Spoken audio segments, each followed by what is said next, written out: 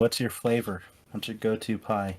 I like key lime pie is a good one. Key lime That's a and great lemon one. meringue. I'm not too huge on like the traditional like flaky fruity pies, but I like the citrusy ones like the key lime and the lemon meringue. Those are both good. Those are great. Those are great. I am a sucker for the savory traditional pie. I like a Boston cream pie, buttermilk chocolate pie, pecan pie is my favorite. But I like those too. I like key lime and meringue. I like most pies. I'm pretty indiscriminate about it. Meat pie, I would say, is a little strange, just I like inherently. But tortilla. yeah. I grew up with tortilla and I always put ketchup on it. That was Mm-hmm. kind of the thing and to do. I was like, yeah, this is good. I like this, but I can understand why. It depends on what's inside. If it's a beef and potato versus like a veal, then it's good. Mm. Hmm. Kind of an exception to the standout among the fruits and stuff. Right. This turns into Super Pie Brothers. And on that note, welcome to Super Cast Bros, everyone, the Smash Bros podcast where apparently we talk about pies before I can do the intro. I don't know, but guess what? That's all gonna be there. I was debating about whether or not to include it the whole time you're going through. I was like, fuck it, this is part of the episode now. So, welcome to the penultimate episode in our Roster Redux Super Smash Bros. Project that we have been doing. We started with the NES, adding just 8 characters to a hypothetical Smash Bros. Game, and we have now gone through each console iteration since, where we have 75 characters on the roster. And we're adding 25 more tonight. Oh, Bring it on. God. Rounding up to 100. Woohoo! Yep.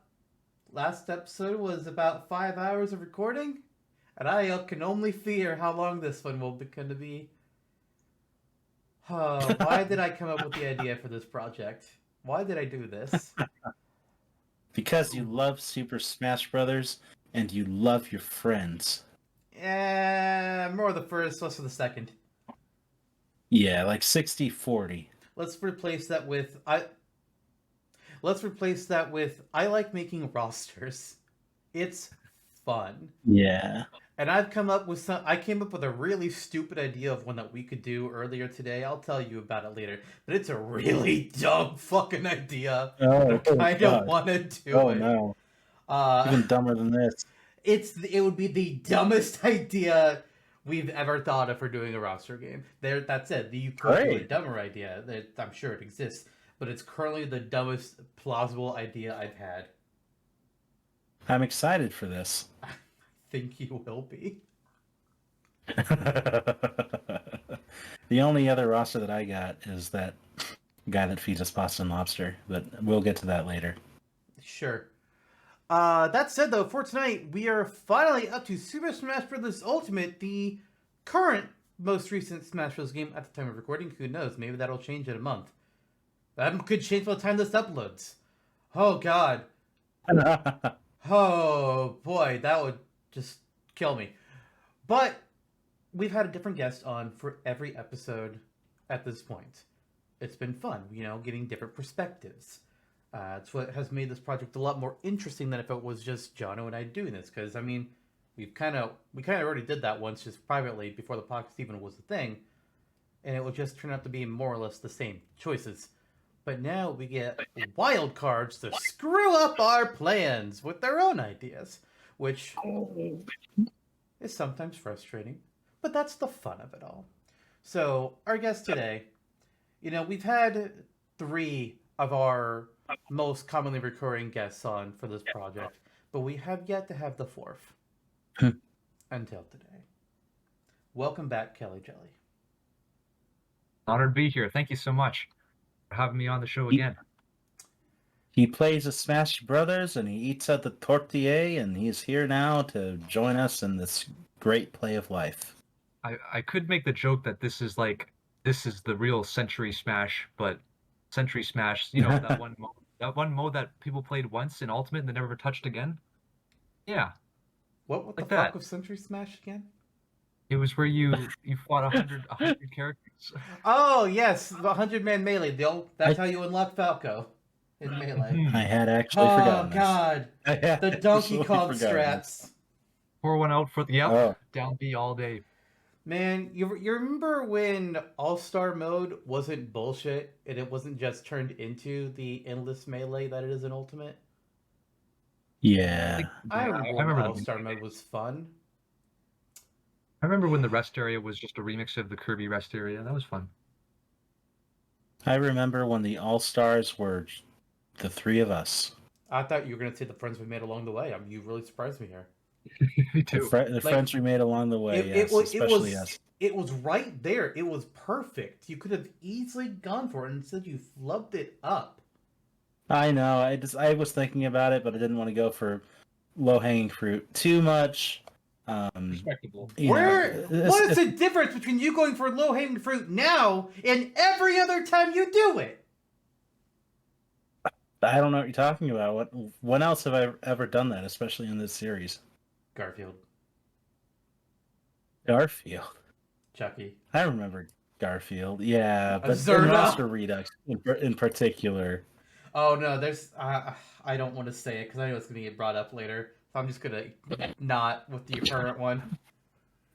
Especially because, unlike our other guests we've had for the series, Kelly will actually know who the fuck that's about. Wait, what do I know? Who? I've got You'll figure it out when we get there. You'll notice me getting frustrated at Jonno, and you're like, "Oh, this is the moment." Oh, okay. My brain's still playing catch up, so we'll see how it goes. Yeah, Jonno knows. Jonno knows so much. I hate everything. I do. You know. I do know a lot. Thank you. Too much. I have one question. Oh my gosh. What's your question, sir? My question was, I know we've all got our characters' choices kind of in a graphic that you designed. Yeah. On the My professional design graphic. Yes. Yes. Exactly. I was wondering if it's okay to kind of like, for me, I've got mine listed like I had like a certain order of like priority that I was gonna maybe go through. Is that okay for like revealing characters in like a non-linear way compared to what the graphics got them ordered as? Absolutely. Yeah. You can reveal them in any order you want. If you want to make a pattern with the graphic, Just go start for it. drawing We've had big patterns X. created accidentally when revealing our characters. Oh, I made a smiley face. Oh, that's cute. Oh, I made a middle finger. Oh, cool. Ooh, can Whoops. we do that? Ooh. Oh wait, there's only. You know that actually would be possible. I think. Huh. It would See be. how things play I'm out not maybe. gonna do it intentionally, but man, wouldn't It's that be funnier if funny? it's not intentional. Yeah. Yeah. That said, before we can get into revealing the characters that we are picking for adding to our Smash Bros. Roster here tonight, and then the warfare that will occur when we start narrowing things down, we first got to run through every character that's already on the roster. Oh god, here we go. 75 characters currently. Let's see who they all are. For the Mario games, we've got Mario, Bowser, Luigi, Peach, Bowser Jr., Paper Mario, and Waluigi. From Donkey Kong, we've got Donkey Kong, Diddy Kong, King K. Rool, and Dixie Kong. From The Legend of Zelda, we have Link, Ganon, Ganondorf, Zelda, Tetra, Midna, and Tingle. From Metroid, Samus and Ridley. From Kid Icarus, we have Pit and Viridi. From Punch-Out, we have Little Mac. From Mystery of the Murasame Castle, we have Takamaru. From Yoshi's Island, we have Yoshi. From Kirby's Dream Land, we have Kirby and Meta Knight, King Dedede, and Bandanity. From Earthbound, we have Ness and Porky Minch. From Fire Emblem, we have Marth, Tiki, Ike, Lindis, and Robin. From Star Fox, we have Fox, Wolf, and Crystal. From Pokemon, we have Pikachu, Mewtwo, Meowth, Feraligatr, Blaziken, Lucario, Pokemon Ranger, specifically Ben and Summer. Zoroark, and Zoroark, that's how I meant it in that. From F-Zero, we have Captain Falcon. From Wario, we have Wario. From Game & Watch, we have Mr. Game & Watch. From Shin Onigashima, we have Donbei and Hikari. From Pikmin, we have Olimar. From Rob, we have Rob. From Animal Crossing, Tom Nook. From Chibi Robo, it's Chibi Robo. From Wii Fit Trainer. From Xenoblade Chronicles, we have Shulk. From Duck Hunt, we have Duck Hunt. From Balloon Fight, it's Balloon Fighter. From Rhythm Heaven, Marshall. And then our third parties. From Castlevania, Simon Belmont. From Mega Man, Mega Man X. From Bomberman, Bomberman. From Metal Gear, Solid Snake. From Street Fighter, Ryu and Chun-Li. From Banjo-Kazooie, it's Banjo and Kazooie. As one fighter, not Ryu and Chun-Li were their separate fighters. From Sonic the Hedgehog, it's Sonic. From Pac-Man, it's Pac-Man. From Kingdom Hearts, it's Sora. From Final Fantasy, Cloud Strife. From Assassin's Creed, Ezio Auditore. From Ace Attorney, Phoenix Wright. From Ni no Kuni, Oliver. And then we have the Miis. Not quite Mii fighters, but yeah, more or less. They're just not brawler, sword fighter, and gunner. They're just Miis, but with costumes all the same. Yeah. Wow, what a mouthful that was, huh? Yep. How do you what are your thoughts about this list, Kelly? And any standouts? Any overall feelings? I was gonna say there's some interesting additions on here and some interesting exclusions. I like some of the neat ones, like the retro rep in Donbei and Hikari. That's a really neat one. That's a deep cut. Yeah, Some I of them agree. are It's a kind of great like choice. Fuck you, Jonno. like that one in particular, they ones that kind of franchises that kind of owe their popularity to Smash. I guess that's true for all of them. But I noticed that there's some if you think there's a big effort to kind of trim, not trim the fat because that seems kind of reductive, but trim some of the series. Like I see, I don't see Lucas isn't on there, Falco's not there, Dark Pit's not there, Toon and Young Link aren't there. It feels like a conscious effort to kind of streamline as a whole. Pokemon Ranger is not what I would expect. Yeah, I'd say like there have been some surprises to me on like what's been nominated, and some of the ones you mentioned, like Lucas has been nominated a couple times. Falco was nominated once, but he lost out to Wolf in the same episode. Dark Pit. I was trying to think. Last episode was actually the first time he was available, and I don't think he was nominated. He wasn't. He Yeah, wasn't. like for the most part, we haven't really included characters that were like low effort clones, because we've been going with things for more typically unique. But there have been some unique characters that have not really made it. They haven't been nominated. Like the Ice Climbers is, in my mind, one of the biggest losses that we've had that was in Canon Smashes in here, just because we nominated different retro picks for the Melee episode, so they just haven't gotten a shot. Donbei and Hikari actually were nominated in their stead to be a duo fighter instead of the Ice Climbers. Definitely feels like an alternate reality that still feels kind of like realizable, like if things had been different. Yeah, and if we didn't have 3 Links and 4 Marths. It's it's been a collaborative effort between Zantok and myself, but also up to this point 6 other people and now yourself for 7. So it's been an interesting project, and now we're almost wrapped up. Yeah, I think it's funny. Lester had pointed out it's the penultimate episode, and the game we're talking about is Ultimate. We have to pen the roster for Ultimate. Yes. We do. And you also mentioned Pokemon Ranger. That was a surprise to me in the nominations.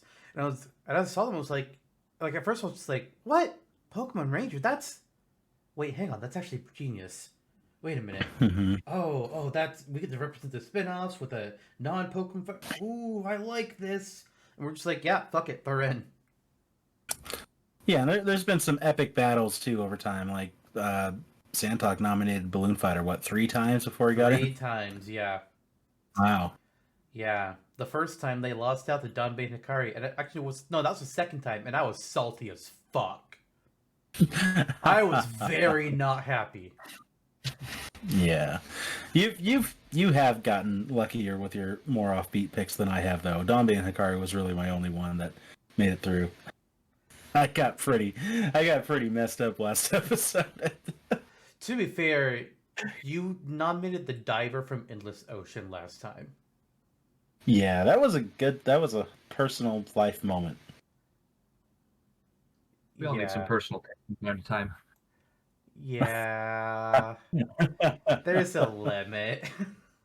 Like, Zale and Aaron, I respect that. The diver, I was never gonna fly with me. Never gonna fly. That they're for the most part, I am happy with the roster. There's a few characters I'm just like, man, I wish they had been able to make it, but I understand most of the arguments that occurred. And there's a few that's like, never would have included you, but okay, I'm down for this. Like Tingle was not my choice, but then last episode, Jonno nominates Skull Kid, and Ozza nominates Tingle and Masks Link, and I'm over here just like, I didn't nominate any Zelda. I'm the tiebreaker. Let me explain to you all how Tingle actually makes the most sense of these characters, and we're going wild.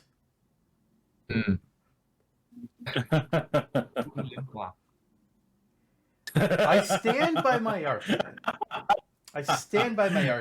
I'm not a fan of Tingle, but I stand by my argument. He made sense in that moment. Fair. Tingle is friends with the Cowardly Lion. I buy that. Yep. And therefore, he's also friends with me. He has a big head, I feel like too. the Cowardly Lion would be afraid of you. No. Like, I'm sometimes we go way afraid back. of you. Like, yes, you are. That tracks. That's fair. Like, some of the things I say and do and have been and I fear for what you did to that giraffe. I put garland over its neck and a Santa hat on it. Both of them, actually. All right. Well, speaking of fearing things, I fear what will happen if I don't get us moving back on track and where this conversation will go 10 hours later otherwise. So, let's go ahead and get things rolling. There are 75 characters on the roster right now. We will be discussing up to 75 more characters tonight. And I say that because, you know, each of us are going to be nominating 25 characters, which we may or may not share some of them across our list. We may be completely different. Jonno could have nominated 25 Pokemon, and I will be like, I hate you. Why would you do this? That's absolutely, utterly insane. But hypothetically, he could have done that. And he could have nominated ones that would just never work, like Magikarp. And I would just be like, why are you like this? Why? And then I would ask him to please give me his real list, because I would not actually accept that bullshit. So, we got real lists tonight. We're going to be going through all of our characters. There were a couple rules, as always, with who we were allowed to choose tonight. First of all, the most important rule, all characters must have debuted in a video game by December 16th, 2015. That date in particular, because that is the date, we know this for a fact, that Sakurai finished the project plan for Super Smash Bros. Ultimate. It's the same day that Bayonetta was revealed for Super Smash Bros. For Wii U and 3DS. You might argue, well, wait, no, wasn't it December 15th? Yeah, it's a national dateline. Whatever, shut up. It counts. Not long, huh? Yeah. It's why when I think about when I look at characters that like weren't available for this episode, I was like, wait, seriously? You're telling me they didn't exist yet? Or even characters that only became available now? I think one of them. I want to double check which category this character was in. Yeah, like I was surprised to find out that Five Nights at Freddy's only started to exist in this time period. I was like, what the fuck? It feels older than that. Holy shit. 2016. It does. Definitely does. Wild. And there were a few other franchises was like, wait, seriously, you're not available? When did you release? It's like, okay, 2016. And an Ultimate release in 2018, so it's like, yeah. But then also, like some of the past few episodes, there are some exceptions to this. Because these games got characters in canon Ultimate. So even though they released after this date in 2015, since they're in canon Ultimate, we said, screw it, these ones are allowed. So Fire Emblem Three Houses, ARMS, Xenoblade Chronicles 2, Persona 5, and Pokemon Sun and Moon are all on the table, despite releasing after 12/16/2015. Trying to keep things simple. All right. You know? And then the other rule was we had a limit on third parties of no more than 10. this time. We're jumping up quite a bit. Last episode, our cap was 5, and now we're just like, fuck it. 10 characters. And we decided on that because, well, we have a crap ton of Nintendo characters here, and while scraping the barrel may be the incorrect phrase, we are starting to run out of high-profile characters. And so we thought, all right, supplement it with more third parties. Besides, Smash Ultimate added in a lot of third parties compared to first parties, so we figured, screw it. Why not? Mm-hmm. This is our time. It really Why did I'm feel not like- done, dude. It really did feel like a challenge, like this time around, to kind of even like, for me at least, to even come up with like that set number of first parties. I was like, Really? This You is had trouble kinda coming up tough. with 15. yeah, Interesting. Cool. Very Let's see what happens.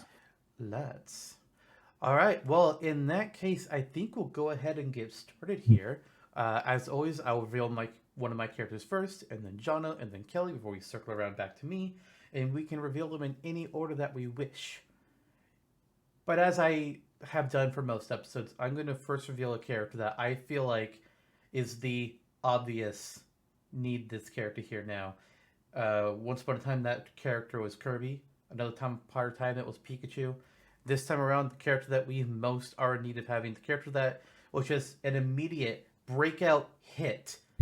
Not upon game release, but upon initial trailer. The Inkling from Splatoon. We all Yeah. know it. We all know they gotta be here. If you guys don't have anything on your list, I'm gonna go to your house and we're gonna have some words. Come on in. The water's fine. Lost It's gonna music be starts some playing. aggressive negotiations. Is that what they're calling it these days? Yeah.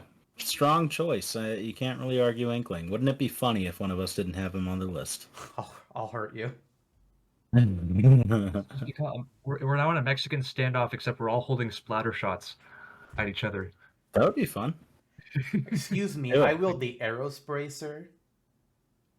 Oh, hit me with your ink, boys.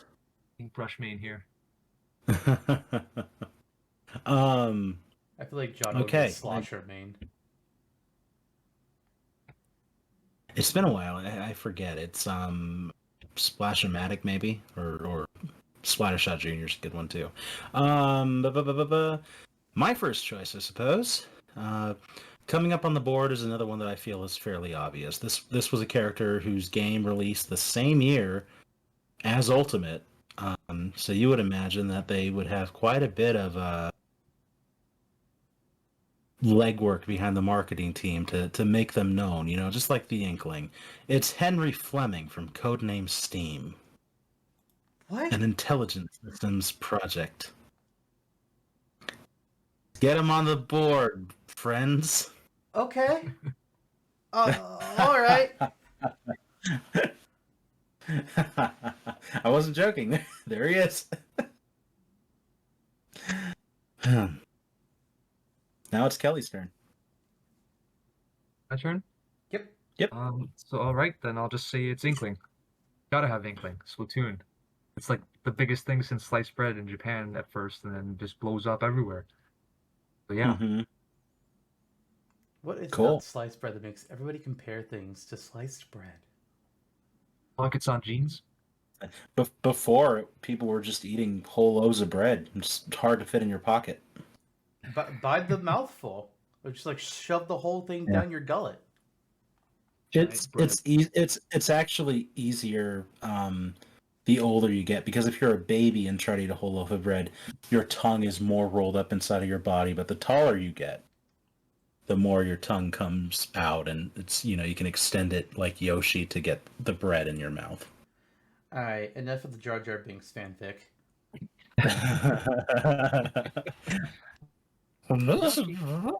Oh boy, I Alright. practice on that one. So I'm going to kick off round 2 with a character that, Kelly, you actually mentioned already Yes. tonight. A character that you mentioned was, missing from Canon Smash that we don't have here. Well, I figure, I don't know, they may not get added still. They may once again miss their chance, but it's been a while since their franchise has gotten a new character in this project. So like, all right, like I did last episode where I wanted to nominate a few series that hadn't gotten a new character in a while. I thought I'd continue that for. Did I only do it for this series? I might have only done it for. I did it for a couple others. Anyways, getting his second chance at being on the roster, Falco Lombardi. Hands off my bread. We were just talking about bread. God damn it. But yeah, I figure, it's been a while since we added Crystal. She was the last Star Fox character that we added to the roster. Maybe Falcon can have a shot now. Star Fox Zero is getting this in development right now, so it kind of makes sense to me. Okay. It has the seniority, yeah. Mm-hmm. He's got to get his foot in before Rivali comes to fruition. Who to reveal next? Okay, yeah, this one really is an obvious one. And it's not the character that we went with in Ultimate, but we're about a little bit about course correcting here, so why not Decidueye? Love it. Love it. Our Alolan darling. Should have been there. There he is. In a row. I'll stand by that. I still feel kind of queasy about this. About that. That was a whole more than Piranha Plant in the end for me personally. Like I don't hate Incineroar, but I hate that he's in Smash. The whole Grinch League Day of like Truth Reckoning, whatever you want to call it, was probably like the most like insidious in the entire history of Smash, perhaps. So I feel you. Mm-hmm. It was like and a they million never voices suddenly out. screamed out all at once, and they were silenced. Yep. Yeah.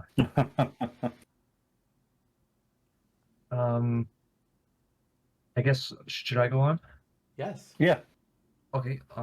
The first few are just for me like the gimmies, like the ones that are already in the series, and it's just like what makes sense. So I'll say the next one for me is Rosalina and Luma. They're probably the most unique mainline Mario character. Represent Galaxy games, which are phenomenal. Space, really interesting character. Puppet style that hasn't really been replicated by anyone else since. So she's a big. I think she was top tier at one point in Smash 4's lifetime. But yeah, Rosalina and Luma. Rosalina and Luma. Oh. I need to make a complaint here. I hate that Smash calls her Rosalina and Luma, and that Olimar is called Olimar. Or actually, I don't think Olimar does it anymore. It might have been only like the Japanese version of Brawl, where they called him Pikmin and Olimar. It's like, no, it's Olimar. Yeah. It's Olimar and it's Rosalina. It's not Rosalina and Luma. It kills me. But that's what Smash Canon does. Okay. I just have to get that out there because it drives me nuts. Mm-hmm. And the sword mark in Ganondorf's chest in Smash 4 as well. Oh my god, yes. The stupid light scar. It wasn't there in his Brawl model. And then in Smash 4, they added it onto his chest. Like, cool. You made him look worse. Oh, I didn't notice that, actually. Yeah. Didn't have it in Brawl, really? Yeah, it's not in Brawl. Huh. Oh, they only added that into the Smash 4 version. So technically speaking, if you want to look at things from like, when were characters pulled from their games into Smash? In Brawl, Ganondorf was pulled before he got his ass kicked. And then in Smash 4, Ganondorf was pulled into Smash 5 minutes later. So he had 5 minutes to fight Link, get his ass kicked, and then he's back in Smash. It's like, okay, this is stupid. This is extremely stupid. Whatever. You fly on the wall, the creative choices come in. Yep. Alright, so let's start looking at third parties already. Last time around, we added in the king of JRPGs, Cloud fucking Strife. Y'all know he's king of JRPGs. There is no discussion here. However, there is somebody even more legendary than Cloud fucking Strife. You could call him Cloud Strife's grandfather. Naturally, I am talking about the hero from Dragon Quest. Now, unlike Ultimate, where the Luminary was the primary hero, and he had alts of Erdrick 8 and I forget what they're called in. I forget what the quote unquote canon name is for the hero in 4. I'm just gonna call him 4. Solo? What? Solo, I think. Oh, Solo. Yeah, that's it. Thank you. In my version of hero, Erdrick is the fucking default face. Get out of here, Luminar, with your boring ass hair. He's got the most generic hair of all the Dragon Quest heroes. Like, what the fuck? Akira Toriyama, you're failing me here. I can agree I am with that. happy. Yeah. I'm happy with Erdrick being the lead. I mean, he's the face of the series. There you go. Yeah. I think the story is that like Dragon Quest 3 comes out in Japan, right? And apparently they had to rewrite some laws to make it so that they only release those games on weekends. Because I think when 3 came out, like a lot of employees like just skipped work and went to go and buy it and play it. Or I something have like that. I have heard about that. Massive Not the part scale. about the law being written, but I have heard about Dragon Quest. One of the Dragon Quest releases was so crazy that nobody wanted to work. They were just like, "Yeah, we're playing this game. Fuck off, Yeah. boss." I think the Yakuza were involved trying to get copies and stuff. It was pretty crazy.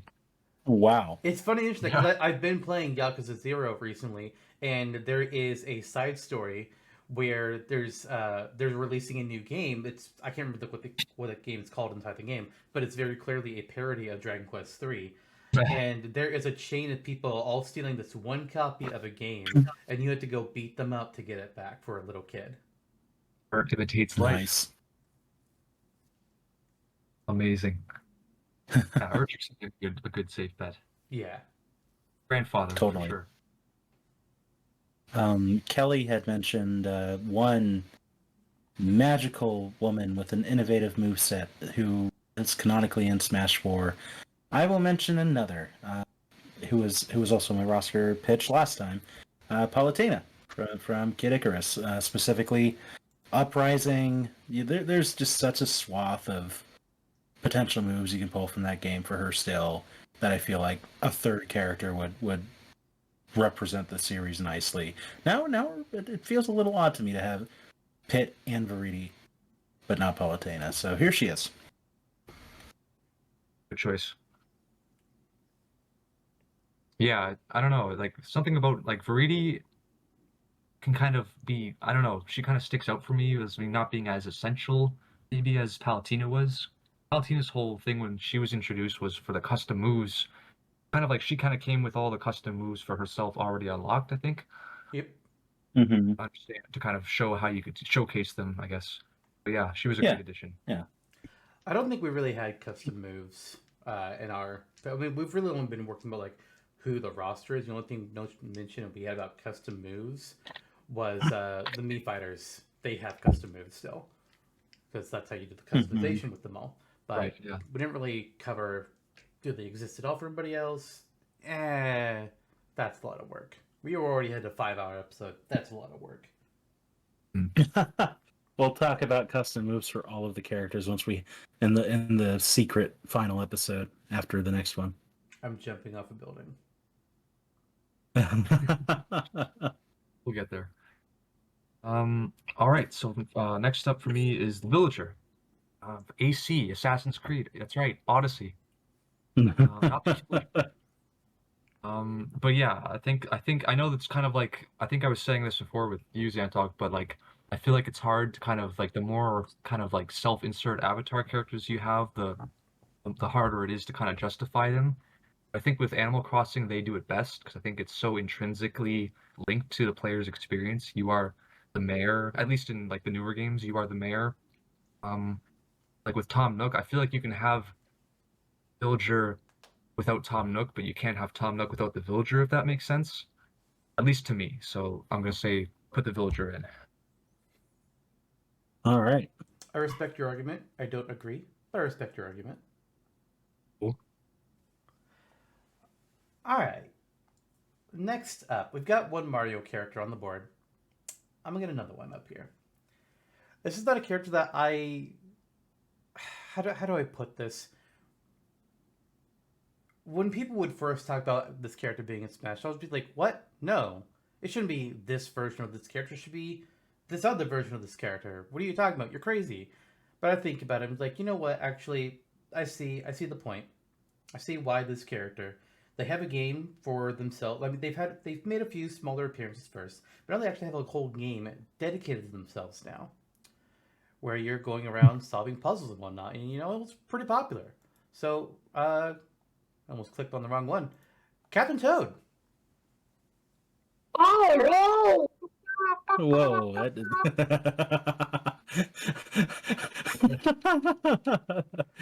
the chaos just unleashes.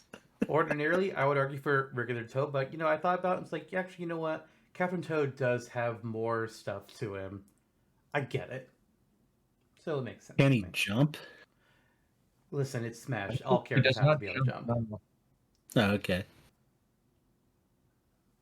Oh, okay. Sweet. Also a character from Galaxy if you want to dig back into it. True. Let's This is see the original game. here. Mm-hmm. So we introduced the concept of second, third, so like a third-party franchise. You have Street Fighter. We introduced the idea of having a second unique character per third-party franchise. So we have Ryo and Chun-Li now. Continuing this trend, I have for you Miles. Edgeworth? Wait, no. No, Tails Prower. There he is. That fox thing from Sonic the Hedgehog. But I he's don't not know. a hedgehog. He's a Edgeworth fox. is kind of foxy. You're not gonna find an argument from us. There he is. Remember that? I remember long ago the rumors of Tails and Sonic being playable in Yeah. Melee, and now here he is. A dream has been cast. A super There's a cast, tag. Yeah, if you I remember will. seeing those pictures that were clearly fake, but like everybody fell for them, right? Playground rumors abounded. I didn't because I didn't have Nintendo Power. Yeah, Oh, yeah, I this- do this is remember. way after Those were. Sonic, yeah. I didn't even know Mhm. that was a thing that people saw and believed until like the late Brawl days. No, yeah, that's right. I was like, what? This was a thing? People believed this? Alright. Yeah. And Nintendo Power peddled all sorts of fan mail rumors back in the day. Like there was one about Gabora being playable. But that one didn't quite stick like that one. Yeah. Oh yeah, you're right.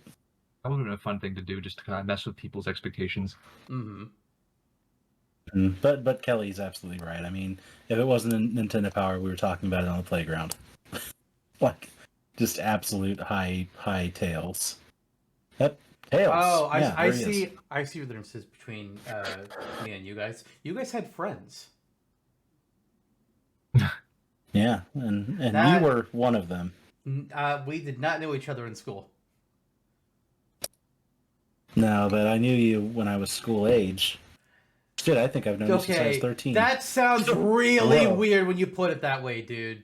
That sounds really weird. For reference, we're like a year or two reference. apart. Jesus Christ. Dude, Let's not. Okay. That. Okay. Let's not go there. What? Oh my god, just say I it. don't know if we were. Kelly, it's your turn. I don't know if we were. sure, okay. Moving on. Yeah, so the next one for me is the Ice Climbers. I just think that they're just so interesting, the way that Smash has given new life to them, to this old retro franchise. Even if that original franchise was kind of crappy, just the idea of playing as two characters in one, that was the original appeal. I was like going back and forth, like, do I want to keep them in? Do I want to like put someone in like Mike Jones or Mark Ryder instead? I was like, no, I think Ice Climbers are pretty justified. Oh yeah, Popo and Nana. I love the Ice Climbers in Smash. I hate their game. I hate It it. really Yep. could use some like the horizontal like inertia when you jump is just so painfully So slow. bad. So Ah. bad. There's a Nitrom game, like a Flash game that you can play called Deep Freeze, I think it's called, and it's basically like, what if you played Freeze! what if Sorry, yeah, that's like a quote. what if Popo had a harpoon gun and it's just 1,000 times better than core Ice Climber. But anyway, I'm now thinking Yeah. about Ice Climber with a harpoon gun, the harpoon gun, yeah. and I kind of love it. Or like a grappling gun, That I could- guess. Like you shoot it and it so you kind of retracts, like like you see in spy movies. But yeah, like a harpoon, like a whale shooting gun. But you know what I mean. Huh. Mhm. All right. All right. That fills my dream of an Ice Climber 3D platformer a little more fully. You know, someone like Grezzo maybe, or even like a HAL Labs version. Somebody do it. Yeah. Way forward. Yeah. Way forward. That Get would way be fun. wait. Get way forward to do a Metroidvania Ice Climbers. Wouldn't that be the day? Cool. That'd be Yes. something. All right. Speaking of way forward, no, not really. Sorry. Not right now. Maybe later. Or not. I don't really know. Next one on my list. Here's a character that people like their games. They get brought up in Smash. They have had a presence in Can Smash to a degree. And they had a remake game eventually, after getting delayed and delayed and delayed and delayed. But it was in production around this time, maybe possibly, I'm not sure, or it would be fairly soon. I'm nominating Andy of Advance Wars. Holy shit. Andy, the guy who doesn't know what Wow. airports are. The guy that doesn't know what? It's like a meme, and apparently it's like he's like, "Great, what's an airport?" And then the commander has to like explain to him, like, his dumbass what an airport is. See, this is the thing about this is why having silent protagonists is sometimes a good thing. Because you always have to explain to protagonist the dumbest things. It's like, oh my god, character, how are you this stupid? It's like, well, we have to explain it for the people playing the game. It's like, I understand that, but still. Oh. Mm-hmm. And like all the Yeah, repeating yeah. of facts, like, yes, thank you, game, for repeating me what I already know. I get it. That, and I think you and I were definitely talking about this on a previous episode of the season. Andy's definitely, like, personality wise, the main character in a shonen anime. he's definitely your Naruto Luffy, but he's a kid in a tank. But you can't take him off your list, so gotta And keep I- him there. And I won't. He stays here. I love that. Yeah. Oh, sorry. No. Go on. Just that in Brawl, I think one of the earliest assist trophies was the Advanced Wars, like the tanks and infantry, they called it. Yep. With the Mhm. classic Like, GBA sprites. Exactly, yeah. So he does have some precedence with that appearance in Brawl. So he's got that going for him, which is nice. Yeah. I see the choice, I see the logic, and yet it's still a curveball for me. I think it's coming from you. You wouldn't expect it, so I like this choice. I like representing different things. Yes, absolutely. Oh, Speaking of, my next choice here, Andy. You often see him riding around in a tank in the Advanced Wars cover art. This is also a character that rides around in a vehicle, one that is missing Bowser Jr. because he's already playable. Here are the Koopalings. Mm-hmm. Throwing a bit of a curveball in there. I never really convened with Zantok on this, but I think at the time we were recording the episode that Bowser Jr. made it in, there was a consensus, and it's not necessarily canonical, that he's fighting with his paintbrush. It's more adjacent to Super Mario Sunshine, so the idea here are the rest of them fighting from the Koopa Clan car. It's basically Bowser Jr.'s moveset, just with the Koopalings and not Bowser Jr. Right. So Bowser Jr. in this case, he's his own separate entity, and then the Koopalings are their own but the Koopalings in this case also swapped like alts. Like you can play as any individual of them. So who's the eighth alt then? Who Bowser Jr. in those? Boom Boom? Koopa Kid from Mario Party. Just yeah. Oh. Or maybe so. Maybe so, if you like that idea. I mean, I like that idea because like Boom Boom obviously makes sense, but then having Boom Boom and no Pom Pom is like, oh man, what? As Mhm. one of the 7 Koopa Kid fans on the face of the earth, I would say yes. Hell yeah. I can see Koopa Kid. Whatever Mario Party let's that was, do I it. don't remember which Mario Party that was, but I played Koopa Kid because that was fun. Me too. I Wasn't think it was 7. 5. It wasn't I think it was playable. 5. Yeah, 5 is what I was thinking. Hmm. Yeah, That was with also the one that Koopalings, it's referenced like- Paper Mario. The Koopalings, just like what? Oh, it's like you can't have only one. You have to like they're a package deal. Yeah. You have to have them all in or none at all. Yeah, definitely. Yeah, I support that. Sweet. I support you. And I your next support character you're gonna me. bring up. Oh, sorry. Okay. Okay. So yeah. So I want to preface this by saying that a lot of my picks, like, I'm not super passionate about some of the characters personally, but I understand their importance and feel like they would do well if they were included. So that said, first up is Gino, or in this case, G, yes, because Mario RPG Remake. Woohoo! Finally, he gets Jano GIF. He's Papa been Gino's nominated. He's been nominated a couple times, and he hasn't made it in yet. Will So tonight Gino is be just the night. he's such a weird X factor because you hear a lot about him. You know, Sakurai likes him. He does have the Mii costume. He just is such a weird like outlier because he's kind of in his own sort of space where he's sort of like half 1 foot in, 1 foot out kind of. I honestly believe that now that remake has happened, he's coming. I think he will There's be a in the next Smash. I think maybe will is it's hard to say that truthfully, but I think his chances have quite literally never been higher. It's like yeah, I can get behind that. If he's not in the next Smash game, he never will be.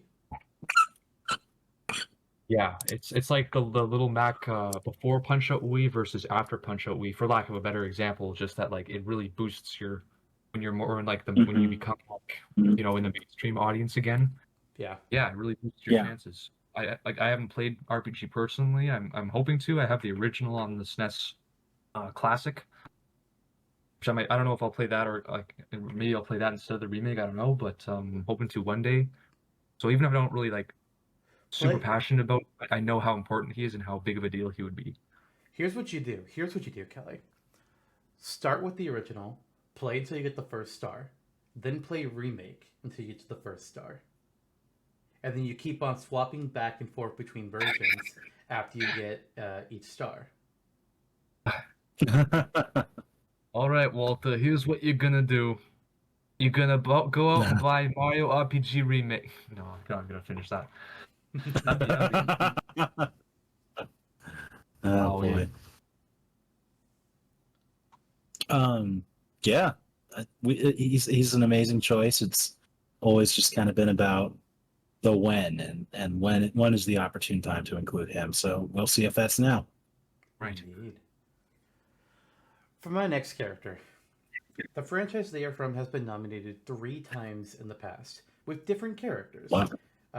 They've had 2 different characters nominated across 3 different episodes, and now I'm nominating a 3rd different character from this same series.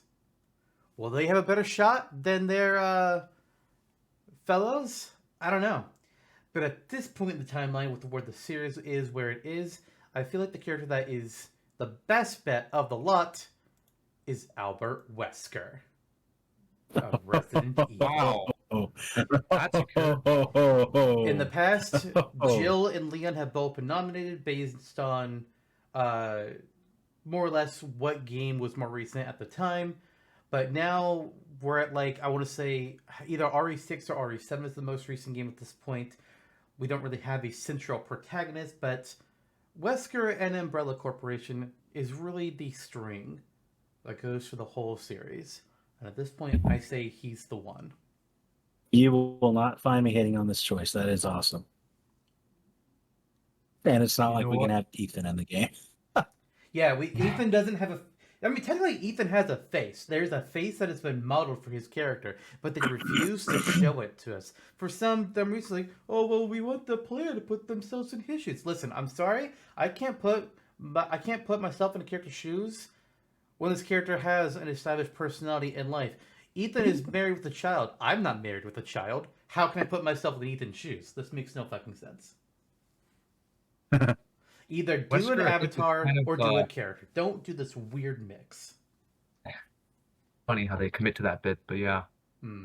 The logic there, though, like with your, it kind of makes sense, honestly. Like, I was gonna call you crazy, but it's that whole like central, like what you were saying with like, do you do Jill, do you do Chris, do you do Leon, do you maybe do Claire, do you do them all as alts? Will it even work if they're more gun heavy? Who cares? But yeah, if like it's almost like, yeah, he's like the central thread tying it all together. I can definitely understand that. I mean, depending on the moveset, you could do the main four all in one, but you would also be limiting yourself. Like, if you, like, let's say if you're doing just Chris, you could have a whole thing about the boulder. You can't do that if it's all four of them in one go. They're all a little too different from each other, even though they're kind of the same. Exactly. Mm-hmm. And then Wesker just pulls a nuke out of his pocket and then just throws it on the stage, and then boom, like he does in Ultimate Marvel vs. Capcom 3. Sorry, Is it a nuke? I thought he just threw a missile. sorry, a missile. My bad. An explosive device. Hell yeah. And then his sunglasses break and he just gets out a new pair from who the hell knows where. The more I think about it, the more I want it. Honestly, it's kind of funny. Hell yeah. Saturation. You can still call him crazy if you want to. Just for the fun of 7 it. minutes. Just for fun. Chris, crazy. Chris! Chris, did you like my sunglasses? Sorry, Jonno, go ahead. No, fine. It's fine. Okay. Jonno nominates Chris next. No.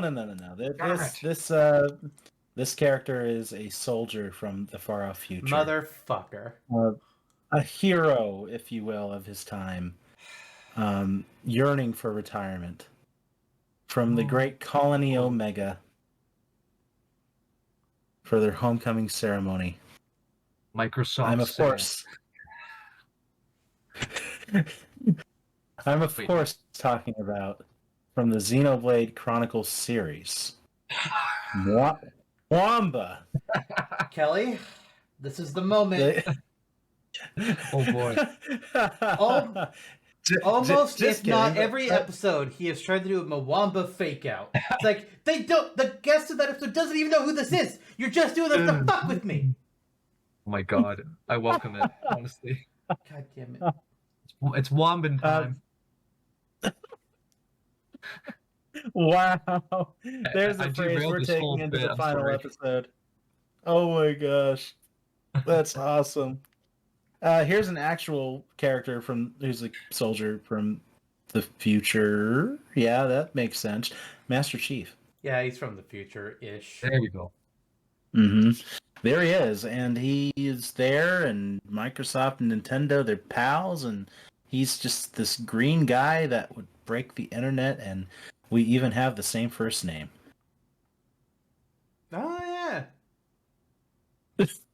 John 117. Yeah. Yep, that's me.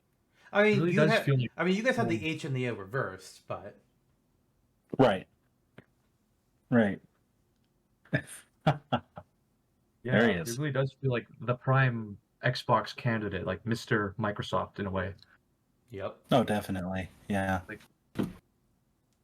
His armor even kind of almost reminds me of an Xbox, just how how bulky and plated it is. For some reason, I just associate his armor with like the machine, the Xbox. Huh. I mean, Hey, that's fair. The classic Xbox, especially.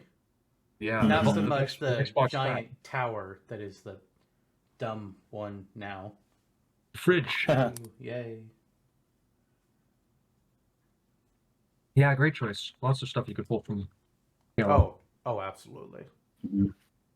I'm surprised he never got like. I know Doom Guy got the me outfit treatment, but I almost like expected them to do to last minute pull like a Master Chief me or something like that.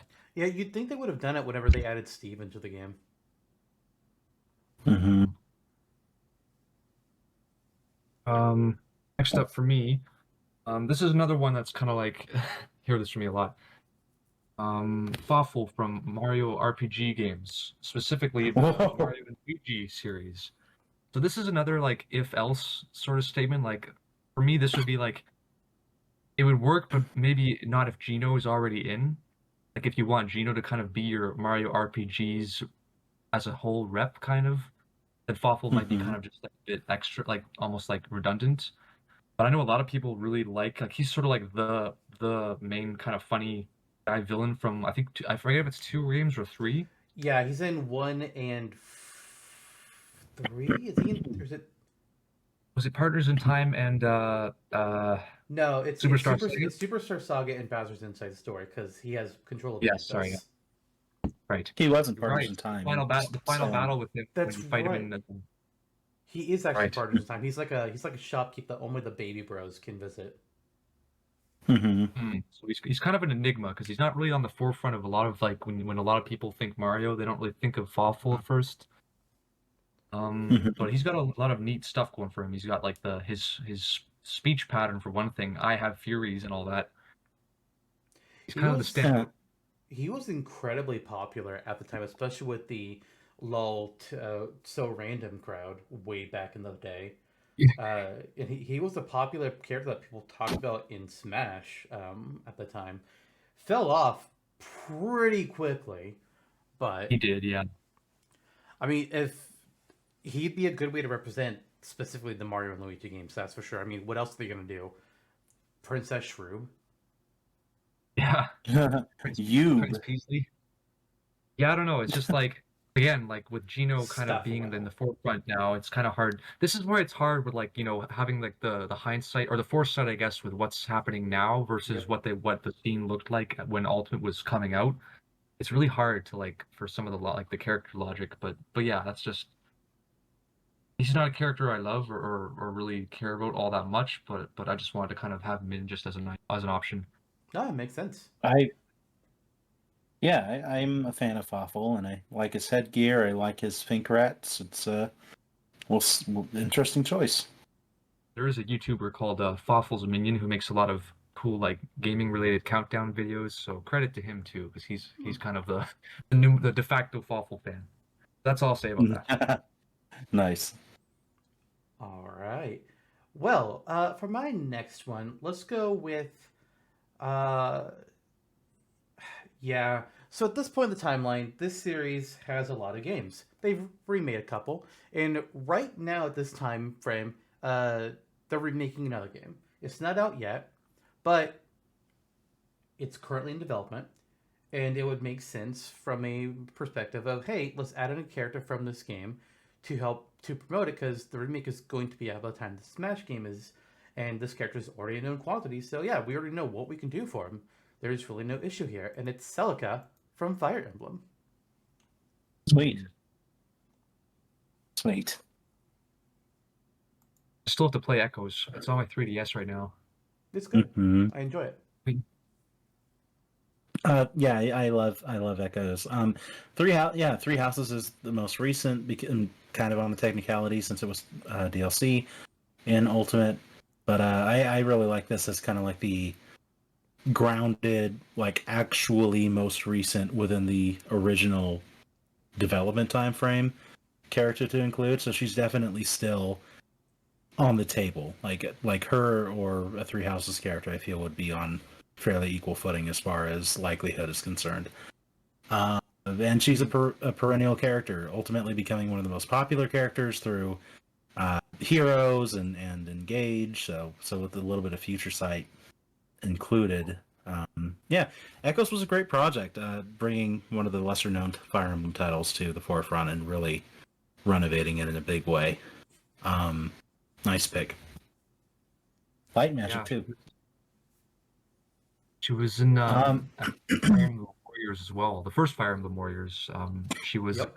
she was yep, you guessed it. She was a clone of Marth.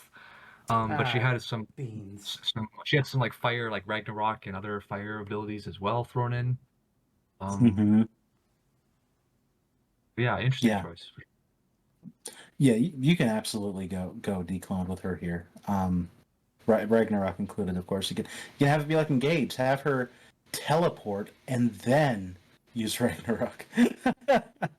Warp staff. Yeah, OPAF. So a character with light magic, huh? I'll give you a character with dark magic. Returning once again from the ashes of his past failure in our previous roster game is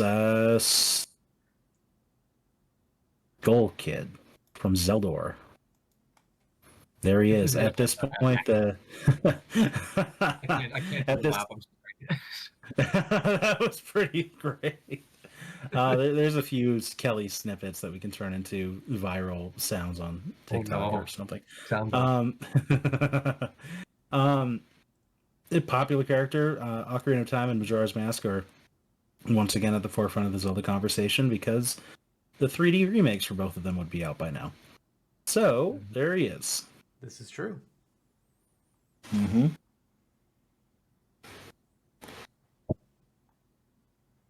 Onwards, Kelly. Okay. Well, I guess I'll follow that up by also saying Skull Kid is another my choice too. It's 2 for 2. This is where it gets really tough because like as you said with the Zelda representation, like once you wander outside the main 3, it gets really the prime spots you get tingle. Once you wander outside the main 3, you get tingle.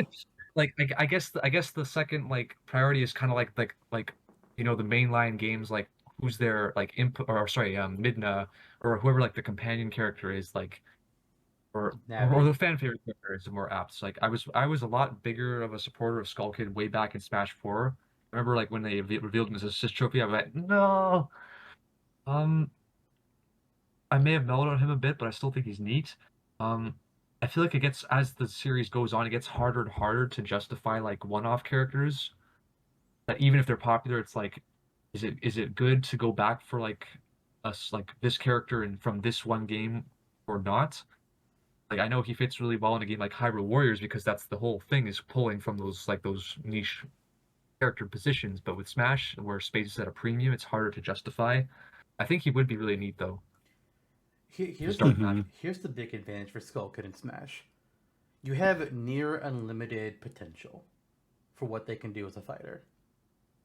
He's weird. He's magic. He doesn't really have strong definements on what he can do in his limits, so they can borderline do whatever they want. Yeah, you see some of those Smash mods people make where I think he uses Tattle and Tail, the fairies, as attacks. He can turn into do the buzzsaw spin with his mask. Yeah, there's a lot of crazy stuff to pull from. Yeah. There are some good ideas right there. Sweet. I don't know if they're in his attacks, but I know Tattle and Tail fly around with him in Hyrule Warriors as well. So there's precedent for that even. Oh yeah. Mm-hmm. That's right. Big moon, that's all you need. Yeah, yes. Alright. So this character was nominated previously. They didn't make it. Sad for them.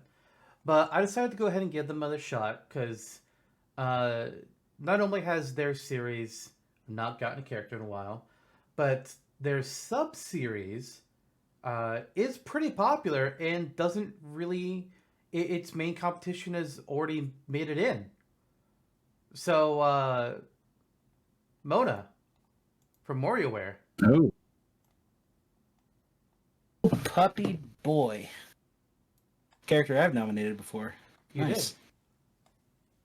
I tend to agree that, there are other strong picks from WarioWare. Argument for her being she's kind of at the forefront of those characters. Been there arguably the longest, etc., etc. Good choice. Kind of like Marshall, she's the face outside of Wario himself. Right. Yeah. So, let's see. Heading back on over to Jonno Town here. Let's see what the hell else we can dig up. Yeah, Kelly mentioned the Ice Climbers and putting them in over other characters like Mach Rider, and I saw that, so I nominate Mach Rider. Mach Rider! Originally nominated in the first episode by eBay. Yep. Yeah, he's here. Toss that bike in there somewhere, and bada boom, bada bing. Vroom, vroom. I remember Mock Rider was one of the characters on the Grinch leak that people may or may not be in. I know. I was excited for that. Then it kind of just didn't happen. So we have 2 characters with motorcycles so far.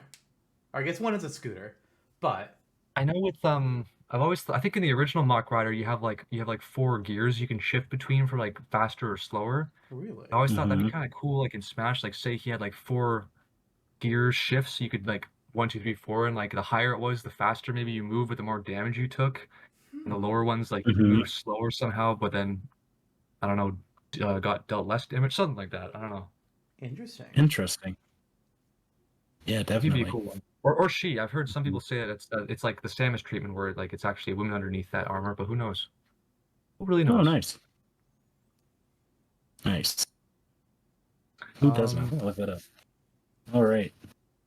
So for me, moving on, we're going forwards to hey, remember that one game Metroid Prime 4 that's supposed to be on the Switch by now, maybe? Yeah, when's that coming out? Well, a big draw for that one is Sylux, who a lot of people will know if they started from Metroid Prime Hunters, who is like he's kind of carved himself out as sort of like the big like arch nemesis, not quite like Ridley, but sort of like in the shadows. Like he's had like appearances, you know what I'm saying? Like he's like seen at the end of like Metroid Federation Force. I forgot what that was called for a second. He's kind of shown like fastball, exactly, yeah. You see his ship at the end of Prime 3. He's had like these little moments where he's building himself up to, I guess, be the main baddie of Prime 4. And I think he'd be a neat foil for Samus. Like if you wanted to have someone, like if you didn't want to do, like I know Dark Samus was added in Ultimate, and that was a great choice. If you didn't want to do the full-on clone of Samus, you could always try making like somewhat similar but also unique with Sylux, where he has his own playstyle and abilities, for instance. I have, how do I put this? I have some very intense thoughts about Sylux, and we'll get there. I like Sylux and playing as him in Hunters, and they're really kind of promising that he's going to build up to this Shadow the Hedgehog-esque entity. I finally found you, Faker. Oh, God. but yeah, I like Sylux, so nice. It feels like we need to see more, but it feels like he needs to be fleshed out more to really get a better read on what he's really like. But yeah, we'll see.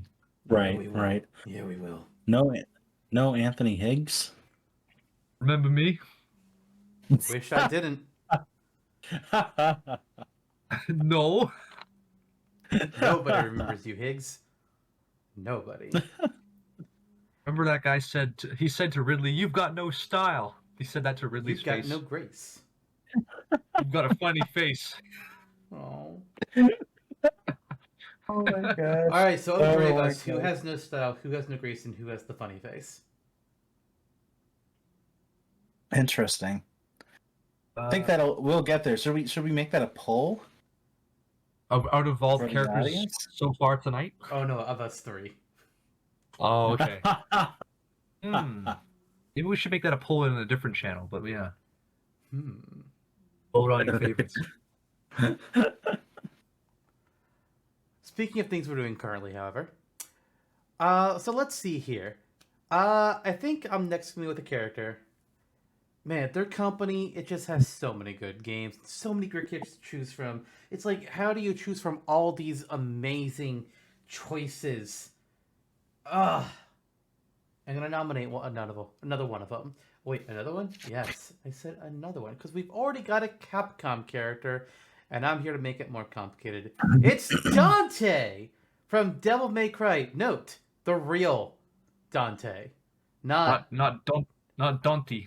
Not the bad one. The real one. The combo machine. The guy that was Bayonetta before Bayonetta was Bayonetta. Mm-hmm. The pizza man. Massive choice. Massive choice. A lot of people were kind of surprised that he wasn't included in Ultimate DLC. That we didn't get a Capcom character in Ultimate DLC. He was very heavily rumored and believed to be in up until Byleth was revealed. It's like, what? And there's like, but we could have had Dante. It's like, Yeah. and we don't. We did get the Mii, I think. Did we get the Mii? Yes. Yep. We got a Mii, Yeah. right? Yeah, we got the cross Dante for some not Devil May Cry because of that stupid law thingy, but yeah. Yeah, for some reason they can't put logos of M-rated games in the trailers. It's weird. Freaking stupid. Okay, so let's make things a little more complicated, as you said. Oh, no. The progenitor to Bayonetta, indeed. So I nominate Bayonetta from the Bayonetta franchise. Oh, okay. I gotta be honest. I thought Bayonetta would be like the one third party that nobody nominated. Oh. Mm-hmm. And that might have been the case had Nintendo. I mean, she was pushed hard enough to where she, quote, won, unquote, the Smash ballot. And Nintendo's been publishing her games. Like, without Nintendo's money, Bayonetta would not exist any longer. Well, so she's the honorary Nintendo the first character game. Yeah. The first game was we just wouldn't have Bayonetta yeah. 2 and eventually Bayonetta 3 in the prequel.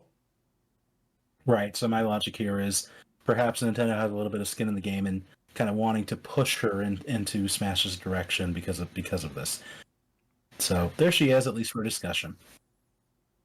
Could be a very easy one to get the rights for. Mm-hmm.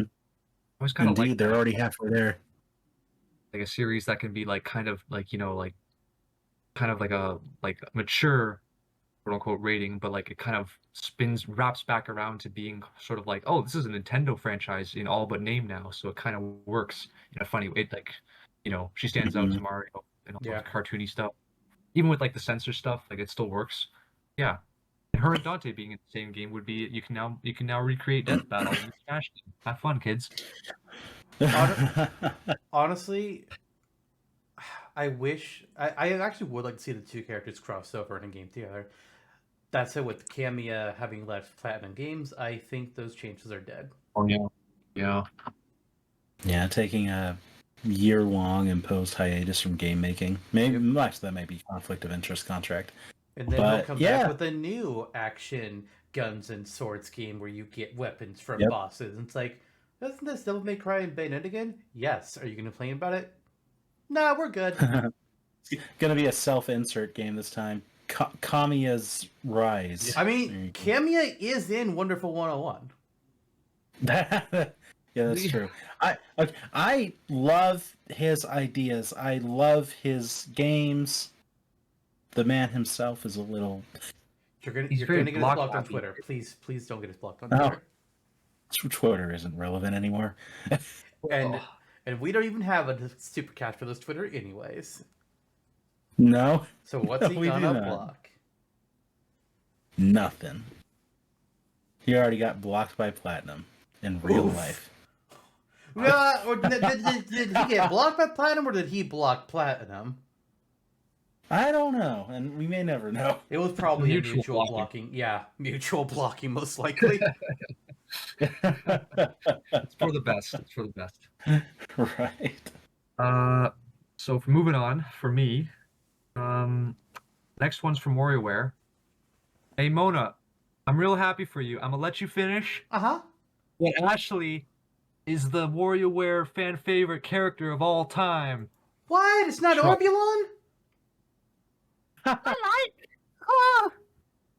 Yeah, he's cool too. But yeah, Ashley for sure. Like, you've seen the Mii costume. She got her song in well, I guess Mona got her song in too. But it's and like Mike. This is where it gets tough because I think Wario on his to represent WarioWare can stand on his own. But if you were gonna have, this is a big if you were gonna have a second, then Ashley would. We should probably explain that. We added Wario at a time when WarioWare didn't exist yet. Oh, sorry. I meant in the greater Smash, it's weird that they're kind of pushing his WarioWare costume as his default now instead of his overalls. Yeah, that's a whole other version. Wario Land being off the table and all that stuff. But For a second character to rep WarioWare, I think Ashley would be the ideal pick because she's got like her magic already gives her a huge range of abilities. I think people love they love a deadpan character. She can fly around on her broom. She's got red. She's got potions. She'll turn your teacher into a spoon. All that good stuff. Yeah, I love Ashley. It's a She's good an choice. assist trophy. And Anytime you get an assist trophy, there's that blip on the radar where it's like, okay, that's the first step. What next? Hellerin. Put Hellerin in Yeah. Smash. yes, actually, yeah. Please do that. That one of my special characters I'm saving for the final episode. Put the Who is it, devil sorry? from Devil Road. From Brawl. It's the assist that's like Hellerin, that yeah, spinning yeah. platform. Yeah. Or is it Kururin? Kururin? Hellerin is from the game Kururin. Ah, okay. Yeah. Gotcha. Mm-hmm. Great game, great series. You can play it on NSO on the GBA. That's right. Yeah, and there's an argument for Mona and Ashley here. I think they're pretty evenly matched, and we will get into it later. But essentially, we saw the Ashley argument with Kid Icarus last time, and that's how Verity made it in. So I mean, there's precedent there, and there's precedent. And also, Mona, so. Verity made it over Palutena largely because of the personality that she has, and the fact that we actually see her doing things unlike Palutena. Does Mona get a cameo in Rhythm Heaven? I don't think so. Ashley's in Rhythm Heaven? Yeah, she gets a cameo in one of the games, I think, in the 3DS remix, I think. Mm-hmm. She's in the monkey tap game. She dances with the monkeys. For some reason, apparently those two games, like their universes are in the same. Like I think in the latest one, Move It, like you see a character who's in Rhythm Heaven, in one of the stages. Like it's I don't know. It's not the nice. same. I think it's the same team that makes both the WarioWare games and the Rhythm Heaven games. Yeah, right. Mm-hmm. Together now. Wah! Oh god. Okay. Okay. All right. So, back to me. Pokemon. We all love some Pokemon, right? We're all fans of those games. And so far, we've been doing a pretty good job of giving every generation at least one playable character. Last time around, we had one character nominated for Generation 6, and they didn't make it. There just wasn't enough room. But you know what? Mm-hmm. That's unfortunate. So I had to take it upon me to nominate another Generation 6 Pokemon. Will they make it this time? I don't know, but it'll be very weird if we skip a generation now when we haven't yet. But anyways, I agree. The thing about Generation 6 is that outside the starters, it's hard to pick one Pokemon that really just like stands out above all the rest. It honestly is. There weren't any of them that were really central in the game or like high on a popularity list like Lucario or had a heavy presence in the anime. It was Greninja. It was just Greninja. And I guess Dedane because, Clement was there, but I'm not nominating Dedane. No. Not happening. I would sooner nominate Pichu. So instead, I got to go with one that is both a personal favorite of mine, and I think would be unique in its appearance and what attacks it can bring to the table compared to other Pokemon. And I mean, I nominated him last time. This really shouldn't be a surprise. It's Hawlucha. Give me the Luchador bird. Come on. Why did they put Pikachu Libre in Pokken Tournament when they had a Lucha bird? I'm disappointed, Game Freak. I'm disappointed. Flying press, baby. Fuck yeah. Sweet. Yeah, he's one of the standouts of that gen for sure. Yeah. I considered Hoopa. Mm-hmm. Hoopa would be a pretty cool choice as well. I was like, but I like Hawlucha though. That is fair. And we don't have any wrestlers on the roster, which is kind of what Incineroar was. So, hey. Are you saying Incineroar is not on your roster? I didn't say that.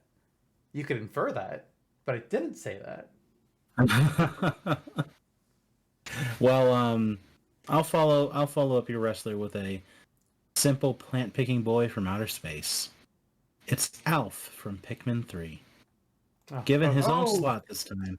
I thought One you- of my big pet peeves about Ultimate and Smash 4 is having Alf in the game as an alternate for Olimar for some reason. It Like, was he's just one kinda thing in there. Smash 4. It was one thing in Smash Mhm. 4. But then in Ultimate, when they had this big marketing push about Echo Fighters, and it's like, okay, so we're upgrading the Alf costume, right? Anakin and Padme meme. We're upgrading the Alf Mhm. costume, right? We're Yeah, precisely it. And this, I mean, he comes with his own variances, right? It could be quite simple. He gets the Pikmin chain or the pink Pikmin, whatever makes the most sense. Probably the Give- flying one since Give it's him the from his wing game. Pikmin and the rock Um, Pikmin. There you go. Yeah, and there you go. It's as simple as that. Bam. There's our guy.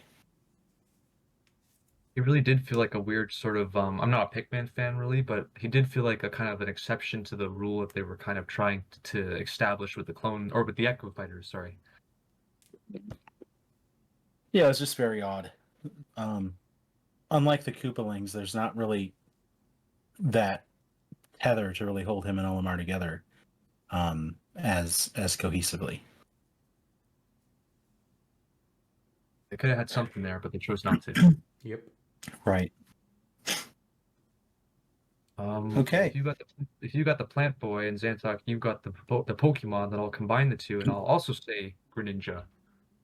No, not Greninja. I'm sorry, Decidueye. I was very confused. I was like, wait, how is Greninja a plant? That's right, Greninjueye. Hi. Hate it. Yes, brain, please. Yeah, I think the further you go with Pokemon, like with generations, the harder it is to kind of represent them because it's like you're stretching yourself between all these gens. It's like something's got to be omitted. Yep. But Greninja really, Decidueye, damn it, Decidueye really felt like the could have been character for me in Ultimate because Incineroar like people were already kind of averse to the firefighting sort of idea with even in the main games, is it going to be another fire? Yes, it is. At least at this time he's dark fire, but still he has that firefighting aura to him. Yeah. I know with this Mhm. with the 75 character roster we have Blazikins in there too, which makes it even harder to justify Incineroar in that case. So I thought, you know what, we need a plant boy. We need a plant bird. We don't Definitely. have a grass starter yet. We've had a couple The- be nominated, but we've rejected each of them. But now's our chance. I mean, the greatest omission that could have been Smash Ultimate. I mean- it's just so. It was just so obvious. It was just so obvious. I mean, yeah, you could say Waluigi. Here's That's the true. thing. Here's the thing though about Generation 7 compared to Gen 6. Gen 6 doesn't really have a lot of big stand-up Pokemon from it. Gen 7 has several. There's a lot of good Pokemon from Gen 7 that you could add into Smash. Decidueye, Yeah. naturally. You could add in Tapu Koko, Neolego, Type Null, Mimikyu. All great choices Mm-hmm. that would Stand-up all be ones, better for than Incineroar. Golisopod as well. Mm-hmm. Pokken Tournament really did a good job of showcasing Decidueye's moves as well. Like that was kind of the saving grace for him, I suppose. Pokken Tournament also turned around my opinion on Chandelure. I wasn't a fan. I wasn't a fan of Chandelure at first. And then I saw how it fought in Pokken Tournament. I was like, you know what? I like it. Yeah. Okay. Gumshoes. No. Alolan Raticate. Or no, not Alolan Raticate. Alolan Raichu, though. Yeah, It's another great choice. that's true. That's true. That is Alright. true. Yeah, I hear you. So next up, we got a character that a lot of people thought was going to be an Ultimate. A lot of people were saying, "Oh, Sakurai's going to love this. He's going to put this character in. He's going to love these games. It's happening. It's confirmed. It's 100% fact." And meanwhile, at the time of Ultimate's release, I'm just like, y'all are crazy. The game's too new. It's not going to be the cut. Mhm. It didn't exist in time for Sakurai to even consider it. Lo and But behold, what if? I was right. But then DLC comes around. I'm just like, oh, we're getting more characters. This character's back up on the table. What's going to happen? Wait, what do you mean they're still not in? Well, technically speaking, they are. They're in Smash. They just aren't playable in Ultimate. But here's our chance to change that, because I think Sakurai is wrong. And I think you can put Rex in from Xenoblade Chronicles 2. You don't gotta do Pyro and Mythra swapping. You can do just Rex. And he can have Pyro or Mythra swap with him, much like how we designed a moveset for Rex in Season 1 of our show here. Mhm. We don't need to do Pyro and Mythra. They can be part of Rex's moves. Sorry, Sakurai, Yeah. you're wrong here. This does feel like if Smash Ultimate had started development like 6 months earlier, then yeah, I think he would have been a Later. lock. Later. Later. If they had more time. Xenoblade Chronicles 2 still didn't release until like late 2017. So even then, it's still a tight crunch. But he would have had a much better chances if the project plan wasn't until till later. Right, yeah. It was just too big to like ignore. Yeah. Xenoblade 2. Mhm. You are so right, bestie, and that's why I also have a Xenoblade pick on my roster. Let's start with I think this feels right. Pyra. Okay. Not Elma? What about Elma? And thus, Boy Met Girl. Unfortunately, we all know Elma's not going to make it. Who? Yeah, precisely. Slim Shady. They'll say, "Oh, don't you mean Cross?" No, we mean Elf. Atsu. The only thing I know about Xenoblade Chronicles X is some of the characters' names. There's mechas, and Napons are still here somehow. But they're pronounced differently. For some reason, they're pronounced differently in this game. Napon. The only thing I know about the game is that you bought it in Tucson. Yeah, I haven't played it yet. I've been sitting on it. I'll get to it. Just hasn't happened yet. Mm-hmm. You gotta incubate it. So what would you do for Pyro, Jonno? Anything. I mean, does she want dinner? Like microwave, please. Or like Housewife a nice Jonno confirmed. Jonno is a housewife for Pyro. We have heard this live here on the podcast. It is canon. I mean, Sakura likes Pyro slightly over Mithras, so yeah, there you go. I think we want to hold that? We'll get there. We will get we will get to how Pyro would operate on my moveset too. I'll share it a little bit later. But in the meantime, I guess it's onwards to your pick, Kelly. Thanks. Yeah, well, I guess in that case we'll make it 3 for 3. I also got Rex on board. What else can I say? It's Rex. How are they gonna make him work? I don't know. Give him Pyra or Mithra. Give him multiple blades. You could give him Ursula. You could give him like anybody basically. Just put him in. Yeah. Give him his future redeemed alt, even though that's not existing yet. Yeah. I'll show him a thing or three. Chad Rex. Pulls out 2 giant fucking swords, like, oh shit, let's go. Make him the most busted character in the game, yeah. Mm-hmm. Give him the Cosmos blade. Sorry? Give him the Cosmos blade. There you go. Cosmos blade, yeah. Cosmos. You win. Game just ends. The winner is Rex. So yeah, it's gotta be some sort of Xenoblade 2 rep in there for sure. So it seems like we're all in agreement in that regard. Oh yeah. Over to you, Zantok. So this character did get into Ultimate. And at the time, I was just like, what? Who? I don't know who this character is. Most characters that get into Smash, I've at least heard of them before they get into Smash. I may not have played their games or had much knowledge of them, but I've heard of them. Bayonetta was a who to me. I had no idea who the fuck that was. This character was also very much a who.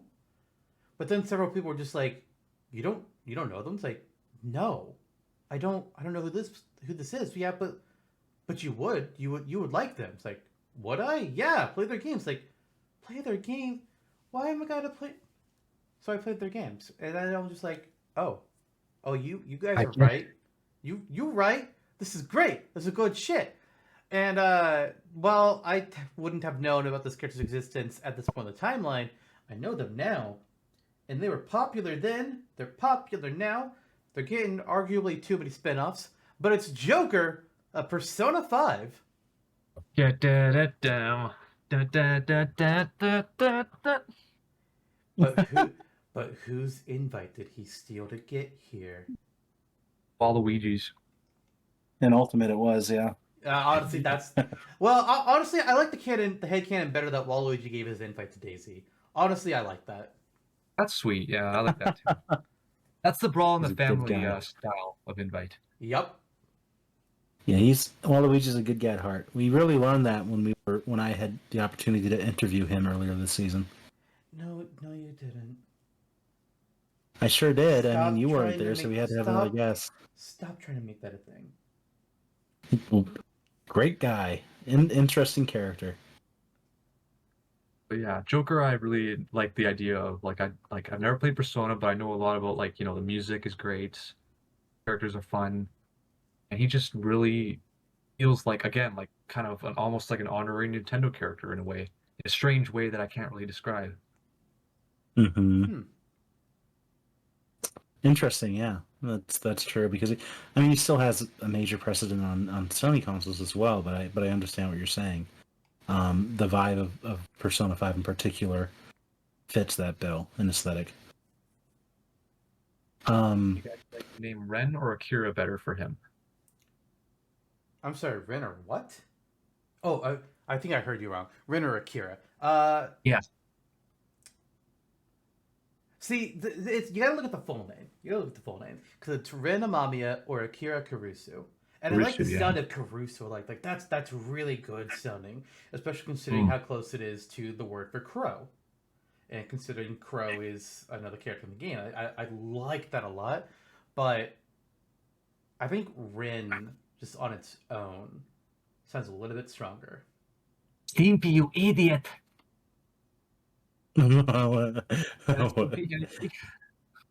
Sorry.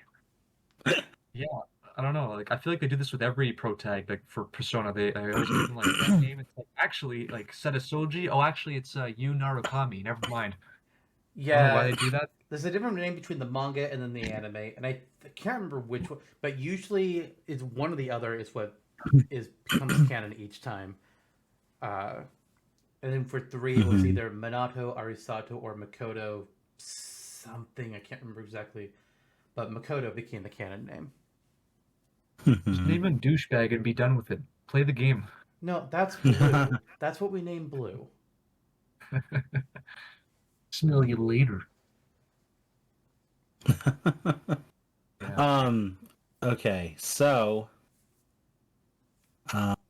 honorary Nintendo character. That was a tagline that stuck with me, and I think it applies to this individual who, at this point in the timeline, especially, has received their parent company, Nintendo, are very close friends and collaborators on the Hyrule Warriors game. Not Hyrule. What the fuck am I talking? What? Actually, yeah. I was jumping ahead here. However, on Mario and Rabbids, rather, among other games, it's Rayman. It's Rayman. Oh yes. Ubisoft. I was talking about Rayman and looking at somebody else at the same time. I was like, whoa, whoops. Okay, there he is, the limbless legend. Rayman was nominated a couple rosters ago, and he's been on the hover of my roster several times. But every time I've considered him, he ends up getting bumped for some other character last minute. Mm-hmm. Well, here he is. I think he's definitely, should be at least in consideration. We already have Ezio here, and that's great. And now it feels a little odd that Rayman isn't, but kind of such is the life of Rayman lately. I mean, he's taken second fiddle and seat to the Rabbids for a long time, which is unfortunate. But I think in Smash proper, it's got to be him. You're not going to go for freaking Rabbit Peach or something. And like, yeah, But it's easy to say. imagine if he did. It's easy to argue him now because like now you see like he's in that that Mario plus Rabbids I think Sparks of Hope DLC. Yep. He's made an appearance in that one weird like dark Netflix cartoon thingy. I forget what it's called, but Oh yeah. he's He's like some he's like drunk or drug addict or something. Gray Man. I don't know, something like that. What? But like, but now compared to then, it's like yeah, he didn't really have as much pizzazz when Smash Ultimate was like releasing. He was kind of like still in people's minds, but just not to this degree. And yet, Smash 4 gave him and Glowbox trophies, despite having no other Rayman content anywhere in the game, and the That is only true. third-party franchise to get that kind of treatment. I don't think did we even have third-party assist trophies in Smash 4? I don't think we did. We had no, we didn't have Rodon, so that's Ultimate. Well, Rodan would have been. I mean, like from series that don't have a fighter. I mean, because like Ultimate, we have Bomberman as an assist trophy, but I don't think we had any in Smash 4. We had Sparkman from Mega Man. Electman. Electman, sorry, we had Electman and the ghosts from Pac-Man, I guess. Well, whatever. yeah, but they have fighters. I'm talking about a third-party franchise that doesn't have a fighter. Oh, I'm sorry. Yeah, I don't know. It's tough. So like, we didn't even have anything like that, and then for some reason we get Rayman trophies in Smash 4. It's like, what happened? Why are we getting Rayman trophies but nothing else? It's strange. I would love to have Sakurai answer that question one day. Mm-hmm. Yeah, I don't know what to do. Maybe when Rayman actually makes it into Smash 6, and then they could say, "Oh, Rayman was supposed to be in Smash 4, but he ate my lunch."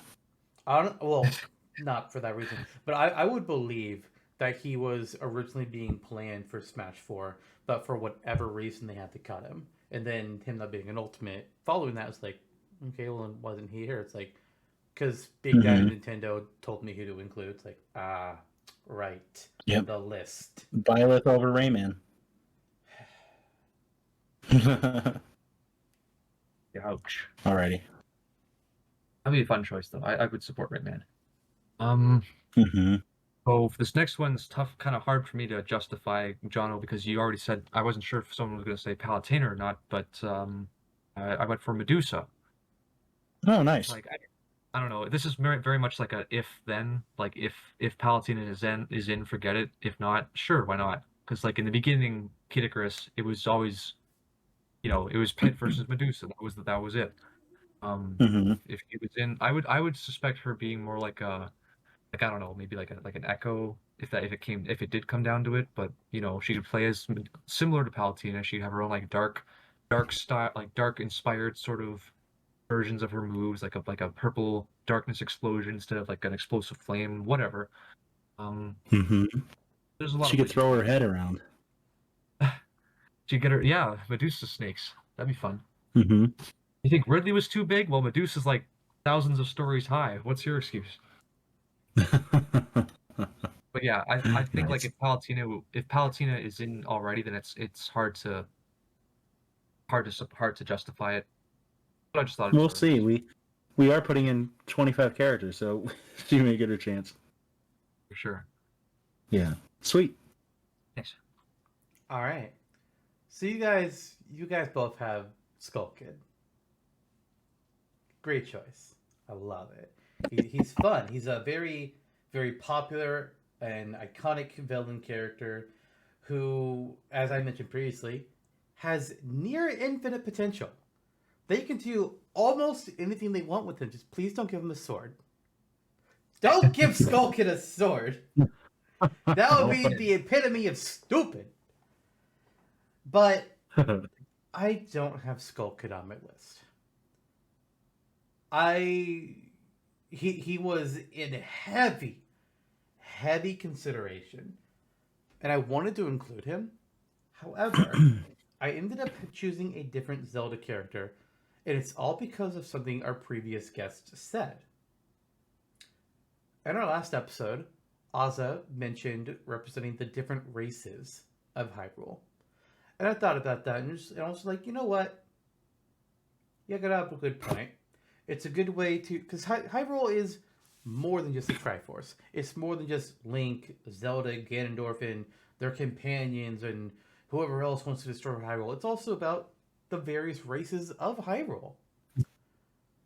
And I was thinking about who to choose to help represent a different race, and there were really only two choices that came to mind for me. And I decided to go.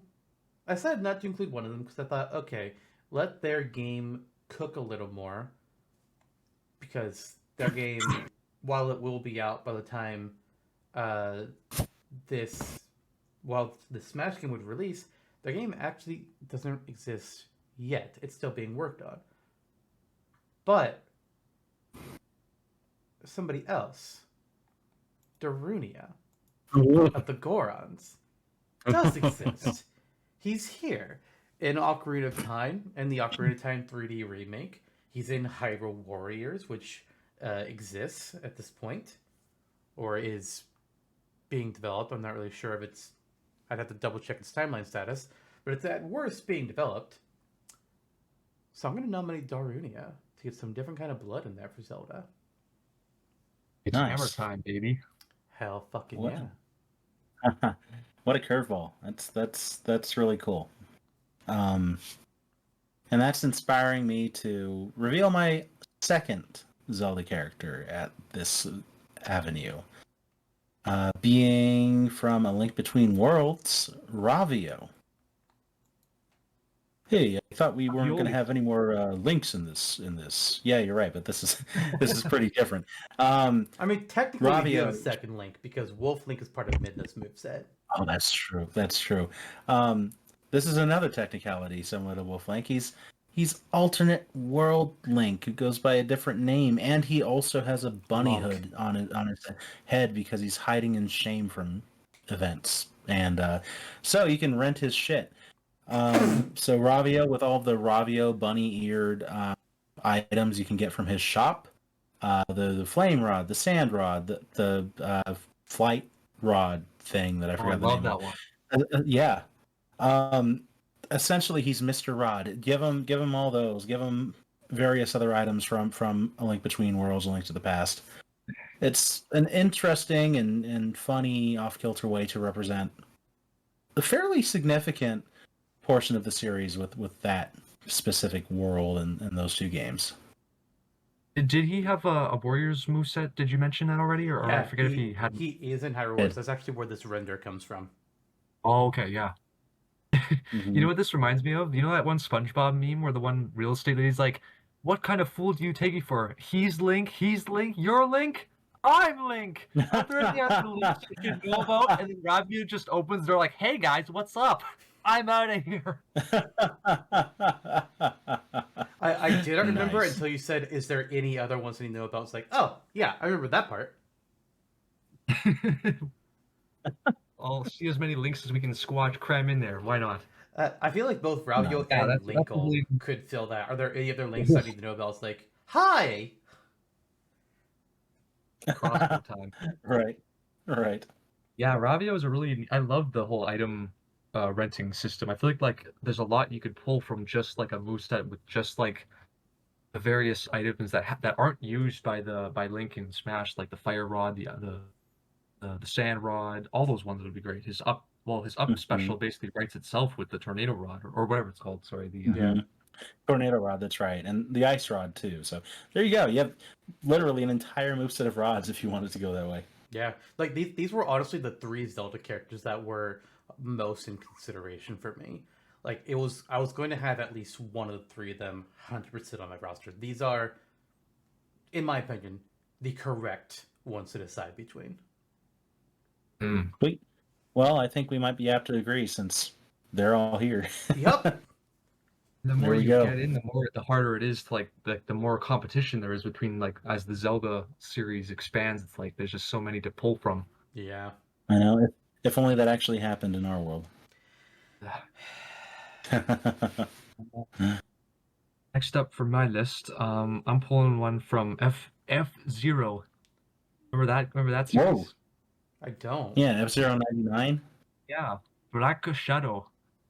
So this is another case of, like, what can you do with Black Shadow? It's like, I don't know, man. Like, a lot of people have said, give him rework Ganondorf and give Ganondorf's current moveset to him. It's like, that could work. Yeah. I could see that happening. I mean, like, if you wanted to pad out F-Zero, like, this is the thing where it's like, if you want to have like a single character represent a franchise and it hasn't had a lot of, you know, entries for a long time, this is pre F-Zero 99, so Captain Falcon's basically on life support. So it's like, you know what, Give him an echo. do pass or play, honestly. But if he did get in, I think Captain Falcon's final smash should change if he hits Black Shadow with it to just be the scene from the anime where his helmet flies off and he just Falcon punches him in the face. Just have it be Nice. just for Black Shadow, where it's like, I'm not gonna die, you're gonna die, Falcon punch, and then the world explodes, and then just KO. That's Nice. Be Nice. the one safe. But yeah, I'm not a character I'm crazy for, but wouldn't it be funny if? I mean, honestly, like originally, I'm thinking it's like, man, that sounds like a lot of effort to put in to have a different Final Smash. But I'm thinking like, actually, you know what? If the Final Smash is cinematic, you keep the same trigger of the car appearing to smash into them. And the cinematic, instead of him driving down the car, he does the Super Falcon Punch. Like, you know what? Yeah, I'm down for that. That's great. I love it. Mhm. cuts to him jumping out of the car, and then Meaning of Truth kicks in. And then Yeah. Captain Falcon also gets KO'd, and you get Rick. Yeah, Wheeler it's just instead. like if you're both on your last stock, that would be good Mhm. to see it equal 1 year. Yeah. So yeah, there you go. Black Shadow, whatever. Hell yeah. Any way you want it. I mean, I feel like if F-Zero ever does get a second rep, it's either going to be Black Shadow or it's going to be Samurai Goro. Nobody else really stands out. But by the same token, do any of them stand out? Daisingen. I was literally going to say Daisingen. Period. Sakurai will give us Don Genie. Octoman. Oh boy. James McLeod. It's already Hey, you got your Star Fox rep and an F-Zero rep. Wait, Honestly, I'm in for it. Falco's almost an F-Zero rep in some ways. Well, that's G0, Yeah. actually. In the dangerous territory with Command there. Mm. GX. Hmm. No, G0. Sorry, G0. Alright. I need the nominated character here that is in maybe direct competition is not the correct words, but another character from this franchise has been nominated by one of you. And I don't know that we will get both in this roster. I mean, maybe. I mean, we were discussing that possibility with Palutine and Medusa, but I think it's less likely for these two. And in this case, I am nominating Isabelle from Animal Crossing. Oh my Like, god. in my mind, Villager has been passed over for Tom Nook with a character. And then here's Isabelle, another character, and very popular choice. She is your assistant. Mm-hmm. She kind of has become the new face of the series for sure. The positive face compared to Tom Nook's more villainous one. Mm-hmm. Almost like two counterparts in a way. Two sides of the same coin. Oh my god, it's all connected. They've been working against us the whole time. Secret cohorts. Indeed. Shit. Okay. Let's see. Yeah. Who do we want to go for next?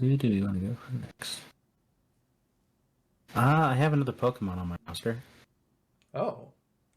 Like Zantok was saying, I feel a little strange that we don't have Gen 6. I mean, it's totally feasible that we may get out of this discussion without having chosen Halucha or this character I'm about to reveal, and Gen 6 gets the shot for another game. You know, and it's a strong possibility. It also just feels a little odd, right? Like we have all the other gens. Decidueye seems like a pretty good bet. So to go 1, 2, 3, 4, 5, 7. That'll be odd.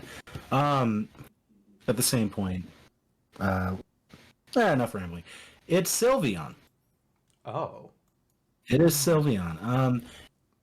Gen 6 introduced a fairy type Pokemon. It was this huge deal, but for the most part, there were not many strong new fairy type reveals, right? I think Sylveon is by far amongst the most popular of those from the gen and in general.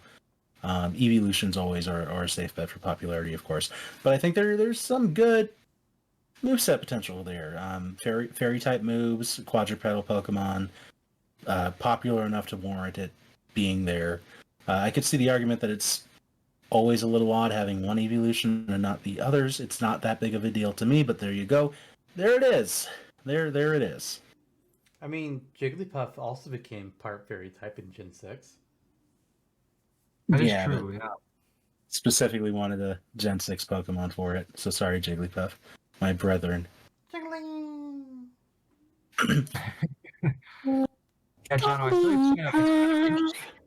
Oh boy. What? What was I saying? Wake up, Kelly! It's your turn! Sorry. Go on.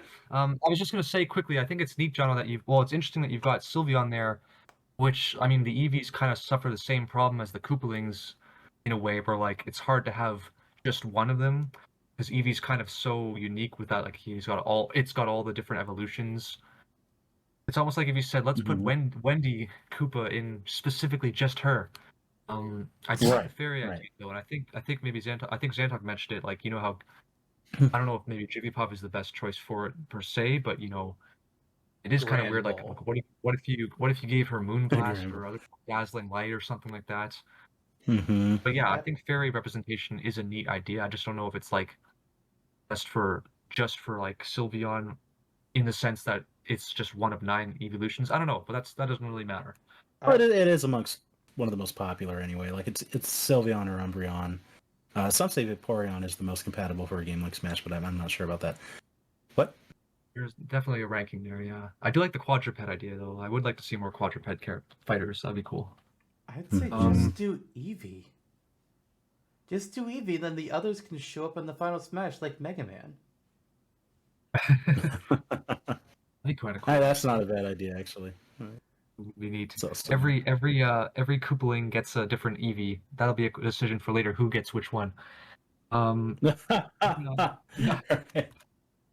on for me. Next one is going to be from this poor guy, this poor man, keeps getting, shafted in a way. Isaac from Golden Sun. Nice. He was in Brawl. He made his debut in Brawl as an assist trophy. Wasn't in Smash 4 for some reason. Came back in Ultimate. I think a lot of people were kind of sad about that because I think he was also, Grinch League aside, a very anticipated character that a lot of people see potential in with his. I haven't played Golden Sun, but he's got like, what does he call it? He's like an elementist or something. Like he works with more like, or different less, elements. yeah, primarily Earth and plant-based magic. Earth power, right? Synergy, I think that's what it's called. Yeah, he's a Mars adept, which grants him those abilities. And that seems really cool. Just being able to do like the hands thing, like being able to like move and punch with the hands. Yeah. Playing on like the djinns or whatever those little creatures are. I really want to play Golden Sun just to see what it's all about because I've heard it's really, really good. Yeah, definitely. I don't know if it's worth $50 for, and it's so good, but it's. There's nothing for it up there, I'd say. But yeah, nice. The Binding of Isaac from Golden Sun. If Isaac from Binding of Isaac shows up, oh buddy. I would judge it a bit. Like the games that you like, I don't like the art style in Binding of Isaac. It's like, no thank you. I don't want to see this. He looks better in Blade Strangers. It's less disturbing in that one. Attack with your tears. Oh my. Over to you, Zantok. I was trying to think of a way how I could segue about attacking with tears, but I don't think. I think theoretically they could, but I want to wait on that character. All right, you know what? Let's talk about breaking the internet here. Last episode, Jonno, you put a big emphasis talking about characters that could have a big internet-shattering presence. They get revealed, it's like, oh my god, holy shit. The Cloud Strife effect, if you will. Mm-hmm. And last round, you nominated Master Chief for that. He didn't make it in. You're nominating him here. I assume partly with that same idea as well, but also he is more or less the modern face of the FPS genre. Well, I have another character here that would break the internet if they were announced for Smash. And when I say would break the internet, I mean they did. They did break the internet in reality, and they're gonna do it again because I'm nominating Steve for Minecraft. Steve! There he is. You're not kidding either. Like, I looked it up, and like Twitter's only ever gone down globally twice. First was for when Michael Jackson died. Second was Steve in Smash Brothers. Something they have in Nice. common. Literally just destroy Twitter. Actually, you know what? There is a third person that has destroyed Twitter. Oh, really? Yeah, Elon Musk. That's It's all, funny folks. because it's true. Got him. Got him. Oy. Okay, nice. The Block Boy That Could, who was developed forever and ever because they had to put the unique mechanic into every single stage. Yeah. My goodness. Crazy good. Let's see. Someone who would break the internet. Okay, I have diver. a feeling of. Not quite. Not in a good way. Yeah. Not quite. Would be Oh, come on! The diver has a penguin No. friend named No. Big Bobby. Listen, Come of all on. the characters that you have nominated to this point, the diver was your biggest stretch. Big Bobby is my All I know is- friend and yours. All I know is that r/endless ocean is gonna have a field day on Reddit. Anyway, it's Lara Croft. Oh, okay, Yep. Action okay. adventure playing. Yep. Not many characters. You know, I really don't want to strong arm many characters when we're in these discussions, and not necessarily saying that she should or would make it into Ultimate, but the argument's there and would be there theoretically if she didn't make it here and for the next game, being probably, I mean, at least in the West, the most influential female video game character ever. That holds some weight. That holds some weight. Even with the reboot that, you know, not everyone loved. I did. And I would be fine with her being reboot Laura myself. There she is. And we're at a good time here because Ultimate, she's owned by Eidos, who's owned by Square. Next up is kind of Crystal Dynamics being in the wind in like No Man's Land, where I don't think anyone owns them yet or owns the right to Tomb Raider again. Currently. Yeah, there she is. Square. I thought Square's. I'm pretty sure Square did sell them off. I just don't know They who did, has yeah. them. Mm-hmm. The Hollywood aspect can't be understated either. Yeah. This is true. This is true. Final Smash can be any number of the weird legendary stuff that she runs into, or could just quite simply involve the dual pistols. The thing that turns into a dragon. Yes. That guy. I've seen a lot Never of get the support name for of that. Smash boards and all that. Mhm. It's almost paradoxical though, because like she's such a huge name and almost and a clear like front runner in some ways. It's such an obvious choice, and yet it almost feels like she's so like obvious that she almost wraps around to being more obscure in a way. It's kind of weird. Like Yeah. at Definitely. least in online, and in the I say that like as if like the small pockets of online discussion are any indicator as a whole. That's true. I mean, in reality, our community is quite insular and small, but it still is a nice little sample of what maybe halfway the public reaction would be. She is one of those like perennial classic characters that have really like helped pave the way for in gaming history as a Mhm. whole, for sure. Definitely, yeah. Let me see what's next. Sorry. Yeah. So next one for me, N64 icon, somewhat niche, kind of obscure. It's from Sin and Punishment. It's Saki Amamiya, not Ren Amamiya, mind you, but Saki Amamiya. As you Nice. guys know, I made a moveset for his son, Issa Joe, or Issa Amamiya, from the sequel, the Wii game, our successor. And I think he would work better in terms of, like, he's got the mobility aspect, the jetpack, more stuff he can do. But, Issa's got the Mii costume, he got the assist trophy, he's got the spirits. He has the presence. He has no problem fitting in, apparently, quote unquote, from the dojo days. Yeah, he's sort of an interesting case. He's sort of like from, I guess, Sin and Punishment's kind of like Nintendo's Evangelion in a weird way, that it's really like mature but also very obscure. People who love it. People who don't know about it will have no clue what you're talking about. But yeah, you got the fancy laser blade that doubles as a laser sword and a laser gun. May or may not have blood that turns him into a giant monster. Maybe, who knows? But yeah, I think he'd be really. I think he's in Smash Flash too. I do like nice. swords that are also guns. Squall, Lionheart. Hell FF8. fucking yeah. I was bored the other night. I was like, I didn't really feel like doing anything else. Like, you know that mood where like you have a bunch of things that you could do and things that you should work on. And you just don't feel like doing any of it. I was in that mood the other night, and I was looking at what games I could play. I was like, what's something that could occupy my time? It's like Final Fantasy VIII. Let's boot you up, and I just played like the first hour or two of the game because it just makes you feel good. The Bayland Garden music. Oh, I love that place. Definitely. But yeah, Loves you. Punishment. So for my next character, it's Squall Lionheart. No, it's not. Oh, God, I wish.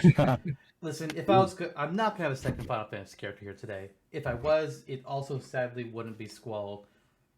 I would love him in, but I think you gotta look at other places first for priority, and it's just not. Sephiroth. No. No. Actually, look. Well, here's the thing. This character has already been mentioned. I'm doing a double up here. They're honestly not something that I am personally super enthused about. Like, I'm not a big fan of the character. I don't dislike them, but I'm putting them here not because it's a character that I necessarily want, but I feel like it's a character that would happen and that Nintendo would want to push. And in fact, they did, because Rosalina. Sweet. There she is. And was this Rosalina or Rosalina and Luma? I mean, I'm just going to call her Rosalina. She can have the Luma, but I'm calling her Rosalina. Rosaluma. Ah! Oh, gosh. Luma and Rosalina. It's like, what? No. Nice. Luma! For the sake of... Rosie. For the sake of brevity, and also because they're on my list anyway, they have to be revealed at some point, I'll double up too. And I will say that Hero is on my list as well, for all the reasons Zantok already mentioned. And right down to Erdrick being the lead, because, yes. Hero and Luminary. Oh, God. Wait, what? They're a duo? What?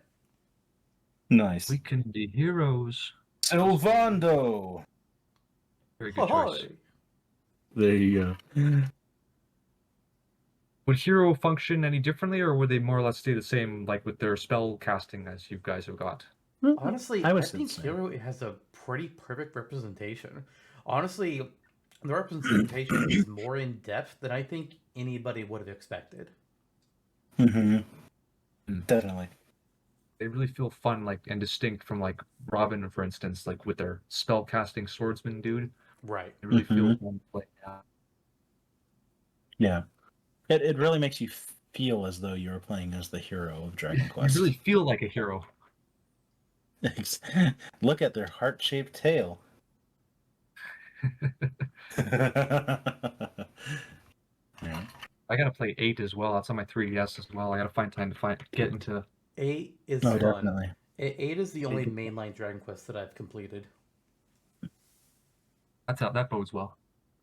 It heard that's fun. Like 8 and 11 are like contenders for, like, you look on like online tier lists and stuff. That apparently those two are like the big heavy hitters for some people. For most people, even maybe. I don't know. But I played a good bit of 11, but I don't know why. I just kind of fell off of it. But 8 I enjoyed from start to finish. nice. I'll have to give it a shot sometime. Dragon Quest December. Also, Dragon Quest Warriors Rocket Slime, fucking amazing. Short game, lot of fun. Highly recommend. Definitely. Rocket Slime, yeah. Spin-off games.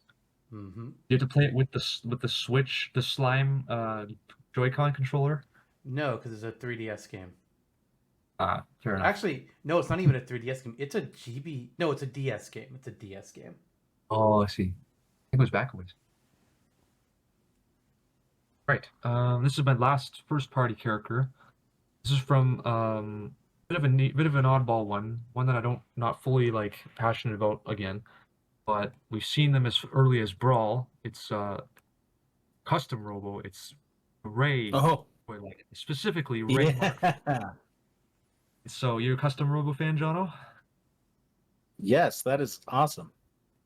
Yeah, my friend Paul, he streamed a bit of the GameCube title, and it looks pretty fun. Like just all the customizations you can do.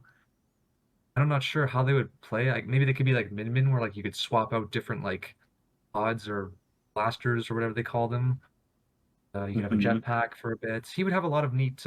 It's just one of those like untapped potential where it's like there's so much they could do with it. Yeah. And you've seen like how they work as an assist trophy. They're so tiny, so you'd have to, Right. beef them up a bit. But yeah, I just love the idea of like this sort of like. I'm not even sure if it has if it's like got a character, if he talks at all or anything like that. But he's such a neat design. Like it's got that. Japan would love. They love their Gundam mech stuff. Oh yeah. Right. So he'd be kind of tapping an audience that hasn't really been. Has there really ever been like a machine mecha character before? Mega Man. No, not really. Yeah, I guess he'd be the closest one. He's sort of like a robot man. Actually, I don't know. What am I saying? He's not really like a pilot. He's just a robot. He is a robot kind of. He's a toy. Yeah, no, Mega Man's a robot. He's Super Fighting Robot Mega Man. So yeah, Ray Mark III. Why not? He looks super cool. Like He's so cool. Ray is a character that I've thought about multiple times. Past, like, all right, moveset, how to make Ray work, and I've cobbled together somebody. It's like I have a vague idea of what I would do with him. And John and I we've discussed this before as well. And some more things we thought about was like, okay, well, is it a specific one of the Ray models? Because Ray isn't just one robot; it's a whole line of robots, starting with Ray, and then Ray Mark II, Ray Mark III, Ray 01. I think Ray Mark III is the most recent in the series' timeline, and Ray 01 was in between 2 and 3. Do what? Yeah, do you think he's like the most iconic like look of his? No, I'm saying he's the most recent. Oh, okay, yeah. But both in universe and when the game's released, Ray Mark III is the most recent. But there's the idea of like, could you do a possible move where like you start as Ray, and then as you're fighting, you can like pick up pieces or something and upgrade to Ray Mark II, and then fight more and get up to Ray Mark III. I don't know if that's something that would really work and be true to the Ray series, because I don't. My only customer experience is the GameCube demo, which I played a decent amount of, but that's my only experience with it. So if I was going to do something like that with Ray, I would want to make sure that it's something that's actually plausible in universe, which is why what works as a concept. Yeah, which is why I like sat on not making moveset for him yet, but I either doing that concept or just doing Ray Mark III and having like weapons that you can swap out, because that's what you can do. Because remember, you can swap out their pieces for different matches and be able to do different kind of attacks. It's a really cool concept you can do. Like much like how Palutena had her own unique custom moves, Ray could easily have a full set of unique custom moves. Absolutely, yeah. I like that I'm also the first one to make a perfect square with all my character icons. Yeah, you almost went exactly in order. Going down the list almost. Yeah. For me. Nice. All right. Next. Rayman. What? We have Rayman and we have Rayman 3. Oh shit. Next up, another character with Ray on the name Rayquaza. No. Really? No. I'm going Pokemon, though, for my next one. I've already mentioned my Generation 6 nominee. Now it's time for my Generation 7 nominee, because I ain't gonna miss out. Come on now. And I did mention there are several good Generation 7 Pokemon to choose from. There's a lot of really strong options that I would love for any of them to get in. But honestly, this is what I don't like. Here's something I don't like. There's a hole. There's a hole in the bucket, dear Liza. And we need to fill that hole. Because we don't have a grass starter. It's Decidueye. I love. Now, let me preface. I know I sound despondent and that disappointed that I have to nominate Decidueye. I love Decidueye. He's the coolest grass starter that we have in the entire franchise. 9 generations at this point. Easily, technically, there's 10 grass starters because he's sweet, Decidueye. But easily the coolest grass type starter. But I am disappointed just by the fact that I feel like I have to nominate them because finally we have a grass starter that I feel like is workable as a fighter in Smash. And Gen 7 has so many other good options. It's like, I can't pick any because we have to include the Decidueye. Damn it. But I still love the Decidueye. I just wish I had the freedom to not have to choose him. Maybe in the next, yeah. Also, I only realized after I was putting graphics together that I nominated 2 bird Pokemon. It's like, shit. Yeah, you did. You did last time. I thought about No, I didn't. Oh, that's right. What am I talking about? Decidueye wasn't there last time. No. I thought about replacing Halusha with something else so it wasn't just 2 birds, but I was just like, nah, fuck it. I'm keeping him. That's my pick, and I'm sticking to it. Decidueye is the first fighter to get all 3 spaces in all 3 of our spots. Yep. Wow, yeah. Amazing. Well, wonder if that'll bode well for them or not, or perhaps they'll slip through the cracks. Slippy's not here. Which I actually didn't. Well, not yet anyway. Let's do that again. Another 3-fer. Inkling is also on my list. Enough suspense. Mommy. Yeah. Not gonna lie, I forgot that you didn't reveal them when Kelly and I did. Me too. Oh man, I like how you guys both have Inkling underneath Decidueye, and then I wish mine was like that too, and then we would have all been matching like perfectly, like poetry rhymes. And that's what happens when I have a specific system for how I order the characters. It's like, well, sometimes characters end up in the exact same spots on 2 different people's lists, and then that same character is like completely in an opposite direction on the 3rd list. Like, well, you know. Oh, who designed this stuff? Gah. Graphic design is my passion. It's okay. We know you're a hero in your colony.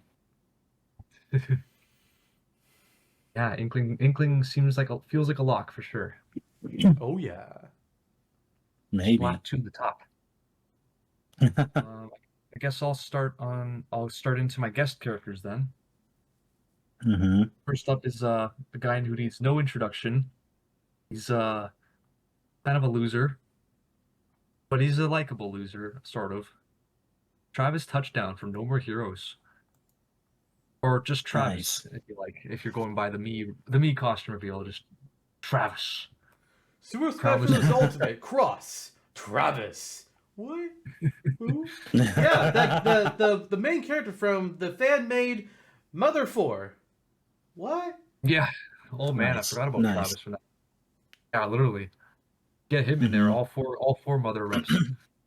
So yeah, Travis Touchdown. I feel like out of maybe any of the third-party characters at this point in time, maybe not at the start of Ultimate's run, but right now at present, to me, he feels like he's got the biggest chance out of anybody. Like he's got the Mii Fighter treatment. He got a Spirit event dedicated to him. Suda and Sakurai are besties apparently.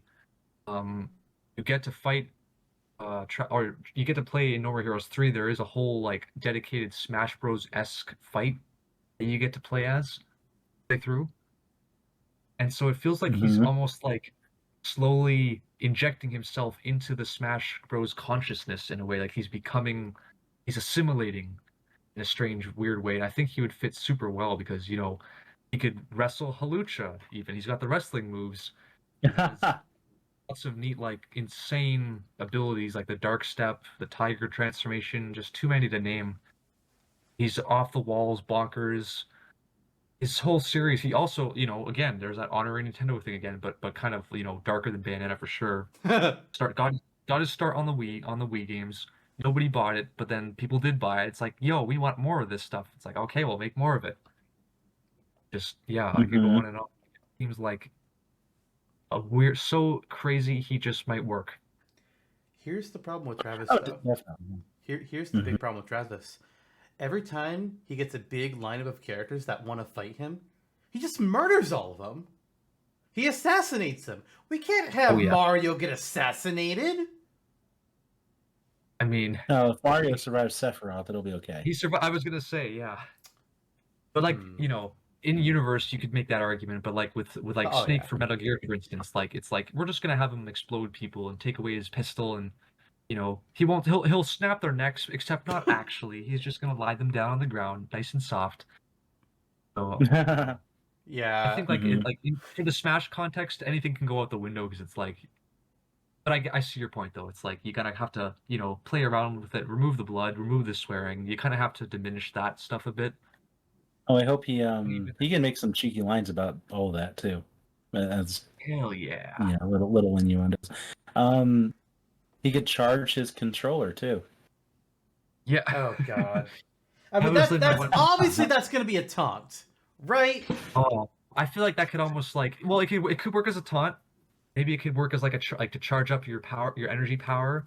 I Oh, feel like like a he meter. wouldn't. The motion would have to be different though. Like I was thinking more akin to like shaking like a shake weighty or a pop can, as opposed to what it Shake weight. actually looks like.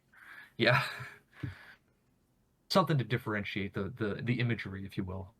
He just smacks it across his knee. It's like, work, damn it! The battery's dead. Damn it! Oh, Come on. that's Yeah, so just much you could do with as relatable as the original animation. that. Nice. Yeah. So yeah, he's definitely a front runner in my mind for sure. And I think it's funny that obviously, I mean, he's taken the fans wanting Travis and Smash to heart with No More Heroes 3 having that Smash Brothers style boss fight as well. Honestly, yeah, it's kind of a miracle that he took off that we for one that we actually got No More Heroes 3. Mhm. Remember like the Switch presentation when it was first like the first presentation with like arms and 1-2 switch and all that. It's like, hey, we're making No More Heroes, but it's actually a spin-off game. Have fun. We're like, okay, but where's 3? Ah, Mhm. yes. Metroid Prime Federation Force. Okay, but where's Oh, Prime 4? man, I don't. Let's be real. The fans went a little overboard, but I also don't blame them for being upset. Mm-hmm. It's like, hey guys, we got this mini game. It's called Blast Ball. It's really cool and fun. It's like, oh yeah, let's go. It's fun. By the way, it's a mini game that's gonna be in Metroid Prime Federation Force, which doesn't have Samus in it. It's just about the Federation troopers. Everybody's just like, what? It really was just the right game at the wrong time. Like the wrong Yeah, time to be announced. like Mhm. that was Like not the way. if they announced Metroid Prime 4 and then Fed Force or vice versa, then that would have been much more well received, I think. Announced it while announcing Dread. Granted, Dread was Or around that then, too, yeah. but Honestly, like, yeah. Dread is alive. Oh, and also here's a spin-off game. Have fun. yeah, Everybody's happy. like nobody would have cared about the spin-off game at that point, and that's both a positive and a negative towards it, I guess. People would have been talking about Dread, and nobody would have been hating on Blast Ball. Mm-hmm. Funny how we went from Travis to like that whole tangent. He really spawned a lot there. Welcome to Sorry, Super I didn't Cast mean. Bros, the show where we go on tangents all the time. Oh, We what's our that? We have an tangents. episode type called On Topic. We are not going to be on topic. Well, I'll throw it back to you in that case then, Zantok. Well, we all know I like my JRPGs. It's fun. I get to command people and they do the things that I want them to do, and I get to do cool attacks and oftentimes fight gods. Well, this character doesn't fight a god. They are from a JRPG. They're from a wide-spanning series. They've got a bunch of different games, a bunch of different settings and heroes. Not that hero. We've already covered him. This series has actually been nominated twice, and it's had two different characters that have been nominated for it. That have kind of depended on like what games were out at the time. But for this one, instead of like with Wesker, where I nominated a new character to represent the series, I'm nominating somebody that I already brought up in a previous episode, and I'm sticking to my guns with him. Yuri Lowell, Tales of Vesperia. Yuri Lowenthal? Yes. Holy shit. He was named after him. Really? Oh, that makes more sense now. Yeah. Yuri Lowell is named after Yuri Lowenthal. I don't know why they didn't bring back Yuri Lowenthal to voice Yuri Lowell. I thought it would have been like the obvious thing to do, but I guess they were just like, we don't want to do that. Plus, I think he voiced Lloyd, so it's like, well, let's not give you the same voice as Lloyd. That'd be weird. But I mean, I like he sounds a lot different in Spider-Man. He can sound different for Yuri, but whatever, it's fine. But I mean, I stick with Yuri at this point. He's not the newest hero in the Tales series anymore, but he is the most popular, and it's not even fucking close. This is the guy that gets banned from popularity polls, right? Because he always wins. Yeah. That's why I pick him over any other Tales character, even if he's no longer the most recent one. It's like, yeah, but you're the one everybody loves. Also, I played Vesperia. I played Vesperia and I played Symphonia, and Yuri's just cool, man. He's just cool. Yeah, he definitely is. He is a cool person. And a cold-blooded killer. Honestly, yes! Yep. Just like Travis. Cool. Yeah. Oh, yeah. Yuri doesn't pull the... Yuri's not pulling the Batman where it's like, if you kill a killer, then there's still a killer in the world. It's like, Yuri's like, nah, fuck you. Get in the river. Oh. Yuri don't take no shit. You know, power of friendship. Right. All he needs is his trusty dog sidekick. Repeat. Yeah, so I also have Celica on my list. For reasons aforementioned. What a pal. Celica, dun dun dun dun dun dun dun dun dun dun dun. Celica. Oh, jeez. I mean, she does go evil, so you know. Spoilers, dude. Turns out Celica was really at Nibelheim.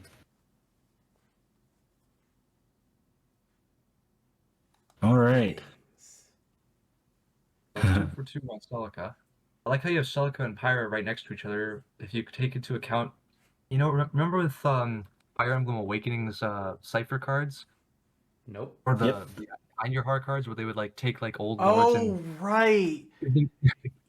Like for some of them, like Lynn, where she gets the Myrmidon outfit, some of those worked really well. Roy looks amazing. Celica looks like proto Pyra and a lot worse at that.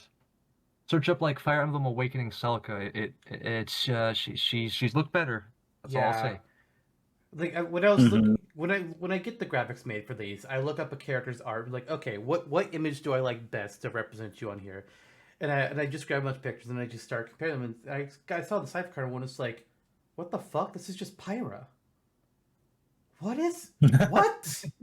Like, John, if you haven't seen it, seriously, look up the Pyra art for Fire Emblem Awakening. It literally does look like a beta design for Pyra. We're not kidding. We're being legit. And not even Pyra. Oh yeah, I forgot about that. Design with pink hair, but proto Pyra. Yeah. Like, Celica looks so weird there, and also Skinny Boy Ike looks real bad in Awakening. Oh god, yeah. Sword Art like. Mhm. Yeah, sort of. At least Yeah, at he least looks bizarre.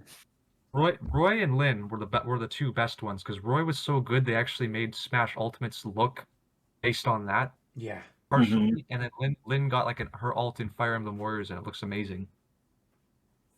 Yeah, Steel hair, definitely. but Hmm. yeah, for sure. Okay. What was I just? Oh, sorry. I'm gonna go out of order here. I guess I'll follow up on the Yuri train and say Lloyd Irving, No. also also from Tales. Never played Tales, any of them, but I know how big Lloyd is for the people who love him. Hmm. He's sort of like a lot of people were kind of like you know how Pac-Man got in with Namco Bandai being the helping with development. So a lot of the discussion was if a second Namco rep gets in, who's it going to be? Is it going to be a Tekken rep, possibly Hayachi? Threw everybody for a loop when Kazuya got added, but a lot of people were thinking maybe Lloyd would get in. I guess maybe they were too, because then Smash 4, you know, Lloyd gets the Mii costume, so he was on the radar. I don't have a horse in the race for the Tales series, but I guess it really comes down to will there be one, and if so, will it be Lloyd or Yuri? Yep. Unless Yuri's got the pop Jonno has a third one nominated. to be determined. Incoming Velvet. If only. If 'Cause, yeah, only. Lloyd's got the dual sword thing working for him. I know Yuri's got the popularity. Maybe I don't know how if Lloyd is considered more iconic in his look or not. I'm not sure. I don't I know enough about think the Tales. I have some thoughts on between the two of them, but we'll get there. We'll get there. Okay. Hmm. One voiced by Yuri Lowell, one named after him. It's true.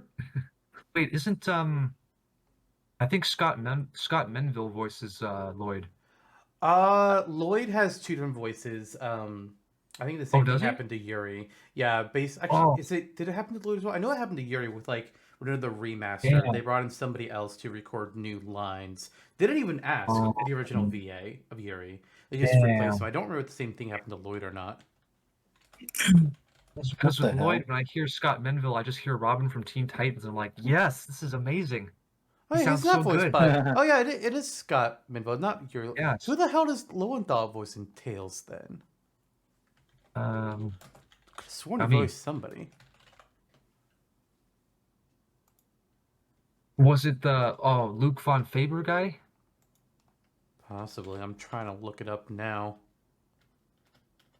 Okay, yeah, in Tales from the Abyss, yeah, Luke Von Faber. And another character. Gosh. But I don't know if that's a spoiler. Because maybe there's some twist with Luke or not, so I'm not going to say that. Because I don't know that game. Well, there you go. We got two Tails reps on the board. Hell yeah. Two good contenders. Alright, next up for me. Oh, yeah.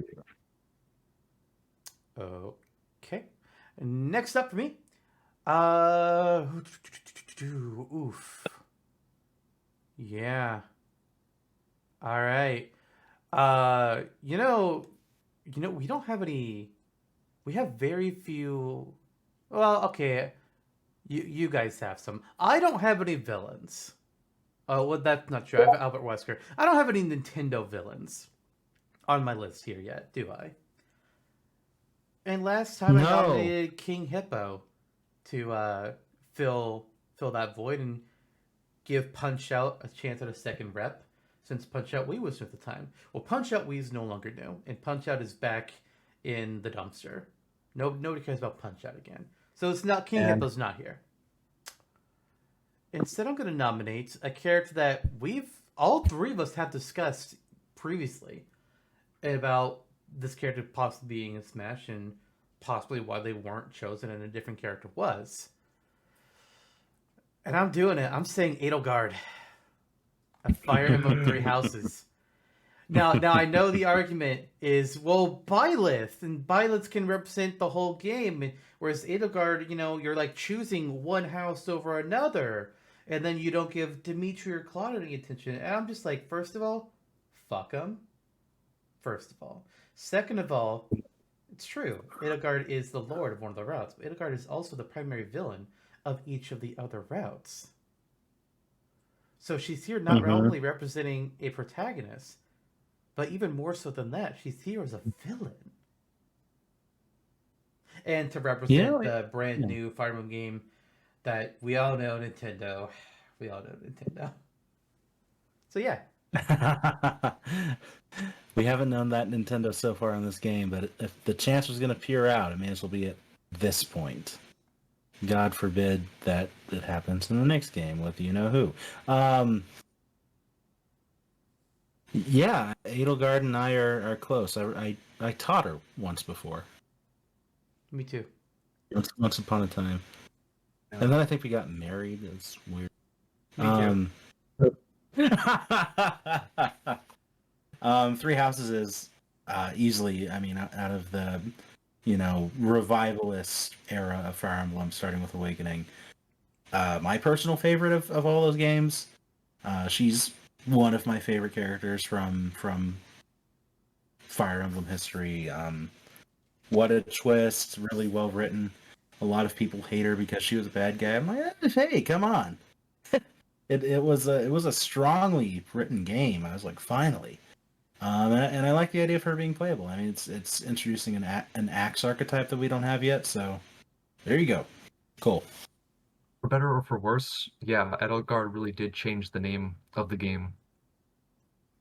But Twitter discourse to this day, like, oh my god, Burn the church. it keeps on going. I don't think I agree though. That's all I'll say is that I just don't really. It's the Pikachu problem, right?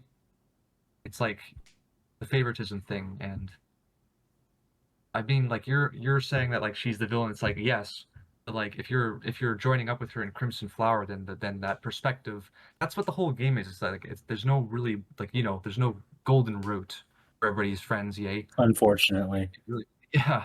Damn. It really does the perspective. It's a game that's meant to shift the perspective based on which one you do. And it's tough to really just, to favor one over the others without it really, to me, like it feels like it's hard to kind of, it takes away from what Three Houses represents in that being like, there isn't a specifically, because like each route, no matter who you align with, like, that's what bugs me is about Three Houses. Like they're so good, but like they don't really fully resolve at the end. It's always just kind of like, here's the direction we're going. Let's hope they fix that in the future, but who knows what happens next type of thing.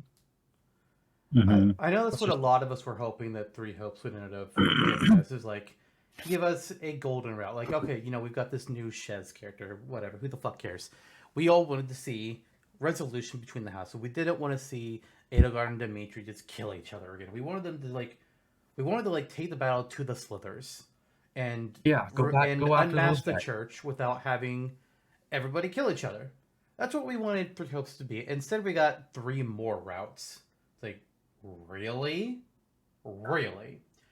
And I mean, I'm sure we'll get into more of it, but I mean, part of the reason why I chose Edelgard over the others is because, unlike with Dimitri and like Claude, I don't feel like I'm choosing one route over another with her, because she is, again, the primary antagonist in every route besides her playable one. Whereas Dimitri, he's really only in his route and Edelgard's route, and Claude is really only in his route. Period. All right. Yeah. You can also, yeah. I actually have a Three Houses character to present myself, being. What? Yeah, you didn't see him? No. Death Knight. Aloise is coming to the table. No matter where you go in Three Houses, no matter what perspective you take, he's always right there with you as your dad's old friend, standing by your side. And he does have the axe archetype. He does. Too bad he's actually not here. I'm just gonna say that I also have Rosalina on my list. There you go. Second 3 for 3. No, third 3 for 3. Third. Mm-hmm.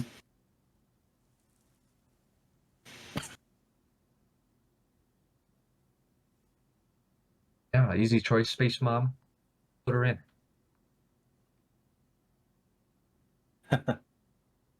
Mother of a few billion baby stars. That's That was my nickname back in college. Pretty good Olympic figure skater too. Yep. I'm talking about Rosalina, by the way.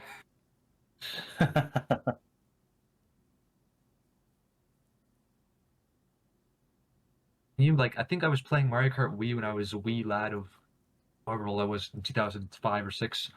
And I think you could get Rosalina early if you had Super Mario Galaxy, a save file. But I didn't, and I hadn't even played Mario Galaxy at that point. So I was going through the time trials or whatever, however you unlocked her. And all of a sudden it's like, here she is, and my jaw just dropped. I'm like, who is this lady? Who? Rosalina. I've never heard of a Rosalina before in the Mario game, but let's try her out. And she was like, wow, she's really cool. Her start is a little wee. You go off a jump. So yeah, that was really neat. And then they hit you with Nice. that baby detective Rosalina. Ooh, yeah. Breaking the timeline. Yeah. Baby driver. Who let the babies drive? I don't know. Oh, I'm sorry. You guys are waiting for me. My A bad. little bit. All right, then. Without preamble, it's Shantae from WayForward's Shantae series. The half genie hero. We had Gino, and now we have Genie. Yeah, another contender with the me costume and the music file. Even Shantae in her own game, like in well, at least in the Half Genie Hero, kind of almost feels like a Smash Bros. Character where like you whip enemies, they go flying off the screen and they burst, they get KO'd. She has a great potential with her transformations, her animal transformations, her magic, her hair whipping. Hold the down button. She crouches, she shakes her butt. Maybe I don't know. She's got like so much going for her, and she definitely feels like if there was like an indie character, she'd definitely be a front runner in that contest. Yeah, I mean, you Definitely. had Jonno at Shakes Her Butt, so. He had Cool. Jonno at Shantae, actually. Great Yeah. series. Great fun character. Long-term title. I mean, coming on the Game Boy at first. Yeah. Great. Yeah, after 22 years. Mm-hmm. Better late than never. I love that they're doing that. I love it. Me too. I was so worried that they were going to do a GBA cartridge only. I'm so glad they're not doing that. I think the physical version is going to be the GBA only card. I don't think they're going to have like a physical Switch version. Just the GBA card is physical. That makes sense, yeah. The authentic way to play. But yeah, definitely Shantae, go get her. Let to go. Well, speaking of iconic video game women, you've got Shantae, Jonno's got Lara Croft, and I've got another that has some real legacy to them. A character that really I don't really know how to put it without just revealing that. Yeah, well, no, fuck it. Give a little bit more of the mystery. This character has been rebooted multiple times, and yet their games are still great. They started out looking, maybe a little blocky, but now they look more like an actual person, without how do I say this? Unrealistic proportions. Is it Miss Pac-Man? Fuck it. I'll just say it. I also nominate Lara Croft. Nice. And speaking of blocky proportions, I also nominated Steve. I just knew you were going to go that direction. From the Minecraft series. Steve! Also in a sense an indie rap, at least how he started out. Technically, but at this point he's owned by Microsoft. Good times. Shout out to my my aunt and uncle who is also named Steve and Alex, except it's Alex spelled Alyx, like Alex from Half-Life. Half-Life Alex. But close enough. Nice. Close enough indeed. Yeah. They're That's listening good. Come now. for the polygons, stay for the giant T-Rex battles. When did the remake or the reboot of Tomb Raider come out? Was that also 2015? 2014? I believe there Which reboot? Like the first like Rise of the Tomb Raider or whatever, the the Eidos rebooted or who was it that did it? It was Crystal Dynamics. Crystal Dynamics. I feel like it was a little earlier than that. I think Rise of the Tomb Raider, the second game in that series, is already out by now. Oh, gotcha. Mm-hmm. I think that's accurate. Gotcha, Yeah, okay. we're at Rise of the Tomb Raider at this point. Yeah, she would have like it would have been nice to see her included, like even like just as a spirit or something, just as a nod to Tomb Raider. Because 3D action adventure platformer, lots of hard to put into one category for sure. Yeah. On the other end of the spectrum, I guess I'll continue and say for the another indie rep. Funny, I mentioned Shantae and now Shovel Knight from Take a Wild Guess. Shovel Knight. These two are both in. I think they were both in another game. I think it was Blaster Master as DLC. A lot of people like draw a fan art of them being best buds. And I think that's cute. But yeah, she got the Meep treatment. Shovel Knight got the Assist Trophy achievement. Nice. These are always the two that I see get brought up the most whenever it comes to characters being considered indies for Smash. People tend to say Shantae or they say Shovel Knight, and then it's like a bunch of other characters sharing a much smaller section of the percentage wheel. Definitely, like it's Shovel Knight. He's people like to joke that he's kind of like the Holy Spirit of indie games. He's like appeared in so many.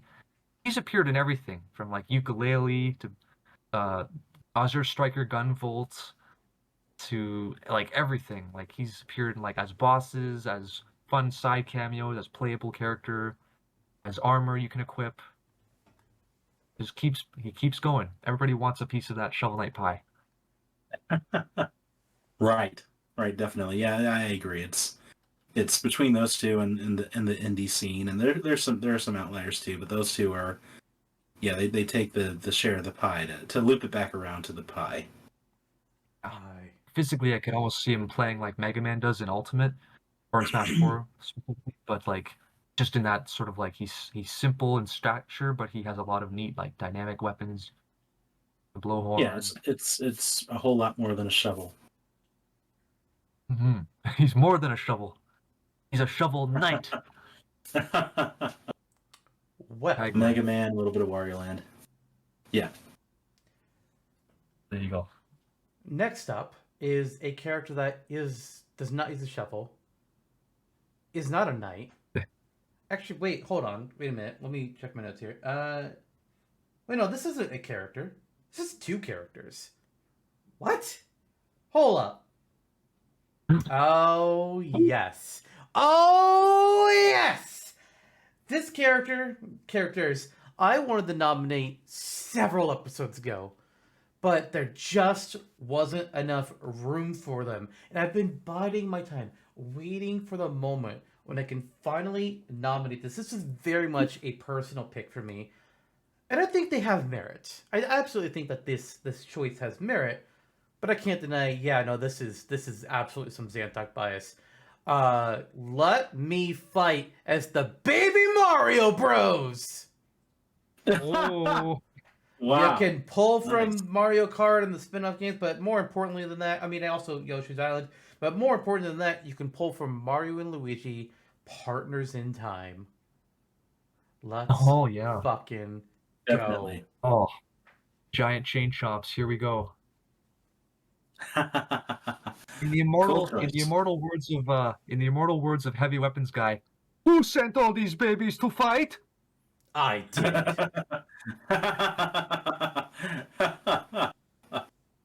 Very cool. Nice off-kilter choice. I like it. Okay. Okay. Baby skull or vehicle. Sorry, go on, Jonno. No, it's okay. They certainly can. I think anything and everything that they've done is fair game. They can. Their up special is crying in a bubble, floating upwards. Or the Stark can carry him, like, legitimately. Oh yeah, that would be neat. Okay, so this character made it as DLC and Ultimate. I think that they're an amazing idea to represent. We have Capcom fighting game characters. this represents the other side of that arcade coin. With SNK, it's Terry Bogard. Okay. A personal favorite to play as in the fighting game character, within the fighting game character scape in Smash. Which I'm really glad has become an archetype. It's kind of cool to see. And yeah, Terry comes back along with his 8,000 music tracks. There he What a is. boost. Yep, the Did you fatal guys, like, beauty when is Terry here. was announced, did you guys know about him, like, beforehand, or were you like yeah, me, you were like, minorly. like Mhm. peripherally I knew about him, but it's like, yeah. Yeah, I played a couple Fatal Fury games. I was familiar enough. It was cool. It was cool, and it was nice to. All I really knew is that Mhm. he was the face of SNK. Mm-hmm. Yeah, that's yeah. What a robust history, though. Really, in many regions, standing toe to toe with Street Fighter. Definitely warranted the spot, and I'm glad Sakurai got to nerd out on a pick and be really happy with this inclusion. Plus, we got Metal Slug music, which is always nice. All the music, Yes. especially, was just damn. Mm-hmm. We got Nature, cuts from the, Magician Lord, like Blues Journey. They really dug into the Neo Geo history. Psycho Soldier remix, everything was just so mwah, kiss, Mhm. chef's kiss. Definitely. Very good choice. Definitely. Definitely. Let's see. We're getting down to our last couple picks here. Yep. Next up for me, going throwback to the arcade days of the 80s, we have Dig Dug. A humble Taizo Hori. You dig through underground and not afraid of anything. Does it indeed. So Nice. this opens up again, kind of like. Oh, sorry if I'm talking over you. No. Continue. No, continue. I was just gonna say this kind of opens up the door, like the Namco rep discussion that we saw with Lloyd, with like, oh, who's gonna get in? If Pac-Man's in, do you think they'll add another arcade guy? Maybe it'll be Dig Dug. Who knows? But yeah, he's kind of like carved himself out, I guess. Yeah, it's literally it's an offbeat choice within the Smash community, but as far as like the real world community goes, I think he holds a basis and is potentially likelier than we think. Yeah, and I think if they're going to go for the arcade route, he's a really strong choice. Him, maybe Valkyrie, maybe Mappy, some fun little thing like that, and he good candidate. Lots to pick from, but he definitely stands up there as one of the most iconic. Plus, he's in Wreck-It Ralph, so there you go. All right, so I'm going to keep my next one pretty simple because they're already here on the board, and there really isn't much to say extra about them. But another third party that's going to be on my list, we're going to go with Terry Bogard. I don't really know Fatal Fury. Both of you know it a lot better than I do. And years ago, when Jonno and I briefly brought up Terry Bogard, I dismissed it at the time because I was just like, Terry, I don't really see a reason why you would add him unless you just want to give SNK a character. And then Smash Ultimate comes along, it's like, you're a fucking idiot, Zantok. I was like, I accept my idiocy here. That's on me. Plus, I mean, Fatal Fury, we pretty much have them to thank for Smash. That's where Sakurai getting his ass handed to him in a Fatal Fury tournament is what gave us the Smash Brothers franchise, and that's great. Yeah, I love it. Right.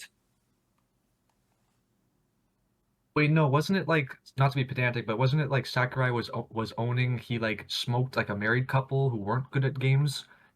And then they were walking away like dejected. And he was like, "Oh man, I kind of destroyed those two. I'm gonna make games like accessible now. It's one Writing of the games two. accessible." I just know it involved Sakurai at a Fatal Fury tournament, or I don't know if it was Right, tournament. yeah. I just know that he was playing the game, and he's like, I should make Smash." It's like, yes, you should. Yes, you should. Very much a roundabout journey. Yes. That said, in our timeline that we kind of established here, where Smash started on NES, that origin's not exactly true, unless Sakurai time traveled, which, I mean, fuck it. Maybe. Who knows at this point? Who knows? Oh, he looks pretty young.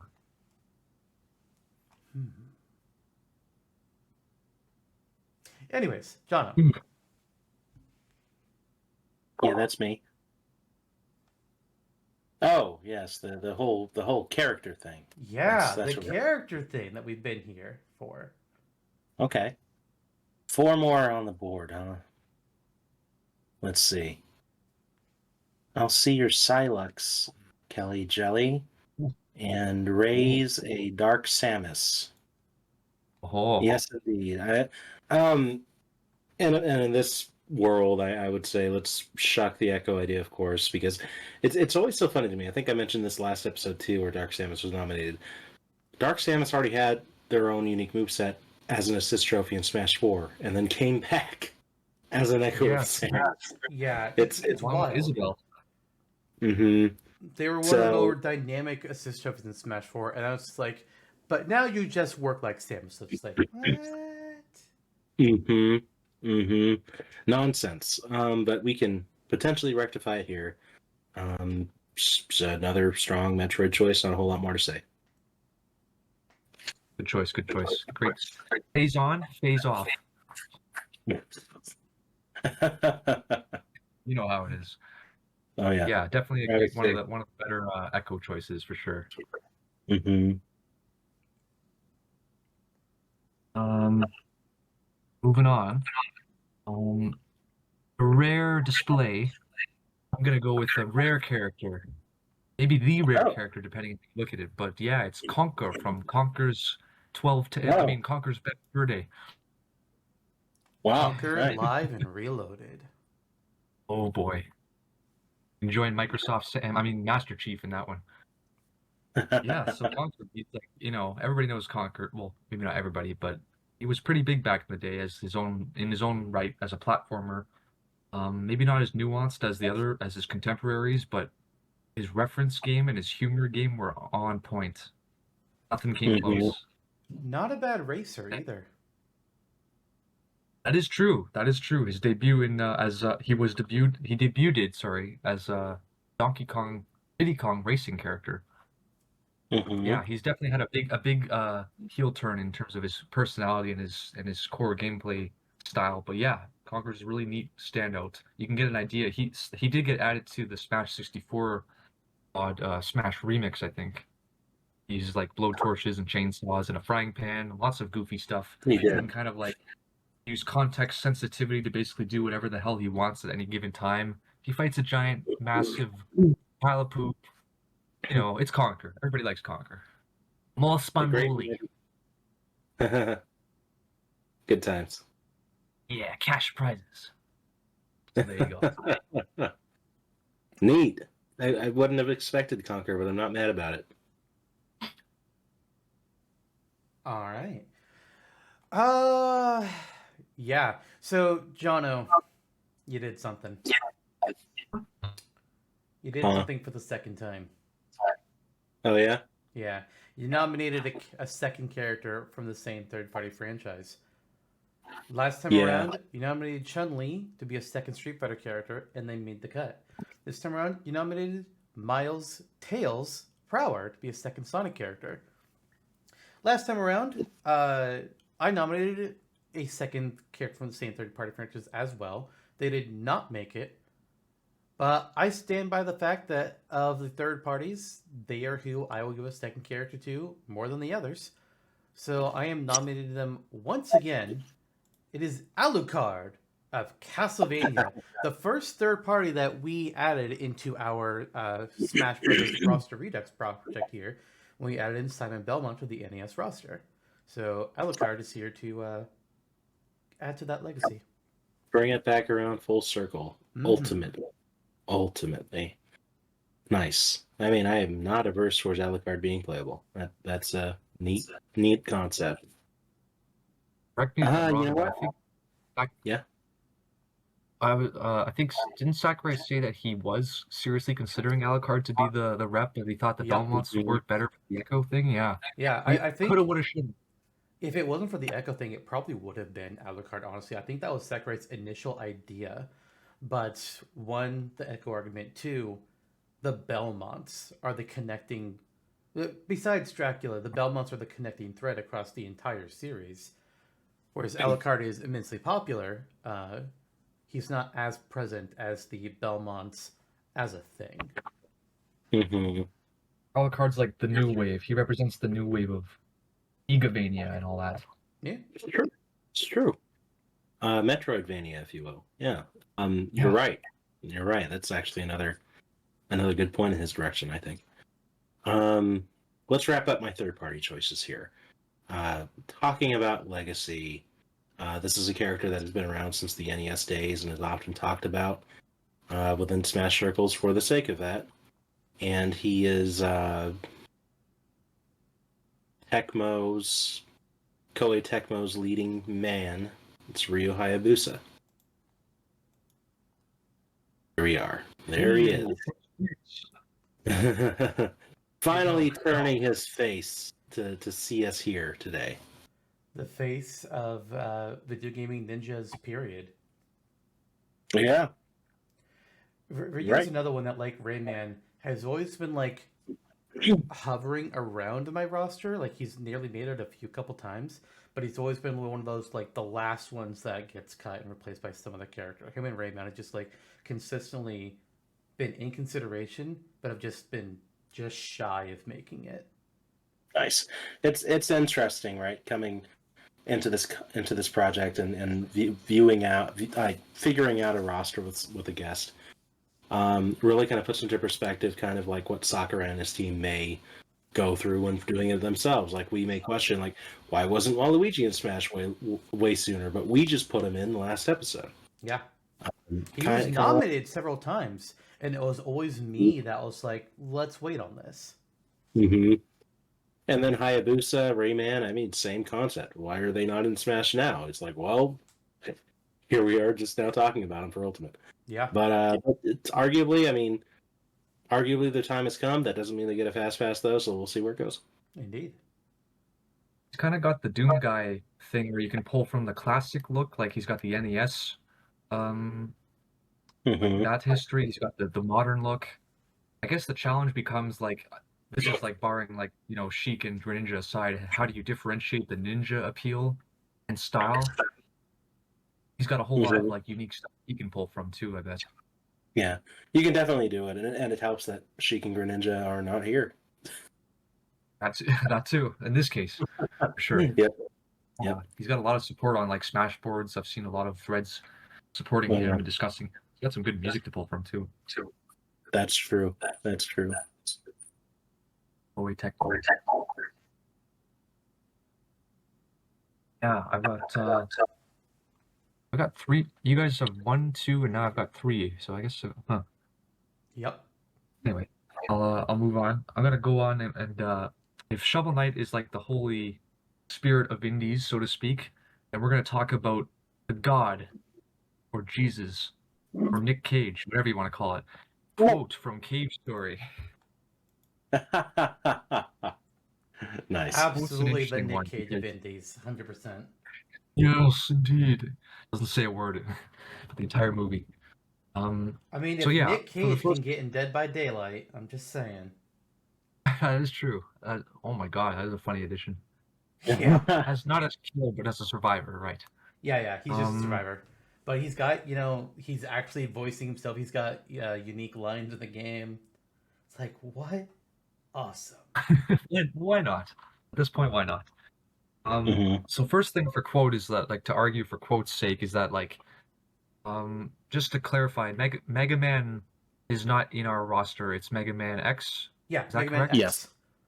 Okay, so I guess if you wanted to make the argument for quote is that you could fill he sort of has that classic Mega Man appeal, like he runs and he shoots, but he's got a lot of like dynamic range as well. You can kind of see that in Blade Strangers and his incarnation with the King's Blade, with the missile launcher, with the fireball. He's got a lot of the bubbler. He's got some really unique weapons, and just the whole setting of Cave Story is that, it starts off as a funny, happy run and shoot. You're a robot in a cave kind of game. And then somewhere along the line, there's a switch that gets flipped, and it's all of a sudden like, oh, this is not a happy game anymore. Something sinister is going on. I won't delve into it, but Cave Story was really the game that kind of started it all. I think it's widely renowned as sort of the king of indies. Daisuke Amaya, one guy, made a masterpiece when he was like in his 20s. The rest is history. So yeah, Quote can definitely bring an interesting. I think he was modeled after the Pokemon trainer as well, or Red. Sorry, I mean, we that lost. that's right. that hat is very much Red from Red and Blue. Yep, we lost Pokemon trainer, and now we get robot Pokemon trainer. Have fun.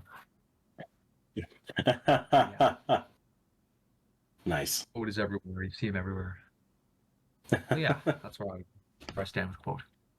2004, man. That was almost 20 years ago. Freeware, Right? man. That's Freeware, great. and it was free too to boot. And Yeah, it's there gotten was updates. It's Cave Story Plus now. Yep. What game between Cave Story and Resident Evil 4 has been ported more? That is the question. Grand Theft Auto 5. Correct. Skyrim. Ding ding ding. Yeah, it's between GTA 5 and Skyrim. Honestly. Yeah, absolutely. The winner takes it Nice. all. Skyrim. Nice. Anyway, sorry. Go ahead. Back to you, Zantok. One left for you. Or no, I'm sorry. I keep forgot about the. Yeah, there's forgetting about two. the slot on the bottom. Thank you. Sorry, yeah, I've been, it's a thing. So this next slot, this is a shocker. You're gonna call me crazy. You're gonna call me wild. You're gonna say, wait, this isn't possible. How can you possibly nominate this character? They're not eligible. I say you're wrong. I say I'm adding Goku to Smash. Wait, hold on. Sorry, not that Goku. No, it's Goku from Yu-Yuki, a Famicom exclusive game that, much like Shin Nagashima, was a virtual novel on the NES, or the Famicom, really. That was basically Nintendo telling their version of Journey to the West with his character Goku as the Monkey King. Oh, yeah. I have him here for two reasons. One, what a hell of a retro pick. Technically, Shin Nagashima characters don't be Hikari kind of fill that same spot. But I'm also getting to have me some Monkey King, and I love the concept of the Monkey King. And also, I am absolutely trolling the people who scream about Goku and Smash. I am absolutely trolling them, and I give no apologies. What an interesting case, though. Yeah. So it's a visual novel, like you said. So if we're not going for the Ayumi Tachibana angle, might as well go for the Goku angle. Is what you're saying? Yes. And Journey to the West is such a pervasive story. It's been around for hundreds of years. There's so many different versions of the Monkey King character in all kinds of media. Goku even pulls from both that and Superman. But there's so many versions of the character, and like, here's Nintendo's Monkey King. Fuck yes. Yeah. Sorry, I didn't mean to. And also, Kelly. if you want that 6 degrees of separation, you may know this, but Marvel vs. Capcom 2, there's the character in a Son, yeah, who's the great granddaughter of Goku? No. Son the Third is the granddaughter of Son from the original Capcom game Son. There was a Capcom game Son, but the Son in Marvel vs. Capcom 2 was actually an original character that is the granddaughter of that Son. Oh, wow. Maybe I'm mistaken. Is there no relation to Goku's game? No. Sorry, I'm no. It's disregard. It's a different Capcom game that is called Son, and it has their own Capcom Monkey King named Son. Then the Son in Marvel vs. Capcom 2 is the granddaughter of that game, Son. Gotcha. The lore gets deep. I mean, monkeys. There's that, and then the other two original characters for Marvel vs. Capcom 2, if I recall correctly, they were both characters that were considered to become playable in the Darkstalker series, but they didn't make the cut, so they just made them be original characters in VC2. So all three of the original characters have connections to other Capcom franchises. Nice. What a wacky time. Oh, yeah. Very interesting pick, though, yeah. Okay, we're down to 2. We're down to 2 on my end. I was gonna save this for last as a troll, but I just don't feel like it. So, Mithra is also here. Ooh. Anyway, yeah, I Super. feel like this will be, yeah, I feel like this will be a quick discussion once we get to it, but we'll get to it in a little bit. Okay, Kelly, second to All right. last. This is the last time. I promise this is the last time I'll say this tonight. But honorary Nintendo character, from Crypt of the Necrodancer. It's Cadence. A long shot if there Nice. ever was one. And I will say that she's probably like one of the closest to come out before the deadline that we imposed, 2015, in April. And at this point, we don't know about Cadence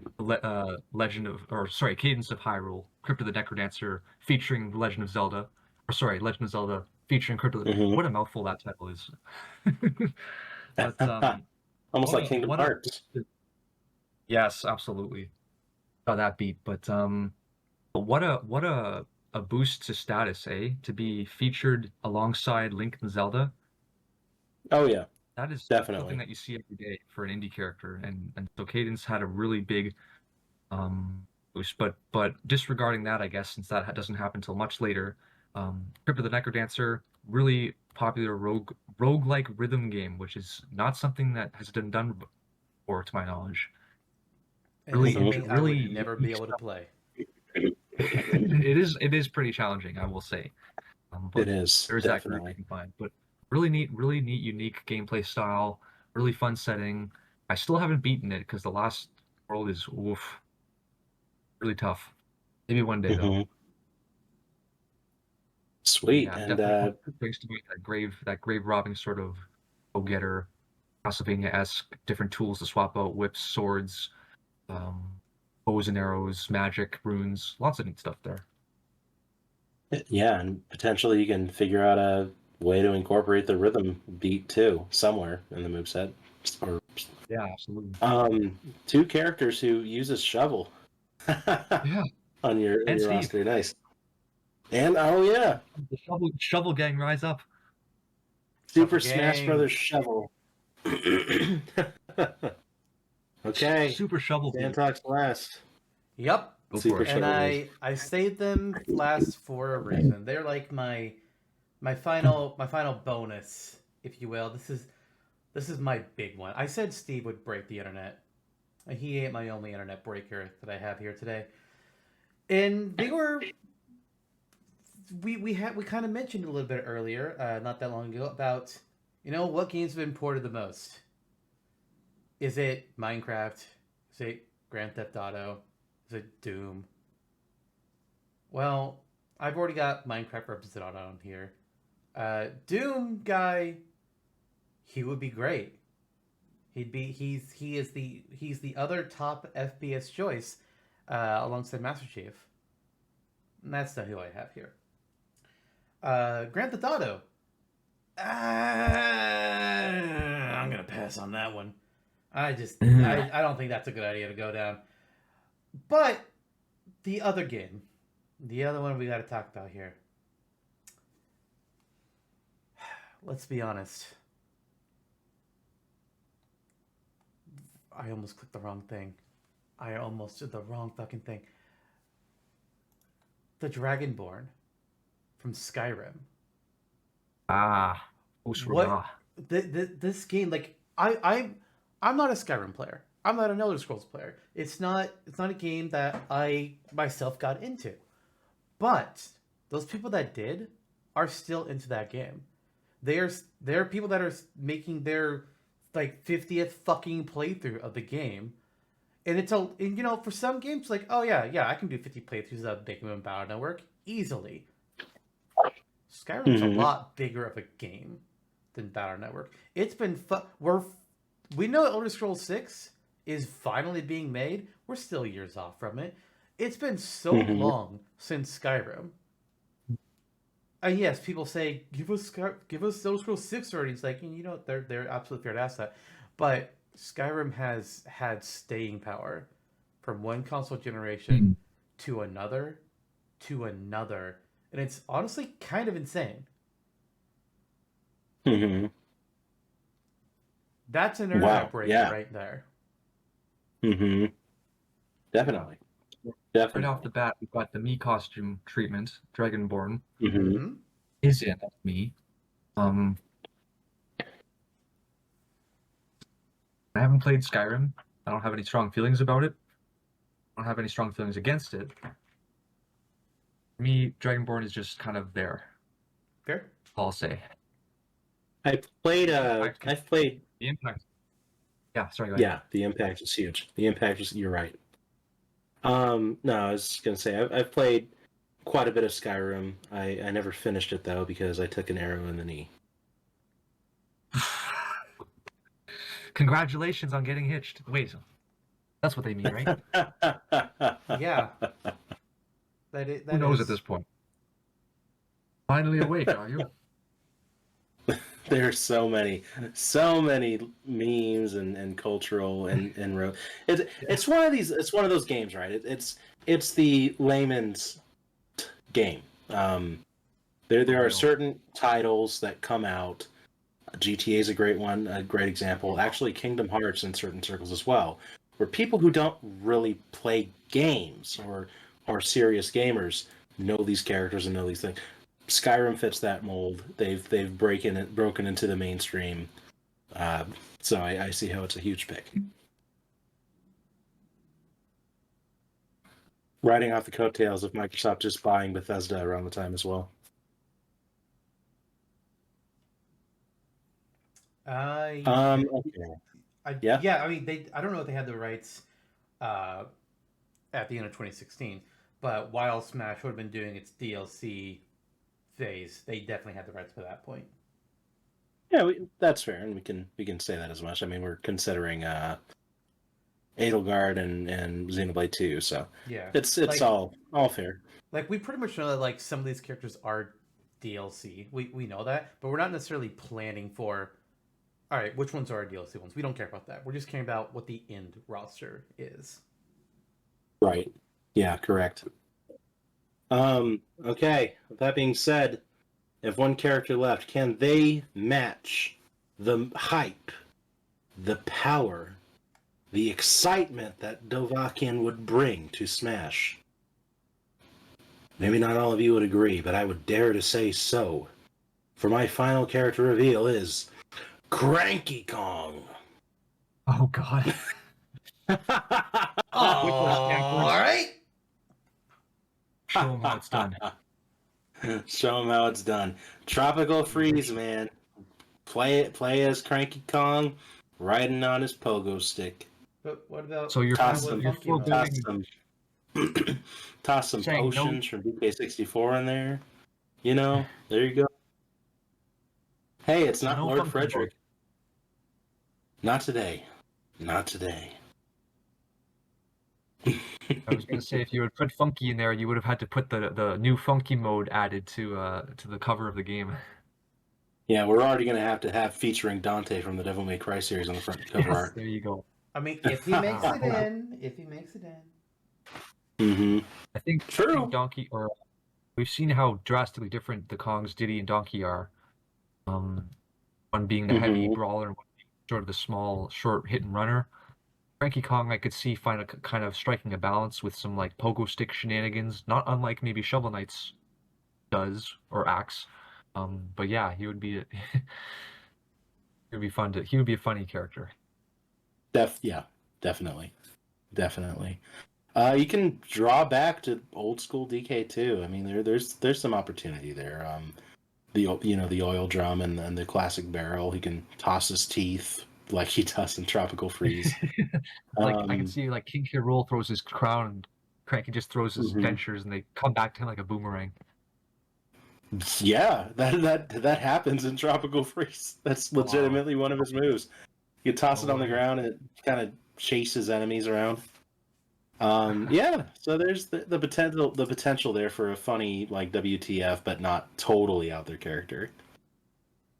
On the tier of a Piranha Plant reveal, maybe. Okay. No, not Piranha Plant. Yeah. But yeah. Well, I saved my pie in the sky character for last. This is if Valve ever gets off their ass and counts to 3 for once, which I don't think they need to in this case. But from the Portal series, it's everybody's favorite mute lunatic, Chell. Yeah. Dun, dun, dun. Here's the real Sweet. reason why Yeah. we need a Portal 3, so we can get a new fucking render of her. Please? Please, yeah. It's so annoying not having like a Like, good like quality. Yeah. I have a hard time finding renders for the characters sometimes for use in Super Cast Brothers. And when a character only has one fucking render that's not an in-game model, it's like, dear God, please, give me something. I swear to fuck. Like, And like I Mock acknowledge that she's Rider... just silent. Yeah, like Chill only has that in her in-game model. Mock Rider only has like an image of him in the ending of the game in Mock Rider or his melee trophy. That's all we have for Mock Rider. It's like, can we please help me? I need something. Silex only has the one model. And it's like you don't want to like have to rely on like the fan made artwork because it feels kind of scummy just kind of casually grabbing stuff from that other people have made. It's not official really, but Yeah, like which comes to I try to not use any fan art on the show. I don't know, there might have been some times when I failed at that, but I try not to use fan art because it's their art. I don't want to be using this other person's art because it's theirs. I try to only stick to official material, and boy, do they not give me much to work with sometimes. Goku also only has that one image. right, yeah. Also, but the yeah, Portal. So yeah, Chell. What can I say about her? Oh. She has as much stuff going for her as she does going against her. She's like probably the most bivalent character that we have here. And I know she's a silent protagonist, and the point of her is that she's mysterious. She's a lab rat.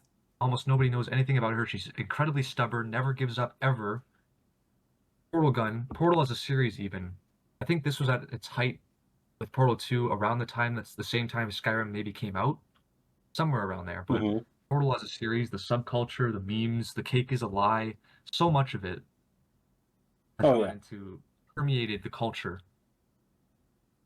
Definitely. And just the idea of like Aperture Science being this sort of rundown dystopian Apple computer labs, the test chambers, so much potential you could pull from. Like the Portal mechanics themselves would probably be like a programmer's worst nightmare, but we don't have to worry about the logistics, do we? I mean, they made Steve work. That is very true. The idea, just the Quick tangent, but have you guys played the Stanley Parable? No. Well, spoilers for a 12-year-old game. But there's an ending where you can actually the narrator takes you out of the game and puts you into a better one. And so he quickly puts you into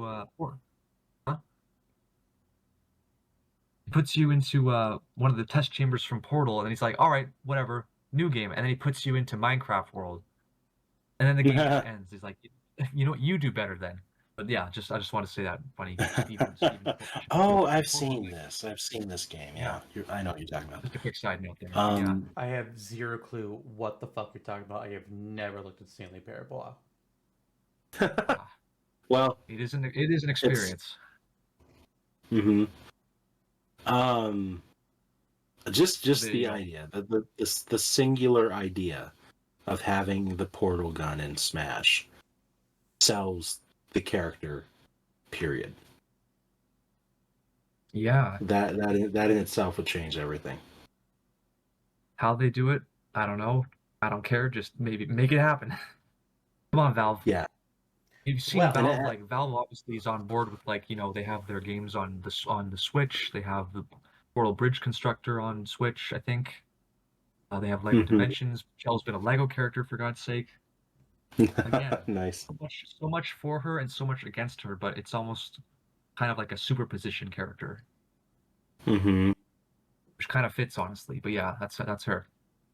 All right. Well, those are all the characters that we have up here for debate. If you have somehow watched the entire podcast up to this point in one sitting, dear God, Dear God. Because it Shout took out us... Eric's mom. Shut up. I'm trying to move on.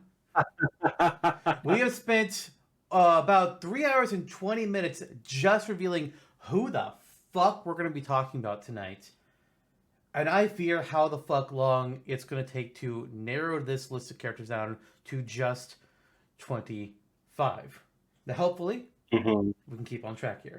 I'm going to do my damnedest to try and wrangle this together. But knowing who's here, that's going to be impossible. So, let's just get things started and see what we can do here. We have not quite 75 characters, but we have somewhere between like 60, 65-ish total unique characters here to discuss. And we can only have 25 of them, and only 10 of those 25 can be third-party characters. We don't have to have all those third-party slots filled up with third parties.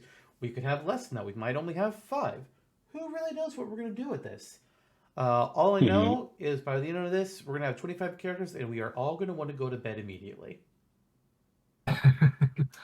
Right now, in fact. Man, is this what Congress feels like?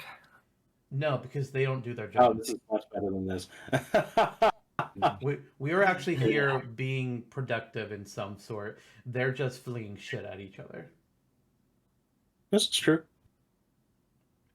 Anyways, let's get things started. Now, as we've mentioned in previous episodes, just because a character's on all 3 of our lists, that doesn't mean they're going to make the cut. That said, it's only happened once. Poor Sheik. It pretty much came down to either her or Ganondorf, and I opted to side with Flame Zone and go with Ganondorf on that one. But we've got a couple characters here that are on all 3 of our lists. There's Rosalina, there's Decidueye, and there's the Inkling. I think it's just those 3, unless I'm missing anything. I don't No, think you got I am. So I think we should go ahead and start there, because that's probably the easiest place to begin. I assume we're all probably leaning towards, yes, include them. Especially, probably Inkling. I mean, come the fuck on. Oh, yes. Inkling's got to be here. But do we have any dissenting opinions? Do any of us think there is reason to hold back on any of these 3 characters for whatever reason?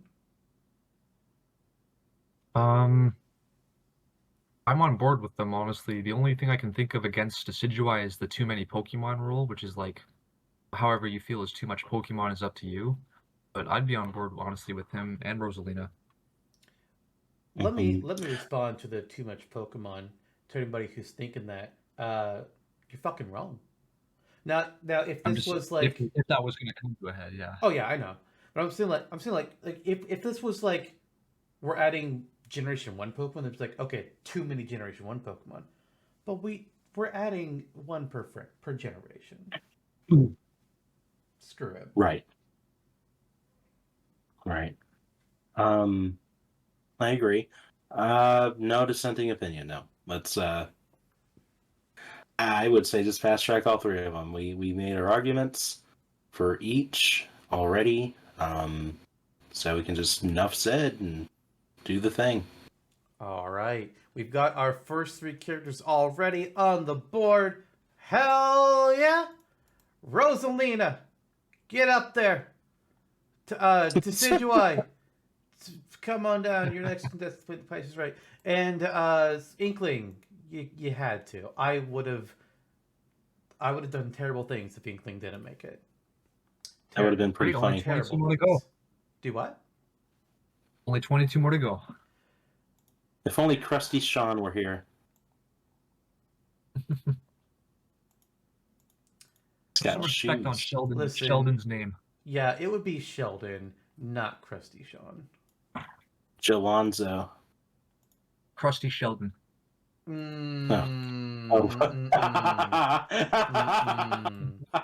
That's a big no. That's a pretty firm no right there. Disgusting. Very disgusting. Right. Forget about that then. No. In some ways, he is crusty. You're right. I Oh my gosh. would like the conversation to move on because we're Yes. not doing this. I have a line of where I like content to be, and we are approaching it. So let's move the fuck on, like adults. Boy, what a great the next character. That's all we're talking about. Yeah. So Jonno, Chris, yeah. while I'm getting the last of these up here, what series are you kind of feeling that we should kind of cover up next? Because we have a lot of avenues that we can go down, and I'm not entirely sure. Well, I kind of feel like I might know what the next thing to talk about is, but where's your mind thinking? My mind is with Xenoblade. Yep, that's where I was going to go as well. Yeah.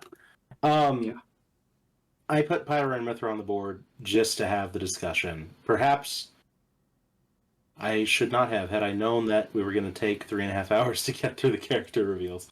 But yeah, maybe plan for next episode we take like 4 hours to get through the character reveals. Just plan for that. Yeah, it'll be a time, but at least we're wrapping it up. You know, we're here in the final stretch. Yeah, so they're here because they were what ultimately happened in Smash proper. I don't hate how they play in Smash. It was definitely a unique take because we were, kind of the mind that drivers and blades had to be paired together as they are in Xenoblade 2, but they burst that open. They're like, here's Pyra and Mithra solo. They play fine. They play pretty well. I like playing as them. So here they are. The concern with Rex for me is Sakurai did say it was a hardware issue, ultimately, that led him to choose Pyra and Mithra, right? So how would we avert that with the moveset? Who cares? This is Fantasyland. Would it do a stance change for him having Pyra with like a JoJo stand, kind of like part of his like movable unit, and then he can switch to Mithra, and that changes his stats up, something like that? I mean, I think just simply, if they think having Pyra or Mithra on the field the whole time is a problem behind Rex, then only need to come out for certain attacks. Boom. Done. Crisis averted. Yeah, I mean, that's fine. That's fine. I think there's always that element of technicality, especially in the earlier episodes. So we're fast approaching where it's not going to matter, but we're still on current hardware. So, but yeah, I mean that's a reasonable take. So we can. There you go. My vote would actually just be with Rex at that point because he's the protagonist and he's not a faceless avatar like say Cross. So there's merit there. And like. Having Rex, he would also have Pyra and Mithra with him as attack, so it's not like we're losing them. We're basically just adding in Rex as like the leading figure, which is what everybody expected anyways. Right, correct. Cool, we got our fourth character. Hell yeah! And we also just cut 2 from the list of consideration. So we have made things that much easier for ourselves. Thank fuck. Not bad. The rest will be just as easy. Yeah, I wish. Because those were the 2 easy sections that I had. Mine's like, alright, get the 3 that are on all of our lists, and then let's look at the Xenoblades. Because, yeah. May I make a suggestion? Sure, absolutely. Yeah. If I can take a snipe real quick. Apologies, Jonno, but I want to take a snipe at one of your characters, at Tails specifically. Do you think you could keep Tails, but rework him as a recovery for Sonic's moveset? I don't know. In what way? I think the spring works fairly well. Yeah, it does. I'm just wondering if, like, as an alternative, if you wanted to keep Tails in function some way, you could have, like, his up B could have Tails carry, Tails sometimes carries Sonic, and his tails are spinning, and then the tails could also do damage on the way up and have more mobility in the air with Sonic. Fly for a limited time. I feel like I'd rather have Tails be an assist trophy if he's not playable. I do think. I mean, yeah, it would work either way. It would work either way. I'm actually surprised that was the character. I was expecting you to say, "Oh, Henry Fleming," or it'd be like, "Oh yeah, he's that guy." Yeah, can we? Actually, you know what? I'm gonna co-op this. Can we snipe Henry Fleming? Why is he here? Why is he here, Jonno? The codename Steam. Well, I wanted that game to succeed, and it has such a unique concept to it, with being a tactical RPG like Fire Emblem, and using steampunk and everything in these historical in quotes with some of them because they're literary figures. Mhm. Why the game failed? The game flopped so fucking hard. Why is he here? He is here because in this, as you mentioned, it is Fantasyland. And in this world, Codename Steam releases March 13th, 2015, as it does in ours. The dev time for our game here is in December, so all within the same year. Nintendo can use this as an opportunity. Oh, hey, there's this new game that just came out, and there's Toss Henry Fleming in, and he's got his Steam gun that does all these unique, steamy things. Here's my problem with that, though. There was borderline no promotion for Codename Steam leading to its release. Nintendo didn't give a fucking shit about that game. If they cared about that game and making it do well, they would have promoted it. And they didn't. Mm-hmm. Mm-hmm. They gave ARMS more promotion. Almost got a graphic novel, for God's sake. What? They got I a did not Dark know Horse this. comic. Yeah. Yeah, it's the classic case of like a faulty execution for a great concept. Yeah. Mm-hmm. And Alright, if we're yeah, going let's to do it. include a game that like got ignored and didn't really have it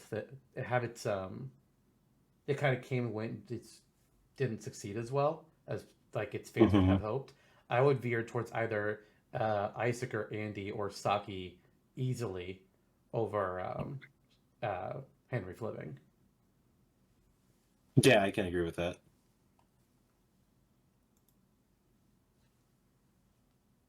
Kelly? Huh?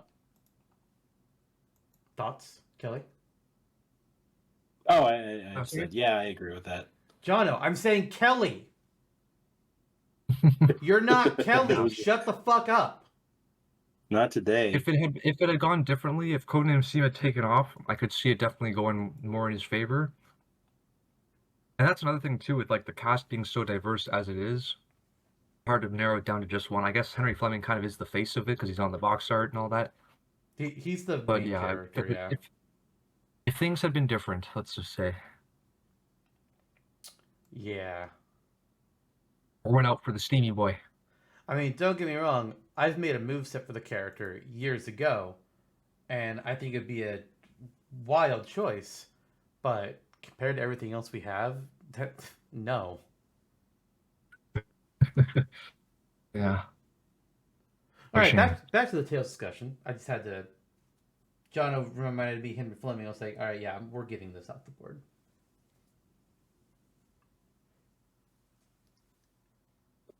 I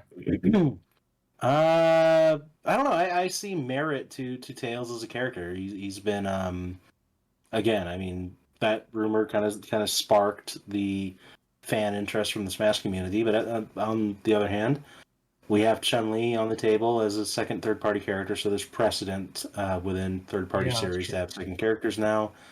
And Tails is Sonic's number 2. Some might say he's the Luigi to Sonic's Mario in some respects. If anything, I would say like his competition is within his series. Like, and that was something I asked myself: do I do Tails or Eggman, or potentially Knuckles. Shadow or Knuckles? Landed on Tails just for that player 2 mentality. And he's an inventor too, so you can use his biplane. You can use the Tails as an obvious up special, as you'd mentioned. His various like electric ray gun things. Yeah. So I there's think he had that back in the first Smash Flash. He had like some sort of electrical gun, I think. Yeah, he did. Mm-hmm. And then even Tails Adventure or the Sonic Adventure or Advanced games, he has the remote robot drones. So I think there's merit to the character, but I mean, I'm definitely up to hear dissenting arguments. It definitely feels like 2 is almost like the maximum number for any given franchise. In a lot of cases, like if you go past 2, that's starting to kind of push it. Pokemon and Fire Emblem notwithstanding, of course, I mean, and Zelda I wouldn't say that's like for and Mario. I wouldn't say this like for franchises in general, like the can more, who cares? But for third parties, like even in regular Smash, I I don't necessarily like third party franchises getting more than one character. With rare exception, like Sephiroth, like an Echo's like okay, sure that's one thing. Sephiroth is like okay, you're kind of breaking my world here. What the fuck? This is the first time this has happened. Ah, Yeah, for but third parties, it definitely that way. Yeah, yeah, but I like can understand Tails being in. Yeah, I definitely would if you not feel like, go. oh, sorry. I definitely would not go more than two, uh, even with them being whether it's clones or echoes. Like, all right, listen, there are so many different third party franchises out here. That's what's always been the problem with being representing the same third party franchise more than once. Is we have so many other series. Why are we double dipping over here when we could give this other franchise a shot? And yes, I have Alucard on here. I have Alucard because when I look at the third party franchises that we have introduced so far, there are very few that I think could feasibly get a second character. Castlevania obviously is one of them. The Mega Man series I think could work. You just gotta be very careful about who you choose, and ideally you choose a different uh, section of Mega Man. But even then, after any Mega Man, Zero is the top pick, and well, we've kind of got X, and they're both in that same thing, unless you go with the Mega Man Zero version of Zero. But Bomberman, that's not an option. Solid Snake, you could go for a second character from the Metal Gear series, Right. but Yeah. I kind of feel like that's not what I would do. Street Fighter is a good option, and we had that with Chun Li. Banjo Kazooie wouldn't do it. Sonic, yeah, I think Sonic is one of that I would think you could feasibly give a second character to. I wouldn't do Pac Man. Kingdom Hearts, you could, but I don't think I would. Final Fantasy, as long as it's not something from 7. That's my rule. I see your point. Yeah, space overall is at a premium, so it really Right, depends on the series. right. And like Assassin's Creed, And I mean, one assassin plays like another. Don't fight me, Assassin's Creed fans. You know that it's true to an extent. Ace Attorney, wouldn't. Ni no Kuni, don't know enough about it, but I would say no, probably. So it pretty much comes down to a second Castlevania, a second Sonic, or a second Mega Man, or a second Final Fantasy. Mhm. And we have two of them up here. So the question becomes twofold. Twofold is one: do we want to use one of our slots on a second rep for the same third-party series, whether that is Sonic or Castlevania? And then the question part two is, which one of them, if not both? Personally, Right. I will almost always argue for representing different series. I was against the vote to add in Chun Li in the last episode. I was. I wanted to represent more series. I was outvoted, and you know what? That happens.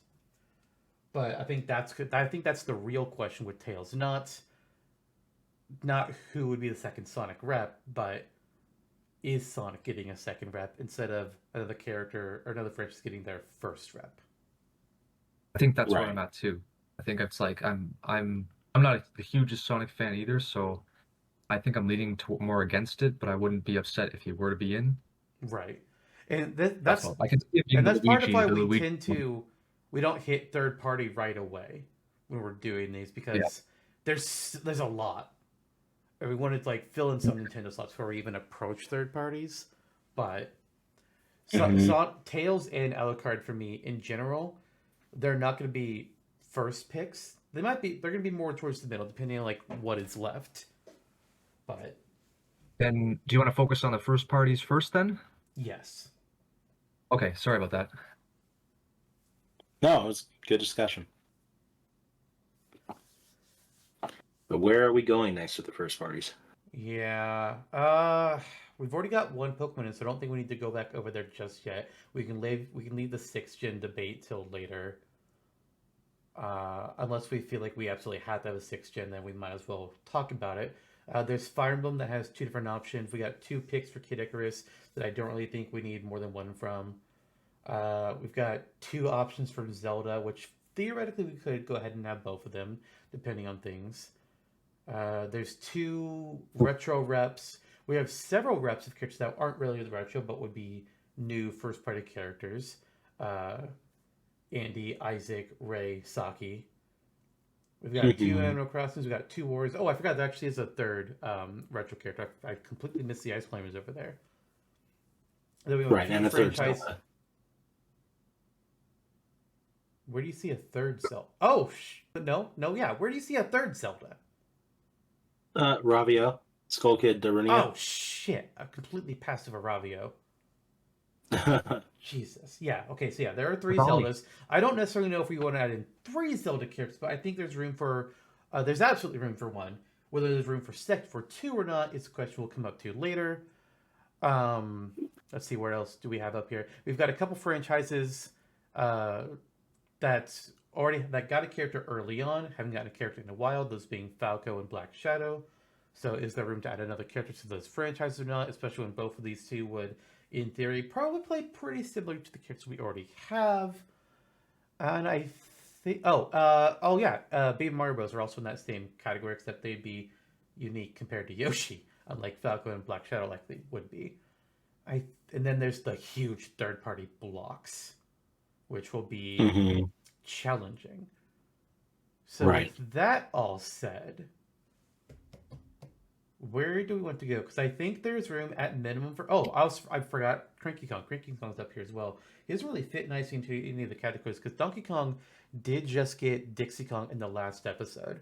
It's been getting characters kind of like every couple of rosters they've got another character for the most part. Right. Okay, well, man, that's a lot to digest. Kelly, do you have any leans between any of these categories? I was thinking we could start maybe with the Zelda series. Good. Okay. That's one of the biggest ones. Yeah. So of the three, I'm feeling the. Oh, do you want my opinion on the one I'm like being against? Go for it. Do you want to bully you? Sorry. No, go for it. Sorry. I'm thinking, well, as much as I like Darunia and as wicked as his dance moves are, I feel like he's probably the weakest outlier in this case because, like you said, with the races of Hyrule, it's like, why not Zora with Ruto? Why not Gerudo with Naboru? Why not Saria for the Kokiri? I feel like it's a lot less specific than a character that like really stands out from their own game introduction, like Ravio or Skull Kid in this case. That's fair. As much as a giant hammer would be fun, I think Darunia is the one I'm leading against the most. I will say that I when it comes to the races of Hyrule, Naboru, the Gerudo aren't really in consideration for me because we got Ganondorf. He's a Gerudo. Kokiri, do we have any of them that can do anything? Not really. Ruto, though, and the Zora in general, I think that's the big competition with Darunia. The reason why I don't have a Zora up here is because, well, Mifa's not available yet. Otherwise, I would probably have Mifa up here. And it'd be like Darunia and Mifa is probably where I would go with that if I had that option yet. But I don't have that option. So I went with Darunia because between him and Ruto, he seems like the more interesting one to me. And that's... And it's not going to be Yunobo later on. Fuck Yunobo! Hate him. He's the worst one of the sub-champions in Breath of the Wild and Tears of the Kingdom. I can't stand him. Oh my god. Yep. Hate him. There's a lot of there's race precedent for sure. The Goron and Zora being the most obvious. I think a Rito could also work. S2 could potentially work. My point is that it's just like it's hard to kind of. It's just like my point was that just like I think there's more prominence for the or more priority would work better for like the standout characters of the mainline games, like the character that kind of defines that game, like Midna did for Twilight Princess, or how Ravio does for Link Between Worlds, or how Skull Kid does for Majora's Mask, over one of the races of Hyrule. That's all. I that's actually a valid argument. It's a valid argument because you're saying Darunia is prominent for a portion of the game, whereas Ravio and Skull Kid are in your face, kind of the third base character, like Yeah, the most important tertiary character. kind of character. Yeah. That's the word I was looking for, right? Yeah, I understand that. It's not a bad argument. I see the merit in Darunia. I won't take him off the board just yet, but I do agree that perhaps the initial choice should be between Skull Kid and Rabio. They're both also the more recent games released on the 3DS at the time, as well. So perhaps there would be kind of that marketing aspect, like, oh, Majora's Mask 3D just came out, the Tucson Skull Kid, or something. I mean, let's be real here. When the characters were being revealed, we all kind of knew which one of them was going to be the pick. Like who the first Zelda character would be, right? We all knew. It's Skull Kid. Are there any disagreements? Yeah. Like not to discredit Darunia or Ravi, because I do think both of them are good choices. But we all knew that it was gotta be Skull Kid. Like Skull Kid was going to be my nominee until I remembered what Ozza said about the race. And it's like, you know what? That's a good point. I want to nominate Darunia. Big Goron man with a big old fucking hammer. That's great shit. And he could pull from. You could add in even stuff from like what the Goron mask does in Majora's Mask, or what Daruk Yunobu can do in Breath of the Wild with the Daruk's protection. It might be weird giving it to him, but we've seen weirder. But we all knew it was going to be Skull Kid. Let's not fucking kid ourselves. It's Skull Kid. That's our number one Zelda choice. I concur. I concur. Yeah. Like there was never going to be a world, I don't think, where Skull Kid wasn't going to be the first Zelda one we went on here. Doesn't matter what any of us would have said about Ravia or Darunia at all. It was going to be Skull Kid. Yeah, I concur. Yeah, I mean, you see the three, and you know which one is the more prominent at this point. Yeah. Plus, villain rep. Villain rep with near infinite potential on what he can do as a fighter. Besides having that final smash locked in with the moon. Well, yes. Game over. You've met with a terrible fate. Although I do love the idea of representing the races. I think that's a strong idea, because there are several, again, Goron and Zora particularly. I think Darunia is actually probably the best overall rep for Gorons. I agree with that too. Oh yeah, it definitely shines with the Warriors games as well. Being able to kind of touch them out with pretty much a hand in each pie there. Yeah, he's good at it. Yeah, and Mipha is probably the best Zora rep, having looking into the future, since he's not on the board here. I mean, you can make an argument with Tears of the Kingdom having Sidon be a companion for you in that game, but we're not there right now. Oh yeah. This is another strong pick. Wouldn't say no to him. All right. So we got one Zelda on the board. We'll circle back around later to see if there's room for a second, or unlikely a third, but who knows. So now, where do we want to go now? I'm feeling I could go several different directions.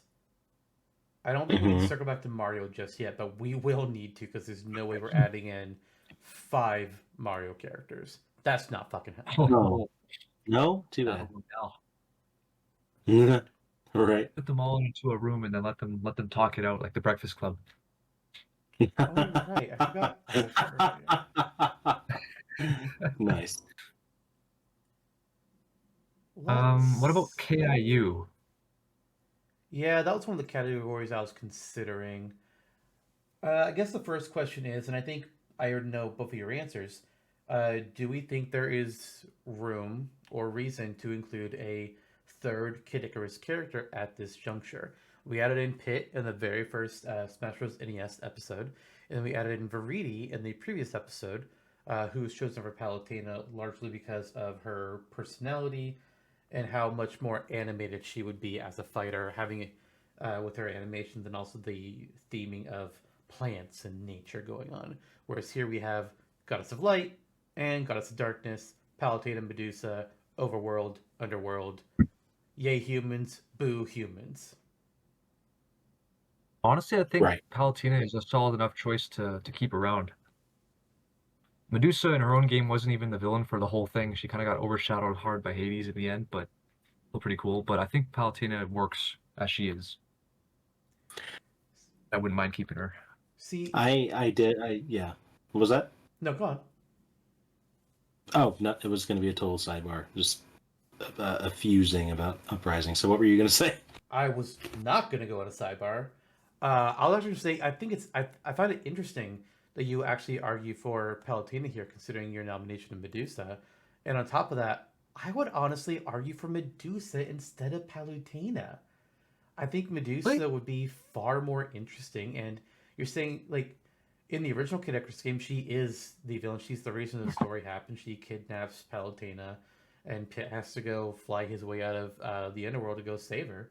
She is your villain there. And in Kid Icarus Uprising, she's not like the overall villain, but Kid Icarus Uprising is it's a game of arcs. It's a game of story arcs.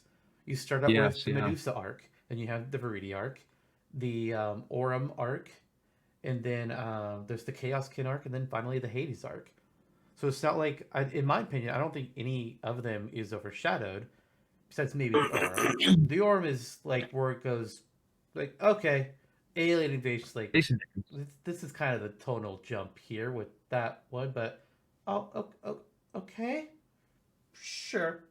But when I look at Palutena and Medusa, both of them are both valid fighters. I mean, we've seen how Palutena works in Smash. She pulls from the different heavenly powers in the game that Pit can equip. And then we've seen how Medusa attacks in that game as well with her boss fight in the moveset that Jonno and I made in a previous episode of this podcast. So both characters are absolutely valid fighters. If I'm picking between the two of them, my personal lean is towards Medusa for a couple reasons. One, more interesting personality as a character. It can be a lot more fun, I think, on that aspect. And also, I just feel like she does more. Like, nothing against Palutena, but she's a much more passive force in the game compared to Medusa and Viridi and Hades. I see, yeah. Yeah, in my mind, it was like, this is where it gets hard because you have to keep in mind, like keeping in mind all the stuff that we know that Smash Ultimate already has, like the Echoes thing with, like, if Palutena is in, then great. Medusa can be in as an Echo. Or they can be alts, or it can be one or the other. We know how Palutena works already, and that physically, I think Medusa would kind of be like, she'd be like same, land speed, same height, slightly different moves, her own moves, anything like that. So I don't know. I could go on honestly either way. I mean, one thing to keep in mind here is that this is our own timeline. We're not having to base a character off of an Echo. We're not making any Echoes here, really. Any character that we nominate, like, we can say, like, oh yeah, Black Shadow could be an Echo Captain Falcon, but we don't have to say, oh, Palutena and then Medusa is a costume or an Echo, or vice versa. Medusa and Palutena is a costume or an Echo. That's not what we're doing. We're just picking unique characters. Mm-hmm. What do you think, Jonno? Do you have strong feelings for Palutena? I do have a decent lean in Palutena's favor here. To no one's surprise because I nominated her. But and it does come down to the heavenly powers.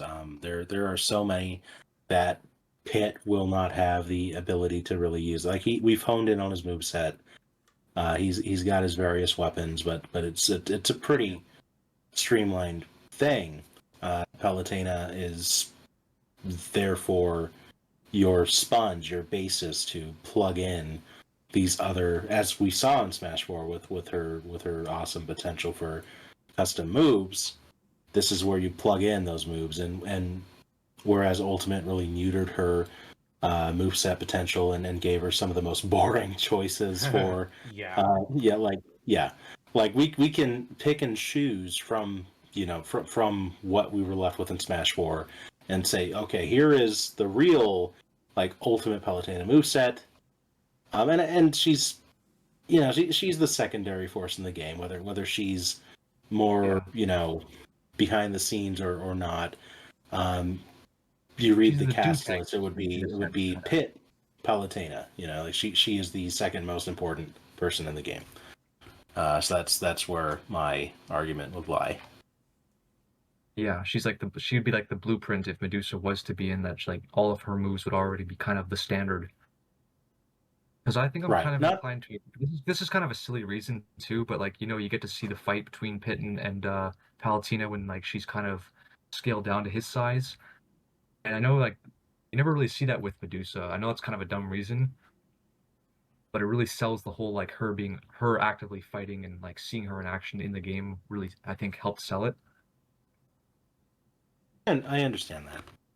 Medusa, I mean, obviously she would have petrify. She would again have the ability to throw her head. There's a lot that you can do there that is not beholden to Palutena.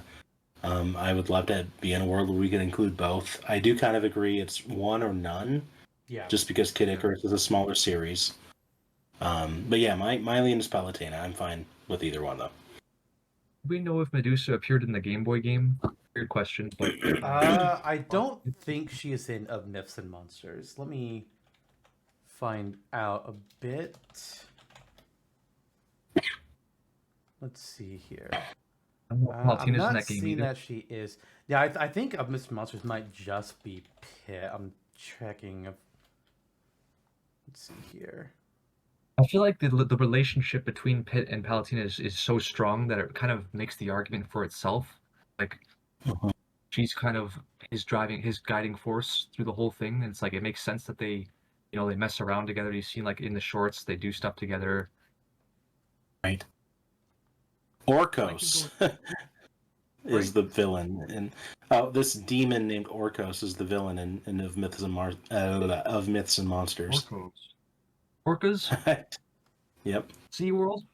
So yeah, it looks like Palutena is basically once again damsel in distress in Of Myths and Monsters.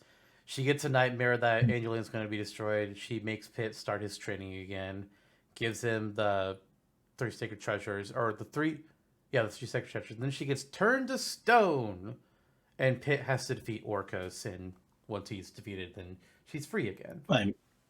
I'm so glad we're out of the damsel era. Like, Are we? God. Are we?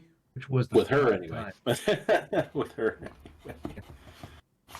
I mean, hey, Mario Wonder has playable feature in Pete Daisy. It's like, yes, finally.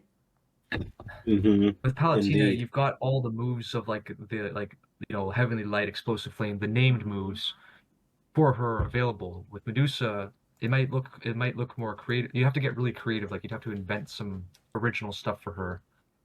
But I think Palutena, like with all the moves already available, pull from that probably it's easier to pull from. I think. I mean, I'll say it once again. Like I can tell where things are going, but I'll say it once again. You really don't have to get super creative with Medusa. Like, yeah, there's the heavenly powers, and Palutena can easily pull from those. But Medusa has plenty of her own stuff that you can pull from in her boss fight, and like we've done it. We have a moveset for her completely made on this podcast, and that has been put on the wiki. It's very easy to make a Medusa moveset. It's not difficult at all. She can be completely separate from Palutena and Viridi, no problem. That is true, yeah. So the question becomes, what angle do we want to go? Do we want Palutena angle, extra villain, or sorry, a dedicated villain for Kid Icarus Uprising? This is why I'm not in politics. I mean, I've made my stance very clear. Like, Palutena isn't a bad character choice, but if I can choose between the two of these, Medusa just seems so much more interesting. And she does, like, yes, Palutena is the number 2 character in Uprising, but what does she do in Uprising? She gives Pitt the power of flight, and then you have a short boss battle against her very much towards the end of the game. Whereas Medusa is much more of she's the focus of a full third of a game. Maybe not a third, but a good sized chunk. Villain of the original. Yeah, Smash 4 definitely felt like it was kind of building its own new narrative extension. You're like, oh, well, I'm going to come in and fight now. Guess what? It's me. or with Palutena, that is. Yeah. Mhm. Well, yeah, I could see myself fronting Medusa like as the villain rep if we want another villain, specifically from KU or KIU. Well, something that we can do if we feel like we are having an issue with the decision at this point is we can table Palutena and Medusa for now. If part of the argument is about having villains or not, then we can That's cycle fair. back around after we discuss some other characters and see, are we adding more villains? Are we not? Maybe Medusa and Palutena comes back in the discussion at that point, and we'll see how it goes there. I think I ended up getting like the most villains out of any of us here. You've got Skull Kid, Fawful, Medusa, Silex, Black Shadow. Conquer, Conquer's his own worst enemy.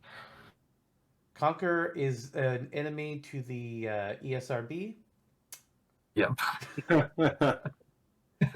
The Ice Climber game is a villain itself. That's an enemy to society as we know it. Yeah. Yeah. Yeah. I mean, why don't we table KIU for now, and we can come wrap around to it later then. all right. I want to get at least one more Nintendo on the board here before we jump around the third party. Because we do need to get over there soon, but I want to get one more Nintendo up. Where is that All right. discussion? Where do you think it is? Honestly, I think the We've got easiest point to look at... Oh, yes, Kelly? I was just gonna say we've got the early retro reps, and we've got like the kind of N64 era reps or retro reps. Those are like two distinct camps, sort of. But go on. Sorry, what were you gonna say? First, I mean, I guess I'll first address that real quickly. I don't really consider Isaac, Saki, or Ray to be retro reps. They're more dormant reps, I would call them. Whereas, That's a Ice good Climber, one. Mock Rider, and Goku are all NES retro one and dones. Andy, I'd also Yeah. throw in the dormant category.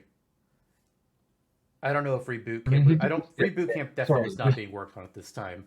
But even with Reboot At Camp, this I would point, still yeah. call Andy relatively dormant. Right. But I think the easiest spot to look at is the following question: Gen 6 Pokemon, yes, no. Gen 6.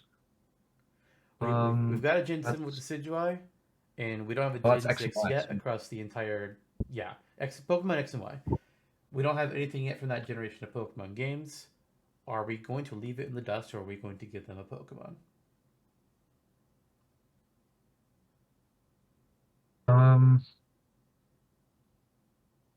I just don't know if we were to include a Gen 6 Pokemon, I don't know if I'm sold on Sylveon as the rep, if at all. But I just don't know. Well, there's a second one up here besides Sylveon. Oh, I'm sorry, Halucha. Yeah. Halucha and Yeah. Sylveon. Obviously, if we have it in a Gen 6 rep, these are the only two that got nominated, so these are our only choices. I like Halucha more than Sylveon, but X and Y as a whole was just kind of lukewarm for me as a whole. It had some good designs, but It really I feels just like don't- the world of X and Y is empty. Like, it doesn't feel very lived in. And it's got some good Pokemon designs, but it also it's like a really weird generation to me. was that the one with the French poodles? Yeah. Yeah, that was Like- Kalos, sorry, yeah. Like Gen 6 Kalos region, it feels like they put 70% of their efforts into designing the 3D nature of the world and the characters, and then put like 10% into story, and then the rest of it is in the other section of the pie chart. Like Gen 5 wasn't a favorite. Like I have my issues with Gen 5. I know it's very popular. I have my issues with Gen 5. But one thing Gen 5 did amazing on was making the world feel populated, and especially making the gym leaders feel like characters. Absolutely, Like, yeah. we've had like a couple gym leaders in previous games prior to Gen 5 that were like, okay, yeah, they're doing here. They had this personality. Crasher Wake is a great example of a gym leader that had like this presence and a personality to them. Gen 5, almost every gym leader, if not all of them, felt like that, and almost all of them appeared in the finale of the game to help you out against Team Plasma. I forgot what they were called for a second there. And then you get the Gen 6 gym leaders, and none of them, they're cardboard cutouts. They're cardboard cutouts. I kind Like, of remember like the fairy one with like the fairy, the dollhouse, kind of like the fairy gym, but that's all I can remember, honestly. her design scares me. There's just something I think unnatural. I think are we taking into account Jigglypuff is a fairy type at this point, or is this before they Oh, classified Jigglypuff her is as a 100% a fairy type, but Jigglypuff isn't up for nomination. Right. I think Lister and I both went with Gen 6 Pokemon in particular. Like, Jigglypuff is fairy type as of Gen 6, Yeah. but Jigglypuff is technically a Gen 1 Pokemon. Otherwise, I would have had Granbull up here with the little fairy wings. I mean, I won't lie. I did consider Jigglypuff to be the quote-unquote Gen 6 rep because of the fairy typing, but I felt like that would be a disservice to the generation because, yes, there's Hawlucha, there's Sylveon, there's Hoopa, there's Zygarde, there's other Gen 6 Pokemon. There's Malamar. Malamar's cool, but it's yeah. I feel like, we're at this point because we're trying to check a box. We do not want to skip a generation of Pokemon. yeah. You and I. And at the same time, Hawlucha is an awesome pick, one that you've championed for a long time. Sylveon, I feel like, the writing's on the wall between the two of you. It's not going to happen. Sylveon is a great choice to represent the fairy typing and evolutions in general. There is no denying that. Right. The only big negative for me with Sylveon is, like you kind of mentioned, that for you said this isn't a problem, but representing one evolution over the other is really the main negative that I see. Right. I honestly, I do not. I think that's an us problem. I think that's a Smash community talking point. But if it were to come about, it would totally dissolve. Yeah, agreed. Like the real world perspective. The gamer looking in, the people who buy this thing from off the shelves outside of our niche community. You'd be like, "Oh, great, Sylveon's in. Sylveon's cute. Wow," and that would be it. Yeah.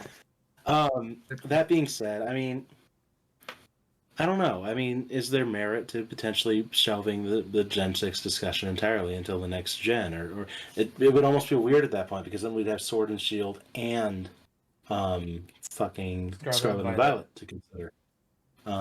So that might shut out Gen 6 entirely. So I guess the question is at this point, how difficult, what is the sell here, right? Like, how important is it to have every generation of Pokemon represented? Because I feel like this may be Gen 6 point. And I agree, like, the Pokemon, maybe as a whole, are not as appealing as other generations, so that's kind of the problem. But yeah, is it important to represent all gens? Yeah. Yeah, just a side question.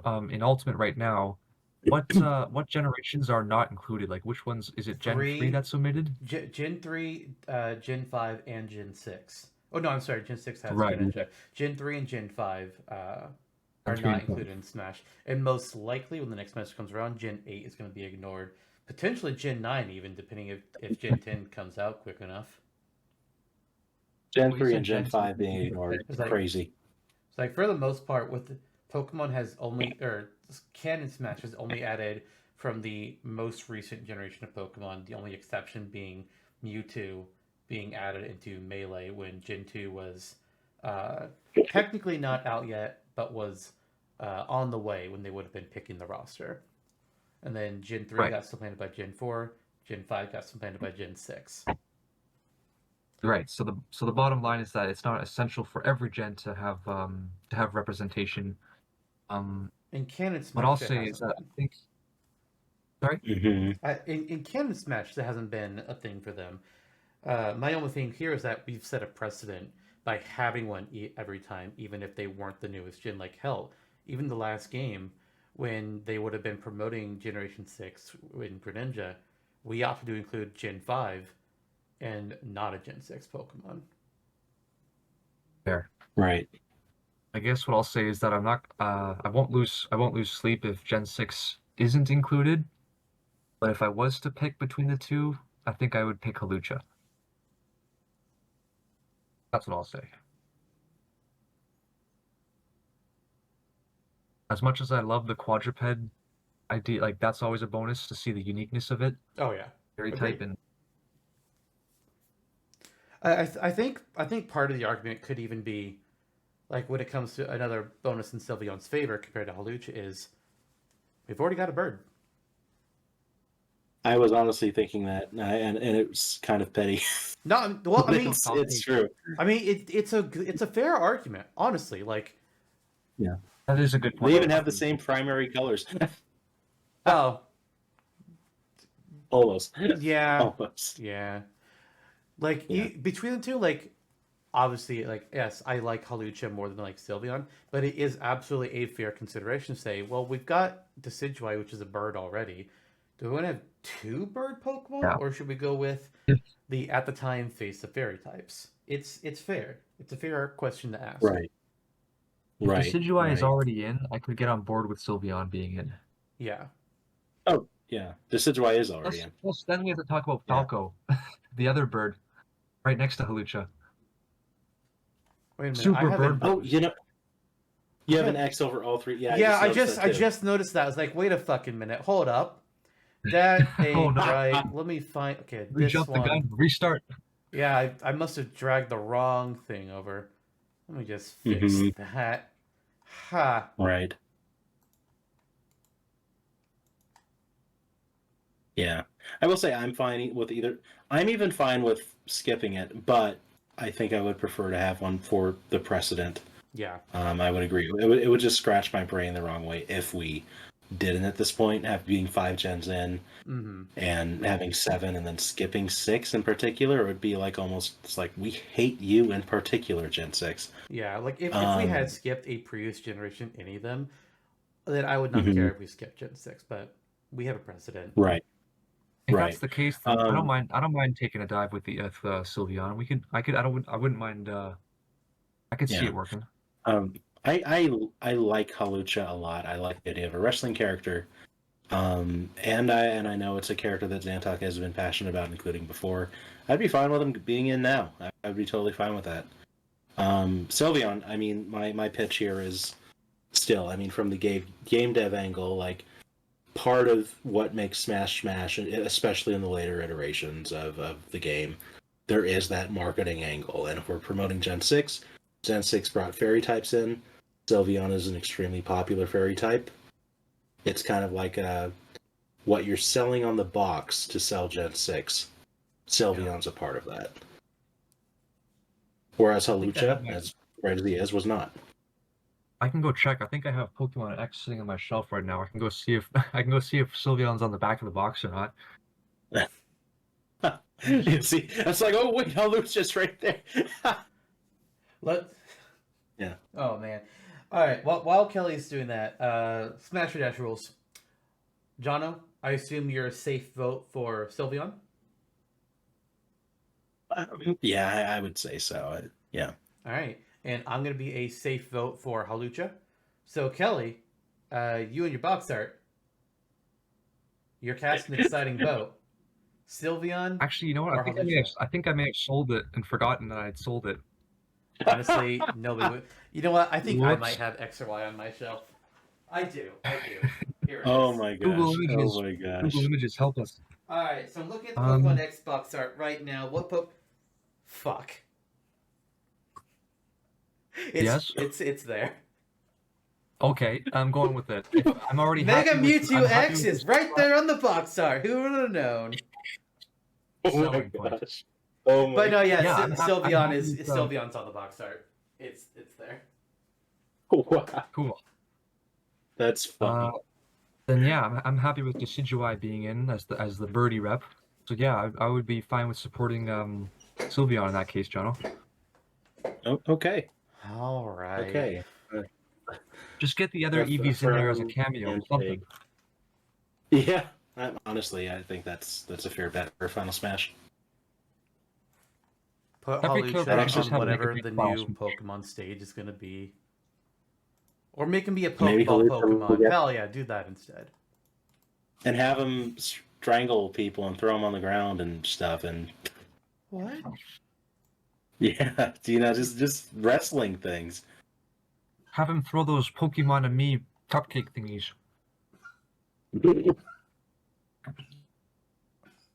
I forgot all about that. Yeah. I think that's a taunt. It just bends down and eats a cupcake. Nice. All right. Yeah. All right. So we got 6 Nintendo characters. Let's take a look at third party now. We can potentially add 10 of boy. these. We're not going to Mhm. add all 10 right now. We're going to add, let's say, 2 to 3 right now. Mhm. Let's just set that baseline. Okay. Who do we feel the strongest about? Because I'm sure we all may very well have some different answers. Please go ahead. Okay. Like who would we fast track in our opinion? You're saying, or I don't want to use the word Yeah. fast track, but like, who do we have the strongest opinion about that we want to discuss? okay. At this point, you know what? Namco has been the developer of the game for a couple now, and it would feel natural to include. I mean, we got Kazuya in Ultimate, so perhaps this is a good opportunity to parse out a Namco rep. Not to say that, I think we can only have one Tails character, but not to say that Dig Dug would necessarily be in or out at this point unless we felt most strongly about him being included. I kind of feel like the discussion, I mean, myself at least, is more so in Tails' department at this point. Tails I the can- franchise and not Tails the character. Correct, yeah. Tales of in Symphonia. Yeah, I agree. I don't have a horse in the race. It comes down between Lloyd and Yuri. I think I'm more Mhm. partial to Lloyd just because of the design, but honestly, I don't care who gets in. One, I mean- one or none. Lloyd does have a good design. I will say that, honestly. And that's my favorite thing about Lloyd. Mm-hmm. Here's where I'm going to talk about these two characters. Because I've played Right. both of their games. I played Vesperia on Switch, and I played Symphonia Remastered over Steam. Good. I've heard it's not very good on Switch anyway, so yeah, it's good. I wouldn't really know. I will say that when it comes to these characters, they both have their pluses and minuses. A big one for Lloyd is that Tales of Symphonia was the first one to be on Nintendo. It was on GameCube, which is honestly where the majority of the Smash community says Lloyd. They say it because, well, that's what they met on GameCube, and I understand that argument. Conversely, Yuri was on PS2 and only came to Switch years later, which we are either at that point now or will be in a couple of years. I'm not really sure timeline-wise. I would have to look at when that game got ported. But Yuri is, as we mentioned earlier, the popularity poll winner. King. Right. They banned him from being on future polls because it was an obvious win every time. And honestly, this is why, like, here's a rant. Anytime you do a popularity poll, you don't give people, it's like, okay, you can vote for one out of these 100 characters. You only got one vote, mark it count, vote for your favorite. No, you got people vote for like 10 and have it be ranked choice, you fucking idiots. That's the only way you'll ever get a true, accurate voting system. Dear fucking God. Alright, moving on. Who's looking at you, politics? Yes.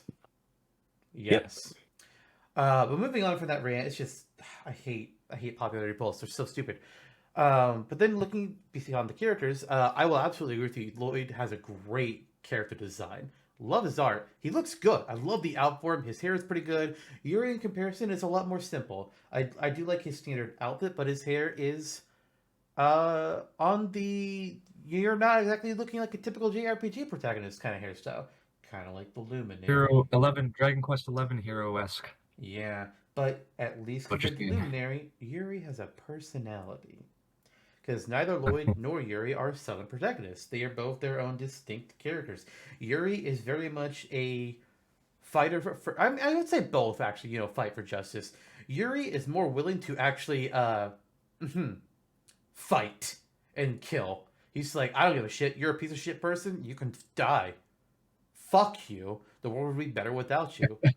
Lloyd is much more your standard. No, we can't kill. And he's a bit of a dumbass. In a very typical, like, Japanese protagonist kind of way. He's the big idiot. Yuri His compassion can get actually has trouble. a brain. Yeah, Lloyd has a you broke it hero kind of situation at times. Something I will say though for Symphonia compared to Vesperia is Symphonia honestly does have a more solid, like, thorough plot line that connects to the whole story going through. Vesperia is more of a 3-arc act. You got arc 1, you got arc 2, and you have arc 3, and there's like some loose things going on through them, but it's not like a solid start to finish.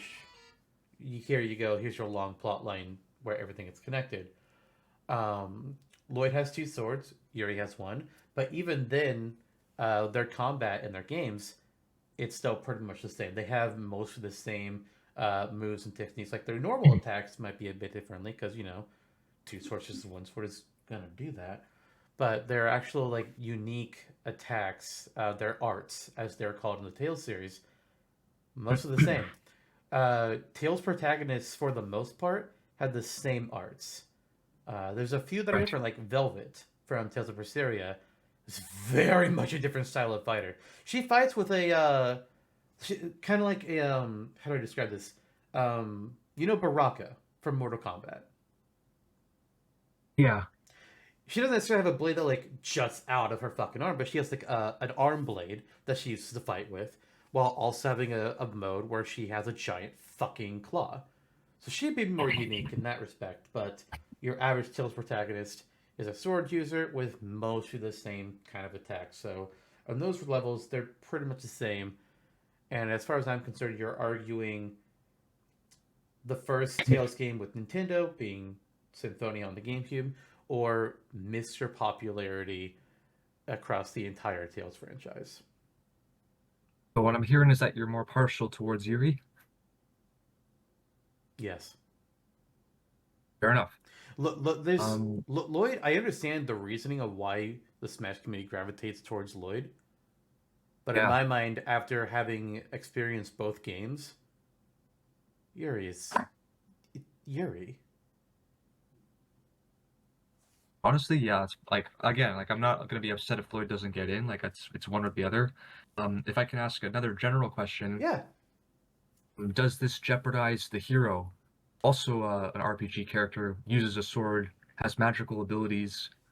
Does this jeopardize his chances at all, or do you think there's space for both of them? Or I don't think just either thought- Yuri or Lloyd would jeopardize the hero's chances. If anything, Hero would jeopardize their chances. I'm honestly surprised that Jonno said, let's talk about Namco first. Because I did not expect to talk about the Namco or Tales characters first and the third parties. I thought they would be saved for the second half of third party discussion. I thought we'd be talking about either Hero or Steve first, honestly. Honestly, I was thinking the same, yeah. Yeah, 2 characters that we know are included in the DLC. And for good fucking reason. Yeah. Jonno? I guess the question becomes, Yeah, totally. for your JRPG representation, is Hero like the prime candidate? And if so, if he's in, is there still room for a Tales rep? Is the question. I think it depends on what other third parties and what other characters we have in general. I can say, in my confident thoughts, that I would add in Hero first of all the JRPG options. Of all the RPG options we have on here, I would add Hero first. Oh, Dragon yeah. Quest has the seniority. Yeah. Yeah. Final Fantasy really capitalized on what made Dragon Quest great and brought it around the world, but we can't deny what Dragon Quest brought to especially Japan and the East back in the day. Like it's the grandfather of JRPGs. Yep. I think you mean Hero. Dragon Warrior. Actually, Actually, Once upon a no. time. It was only called Dragon Warrior in the States because Oh, they interesting. thought that fans, because they thought it would sound better to Americans than Dragon Quest. little Which, localization. yeah, That's stupid. it is. And I want to say it was might have been Dragon Quest 8. That was the first one to be called Quest. Because Mhm. I owned Dragon Warrior 7 on the PS1 back in the day. Oh That wow! late, huh? I didn't Wow. realize it went around Yeah. that long. I'm not sure if it was Wow. 8, if it was 9, or what when they started calling them Quest again. But I had Dragon Warrior 7. Actually, I know by the time Dragon Quest Swords, it was Dragon Quest because I had that game on the Wii. But yeah, I would be in support of. Yeah. He has my sword, and my bow, and my axe. I would tend to agree. I mean, I'm totally fine with that. So through all that Tales discussion, we're saying Hero's our first third party. Yeah, I do think there's. I mean, it wouldn't be unprecedented to do another Namco this game, but we'll see it when we get there. Right. And as far as the JRPG argument is concerned, I mean, again, not saying that we have to follow the same path that Smash Ultimate did, but Smash Ultimate gave us several JRPG characters, and they didn't give a shit. Yep, yeah, that is true. That said, I do think it's a matter of balance, and depending on what we add and what we pass over, we may decide, you know what, we've got Hero, we've got, I don't even know how, but like our other JRPG options are Joker, fuck, I forgot the Tales characters. You could argue, not really JRPG, but in RPG in general. There's also Dragonborn. Travis has some RPG elements in a way. All of them are on the board as well. And then Laura Croft is currently owned by Square Enix, so that's even a consideration in itself. If you want to think about playstyle, I guess Hero. Well, I guess he kind of has the more methodical, like stop, think, pick your spell from the menu. Whereas the Tails guys could be more in your face, action oriented. Absolutely. As a way to differentiate. Yeah, because the Tails gameplay is not turn based. You have a circle. You have a circular arena, much like Soul Calibur. Granted, it evolves and changes throughout the series where they make tweaks to everything. But you more or less have like a Soul Calibur arena, and you do that. You run around in this 3D space, and you're making your attacks by pressing combos and doing such. Right. Very much a different playstyle. Mm-hmm. Leaves the door open for those guys. Yeah, I think so. All right, third party. Where are we thinking? I kind of mentioned when we were shifting into Hero that Steve was somebody who I felt like would be a high priority pick. But what do you guys think about that?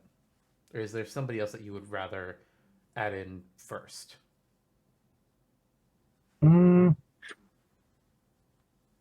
It's kind of hard to argue against Steve being the juggernaut, the sheer unit that he is. His meat's rather impressive. Number one selling game worldwide. Oh god. The crafting concept, the world building concept. It pretty much feels like like a definite almost like it's got to be him.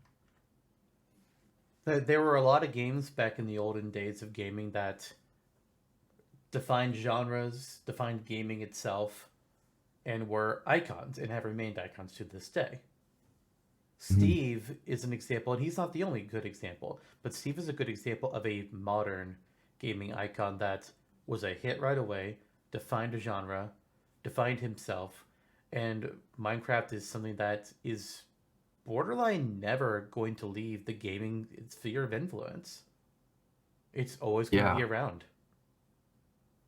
He's less of a character in the traditional sense and more of like a acclamation of all that's come before him. Like it's wrapped around from him being like from having zero personality to kind of representing the whole gaming sphere in a strange way. Yeah, he in a way he kind of represents sim/builder games just in all things.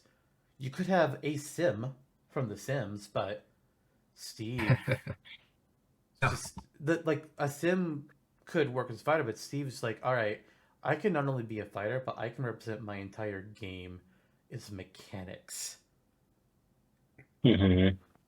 Steve died for our sins. In fact, he died several hundred times fighting the Ender Dragon. Yeah. But he never stopped. Nice. He stood on top of the corpses of his previous failures. This is also true, yeah. He never gave up. He never surrendered. Never surrender. Yeah, I'm behind Steve for sure. Even if I'm not a huge Minecraft guy, like I'm repeating myself a lot tonight. Even if I'm not a huge Minecraft guy, I think I can't deny the importance, the impact, the culture, the kids that love the dressing up as creepers on Halloween. Seriously, there's like 12 of them that came to our door. What the hell? Yep. Nice. I mean, I'm with you what you said there. Like, I'm not a big Minecraft guy myself. I've tried playing it a few different times, and it's been able to hold my attention somewhat. But sim builder lifestyle games, they're not my genre.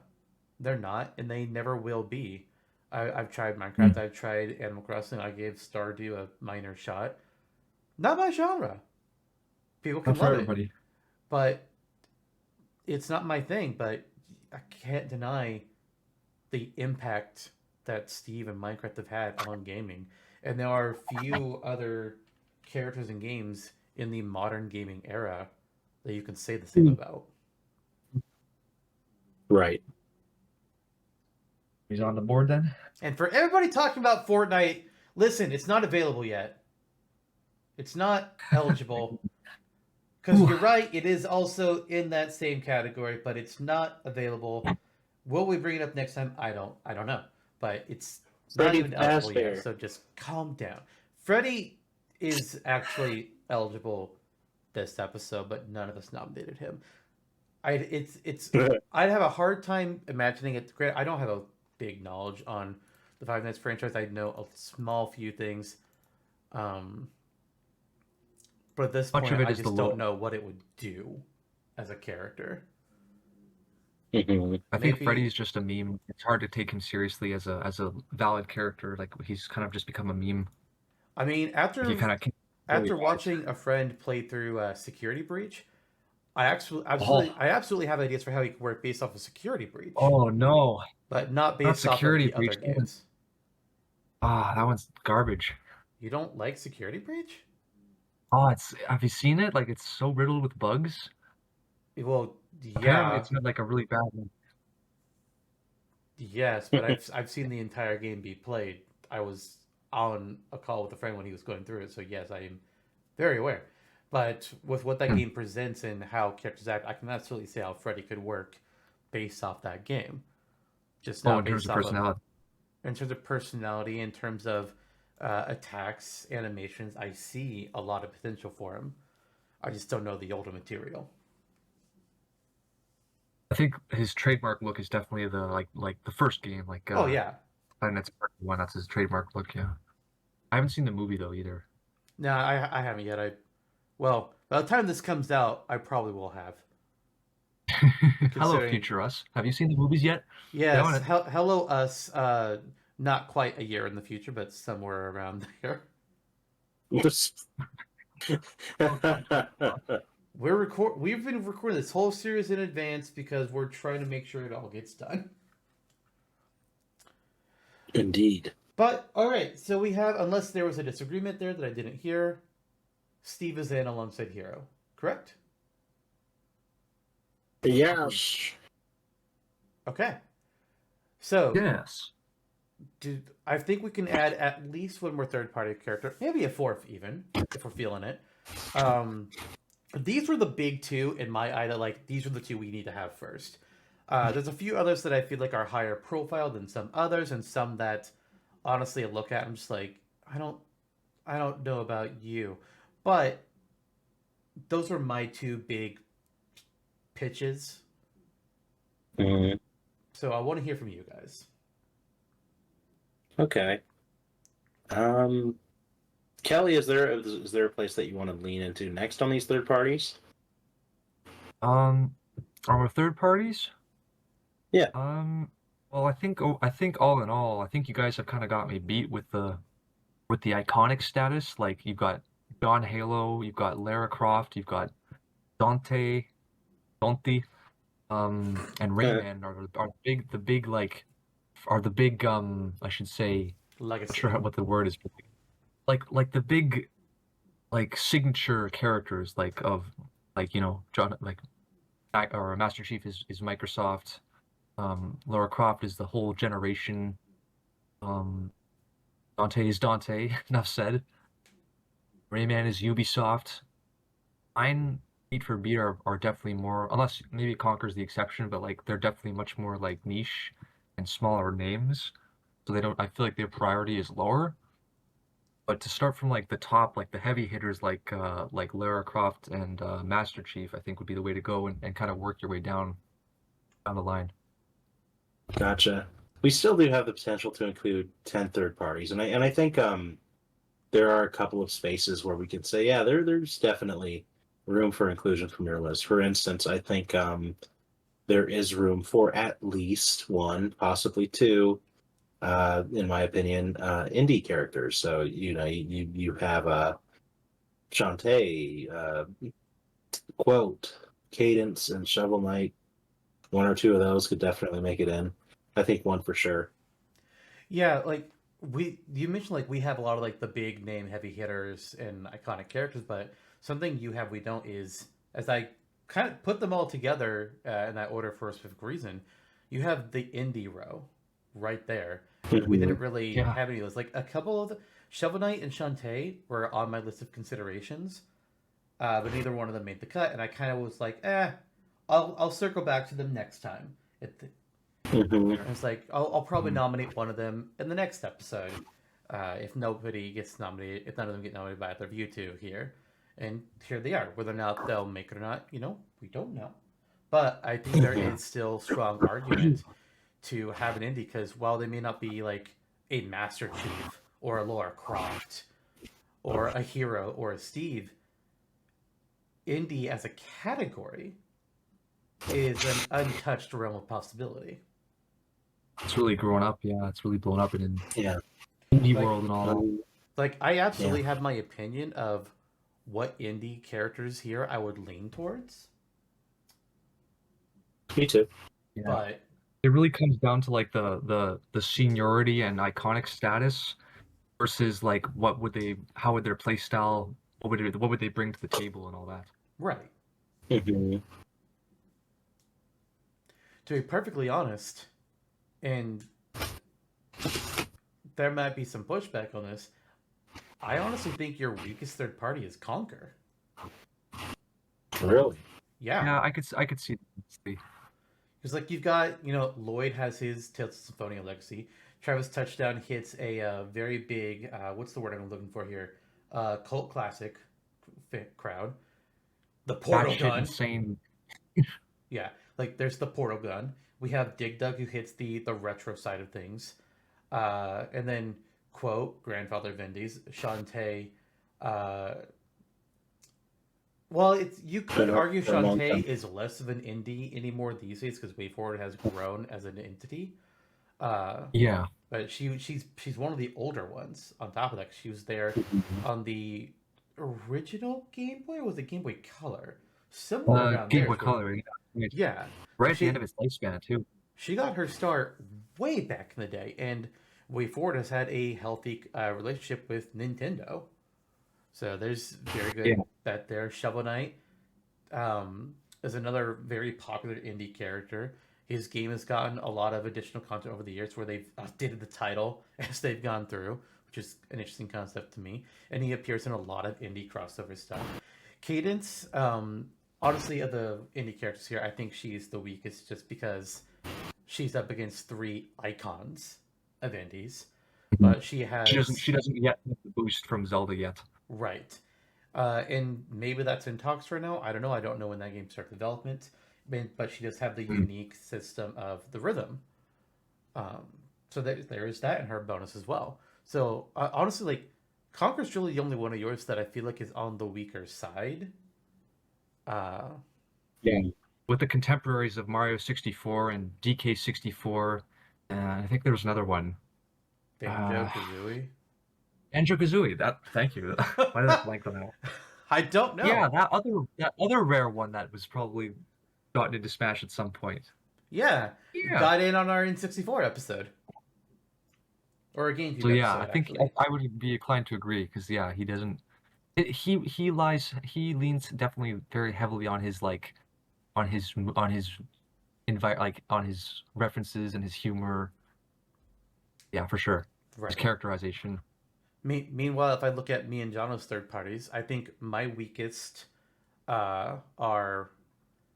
It's hard to call a character that actually got into canon Ultimate one of the weakest picks, but Joker, Alucard, uh, Dante. I think it's crazy to say that about Dante as well. I think they might be some of the weaker ones among my list. And then with Jonno, I would say Tails, Bayonetta, and maybe Rayman are the weaker ones on his side. But even then, like there's a lot of great characters there. We can just only have 10. Right. Right. And right. I quite like the idea of Dig Dug actually as well. Having another arcade era representative from third party is not something that comes to mind immediately for a lot of people in the Smash community, but it holds a lot of water, I feel. Yeah. Dig Dug's a hard one because it was like he's a really charming character. He's a very simple character. Like he doesn't really have that bombasticness that you might find in like Dante or someone like, or the widespread appeal of Steve. Right. He does one thing very well. Whether or not that's a good fit for Smash is up for debate. Right. All that said, where to lean next? I kind of feel, I mean, Zantok may feel a different way, but I kind of feel like maybe we can choose an indie at this point, since we feel, the three of us, I think I have a consensus that at least one indie should kind of come out of this and be the first legit indie rep. Oh man. What does the heart say? What does the brain say? The brain, my brain says, the brain says, quote, it makes too much sense to me. But it's like the safe option. Like, it's like yeah, he's the grandfather of indies. Yeah, it makes sense. The heart says probably either Shovel Knight or Shantae. Just in terms of their playfulness and what they've, and they were both kind of like peak popularity, like especially Shovel Knight at the time. When did he come out? Like 2014? 2012 or so, yeah, sometime. Maybe even earlier, yeah. Like indie success story, the brand new, like the second coming of like, Zelda 2 and Mega Man and all that stuff. Yeah, he was at his peak then. So. A megaton success story. The organ that I agree with is your heart. Heart? That's where I those are the heart. Those are the two that I was leaning towards myself in my mind. Not only, I mean, quote holds a lot of water. Quote could definitely still be a contender. Absolutely. But I do think Shovel Knight or Shantae, for the reasons you had mentioned, they were pretty popular at the time on Nintendo consoles in particular. So Shantae got a Spirit in Ultimate, Shovel Knight got an Assist Trophy in Ultimate, and while we're not trying to retread the same water as Ultimate has had canonically in our world, it is a good, it's a well to draw information from. So if they had those leans in actual Ultimate, we can kind of confer that perhaps we would have those leans here. Yeah, absolutely. I thinking about it now, like with Shantae and her, her history with Nintendo. If you wanted like the biggest, like if you're going for theatrics with like a reveal trailer, you could have like Christina V doing like original lines like, oh my god, I finally got an invitation. Trying to show them my stuff. I'm ready to go. Bam, Shantae gets in. I would also like to She- add to that and say, like, much like Yeah. how in the I think it was part of the Wii Fit Trainers reveal video, they show Wii Fit Trainer like teaching yoga to characters. I think it was at the end of the trailer or Yeah. something.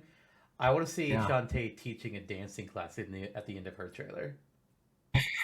Get Luigi to dance. Or Stop actually, on no, your right foot. Don't Wario. forget it. Wario. Have Wario in the dance class. I need this. Bring it around town. Hell yeah. So Bring it we're talking around about town. what we're talking about brains and hearts and organs. And I gotta tell you that the organ that I'm most listening to here is my stomach, and it's hungry, and it says to add in Super Meat Boy because he's meat. Oh god. Very messy meat. Yes. Bloody. But honestly, like you guys have already said the 3 endings that I would lead to. I mean, I kind of already mentioned that I think Cadence is the weaker of these 4. We got 3 Titans here. So Cadence kind of like in her picture, it looks like she's looking at between Quote and Shovel Knight. It's like, oh god, this is my competition. All these big names. Fuck. I'm like the fish out of water, and she's the newbie. Right. Right. And like Mhm. She's brand Quote- new. And she's like all these like well, I guess Shovel Knight's kind of brand new too, but she's like looking at all these like Hall of Famers. Like, am I supposed to be here? Am I in the wrong spot? Yeah, I'd put my money, I think, on Shantae just for the appeal, yeah. like the playful factor, the history, the potential you could do with her. Yeah, and Wario dancing, shaking his hips. Yes. I mean, the WarioWare move it.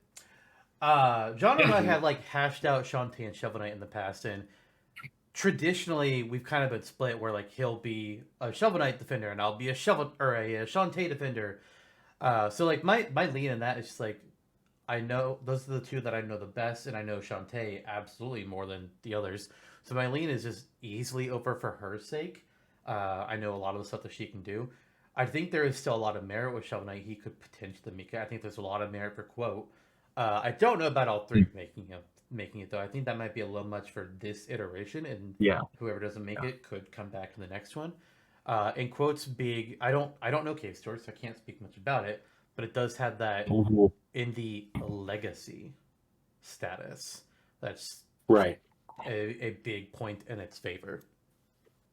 If Mhm. you ever, I'll just say as a side note, like if you ever get the chance to play Cave Story, it doesn't even have to be on stream or anything like that. Just play Cave Story if you ever get a chance. We'll My see. God, that game is like maybe like you can nominate it the next time I run a poll to force me to play a game. keep that in mind. All right. Okay. So So yeah, indies. It kind of sounds like from this discussion we just had that overall there's a lean as a group towards Shantae. Is that fair to say? I Yeah. believe so. Yeah. All right. Then do we want to push through Shantae right now? Or do we just want to say she's the indie lead, and whenever we get around to saying like, okay, it's time to add in an indie, add her. So is it Shantae now, or is it let's talk about indies later, but we've picked our main nominee? I could would say see- Shantae now. I would say Shantae now. I could see Shovel Knight still getting the assist trophy treatment just because of his recency, but still as like a nod to the series and the success it's had. All right.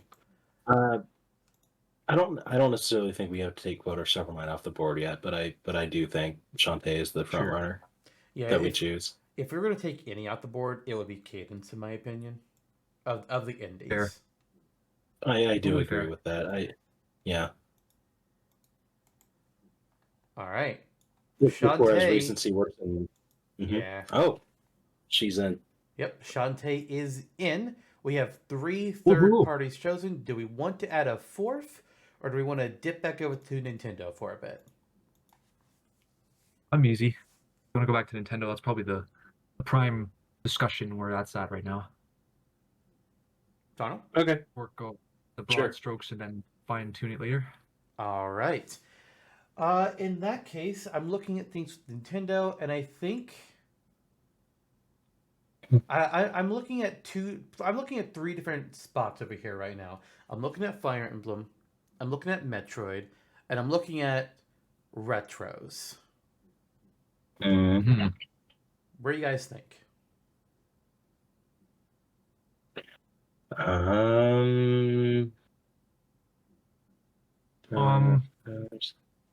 Yeah.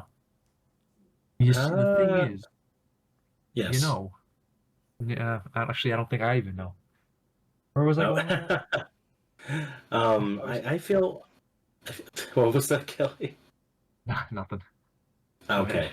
I feel like maybe the easier of the two would be either. Of the three would be Metroid or Fire Emblem. The retros are all unique enough to where it might be a more difficult discussion. Okay. I just want to say yeah, up front, whichever. I'm okay with Silex off the table. I'm sorry, say that again? I was just going to say, for ease of access, I'm okay with Silex taken off the table because Dark Samus definitely has the bigger influence. Smash 4, fresh in everybody's mind, has the trophy. You're gonna remove did have Silex off the table before I even get a chance to rant about Silex? I had a whole thing prepared. You have a whole spiel? I have a whole thing about Silex. Kelly's just generously thinking about our runtime. Although now that we've passed 5 hours, it doesn't even matter. Can you give us a TLDR? Fuck Silex. Here's the thing about Silex. Everybody's all like, oh my god, Silex, he's going to be in Metroid Prime 4. They keep hinting at it. They've said that he's going to be a big force in it. And we should add Silex to Smash because Silex is going to be in Metroid Prime 4. Here's the problem. We don't have Metroid Prime 4 yet. We don't know if Silex is going to be in it or not yet. It's been years since that was said. The game has restarted development at least fucking once that we know of. Silex has only really effectively been in Metroid Prime Hunters. He was teased with his ship in one game, but that doesn't mean shit! Silex is not a character! He's had no presence! I don't disagree. Like, when I was coming up with this list, I was struggling to think of, like, who can I add? It's like, and yeah, right now, in this moment in time where we know about Metroid Prime 4 and we know about Silex's supposedly upcoming major role in that game, compare that to the Smash 4 into Ultimate mindset when Dark Samus has much bigger prominence. Yeah, I would say scrap Silex. Easy. Well, that was really, really strange soundtrack. Nominated for an Oscar. That was cool. There are a few characters that I have just like a big negative opinion on when it comes to the Smash community. Silex is like my trigger. It's like, no, until we get Prime 4 and we know if Silex is going to be a big piece or not, we can't consider him. He's a too big character currently. If he's in Prime 4 and he's this huge piece of it, primary antagonist, secondary antagonist, or something, then I'm for it. Until that point, you're not hearing any disagreements here. Yeah. Again, like I don't have any love for him pretty much at all. I just put him in there for the rep for the series. Right, absolutely. So, you also gave me a chance to get that out of my system. Yeah. Jeez. Nice. Insert the Wilhelm scream as the X is put over his face.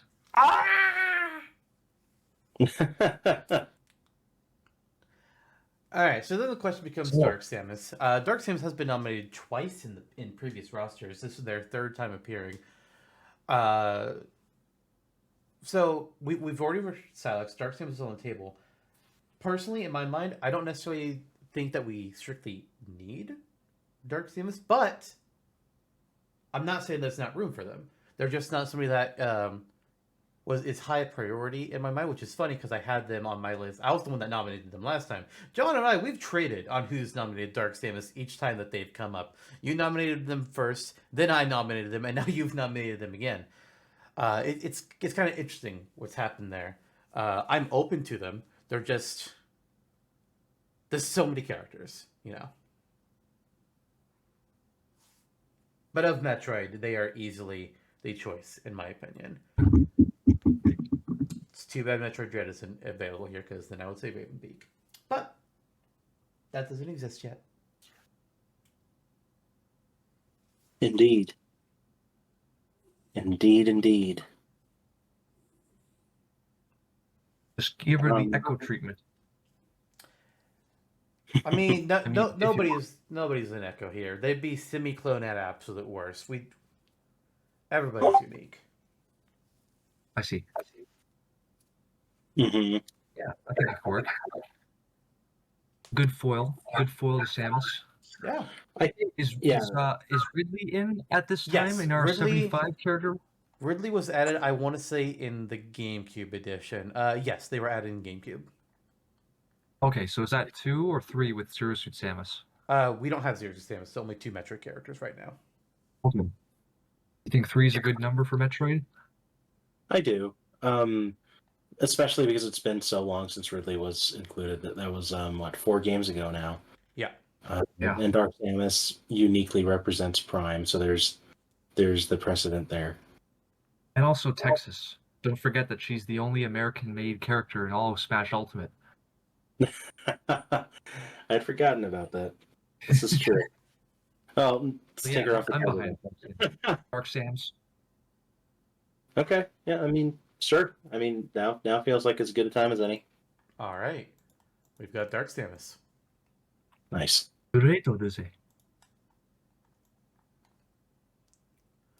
All right. So then it sounds like let's look at Fire Emblem next. We've got 2 characters here on the board. We have Celica, one of the 2 heroes of Fire Emblem Echoes, Shadows of Valentia, or Fire Emblem Gaiden, depending on, it's the same game, just a remake. It's her and Alm are the 2 characters, but I'm assuming, Jonno, that we both probably picked Celica for the same 2 reasons. 1, female character rep. 2, Alm is just a sword. Celica has sword and magic. Mm-hmm. Light magic, even. Yep. Which is the one type of magic that Robin doesn't have. Indeed. Meanwhile, I introduced Edelgard on my list as well. I went over a good bit of it earlier, but to recap things, because that was 3 hours ago, dear fucking god. Edelgard is here representing what will be the newest Fire Emblem game when Smash Ultimate releases, or it releases after it, and then it's just DLC. I don't know the timeline there offhand. She's one of the 3 characters that you can choose to follow their house for as your player avatar Byleth, between her, Dimitri, and Claude. And there are 4 routes in the game. One route where you're following her story as she seeks to essentially take down the church and unite the entire continent under her banner. The other 3 routes, she's the villain. So you have a unique choice here with a character that is both hero and villain, depending on what route of the game you're playing, whereas the other options don't present that. Dimitri is a villain in one route, but only when you're playing as Edelgard. Claude is there in other routes, technically. Not really. He's present for a chapter or 2. Not that I hate on Claude, I'm just comparing their presences in the games. Celica, Sword and Magic, Edelgard, Axe. You could have her either be in like her school outfit or in her war outfit and like have her be like a heavy fighting character. She's got all that armor on. That's true. That is true. I'm certain. I'm not. I heard Kelly's argument earlier, and I don't disagree with it. I just don't. I don't hold the same. It doesn't hold the same water with me as it does Kelly. But I do think, not just because Celica's on my list, but I think if we're going for a first option here, Celica would be my lean. You have the light magic, as you said, and she has access to anima as well. So there's plenty of space. You can even potentially Pichu some of her moves, but I wouldn't personally. I feel like if you So there's- choose some of her moves, you also anti-Pichu it, because her sword one of her swords that she gets can also heal her whenever she hits somebody. So Mhm. her magic damages her, her sword heals her. You get a whole balance system going on there. This is true. So I like that effect, and I like that and I also like that we haven't necessarily gone the promotional route with Fire Emblem yet. We're we nixed Corrin last round. We didn't opt for Roy when we had the chance. So we're eschewing this idea that we need to throw in this most, at least with Three Houses, the game was actually out when they started when they started promoting Byleth. I will give them that. Yeah. But yeah, I mean, still, in my mind anyway, like a background meandering thought, it's kind of still a promo character as DLC versus like what could be a mainline. This is the most recent game that naturally came out during Smash's development cycle before DLC would potentially leave less of a bad taste in people's mouths. Kelly? Mm-hmm. Now, I do think that Fire Emblem has a place on the roster. Potentially just for one character, though. Yeah, I agree. I think, well, the issue I have with, like... Sorry? Nobody said anything. Oh, sorry. Sorry. For me, the problem's always been, like, this is also true for Celica, albeit less so. Like, it's always tough when, like, you have, like, 2 characters or 3 characters, and they have, like, 2 sides to the story or 3 sides to the story. It always feels hard, like, when you only pick one, because it feels kind of disingenuous to the other parts of the game. Like, if you have someone like Ike who's like the central driving force of his own game, then that's fine. Robin, I guess you kind of was like that at first, but then they eventually remedied that with Lucina and then Chrom. But I just don't see it. Like, I don't see an appeal for. I think Byleth, despite being the massively controversial and disruptive choice, was ultimately, I think, the right one. I know that sounds crazy, but I feel like it's like truly the best way to kind of, get like zero in on that kind of like central point and kind of focus on the game, the experience represented as a whole. I've never liked kind of like, deviating for that and kind of unbalancing like one side. It's like when like, the Pokemon problem again. It's like we can't pick Charizard or Charmander because then all the kids are going to want to pick Charmander. We have to have it be neutral. Let's go with Pikachu. I know it kind of sounds dumb, but there you go. You brought up the same conversation with us in the past, and I understand where you're coming from it. But for me, it's never been an issue. Like I don't care if one side doesn't get picked. Typically, whenever you have something like that, where there's multiple routes, there's always going to be one that's more popular than the other. Anyways, it's just how it always goes. And you mentioned Pokemon. It's like, well, Charizard, Greninja, Incineroar. It's already there. Yeah. And even I mean, even like, with this project, taking how Smash chose them out of it, we did for Alligator, we did Blaziken, where we've done Decidueye. We've said fuck you to the fans of Incineroar and Primarina and the other starters. It really should have been Primarina. No. Hard no. Yeah, I understand. I definitely understand the argument, Kelly, and I can't say that I cannot say that you're wrong. I can't even say that I fundamentally disagree. It's just another way of looking at things that Zantok and I have never seriously considered, and I think that's fine. And that's part of why we do this with guests to bring in different perspectives to this franchise. So this is an interesting flagstone point. But yeah, ultimately, I think I don't know if I agree with Edelgard being like the villain rep though for Fire Emblem. Because Three Houses to me has always felt like, I guess Zantok, you kind of put it best. It really does feel like the Edelgard versus Dimitri show with Claude kind of just on the side. Also, wasn't like Nemesis the big villain of Claude's route Yeah, at Nemesis the is the end? final boss of Claude's route. And arguably, like, let's be real, like, I like Three Houses, and I think they did some great things with their story in the first half. The second half is where things kind of fall apart to a degree. Like, I Yeah, really feel like the yeah. game would have been better off if the Slithers are your final antagonist. At the very least of, like, I'm glad it is of Claude's route. But then, like, the routes were misplayed. They were absolutely misplayed.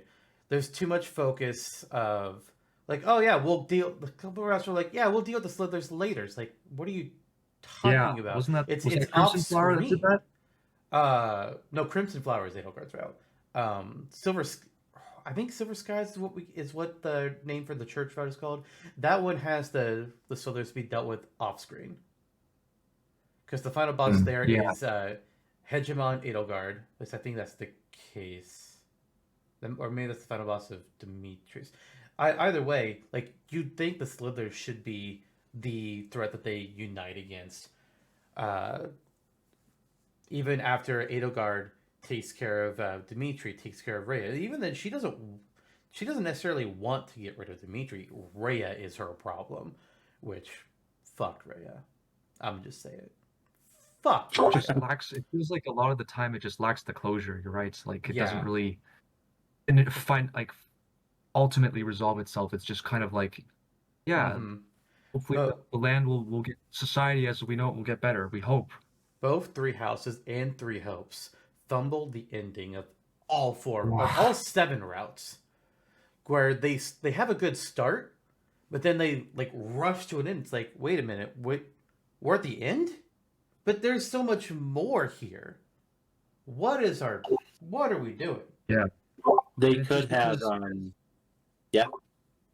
It's just because like the 3 houses as a whole is exactly that. It's 3 houses. It's 3 perspectives, and like you know how like in Engage they had the DLC, which was like they had the one ring that was like it was all 3 of the house leaders. Yeah. It seems like even like Intelligent Systems like is adamant about keeping them like as a unit, like that it's respective of to the each of the 3 paths, so it's hard to kind of definitely split them. At least that's how it looks. That's how it feels like what they're trying to do. But yeah, it feels like it's hard for them to kind of separate one from all. Engage was fully done by Intelligent Systems. Three Houses was actually primarily done by Bandai Namco. Oh, was it? Yeah. Intelligent Systems, if I remember correctly, did like the gameplay for Three Houses, but Bandai actually did the majority of the story.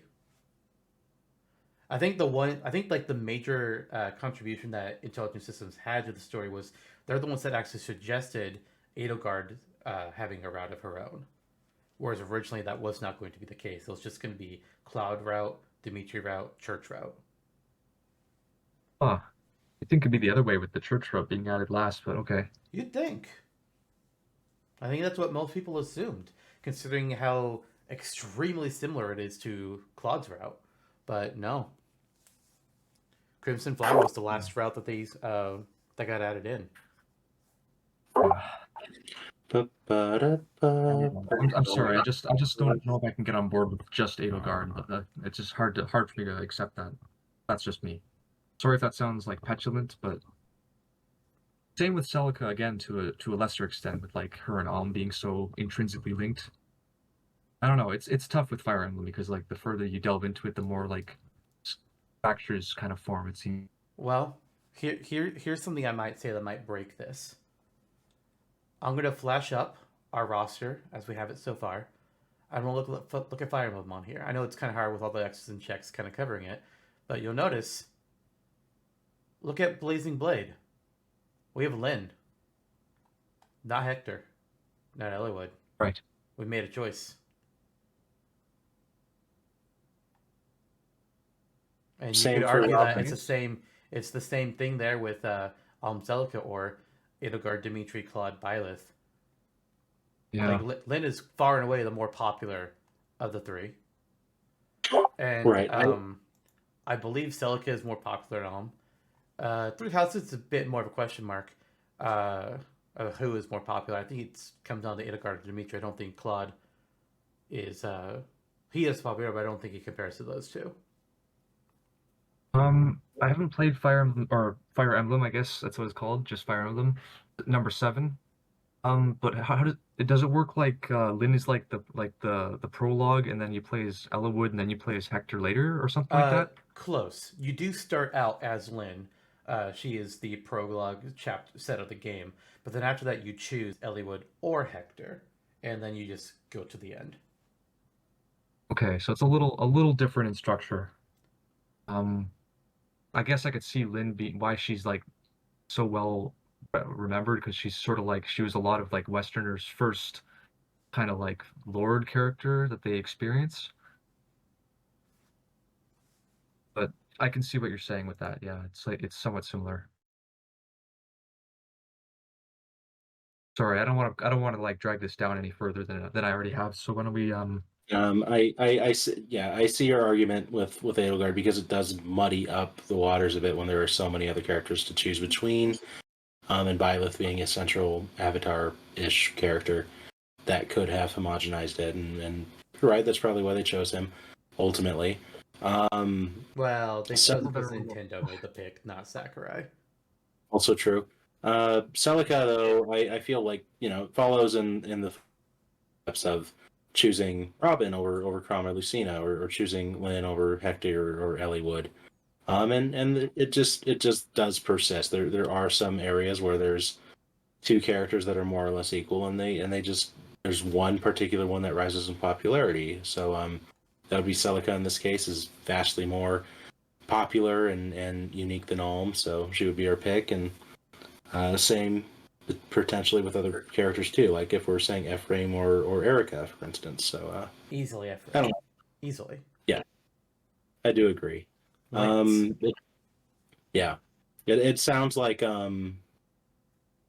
again, I feel 5 Fire Emblem characters is actually feels light to me. So I feel strongly that we should include one, and it sounds like the easy choice and probably the one we should go with is Celica.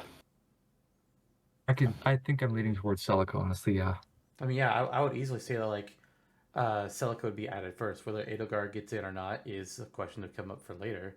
But absolutely, Celica comes first. Like, there's no argument there. I guess this I guess this problem that we're having right now is one that intelligent systems might have faced when they were like deciding on the engaged characters to add. Like, are we going to add Erica? Are we going to add Ephraim? No, let's add Erica instead. There's probably a lot of boardroom discussions in this similar vein.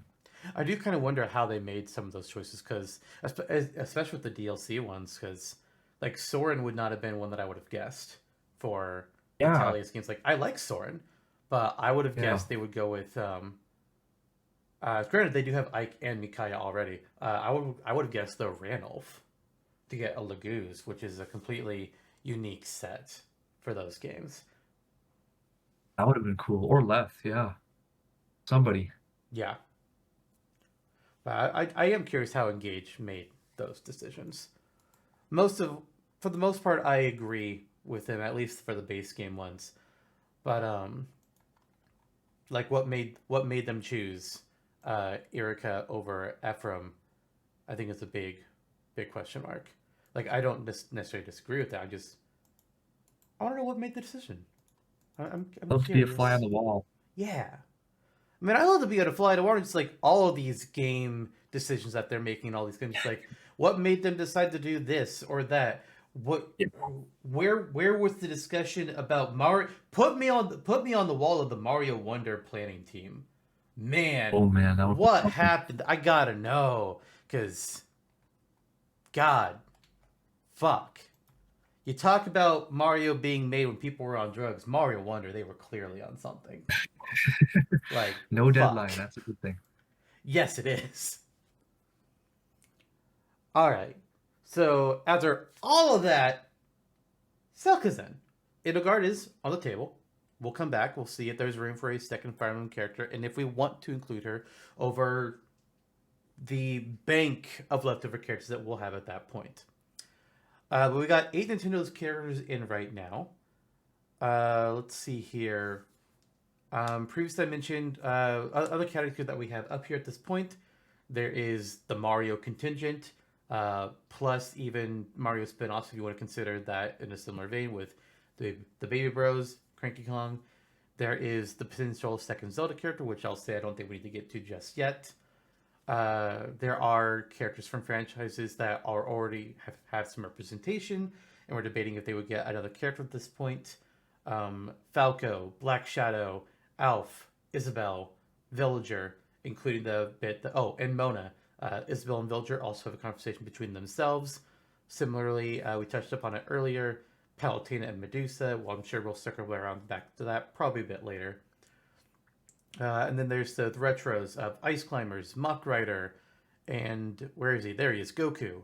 And then the new first party that have more or less been abandoned in the years: Andy, Isaac, Saki, Ray. All these are categories. We kind of need to hit all of these and make some thoughts on them.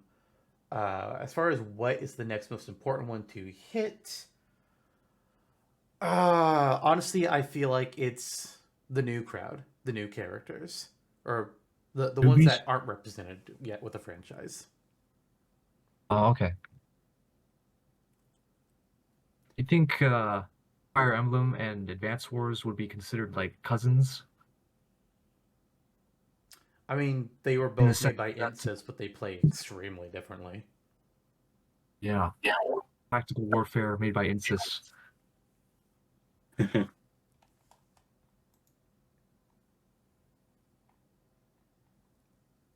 We've got Advance Wars. We've got no, that's not right. What do you mean? Sorry, you mean the new ones that haven't been represented at all, or their series haven't been represented yet? Yeah. Okay. Yeah, Advance Wars, Golden Suns, and Punishment Custom Robo. So in my mind, I think at this point we definitely add at least one retro here and now, and at least one quote unquote abandoned series. Not quite retro, Gotcha. but not exactly active. So one of Ice Climbers, Mach Rider, and Goku, and then one of Andy, Saki, Ray, Isaac. Not to say that the ones we don't choose will be denied; they'll just be tabled. Right. So let's work backwards. We know what ice climbers. We know what ice climbers are like. We know what they're capable of. Yep. Do we love them enough to keep them on the table?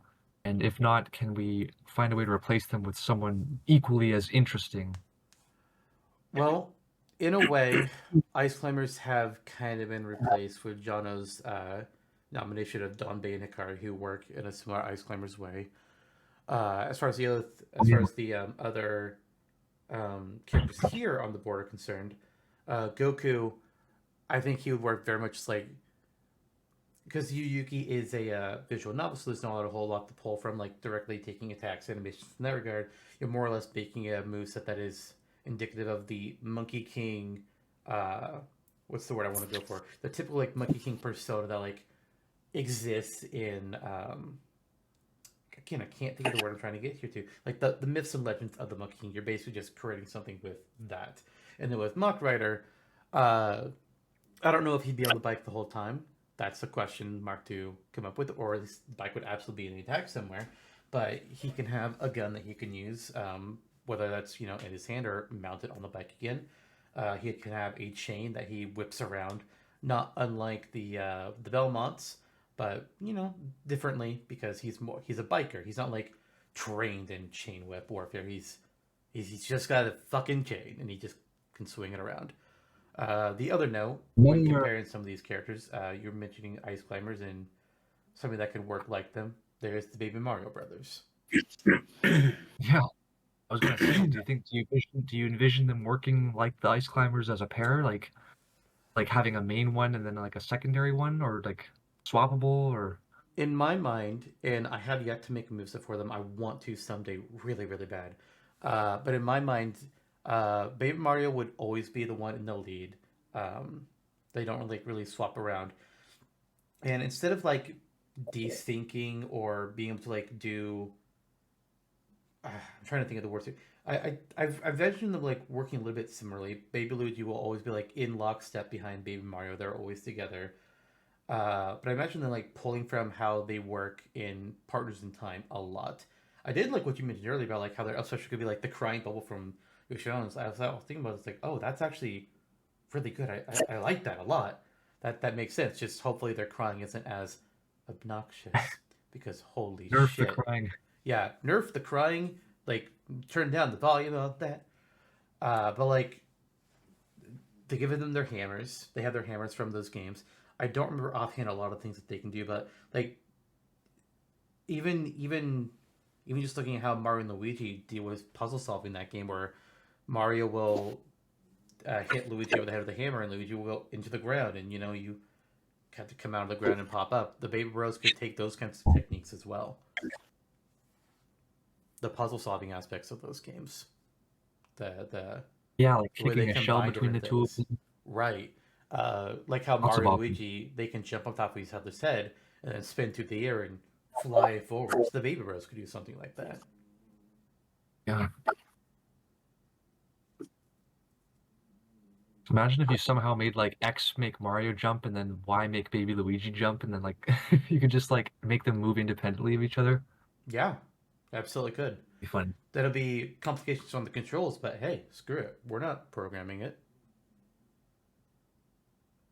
One quick note I wanted to say in favor of the Mach Rider idea is that I'm sure you guys probably know this, but when you die in Mach Rider, your bike kind of splits apart into 4 pieces and then quickly reforms itself. Hmm. So maybe the bike could have like a property where you could like kind of like rapidly split it apart, think like Mirror Kirby or something, and then like quickly refasten itself to like whack opponents. So it's like a very dynamic kind of splits apart, reforms, Oh, shit. spins Yeah. around in the air, lots of neat stuff there. Did not think of that, but that's great. That's a great idea. It'd be a good Warriors character with like a bike with like, dual like Gatling guns splitting apart, all that stuff. That'd be a fun one. Mm-hmm. Mach Oh, like Warriors. Mach. Oh, okay. I was trying to think of trying to envision how it would work as like a move in Smash, and the best I could come up with is just like it's a victory animation. I don't know, but having that work is like Nintendo Retro Warriors. Get a Warriors game with like all Yes. these old NES, maybe SNES, yeah, Nintendo yeah. icons like haven't existed since. Have Muck Rider Yes, be a fighter please. in that, and have his bike split apart as like for some like a big AOE like attack where he swings around with it. Like that's fucking brilliant. Nintendo, get on that. I want more Warriors crossovers games. Don't just keep doing Zelda and Fire Emblem. Give me more things. Give me Mario Warriors. Give me Pokemon Warriors. Give me Kingdom Hearts Warriors. It's not Nintendo, I know, but I fucking want that. Give me Avatar: The Last Airbender Warriors.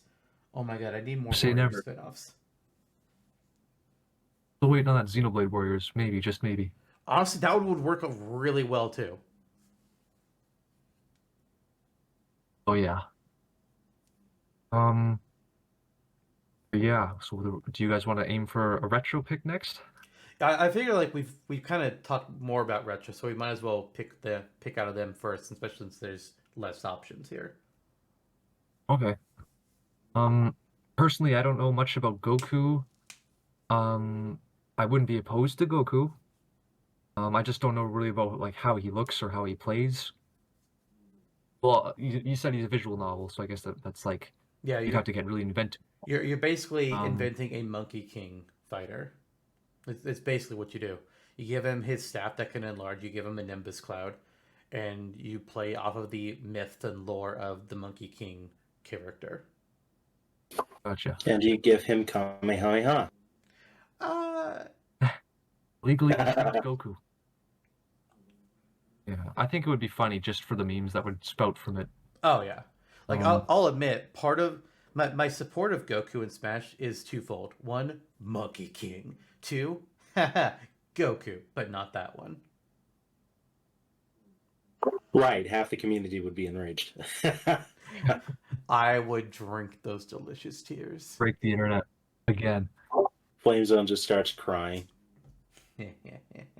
But he wanted Naruto, not Goku.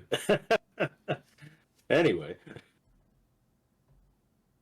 Yeah, I feel like a retro pick would be a good thing at this point. Well, Well- if Stonebay and Hikari are already in as the de facto pair-up character, you guys think Ice Climbers could be shelved in this case? If you want to go for like the with the baby brothers on the table already, do you think there'll be kind of too much like you want to avoid too much glut of doubles characters? I think either of these doubles characters have potential. Baby Bros have their hammers that they can work with. Ice Climbers also have hammers, but Baby Bros have like some of their like combo-y, puzzly, mechanic-y stuff that they can do, pulling from both Partners in Time and from Yoshi. Ice Climbers, I think a big thing about them is the ice. That's not really something that's represented very much in our roster. So that would be like That's their true. big unique thing that they could do. That said, considering Dunbay and Akari, and maybe Mario Bros may or may not make it, I don't think we need. I don't think we will. I don't think we'll have both. We definitely should not have both Ice Climbers and Baby Mario Bros. It's one or none, in my opinion. Fair. And I also don't think we'll have all three retros. It's going to be one or two, if any.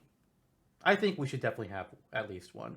I really like having retro picks, but definitely not all three. And even two is a question mark. If the point from Right. before was the Mario characters problem, where we wanted to avoid like adding like 5 characters at once, then I guess the priority could shift towards Ice Climbers as the retro and to avoid an extra Mario character, potentially.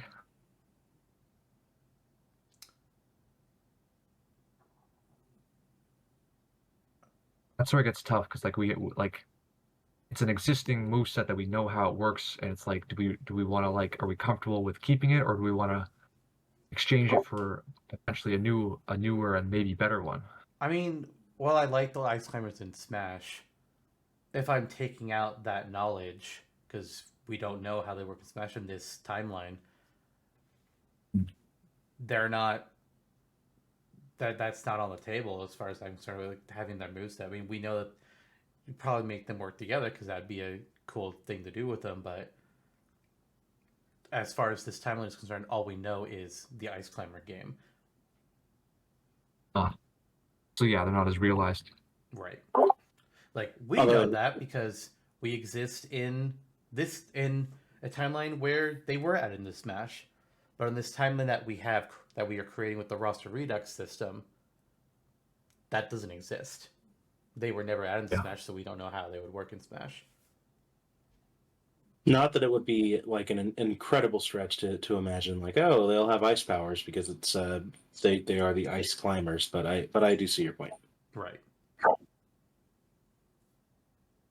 There's pros and cons to either duo character. Baby Bros, as you said, they're competing against many other Mario and Mario adjacent characters, of which we are not including all of them. Ice Climbers, Donbin and Kari are another retro rep that are a duo, and so there's pros and cons to each. The Ice Climbers can still be wildly different compared to Donbin and Kari, though, naturally so. It's hard to really have a horse in this race for me. Same here, honestly. It's like, I don't know if neutral is the right word, but it's like there's not really a retro rep that pops out or that jumps out at me more than the others. So they all have a distinct appeal. They do. Ice They Climbers do. for me is the safe bet, knowing how they are, at least right now. But I could see great appeal in Mach or Goku, honestly.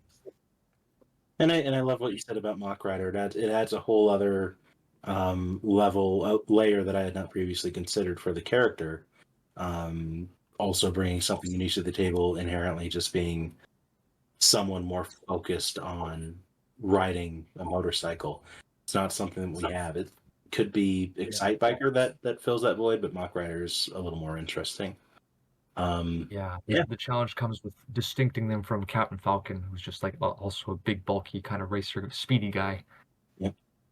I think the answer there is indeed toss them on the bike more often. Employ the like sharpshooting ray gun thing they have. Bada bing, bada boom. It could be Down that smash is just it could be that all of his special moves involve the bike in some capacity. In this timeline, we have Wario is not using the Wario bike, or at least he wasn't when we initially added him. It's possible that was added to him later on as a change to his moves, because that happens with Smash. There will be small adjustments here and there. But you could have Mach Rider. Normally, he's just on his feet. Maybe one of his Smash attacks is swinging a heavy metal chain, but his special moves could all be involving the bike in some way. Side special could be like the Warrior Bike, he charges forward. Up special could be launching himself up into the air, like on a ramp. I don't really know down or standard. Well, I guess standard could be the guns. Down, I don't know what it could be on the top of my head, unless he's just like Yeah, it's the oil gear shift slick one. or something. Yeah, or gear shift even could do something with that. I need to look into how that works in order to like really imagine that. But yeah, that's a concept that you could run with for a down special. And then there you go. That's how you differentiate him from Captain Falcon or other characters with similar builds easily. Hmm. Honestly, from the Grinch leak, like seeing the fake like poster with like Mock Rider on it, my mind was instantly going into overdrive, thinking like, this is such a weird choice, but at the same time, like I'm intrigued, like how the heck would they make him even work? And I kind of am interested to see that Mm-hmm. or to see it realized. So yeah, I'd Yeah. be down for Mock Rider as an option if it came to that. Hmm. I mean, Mock Rider is who I assumed we would probably lean towards. That's where I thought things were going to go here. Yeah. Well, I don't. Leaning like Mock Rider's leaning on his bike. Right. It's not a major surprise that I'm leaning that way. Kelly only helped with all of his great ideas for Mock Rider.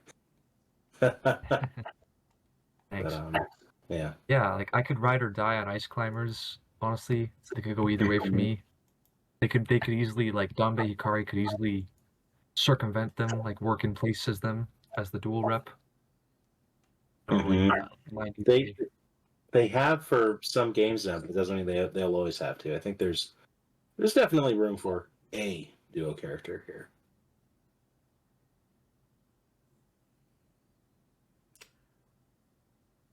It sounds like we're staying Mock Rider.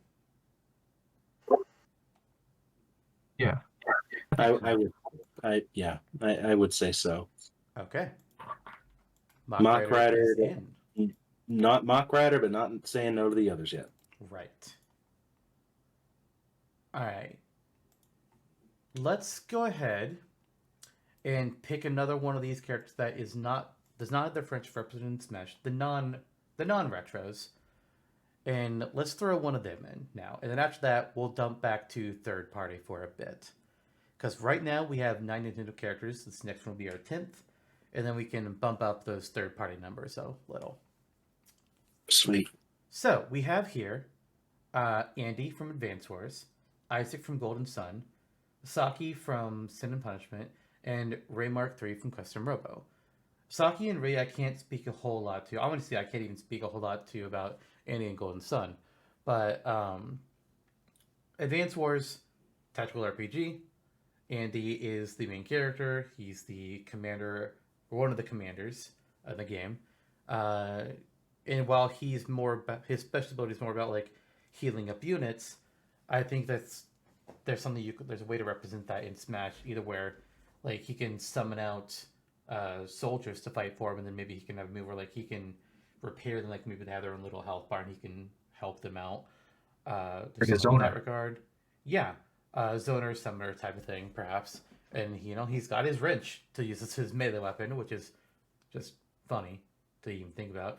Isaac, the engineer here too. Yeah, Isaac, JRPG character, got a sword. He's got move at the signature move where he can just summon a giant fucking hand to make it push things around. It could either work like in Smash where just pushes, or you could do some weird, unique mechanic where you hold down the input and you can just like manually control it like a remote controlled drone or something, and you can leave it in place when you're not controlling it as a barrier. There's some interesting things that you could do there. He's also got earth, plant-based magic, stone spires, creating vines, things of that nature. Saki, my knowledge is limited, but we got a cyber sword that can turn into a cyber gun, and it shoots out laser bullets or something to that effect. And I believe it's a on rails shooter game for the most part, if my understanding is correct.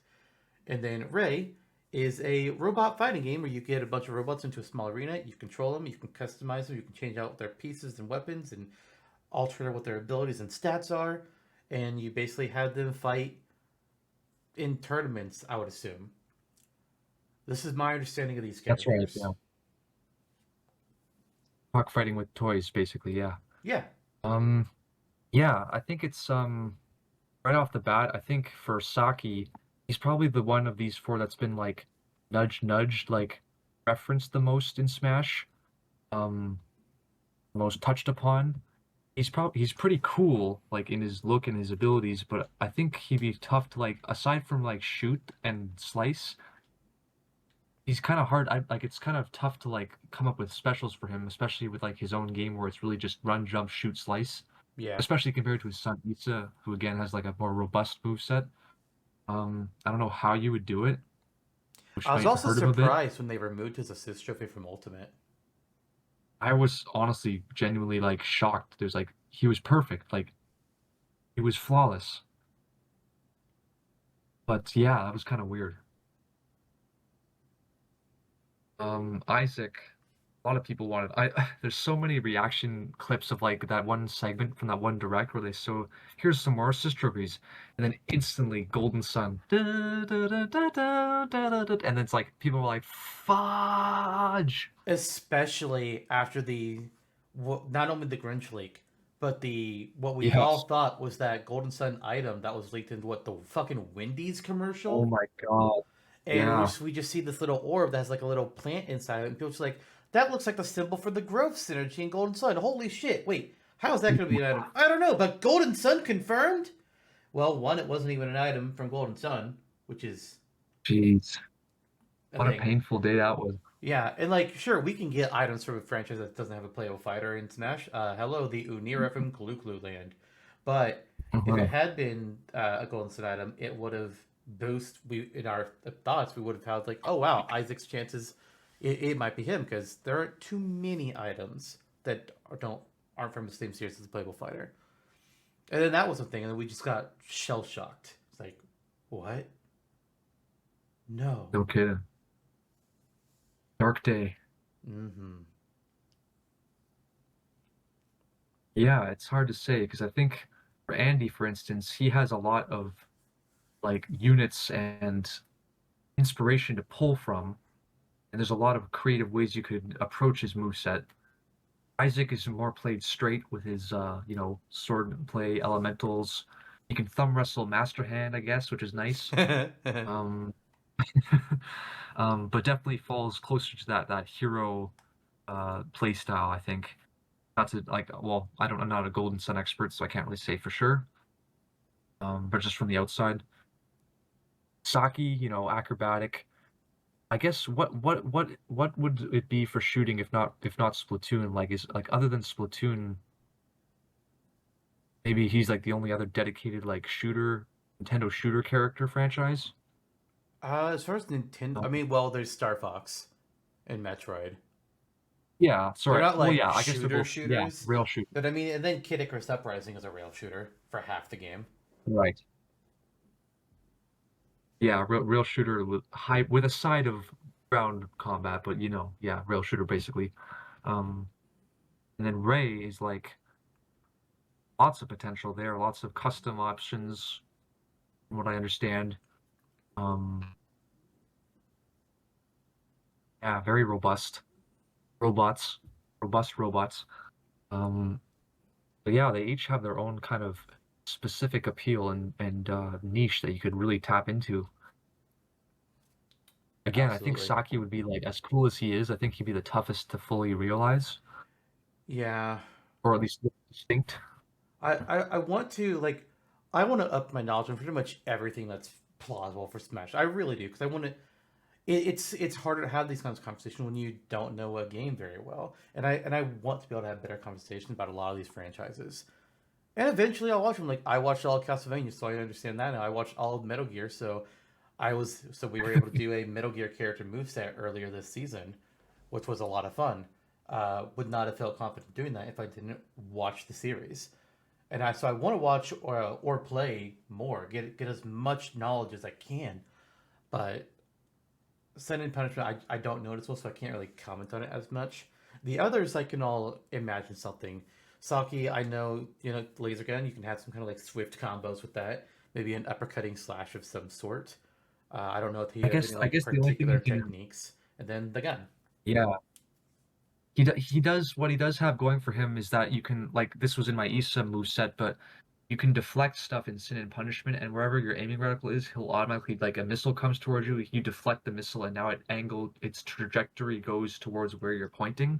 So say, like, you use, like, side B and just, like, you deflect something, and then you tilt the stick wherever in any direction, and then it deflects that item or whatever towards that angle. Side B, or as the classic down special counter, but specifically for Sorry, yeah, that one. projectiles. Yeah. I will say, Sin and Punishment story, if you're gonna watch it, the story is like, it's your brain's gonna melt. It's like so hard to follow. Oh, The dear. story isn't really that important. It's like people are dying. Ooh, get bonus. Death. But yeah, Death I is think so he would cute. still, like, if he was kept as an assist trophy, he could still work and be, like, represented very well. Right. Is what I'll say. So among these four, I think Saki would be, like, the lowest of the priorities for me.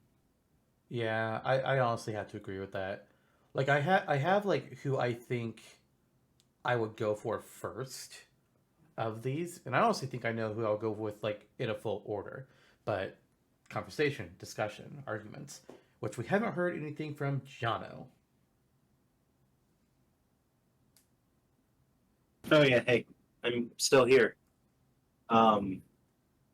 I agree with the assessment on Saki. I'm a Sin and Punishment fan and completed both games and think we really should have a third. I mean, the Switch would be an easy bet for it with the Joy-Cons, kind of like how WarioWare Smooth Moves is getting another stab at it. But yeah, I tend to agree. I mean, Saki's a great character. I would not be against him being in Smash. It's just the height of the competition is so high. Yeah. So yeah, I have a, let's see. I love the idea of Ray being playable. There's so many different ways to take the character. With all the different customizable options, modding the unit itself, bringing in different weapons, sub weapons. There's a whole lot to do there. It would make for a really, really fun character to play as. And if it gives more opportunity to bring custom Robo back, I mean, it's an arena fighter type game. It would do so well in today's market, I feel. That would be great. Yeah. So I'm really, really vibing with Ray right now. I could actually see a path towards his inclusion here. Isaac You said is that- yeah. Oh, you said that it would work today, well, in today's marketplace, and my mind instantly went Custom Robo 99 Oh, you know, honestly, in an arena fight. hell yeah, Yeah. hell yeah. Sorry, I didn't mean to interrupt. Go on. Oh, it's okay. Isaac is another really strong choice. There's part of me that was thinking originally, like, oh, he's kind of nature based. Like, is there room for him in Veridi? There absolutely is. Like, the synergy works in such a different way. A lot of his quote magic unquote is very kinetically driven as well. The vine thing that I forgot the name of that works in its own unique way. There's a lot you can do there, especially when you're bringing in the Jin potentially too. Andy, I love intelligent systems, how they handle the gameplay and their tactical, strategy tactics RPGs. Fire Emblem, of course, Advanced Wars in a very different sense, but the bones are still there. Andy would be awesome. I'm a big proponent of Andy as well. He could potentially be a summoning character. We have our contention over whether he would work in a tank or not. Like, I have him on the SmashW wiki, but generally speaking, you have him on foot. Bring in the helicopters, bring in the infantry, bring in the ships and the planes, and why not? That could be a way to bring his character around, which is very appealing to me. So they're all really strong choices. I kind of have a lean on where I would go first as well, but they're all good choices. There's my rant, my ramble. All right. Well, that's pretty good, yeah. Well, Yeah. you have a lean. I have a lean. Kelly, do you have a lean out of these four? That's the thing. It's like, Keeping in you know, mind I that haven't like played. the others are not being nixed out, but if you could only add in one at this point. I'm tempted to say Andy, because as much as I think Isaac especially would be amazing, I feel like it's, I haven't played Golden Sun. I've always thought like for some of these characters as well, not just him, but it's like sometimes I support them in the sense that like I feel like they deserve it, not necessarily I want them in myself. Mm-hmm. It feels sort of like secondary. So, but with Andy, with his uniqueness and his like what he brings with his support group and his emphasis on fixing and strengthening units. Yeah, I feel like it would be really interesting to see how that would work and how that would translate to a platform fighter. Like if he would set up bases or if he would send out infantry and if the infantry would like move constantly forward like they do in the Brawl Assist Trophy and if they shoot automatically or if he commands them. Yeah, there's a lot of like technical stuff that you could explore in that. I think that's probably got the most, I mean, maybe the most widest range of potential of the four. Mm-hmm. Makes sense. Yeah, when you paint it that way, it's hard not to agree. My lean though is actually Isaac. For the reasons that you had mentioned, it's come to the point where he's in our world anyway, he causes a ruckus within the Smash community. But also for reasons I had already mentioned, the synergy is unique in and of itself. It's kind of in many ways more puzzle solving oriented. So finding a way to work that into his moveset could be a unique challenge versus other more combat oriented RPG characters that are already in. So I think that's where my thoughts are right now as far as who my number one is. All right. So with me, both these two characters were pretty much they're my 1 and 2 of the abandons, as I've been calling them. I think both of them have the bigger fan bases, which isn't necessarily a factor that you need to keep in mind, but it's definitely a factor.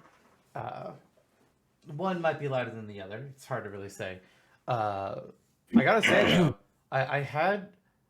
I was initially absolutely leaning towards Isaac, but Kelly, you gave a really interesting idea for how, or a good argument for Andy that I was like, man, that makes it a lot harder for me to choose here.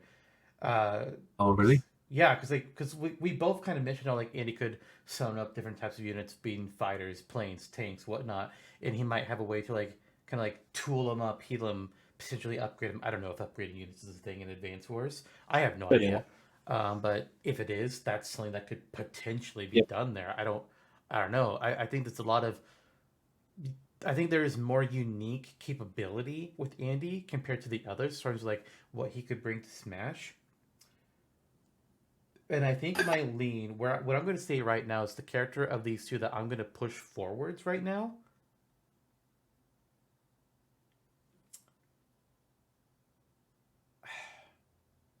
I'm I'm like there's a name on the tip of my tongue, but I keep looking and it was like wait, but you shit, fuck it. I'm just gonna go where my mind is leading me more towards, and what name has been stopping from coming out of my mouth, but it's first name that keeps coming out. It's Isaac, and I'm saying Isaac largely because Golden Sun as a franchise has a lot more clamor for it than Advance Wars. Yeah. Like, people love Advance Wars, people love Andy, but Golden Sun is the game that I hear people saying like, we want more of this. Give us this. I think it actually was trending from Advance Wars. There was a trend called hashtag Golden Sunday, where like I think the Golden Sun fans were all like rallying for like a new game on one like Sunday of last year. I just want the Golden Sun fans to get a win. Like r/Golden Sun. Every time a Nintendo Direct gets announced, I just check in, I peep it to see what they're all saying. They're like, "Get your clown hats on, guys." Direct time. And here's a new game from Camelot, Mario Tennis. Yeah, like, aces. let Camelot have a non-Mario sports game again. And yeah, And I don't honestly. mean give And them like, another Mario like spin-off. Let them have Golden Sun. Whether that's a remake or a new one, let Golden Sun let us back something, into anything. that. And so And like what Jonno's need. I'm saying Isaac. Give him a win. Gotcha. Okay. I could go. I could honestly go either. Like with Jonno's note saying like the puzzle solving elements.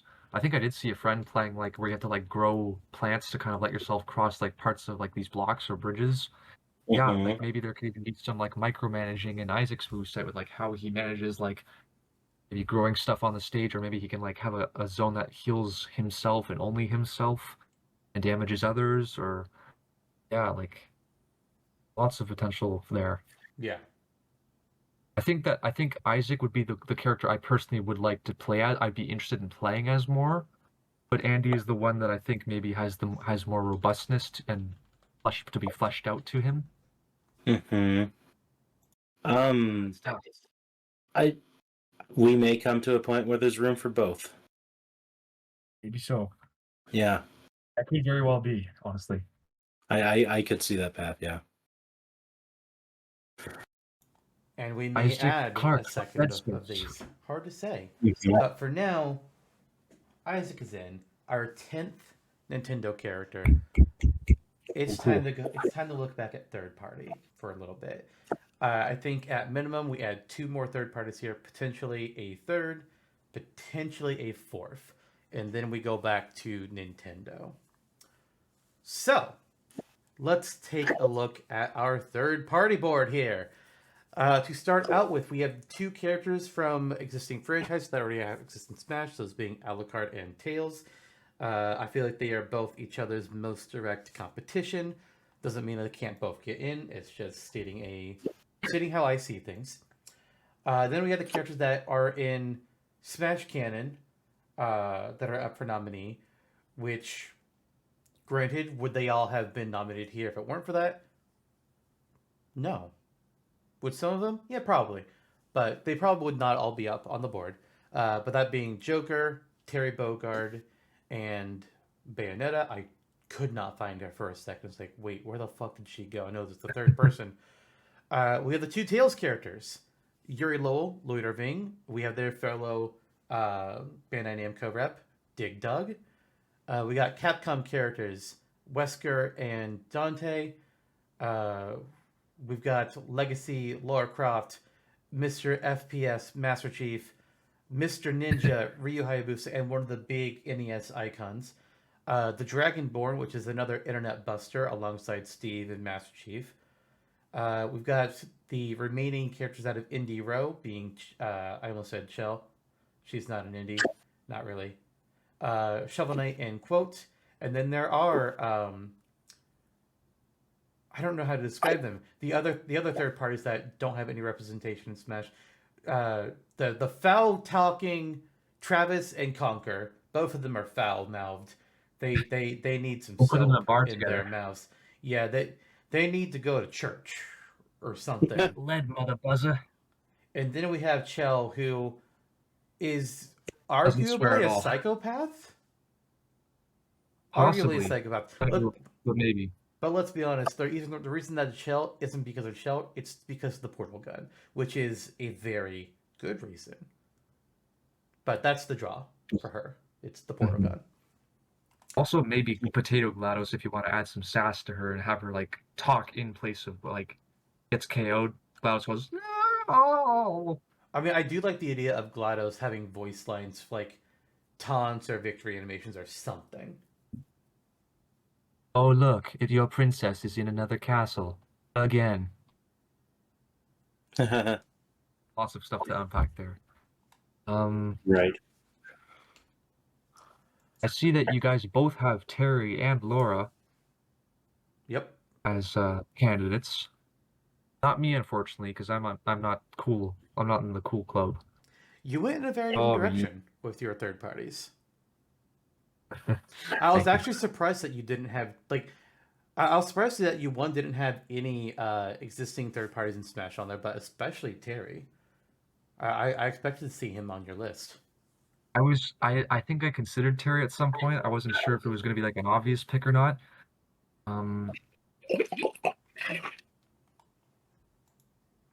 Yeah, Terry's just such a fun, like, I know, like, you would be forgiven, as I was, for calling him Hat Ken and not knowing much about him when he was first, like, unveiled. But honestly, like, I can't play, I suck at playing Ryu and Ken anyway, and then Terry's just, something about him just feels so much better Yeah. to handle. Agreed. Honestly, the reasons why I have Terry on here are one, the whole Sakurai history angle, but then two, after Terry, I didn't know this until Terry was added, but knowing it now, Fatal Fury is apparently extremely big in the South American fighting game scene, and I did Yeah. not know that. Yes. So that's It's a big because- reason to include him, in my opinion. I The agree. reason from what I understand is because, like, you know, consoles expensive, arcades cheap. So a lot of people would bring their quarters to the arcades and, oh, check this out. It's Fatal Fury. Let's use our quarters, and then that's kind of how it came to be like a big deal for them. Because consoles were too pricey. Fair enough. Mm-hmm. But yeah, I think Terry is a fun archetype because he's sort of just the straight guy in a crazy world. Played straight for the audience, like he's like the down to earth sort of like bruiser with a heart of gold. That sort of guy with all these like bigger, larger than life characters. I kind of like that style. It kind of makes him stand out in a way.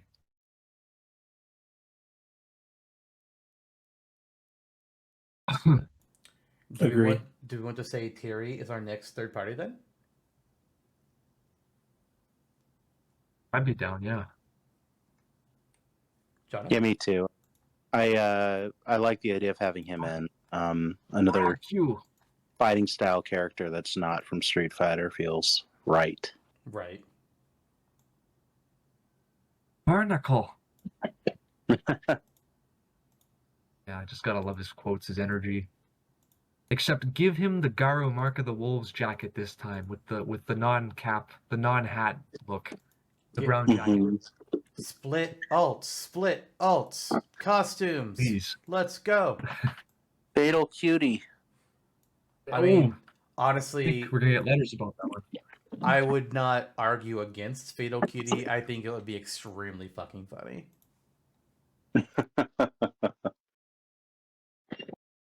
It would be that. Would be that.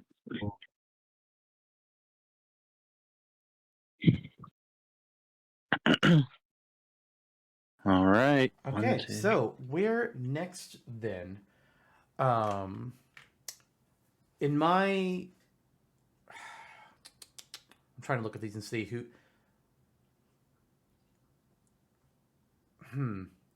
I'm feeling.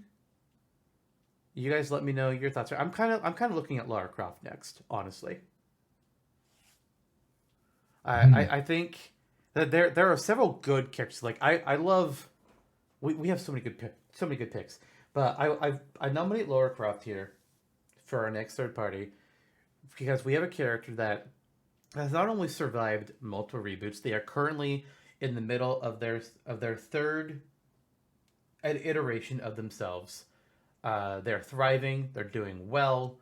They're an action adventure exploring puzzle solving character, hunting down treasure, kind of like Uncharted. But Uncharted right now is kind of taking a break. It's not really existing, and Tomb Raider is back to fill the void that Uncharted filled when Tomb Raider was taking a break from itself. It's an older franchise. It's got its whole legacy to it. As John mentioned, Lara Croft is one of the biggest icons in a female video game characters around. Not quite the oldest, because Samus Aran exists. There might even be one older than Samus. I honestly do not know. But Laura goes way fucking back. She was on arcades back in the day. Even I remember seeing Tomb Raider machines at fucking Walmart. That or I'm crazy, and I just am existing in a fever dream. Could have sworn that was the case, but I might be fucking nuts. No. I remember him.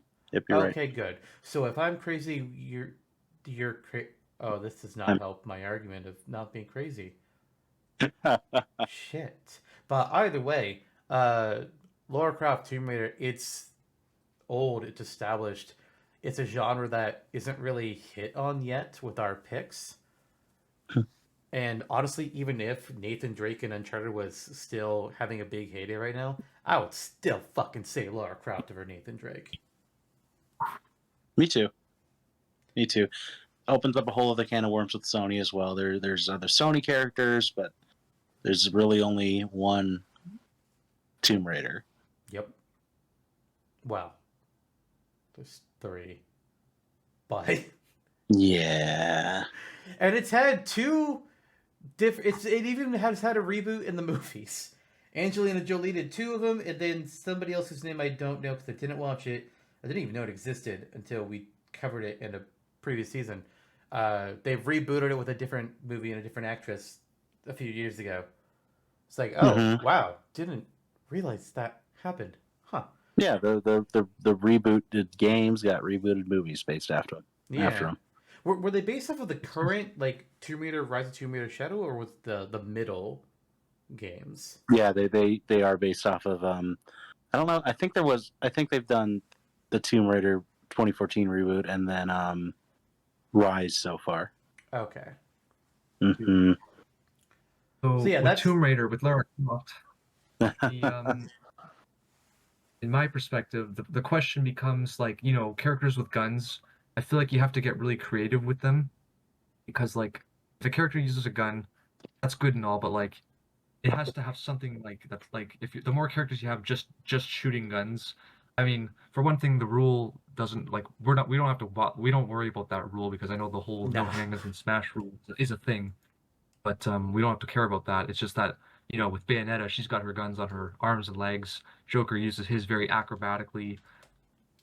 Do you see Tomb Technically Raider not a real having gun. the dual? That's true. The metaverse gun. You see, for instance, Tomb Raider using her bow and arrow, her pistol, her double pistols, or maybe a combination of the 3. I don't know what would be. I kind of envision, regardless of what design they go with Lara Croft with, I feel like her default weaponry should be the dual pistols because that's what she's most originally known for. That said, going across the various games, and we mentioned this in a previous Smash Bros. Episode a couple seasons ago, she has quite a few tools at her disposal that she can pull from. Not just the guns, but the bow and arrow. I'm trying to find her stuff again because I know I had a hard time finding the character and what she could do previously because the wiki. But I know she has like other weaponry at her disposal besides just gun, bow. A hatchet, various swords, survivalist gear, bonfire, tinderbox stuff. There's kind of a grappling hook. So I think if you lean in on her not only being an adventurer but a survivalist, like they focus on in the most recent reboot, it could make for a really really interesting character. As far as the guns go, if we have Joker and Bayonetta now. I think we're lax on guns compared to where we used to be. At the same time, you can just make them a little more exaggerated. Maybe go for the golden version of the dual pistols or something, and make them a little exaggeratedly large if you wanted to kind of curb them appearing too realistic. She's also apparently a master of improvised explosives and has created her own shrapnel grenades, smoke grenades, and Molotov cocktails. Which, oh my! Bombs. This is true. This is true. Thanks. That's always fun. Mm-hmm. Oh, that was a Zelda CDI reference. Nice. It's yours, my friend. As long as you have enough rubies. You can I'm even back lean on in your on episode. the artifacts that she Richard. has, like the Spear of Mhm. Destiny. Yeah, Oh yeah, you could play with a lot of the mythical, supernatural stuff. Mm-hmm. definitely. All that stuff where you're like, oh, I'm just playing this game as an archaeologist. It's fun. And then you get to the last 20 minutes, you're like, what the frick is So like the Indiana Jones and the Crystal Skull, where it's like, oh yeah, we're just, haha, we're getting artifact with aliens. Aliens. What? Steven, you think we should like It- put CGI aliens in this movie? Or would you not even want to make this movie? Okay, well, let's just put some aliens in. I would say yes, but also just so much better than that.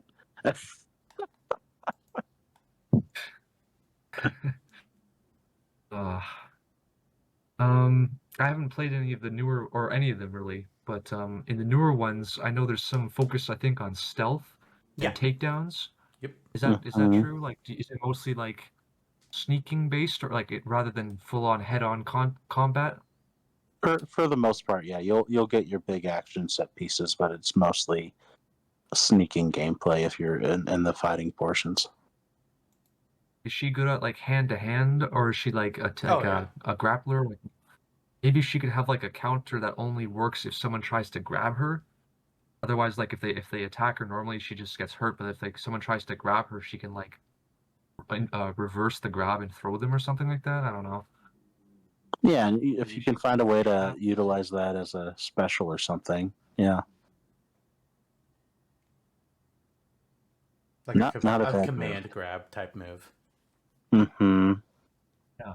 There's your Maybe wrestler. some woodland shots she could throw on the stage. Mm-hmm. Maybe she could use her guns while flipping and jumping, like a.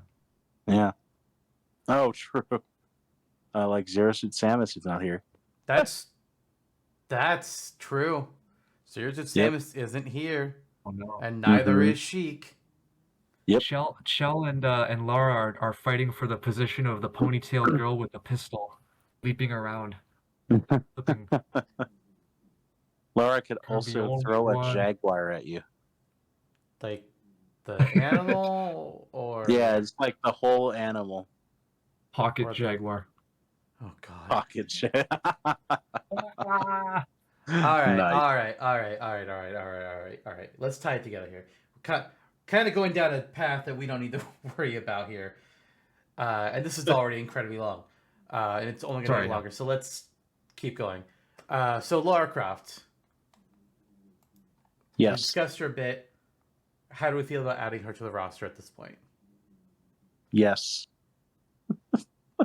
I think she's proven herself. I'm sold. I think I'd sold on her Mhm. All right. in this regard. Absolutely. The legacy more than anything. I mean, oh my gosh.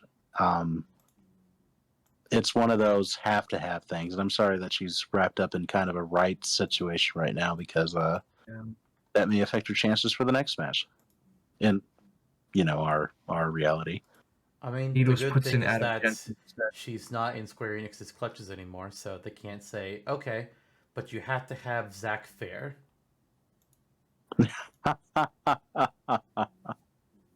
Gongaga. Yeah. Jesus Christ. All right. So we got 5 of our possibly 10 third parties have been chosen at this point. Hero, Steve, Shantae, Terry Bogard, and Lara Croft. I think at this point we can add, I would say, one more third party right now, and then we need to cycle back around to the Nintendo side of things. But Okay. who it is at this point is, always the question. We've got 2 that I could think. Hero is not Hero. We got Hero as like a huge big JRPG choice. Shantae is a big indie choice. Terry is a big fighting game choice. Steve is our internet buster. We could have more than that, but he's absolutely internet buster. And Lara Croft is a legacy and big name female character pick. And honestly, of all non-Nintendo female characters, actually, of all female characters in gaming, is it fair to say Lara Croft is the biggest name? I think it is. I think so, yeah. Chun-Li might be up there with her. Princess Peach for one thing. True. Um, Chun-Li, Peach, but- Samus, they're all probably up there. Samus. But I would absolutely Ask. say Lara Croft. I think Lara Croft has arguably transcended, like almost transcended video games and just in media in general. Mm-hmm. I At want least when the movies were at their peak. When the movies were at their peak, that was when like she was the biggest. Then yeah. give me a Laura, But yeah, give me a definitely. Tomb Raider TV show. Give me a full season of Tomb Yeah, Raider. honestly, yeah. Stop adapting video games into movies. Give me TV shows. The budget may be Yes. smaller, but you can tell a much better story. Scott Pilgrim coming out. Not that that's a video game, but still Netflix. Yeah. Can't wait to see it. True. And that'll be out long before this episode. Yeah. All right. So Well, then who do we do? Who mm, what where does somebody have like I push Laura. So what do you guys think? What's the next third party we should say at this point?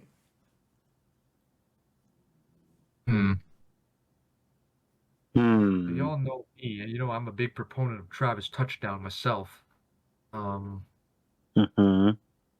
If Laura is to action adventure what Master Chief is to shooters, Master Chief could very well be the next one.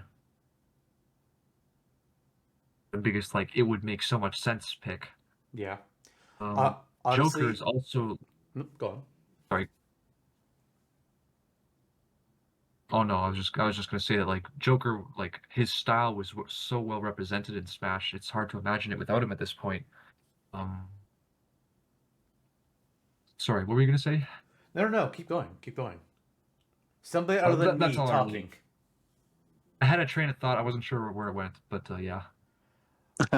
Well, it sounds like Did a your rapid lane station. is between Travis, Master Chief, and Joker. From based on what you said there, Joker, huge on the style, like you mentioned. I don't know if it necessarily made Persona 5 more popular because it was already popular, but it definitely brought at least my eyes to the franchise. And I played 5, 4, and 3. I'd like to play 1 and 2, but I'd kind of like them maybe to remake them first because they're kind of on older hardware. And all of 2 isn't even available in English, so that's a problem for me. But JRPG, turn-based, but with a much different style. You got Arsene with you got dagger, you got gun, you got curse magic, doing flips and tricks and fun stuff.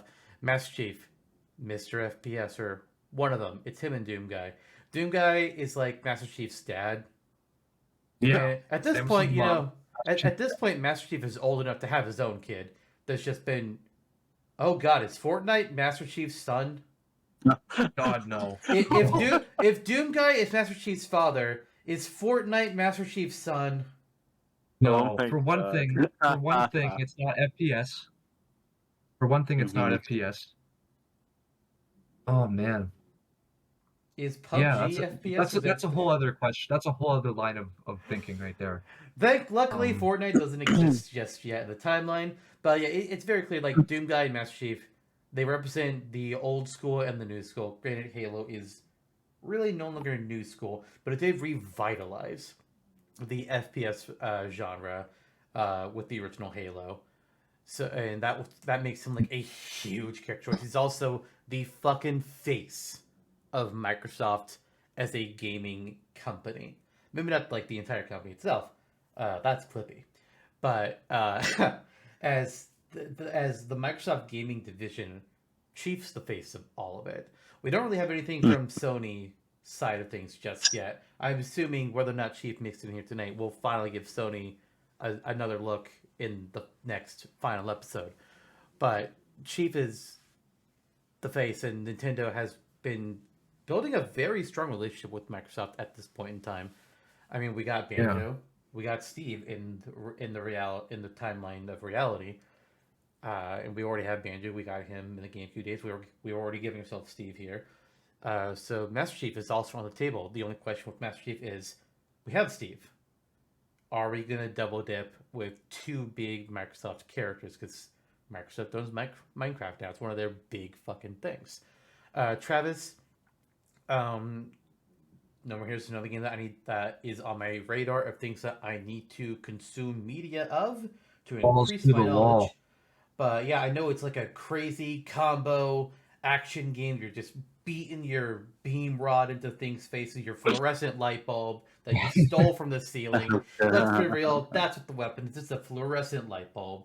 It's canon. Honestly, we all like, know it. What the yeah, fuck? like in the moveset I made for him, there was like a bunch of stuff that I didn't even have space for. Like his like every time he kills an enemy, there's like a little slot machine that like rolls, and if you get 3 in a row, he can like do a whole bunch of like, you know, he can like get insta kills, he can start shooting like lasers from his beam, and that's only in the first game. Crisis Core. I was gonna go there. I was gonna go to Crisis Core and be like, I already said no Zach Fair, the DMW. Fuck. No digital mind wave. I have heard. I've been waiting to play the remake, but I have heard that they made the DMW a lot less of an annoyance in the remake. It's like, thank God. Oh, good. Thank God, because it takes you out of the action so badly. Mm-hmm.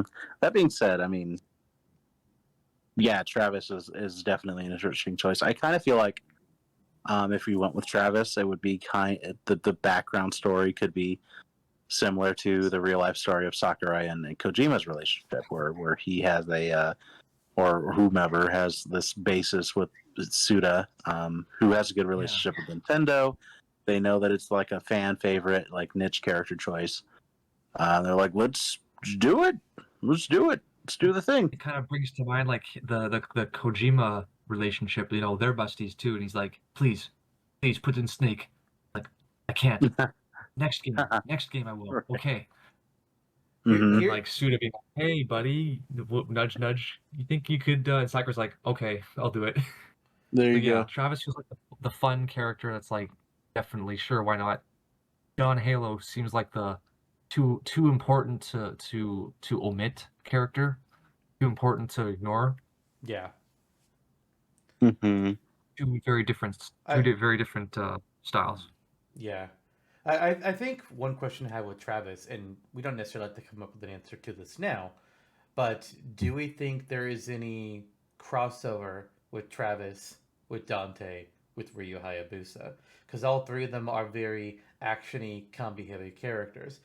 Dante has a variety of different weapons, so does Ryu, whereas Travis has the one, but he has a bunch of different techniques with it. I think he only has the one. I don't honestly know. I think No More Heroes plays quite a bit differently than either of the more recent Ninja Gaiden games or Devil May Cry. Okay. Just from what I know. Do you know about? I don't know about the Ninja Gaiden games myself. I watched the original. I watched some of them. I watched the original games. You know, it's your standard NES side-scrolling fare. Sorry, I did play that. I watched the first of the more actiony games. I don't remember what its title was. Ninja Gaiden Black, I think it might have been, or something along those lines. He's got his sword as his main weapon, but he also has a few other things at his disposal. Kind of like how, you know, Bayonetta. Oh, actually, I forgot Bayonetta would actually be in that conversation too. But like how Bayonetta, Dante, and Raiden in Metal Gear Rising, they beat a boss, they get a weapon, and they can do a whole bunch of new combos and techniques with that weapon. Similar fare between them. Right, and some of that are like windmill blades, a big scythe. He's also able to giant fucking staff. Yep, That's the main one I remember. A huge staff. That's right. He's also able to summon dragons because he has dragon blood. Yeah. And he has a variety of like dark dragon-y powered magic as well. Correct me if I'm wrong, Jonno, but there's this one move that I think in Smash, Kirby and Charizard both have it. Like if you grab somebody and then do your up throw, they like jump up off the screen and then slam back down. I think it's called like an isekai drop or something like that. Oh, I think it's about Hayabusa has that too. Yeah. Did he patent that move? Is he like the originator of that move? No. Because that wouldn't have been in the original Ninja Gaidens. I think he would have gotten that first in Dead or Alive, actually. Yeah, the Makes sense. original Ninja Gaidens, which, you know, maybe they would heavily pull from that because it was NES era and they like to do that with some characters. They would just focus on his ninpo, so like his various more like traditional Japanese flare magic stuff.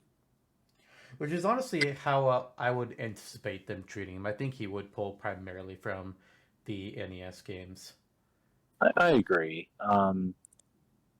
Yeah, he's an interesting case because we have this ninja character in a game actually devoid of ninja characters since we've omitted Sheik and Greninja thus far. Yep. So it fills an archetype, and then Dante is like his own whole daunting thing. Like there's so much you can do. I guess Then with there's Dante,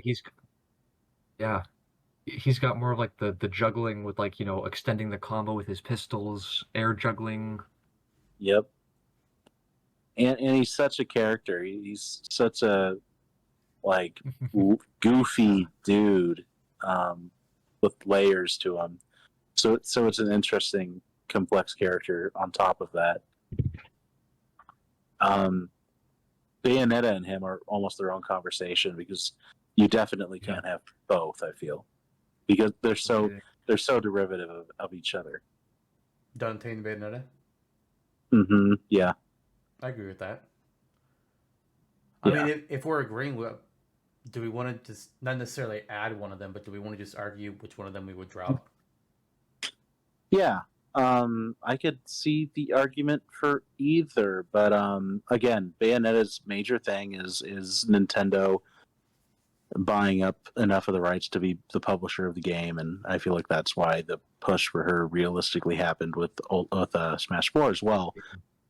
Of all of the feasible options from the Smash ballot at the time, they saw her and they were like, "Oh, let's put her in because we can market Bayonetta 2 through her." Dante, of course, is the much more popular character. Also, more so originated this genre of playstyle than her.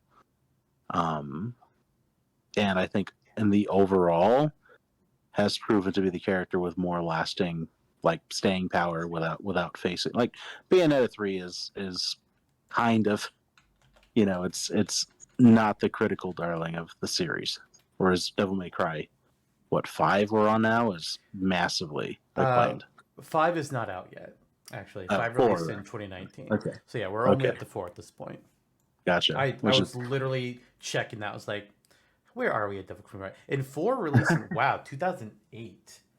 Wow. Was Reboot in between 4 and 5, or was Reboot in between 3? It was probably in between 4 and 5, and that's why. And then pretty much everybody was like, we reject this. We don't want Doonty. So, in almost every instance, I think Dante beats Bayonetta, just my personal opinion. But in this particular cut of time, does Bayonetta beat Dante? With that in mind, I think Bayonetta does have Mr. Nintendo on her side at this point, so that's really hard to. That's kind of hard to overcome. Between DMC 4 releasing in 2008, which is like a long time ago, even from this point, and the failed Reboot in 2013. Mm-hmm. They did, however, release a Devil May Cry 4 Special Edition in 2015 June. So it is back in that regard. They released it on PS4, Windows, and Xbox One. Okay, so there's and I agree that like in general, Dante's obviously one of the more high-profile Capcom characters to include. But yeah, this is potentially going away I didn't expect. I kind of thought Dante might have been a slam dunk versus Bayo, but I'm kind of feeling like maybe Bayonetta has more of a stand right now. Yeah, I could see that. I see the argument. I think the last time Dante was on a Nintendo console was maybe for Project X Zone, or one of the Project X Zone games. He was with Virgil on the 3DS. Yeah. Mm-hmm. I don't know if recency counts at all in that regard, but yeah. It seems like the argument between these two mostly comes down to Nintendo is currently financing Bayonetta 2. Actually, has already financed Bayonetta 2. Bayonetta 2 was out by this point because she was added as DLC to Smash 4. Mhm. And she would have been announced the same day that we're deciding this in that timeline. So she's got the second game. A little bit of recency on her side. Dante, Metal May Cry 4 was 2008. Failed reboot 2013. It was met with heavy rejection. And then the DMC4 Special Edition a year ago from our timeline. Whether I don't know if the DMC5 is in development right now. Try to see if there's anything say it. It looks like early January. It looks like when they probably started working on it. But Gotcha. whether or not Nintendo or Sakurai would know that, that's they may not have known. Capcom may not have said anything to them, especially if Nintendo didn't go to them trying to negotiate a character. Maybe they went with them like, "Hey, what about this one?" And they could have been like, "Oh, well, we're doing Donkey again," but hard to say. It's basically more games, more legacy, but maybe potentially could call them dormant versus 2 games, recent and big, and is currently financing them. Mhm. My bias says I would like Dante more than I like Bayonetta. I've watched both franchises of games, and I like him better as a character. But the arguments make sense about why Bayonetta would be chosen over Dante at this juncture. Whether or not either of them even make it to the final roster, who the fuck knows? We're just arguing who are we cutting, because we're not going to have both.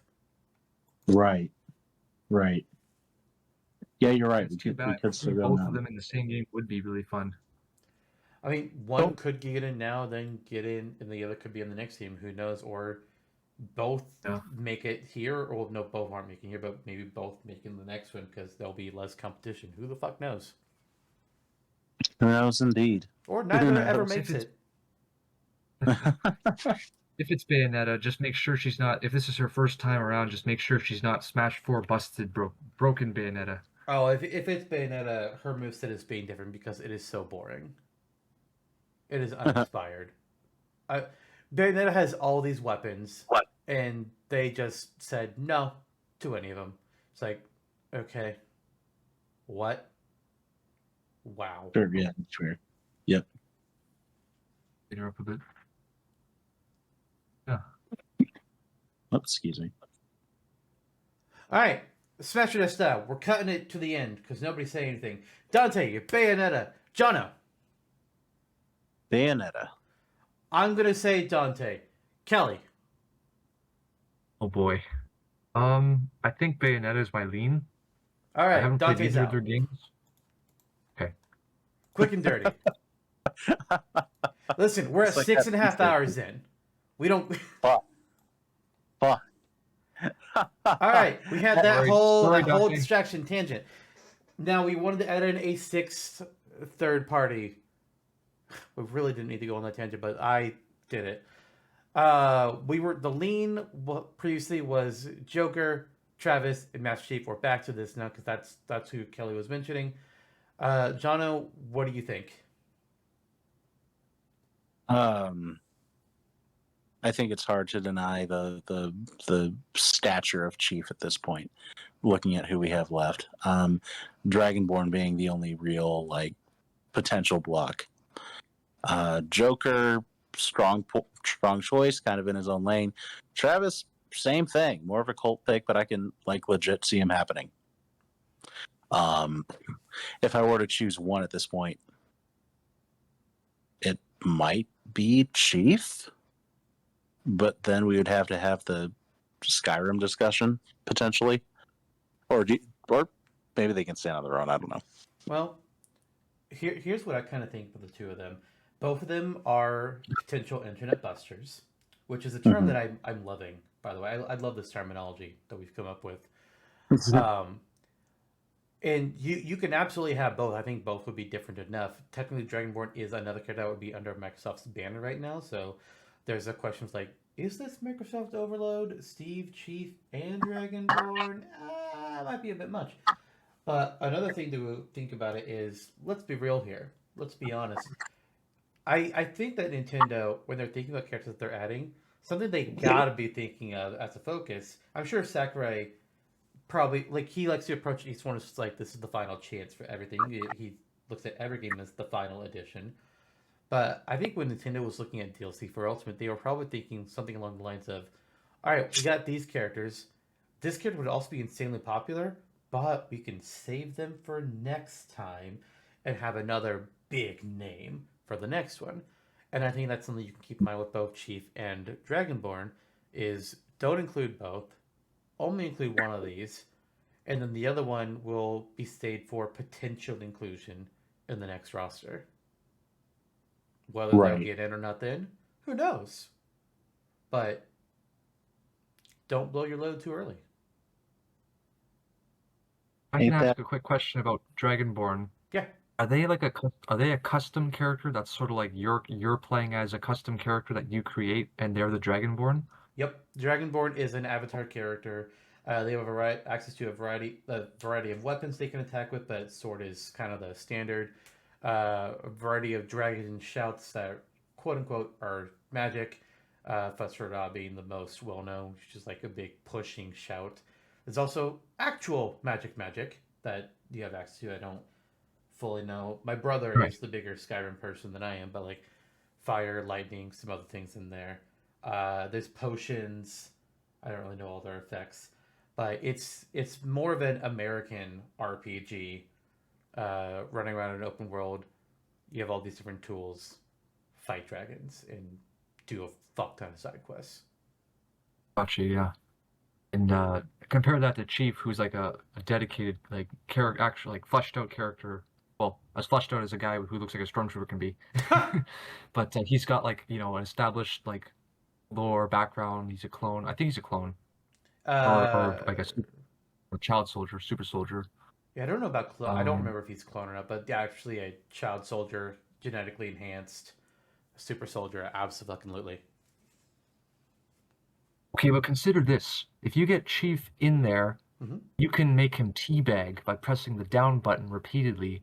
And you can also have his alts be a red Spartan and a blue Spartan, and you can recreate red versus blue in Smash Brothers. Yes. And then you also got to give him orange and... just saying. Not pink, but salmon.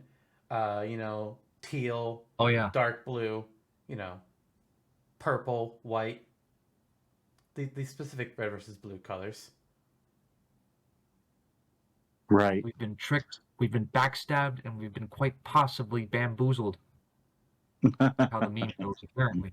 So I'm just saying. Still just can't believe that show's it's going to have its final season, or it has by this point. It feels strange that such an icon of Nintendo history, or internet history rather, is coming to an end. Like, man, a long run. Gone on for so long too. Like, wow. But right. I do. Unless there's anything more to say about these two, let's go ahead and, just like we did with Dante and Bayonetta, Smash or Dash style it. Chief or Dragonborn? Who are we pushing to the roster? Because I assume we're saying definitely one of them and not the other. Only one of these two. Okay. Who's going to go first, boys? Oh, I thought you said you were going to. I missed. I was asking, but I realized after that you said who was going to, but I thought you said that you were going to. It's like, okay, and I may as well at this point. I may as well. Sure. Chief.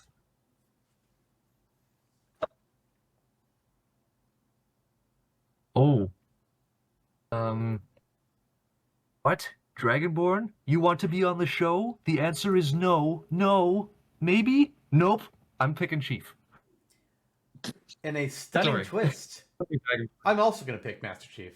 Master Chief was very nearly on my roster. I actually dropped him last minute. I had a few last minute drops that I switched things around for. But Dragonborn, I think there's a strong argument. But This is Mr. FPS. Totally. Chief. Dragonborn could come back for the final episode. He Who very knows? well might. Very Mhm. well might. The final episode is going to be wild because it's our final chance for everything. For everything, it's going to be our final chance for. And where It that's really- going to yeah. go, I'm scared about what you are going to do, what I'm going to do, what our final guest is going to do. I'm expecting some chaos. That big quagsire looking thing. Pod something? Claude Yeah, Sire? Yeah, that. What Guardian. about Quagsire crossed with Bellsprout from Pokemon Infinite Fusion? Yes. All right. Well, we have now added in 10 Nintendo characters, 6 third-party characters. At minimum, 5 more Nintendo characters will be coming in, and at maximum, 4 more third parties will be added to the roster. There are a total of 9 slots remaining. And we still got several unique characters to go through. It's time to bring out the yes, no, scale, which viewers and Jonno may remember from last episode where we broke that out about this time in the episode with our previous guest. We were like, okay, there's only a few slots left here. We got a bunch of categories of characters. It's going to be easy. Let's come up with an easy way to do this without jumping onto every category because there's so many people left to still talk about. And there are 9 slots. A lot of these characters we've covered to some degree, but there are some that we have not really talked about at all still. Like, the Animal Crossing characters are out. We haven't even gotten to them. And we kind of need to still give every character a bit of discussion as we figure out these last few slots. So, here's how this is going to work. We're going to go down the list from top to bottom, focusing just on the Nintendo characters for now. And we're basically, all 3 of us are going to give like very brief thoughts on them. If basically talk about their chances, not really their chances, well, I guess a bit of their chances, and if we would be willing to spend one of our last remaining slots on this character or even this category of characters if it comes down to that. And then once we've talked about that, well, the Nintendo characters will try to be like, okay, based on all this, who does it feel like we collectively say these final slots should go to? And once we got those 5 slots, the 5 guaranteed Nintendo slots done, we'll do the same for third parties, and we'll kind of figure out, okay, with these third parties and the remaining Nintendos, who do we want to give the final 4 slots to? Make sense, guys? Can you repeat that? Yeah, I think it's pretty self-explanatory. Thanks for laying it out. I'm ready to go. Excellent. Yep, we are good. I give this a hard yes on understanding your idea here. Ah, yes, the sliding scale. This is going to be fun to interpret depending on how this goes. So, in that case, we're going to be starting with the Mario characters. Currently, we have Rosalina already on the board, and we have 4 other potential Mario characters. We're not counting Donkey Kong or Yoshi in this section, just the actual Mario branded characters, which I know is weird to say the Baby Mario Bros. Aren't Mario brand. Just run with it. But so let's start out here with Captain Toad. So my basic thoughts on Captain Toad are he started out in Mario Galaxy as just like this minor NPC. You help him in his brigade out, and then he showed up in a couple other games. You could like get a star from him or a moon or whatever have you.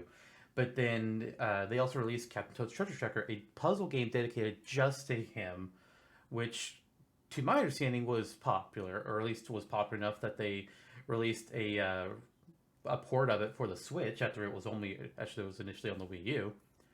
So in my mind, like we got enough to pull from there. He could make an interesting character, and while I personally like Toad more, I think Captain Toad can pull more than just Toad can. So in my mind, I think it's a pretty good yes for Captain Toad. Jonno? Yeah, I think we can still hold Captain Toad in contention for the same reasons you had already mentioned. I agree. Kelly? Maybe I don't know. I'm kind of leaning towards no, honestly. I find that Captain Toad has always been sort of like a auxiliary character.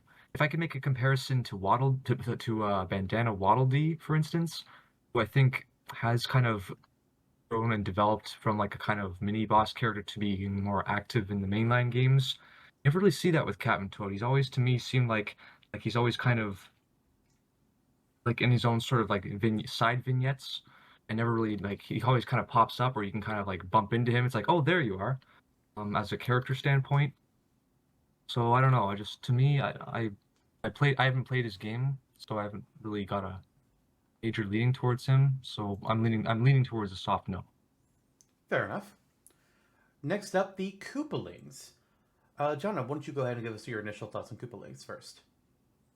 Yeah, of course. So again, briefly reinforcing that Bowser Jr. likely has a different moveset in this rendition of the game since he came in Brawl, where Mario Sunshine was much more prevalent. So the idea is kind of in agreement with the Smash community at the time, which was give Bowser Jr. his paintbrush, throw in a little bit of that Shadow Mario guy, call it goopy, inky stuff.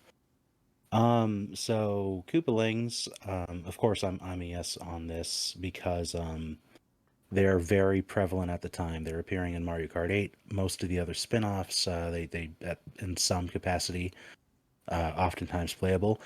And they represent common boss, mini boss in the new Super Mario Bros. Series that at this point in time has shown not a whole lot of signs of slowing down. So there they are. Theoretically, they could take Bowser Jr.'s moveset from our world. Not that we would be using that as a basis since it's from our world, but I do think it's a idea that could still sprout naturally in this one. Fair enough. Kelly. Yes. So just to reiterate, John, are the Koopalings, are they I forget if we mentioned this last time. Was it like the 7 of them plus Bowser Jr. as an alt? Plus Functioning Boom like Boom. the Pygmy? Plus Boom Boom, sorry, plus okay. Koopa Kid actually. Oh, right. Plus Koopa Kid. Row, row, row, row. Yeah. Yeah, I think the Koopalings are fun. It depends on if you've played all the new Super Mario Bros. Wii games and you're completely sick of them or not. But yeah, I think as like they kind of work as a package deal. I think they had I liked the idea of them like driving in their car, being out of the car for some moves. They almost have a bit of that Mario Kart DNA with their side, or at least in Smash proper with the side B. And the paintbrush has lots of potential. Yeah, they're a fun kind of all-in-one character that I think would be get a lot of bang for your buck for. Okay. As for me, I think I was definitely not on the same wavelength initially with how we thought Bowser Jr. was being represented after the Brawl episode, because I still had him mentally. Was like, oh yeah, he'd probably still work like in like he does in Smash 4 and Ultimate, because the Koopa Clown car is a thing here, and I can't remember if he uses it like by that point if he's in a game with it, but it's not long afterwards where he has it. And I was just like, oh yeah, he just replaces the hammer with the paintbrush or the attack that it's used in. That's where my mind was at. So seeing the Koopalings and be like, oh yeah, they use Bowser Jr.'s move, so I was like, oh, huh, okay, rewire. I'm kind of a soft maybe on them, partially based on that. I do like the idea that you were saying where they kind of get to represent the mini bosses of the Mario games, especially in the new Super Mario Bros. Era, where the mini bosses, it's every game, it's either them or it's Boom Boom and Boom Boom and Boom Boom and Boom Boom. It's like, okay, it's a bit too much Boom Boom in the Towers game. Mix it up a little, It's like, good God. And I like the Koopalings as a collective. I think they're fun. And I think this would be a better way to do them than how in Mario Kart 8 where they take up 7 slots. It's like that feels a little like it feels like in Mario Kart like you can't just have one Koopaling. You have to have all 7. It's either 7 or 0. It's like that's kind of for me. But let's just Smash so that you would all be in the same one. You swap out the costumes. Like I like that aspect of it. Personally, I think I would rather see a different character than just them, but I'm not opposed to them. If that makes sense.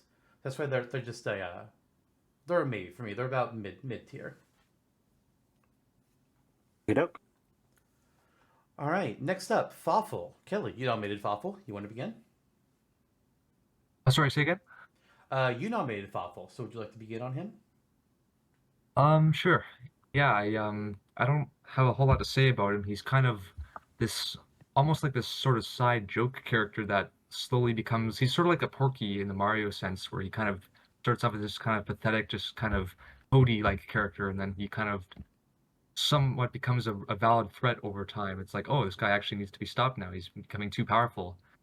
Um, as for how he would like operate, it's kind of hard to say because he only has a few like standout moments. Final Smash is a given because Final Battle of Bowser's Inside Story is iconic and all that, but kind of a weird one because I don't really care a whole lot about him. I think he'd be neat, but I'm not that passionate about him overall. But I think he'd be fine. Okay, I'm kind of neutral on him. fair enough. Fawful. He's a good way to represent the Mario and Luigi series.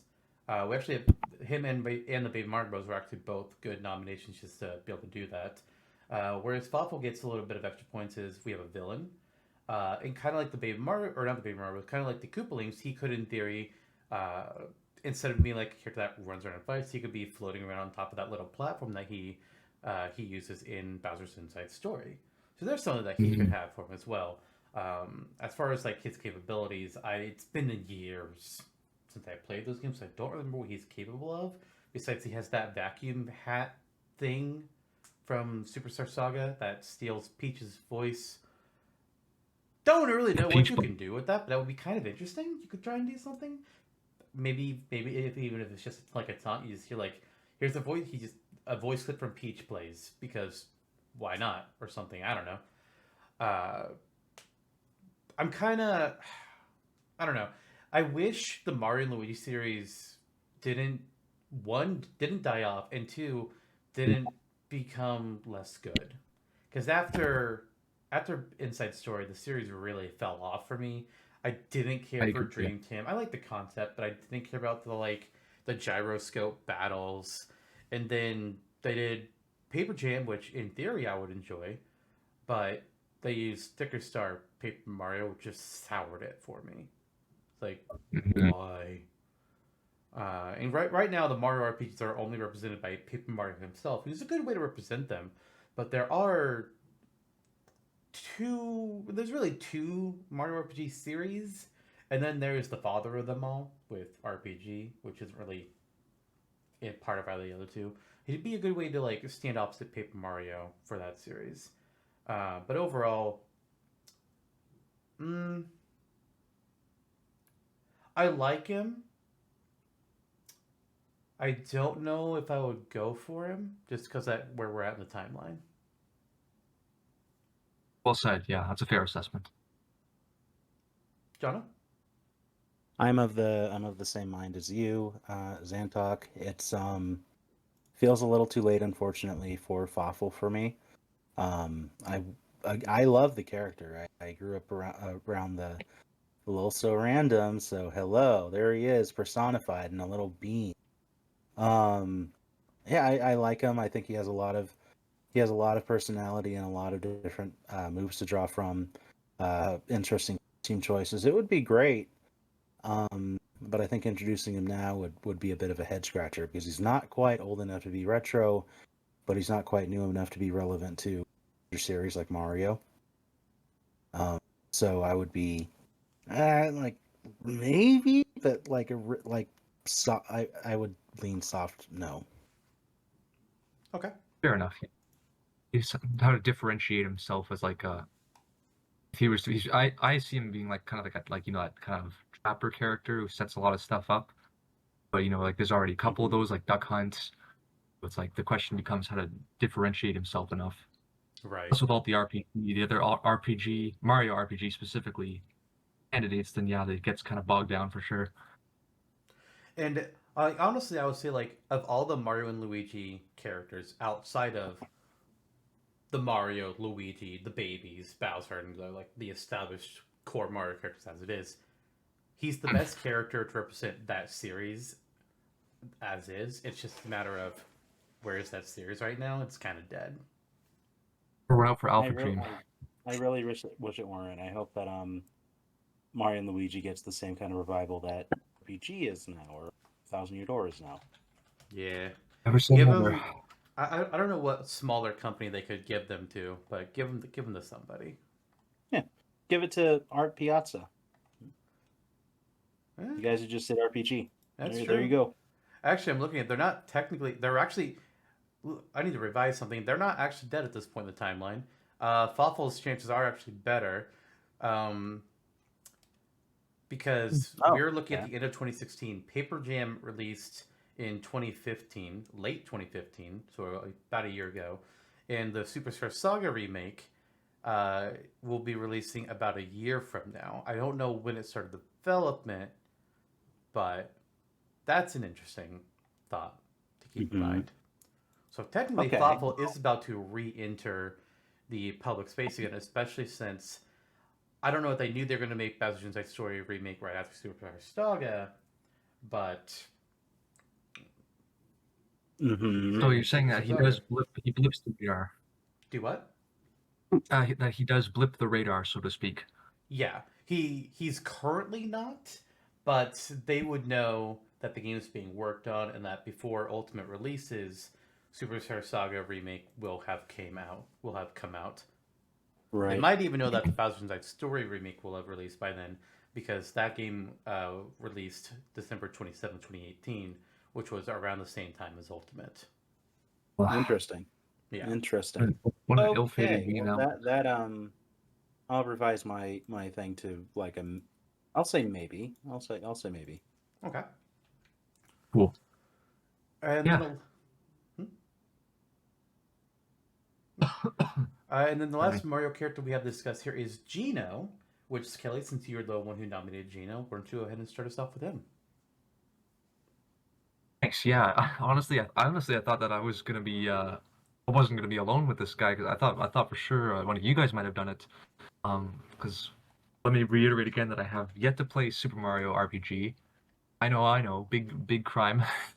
I'm sorry. But yeah, so being in like the Smash scene, the Smash boards, all the forums, you see the name tossed around everywhere you go. Papa Gino's, you can't not run into him. You know how much he loves him. He's a character that I'm not personally a backer of necessarily, but just the idea of him getting in and how happy that would make people. Seeing him get the Mii costume, it's like, oh, this really raised a lot of awareness too. I can't help but want to see him succeed in the future, or the future we're in now. This hypothetical time of 2016. Right. When things are being, when the wheel of fate of chase is turning. 2016B. 2016B. This timeline. 2016 ZJK. But yeah, I think he'd be a really neat, like mechanically, he's got a lot to pull from. You see a lot of like modded videos, like his Smash mods with his like Gino World, Final Smash. Lots of interesting mechanics, and yeah, he has some neat depth to him. He's cool, but not like edgy, Pinocchio vibes. So yeah, I'm a soft yes. All right. So you mentioned that you were surprised that neither John or myself had Gino, and fair. Gino has been nominated once before, and has only been nominated by guests up to this point. John and I have never nominated Gino. He was last nominated for the Smash Bros. Melee episode by Flamezone, and I think Flamezone was probably also surprised at the time that neither John or I nominated him. And like, he's always been on my radar, but I've never done it because it never felt like not only one, it didn't feel like the time, but also Mario has such a star-studded cast, and there are so many good characters. It's always been a question of, is he a better choice than these other characters? And every time up to this point, my answer to that has been no, which has always been sad to me. Because do I like Gino more than Rosalina? Hell fucking yes. But does Rosalie make more sense in the timeline than Gino? Yeah, she just does. But we do already have Rosalind in, so this is more about Gino versus the other three, or even if we get a second Mario character. But even then, well, Gino didn't get picked in Ultimate, which, yes, this is a different timeline, but that is a fact of things that occurred, even with all his popularity, and knowing that Sakurai wants him, or that's not necessarily that Sakurai wants him, but we know Sakurai is aware of the fan want, and at least likes the character enough to give him a Mii costume.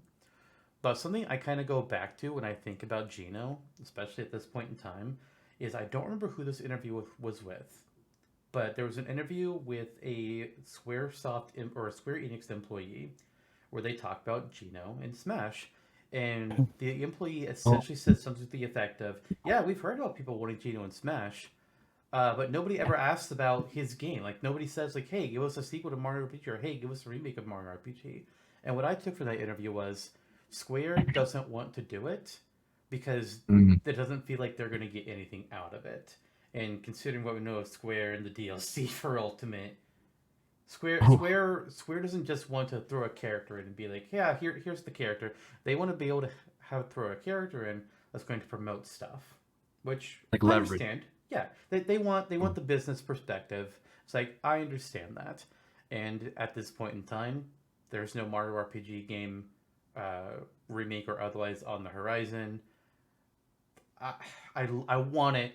I want it, but it's too early.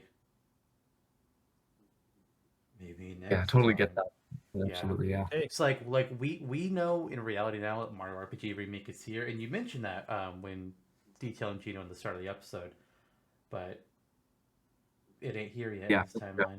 Like a prerequisite almost. Yeah. Very well In said. a sense, yes. Although I do wonder, there is a factor we haven't talked about very often this episode. Oh.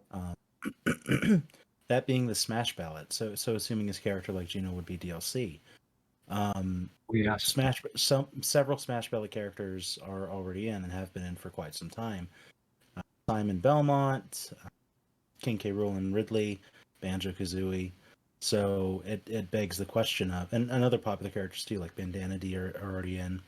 So the question kind of begs, where would the Smash ballot land in this world? What would be different? Would Gino be such an unstoppable force that Nintendo would go the extra mile to secure him for this game?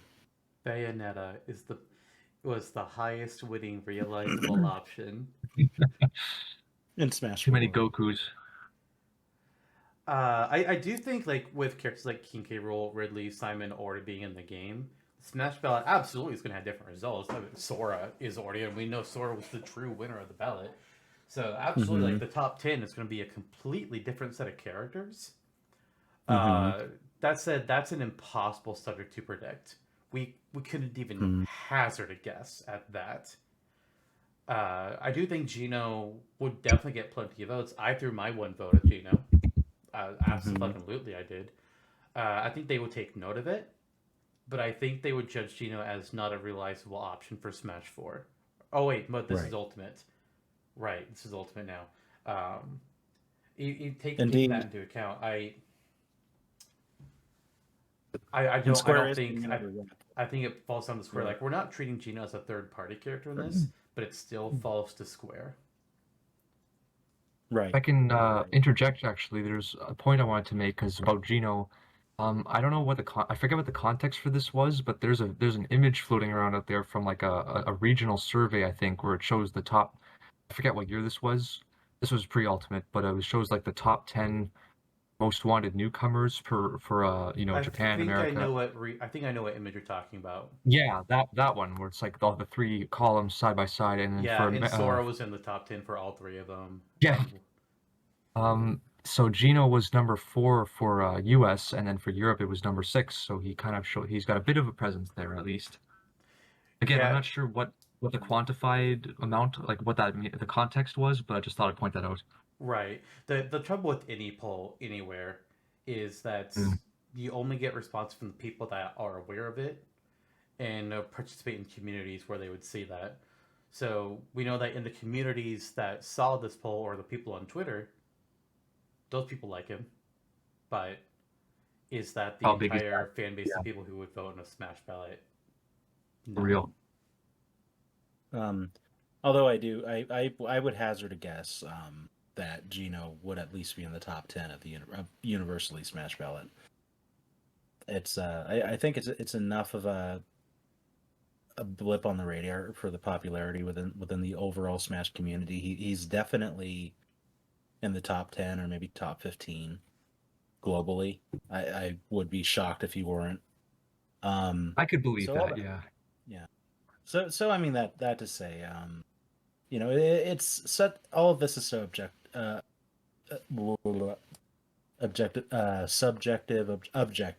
All of this is so objective.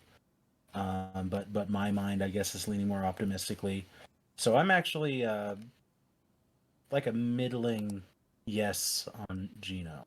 I think it's realizable at this point. But I didn't think of it at the time, which is why he's not on my roster. But as I'm sitting here stewing on it, because I hadn't really considered the Smash ballot up until this point, it's like it's a possibility. At the very least, it's a possibility. An unquantifiable possibility. Yeah, it definitely feels like ever since Brawl, he's had a distinct amount of momentum that's kind of, even if it's not like the strongest, it's always been like, you can always feel it sort of just kind of behind the scenes building, waiting for the right time. That's true. That's true. All right, moving on here because we've spent quite a bit of time just discussing Gino. Cranky Kong, Jonno, you nominated Cranky Kong, so take us away. Yeah, nominated Cranky Kong because I do think after the four characters that we have in already for Donkey Kong, that he makes the most sense as the next newcomer, either him or Funky. I'm leaning him because he's more unique. You can draw more elements from out of his with his unique stature and whatnot. But actually, at this point, I feel that another Donkey Kong Country character is unneeded. We just got Dixie in the last game, and it's just kind of panned out to the point where he would be great, but may not be necessary at this time. So I'm actually going no. I didn't quite hear the end of that, but it sounded like you said you were now a no on Cranky. Is that correct? Yep. Okay. Kelly? Just to clarify, does the roster up to this point have Dixie as well as Diddy and Donkey Kong? Yes. Okay. Yeah, as Jonno just mentioned, Dixie Kong was added in the previous roster. I see. And DK was added in the first episode. Diddy was added second. King K. Rool, I believe, was added in Melee, and then Dixie just made it in Smash 4. Yeah, this is almost tough because like if you look at the Kirby, like something like the Kirby foursome, Kirby DDD, Merit and Bandana D, it works so well as like a synergized unit for like a multiplayer game that you can kind of get away with that if you wanted to apply all four of them to a roster. He almost feels like Cranky. He almost feels like the kind of almost like the funny left field character that you could almost like so crazy you could almost see it actually happening in reality. But I think the more you like try to flesh it out with like those threesomes and those foursomes, sets, those units, then the harder it is to do. And yeah, like John, like you were saying, I don't know if it's like what is needed, like what's critical right now for him. If it was like a Nintendo only Nintendo Warriors knock knock game, then maybe. But yeah, I don't know for Smash if it's what's most needed right now. So I guess I'll lean towards no. Right. If only I'd nominated Lord Frederick or Tiki Tong. Mustache. No. That is all. Lord Frederick's mustache. There you go. King K. Rool Echo. Beat up Mario's mustache in a fight. So with me and Cranky Kong, I like the character, and I do agree that of the Donkey Kong characters that are not in, if we were to get another one, Cranky or DK Jr., honestly. The two of them make the most sense as the next character. Cranky because, as Kelly mentioned, like he's kind of like a wacky, off-the-wall character that you can kind of have some fun with. He's playable in the most recent Donkey Kong Country game, Tropical Freeze. And then DK Jr. just because, like, hey, we get to dip back into the classics. We get a character who is half a retro rep in himself, which would be a fun take on that as well. But considering that we have the core 4 already, we just got Dixie in last one, I'm a no on Cranky here. I like the character, as Kelly mentioned, like maybe if we didn't have any third-party characters at all, I think Cranky probably would have actually been in already. He probably would have been in if we didn't have any third parties, or if not, he would have been a shoo-in here. But I don't think we need to have Cranky here. I think it's a no. Yep. Consensus. And since we have a consensus, I think we can go ahead and just flat out kick him off the roster then, because we're all just saying no Cranky. It's the first character we've had that for. The second time Classic Kong has been denied his day. Sorry, Cranky. Technically true. You're the crankiest prankster of all. Pranking with the stars. Dun, dun, dun, Oh dun, my dun, God. dun, dun. Oh God! If we had a video game dance with the stars, we gotta have Cranky there. That'd be amazing. Actually, you know what? Let's make it wild. Give me the old person season. Get Cranky on there. Get Captain Cuttlefish on there. Oh yeah. I don't know who else, but I need those two at minimum. Egad. Oh man, that'd be so good. It would be well, it's hard to really gauge how old Mwamba is. You could put him on there. Oh yeah. That's true. That's 17 by human true. standards. Technically, M is several hundreds of years old. Yes, true. Or at least, no, actually, no, I don't think she is. I think she's just because the time between becoming M and the events of Xenoblade 3, I don't think it's that long. It's maybe like 100, 200 years, I think.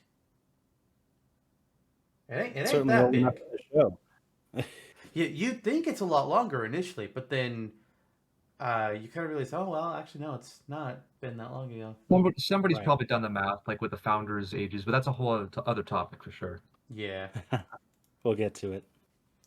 All right, so next up, the Baby Mario Bros. What are my nominees here? I'm still a big yes on the Baby Mario Bros. For a couple reasons. One, it gives us another duo fighter, which we only have Danbei and Hikari for. And they can fight in a completely different direction. You can take inspiration from Yoshi's Island. You can take inspiration from Mario Kart Double Dash, which would really just be the chain chomp. But, you know, you can take inspiration from Mario and Luigi Partners in Time, which is another character besides Fafa that could represent the Mario and Luigi RPG series. They have a variety of different, they give them their hammers, give them their partner ability, or their bros attacks, actually is what they're called, and the different ways that they can use their hammers and other skills to solve puzzles on the overworld.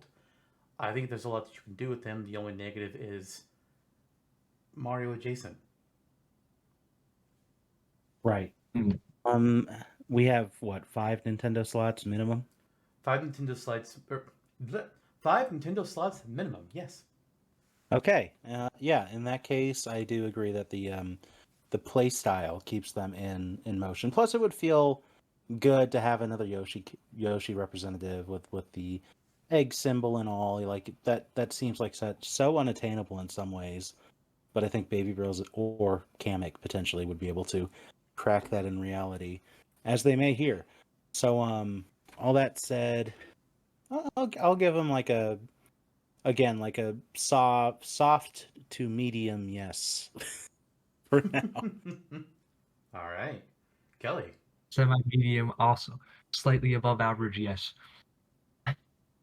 Yeah, I think the babies are a really neat, a really cute idea. There's really a lot of potential there. Mechanic, like this is less so mechanical, but about like the personality. You don't really see them as much outside the RPG games without their older counterparts. So you have to kind of give them their own. This would be like their own reimagining from the ground up. How they would like. I know Baby Mario is the primary one, and Baby Luigi is the secondary one. In terms of like sharing the board with the other RPG characters, I think I would prioritize them above Fawful, but not quite as much as Gino. I'm kind of neutral on them, but that's probably just because I'm kind of open to how they. I'm not really sure how they would act. I'm kind of open to the idea, but I'm not really leaning positively or negatively yet. I'm just kind of open to the idea. Okay. All right. Moving on to The Legend of Zelda. We got two characters here. Skull Kid is currently on the roster, and we've got Darunia and Ravio. As for Darunia, um, again, I mainly nominated him to represent a different race across Hyrule.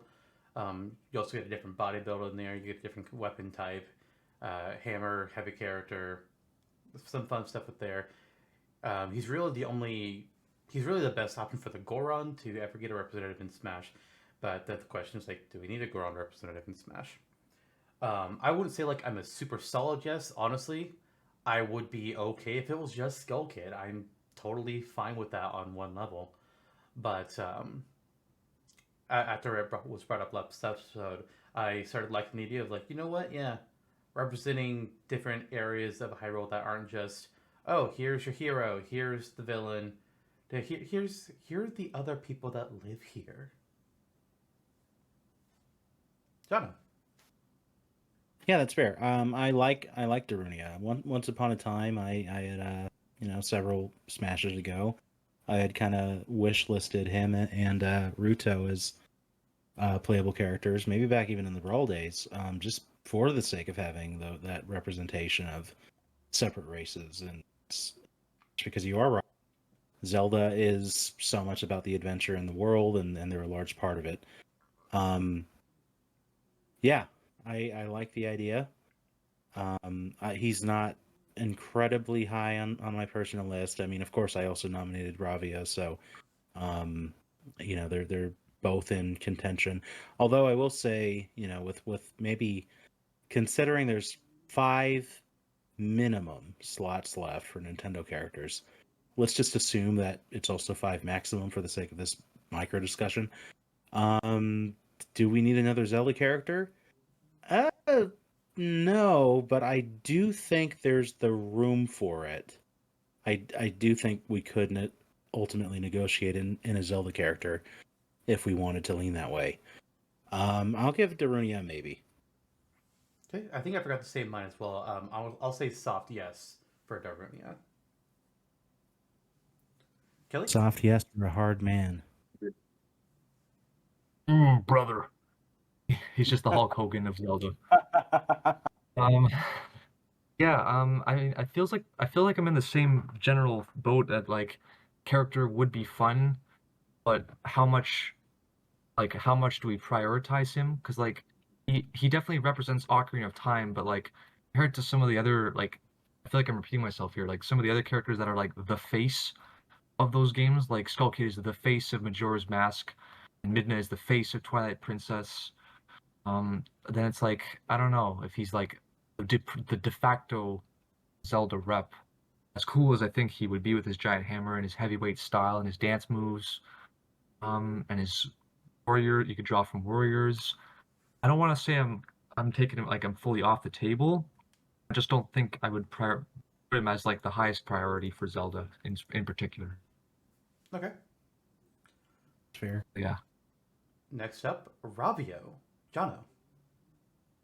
Yeah. Quick recap on the Ravio. A Link Between Worlds is the most recent new Zelda title. So not counting Majora's Mask 3D as a remake. Ravio is kind of, I feel like, the most likely thing you can say is the face of this game. So that qualifies him, I feel. And again, it's just drawing from the shop that he runs throughout most of the game and taking items from that shop. Very indicative of some an iconic gaming world with the Link to the Past map and all. I think it would be fun. Again, it's not necessary, I feel, to have a second Zelda character at this point, because we do live in a world where we're representing a world, rather, where Zelda's actually given a fair shake and has many characters at this point. But I want him. I think he's cool. I think he's a fun option. So I'll say soft yes. All right, Kelly. Right on. Yeah, if we're taking into account the recency bias, then yeah, like you said, Ravio is definitely the face of A Link Between Worlds because Yuga who? Right. Yeah. But yeah, I think like yeah, he's definitely one of the standout characters of that whole adventure, and he's really like he's kind of a wild card. Like I can't remember what like the general consensus of the game and its characters was back then. Like if you ask me to name off all like the sages from that game, that's where it gets really tough. But pretty I think remembers Ravio and Hilda for that matter. Mhm. There are sages in Between Worlds. Yeah, I've never they're played apparently I haven't watched Between Worlds yet, so I don't know that. I only know that Hilda, Rabio, and Yuga are characters. That is, and you can paint. You can become painted Link and be on a wall. That is the extent of my knowledge.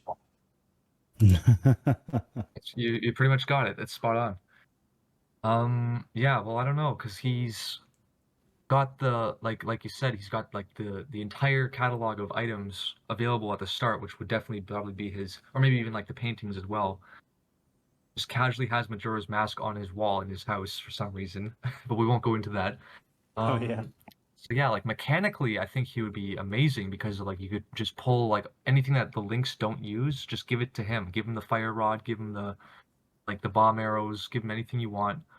Um, but again, in terms of like, I think the struggle comes with how important he is in the grand scheme.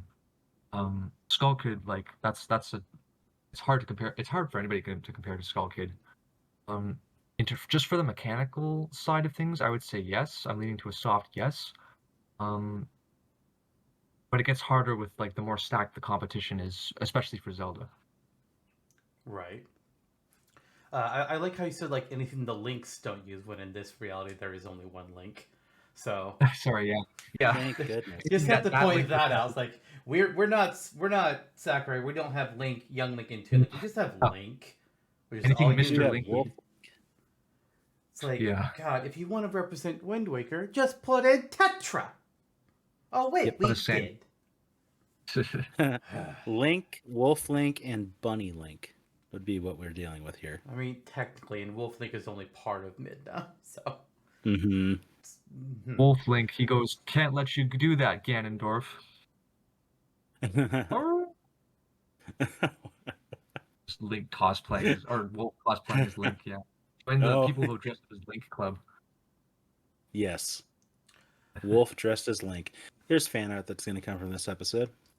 No, Yeah, there's there you not, go. 'cause we don't have viewers, especially this far into an episode. So then to continue, because I'm trying to keep things moving.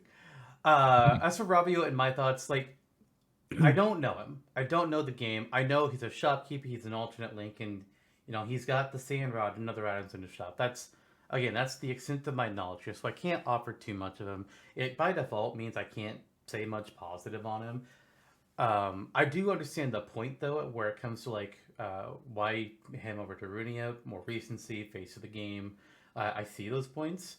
As for me and Robbie though, he's just like he's in the neutral maybe tier for me. And then as far as since it's been brought up as well, like the idea of like, do we even need to give Zelda a second character with these many slots left? Honestly, I don't feel like we need to. We might, depending on our opinions on the remaining Nintendo options. But honestly, I think just having Skull Kid is good enough for this roster. Mm-hmm. It could very well be. Let's see what it boils down to. Yeah. Right. I see. Which, next up, from Kid Icarus, a series that currently has two characters, Pit and Veridi. And we have Palutena Medusa on the board. So, Jonno, go ahead and start us off with Palutena. Okay, not to retread too much of what we've already spoken about on her, but again, just representing the potential for the heavenly powers that she gives Pit, and that you collect throughout the game. Her moveset, the potential for her moveset with the custom moves in Smash 4 was awesome. Pick and pull from that, make the best that you can out of it. unlike what they did in Ultimate with the most rote version of the moveset we got instead.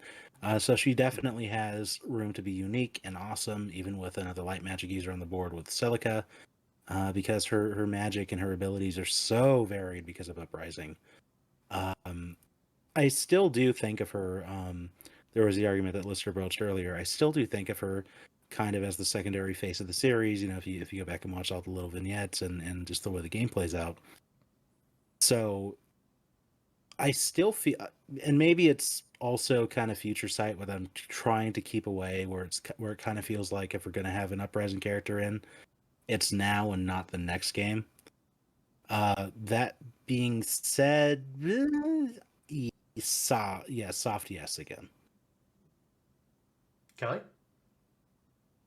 Yeah, this gets really hard to talk about without talking about Medusa, but I'll try to just keep this on Palutena for now. But yeah, we already have seen what like that she's a proof of concept, robust list of moves to pick from, essentially. D Smash 4. I think yeah, like she and Pit kind of have this inseparable dynamic, like character-wise. And she's kind of like like Jonno, like he said, like the secondary, like the deutagonist, pretty much of Kid Icarus. And yeah, there's a lot that she could do just to give her that that arsenal of stuff, like not just like the energy blast and the fire blast, but like you could throw out like random like Centurions, some stuff you could pull from her. For more pole dancing moves. You already get that from my me. Not the first time pole dancing has been talked about for a character on this podcast. And it won't be the last, I'm sure. Big man, let's go. Oh boy. Hell yeah. That said, Kelly, where does Palutena rank on your scale? I would say medium yes. Okay. As for me, I agree with you. It's kind of hard to talk about Palutena without having Medusa in the conversation. Like if I'm thinking just in a vacuum, like if Medusa wasn't on the board, I feel like I would be a lot more interested in Palutena. The main question in my mind would then be, do we need a third Kid Icarus character at this point? Which, in that case, my mind is kind of like, I don't really know that we do. She's a good option for it. As has been mentioned, the heavenly powers are great to pull from for her, and even if pulling outside of that, there is plenty in Kickers Uprising to use that Pit doesn't already. So there's a lot. So there's definitely room for her. The bigger question for me is like, do we need another Kid Icarus character? Meh. It's a maybe. For me, I think 3 might be the magic number in this case, kind of like the Kirby series and the Donkey Kong series. Go to 3 and then stop. unless they get another game. But even in In our 25 timeline, that years. hasn't happened yet. Yeah. 25 years. But next up, Medusa. Kelly. Yeah. Yeah, it's a 1 foot in both camps situation for me, because in my mind, it would have been like the perfect Echo situation. I feel like you'd need Palutena first, and then you could Echo with Medusa. I think it's harder to have Medusa and then Echo with Palutena, because it just doesn't feel like, order-wise, it feels more to make more sense. Like Palutena is there first with you, and then Medusa is like, now I'm the big threat. Another way you could look at it is if you have Pit, who's definitely like a hero. You have Veridi, who has been at both an antagonist and also a protagonist. Like she's kind of been on both sides of the conflict. If you wanted to balance it out, you could have Medusa, who's purely on like the baddie side for like the most part. That's just where it gets really hard.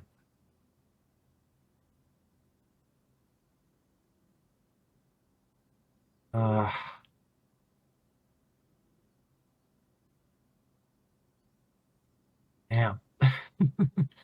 So then where would you put her on your scale? Like I get the feeling that she'd be like mechanically more or less the same as Palutena with some slight tweaks. Personality wise though, I think having a villain is always nice. I think she'd be maybe slightly above Palutena in that regard. If you wanted to harken back like to the original conflict, maybe like a what's above a medium yes, a high Uh, yes. I think above a medium yes is a yes. Yes, okay. Then yeah, I guess I'll say yes for her. But honestly, I'd be fine with either. Okay. As for me, I don't really see the whole Echo thing with Medusa at all. She like Medusa and Palutena is one that we've spent a lot of time on previously. We harped a lot on that already, so we don't really need to tread the same ground there again. But she's got a lot to her. She's the villain rep, villain of the original game, villain of a good chunk of Uprising, and then comes back later on in the game in a surprising twist, which was fun. Yeah. I like her Hello there. personally. I think when you compare her with Palutena, I think she's more fun as an option, which was more or less my same argument that I had with Veridi against Palutena in the previous episode. I'm a yes for Medusa in general, maybe more of a soft yes, and that's only because, again, the question of do we need another Kid Icarus character? If we were saying guaranteed we're getting one, then it would absolutely be smash or dashing Medusa over Palutena. But it's a question. The bigger question is: are we spending one of these slots on a Kid Icarus character at all? That's the bigger question in my mind. Yeah. Jonno? I agree. I mean, if we don't need a third Kid Icarus character, it feels like it would be a nice way to round it out with a third. I feel like if we were to, it would be in this game. The next one would feel odd to me because it would be so far removed from the timeline, kind of like what we're saying with Fawful, but even more so. I guess in this world, it makes my argument makes less of a point for Palutena since we already put in Veridi, although it does feel strange to me personally to not have Palutena in before Medusa or even before Veridi, and that's maybe some of the old Smash ways leaking over. But in my mind, it's similar to having Skull Kid in before Zelda, or having or for a better. I think that's an okay example. So I'll give Medusa a maybe, and that's on the basis of still feeling Palutena is the more natural option, and also questioning the likelihood of Kid Icarus rep making it. Period. All right. That seems. Yeah. Moving on to Fire Emblem, we already have Celica. We have a good number of Fire Emblem characters already on the roster. Offhand, Marth, Lynn, Ike, Robin. Is that all? It's only them? That's it. That's it. Wow, we have less than I thought I did. Damn. Less than than what appears in Ultimate. Oh well, to be fair, half of the Ultimates are the same character. Practically. You know what I mean? Like Oh, I named know. individual. Yeah. Yeah. That's I know. less Not counting gender. Not counting gender swaps. Yeah. Oh no! That's not what I meant. I meant Marth, Roy, Crom, and Lucina are the same character. You are technically correct. The best Yes. kind of correct. Indeed. As for Edelgard is another character that like the Palutena Medusa question, we've covered a lot. We don't need to retread a lot of same ground here. Edelgard is here to be an axe user, to be a villain in most of the game, a hero only in a quarter of it, even though she's the hero in my heart. And also, hey, I'll admit it. I'll fucking admit it. Down with the church. Burn it all down. Slay the dragon. But also, hey, promoting 3 houses. Do we need to do that? Maybe not. But I've nominated her for that potential position. Do we need another Fire Emblem character? I'm not saying it's something we need. But I like her, and she's who I would choose at this point after Celica, so she's a soft yes for me. Jonno? Yeah, I love her. I think she's great. I'm with you on the best story route, etc., etc. And I like the idea of an axe user coming in because this was one of many series that we were able to course correct here was Fire Emblem and how it's represented, and not having all similar movesets for half the characters and swords for all of them. We're able to really diversify this roster. So even though there's less on the table right now with 5 characters, 6 with Celica, it feels like so much more than we've actually gotten. I feel like the 6 is probably good for this game. That it's not, again, like with Zelda, like with Kid Icarus, it's not necessary to have another Fire Emblem character at this point. I like Edelgard, but I think I'm a soft no. Okay. Kelly. Oh boy. I think you guys already know my thoughts on it. Here's what I'll say is that I think one of the biggest questions is who if not for Byleth? Edelgard. And in You that said sense, I think Edelgard, like, from that standpoint, makes sense. And if you want to count like all like the uniqueness, like the axe, the villain thing is debatable because it's like the perspective idea, right? But I don't know. I still think that it just kind of doesn't make sense from like just the like from the thesis that Three Houses was trying to send. I won't go into it honestly. I'm just gonna say I'm leaning towards no. Okay. However, it won't kill me if she gets in, because I understand that, like, again, who would it be if not for Byleth? I think it makes the most sense. I don't think it's a stretch to say that she's the most like polarizing character in recent memory. But yeah, just for me, I would probably say no. All right. Next up, from Star Fox, Falco Lombardi. So I nominated Falco because it's been a while since Star Fox got another rep. We added Fox in the SNES episode. No, wait, where is he? Oh, no, we added him in the Smash 64 episode. Sorry.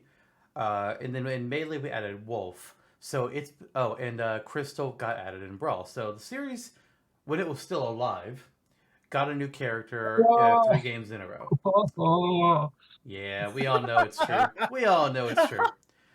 So I nominated Falco for 2 reasons.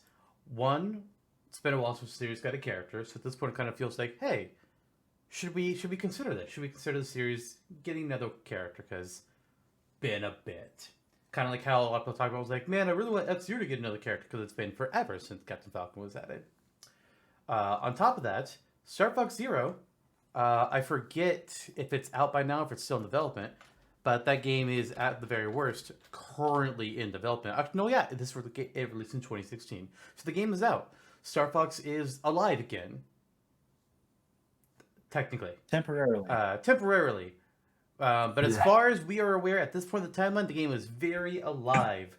It may not have been the best received, largely due to the controls, the fact that it just retells the Light Wars again. But that's a different podcast that we already did. But the fact is, Star Fox Zero is alive, and if there's a good time to add another Star Fox character, it's now, and it's Falco instead of... Actually, I guess you could make an argument for Slippy, but he's not nominated. Falco is. So I'm... Okay.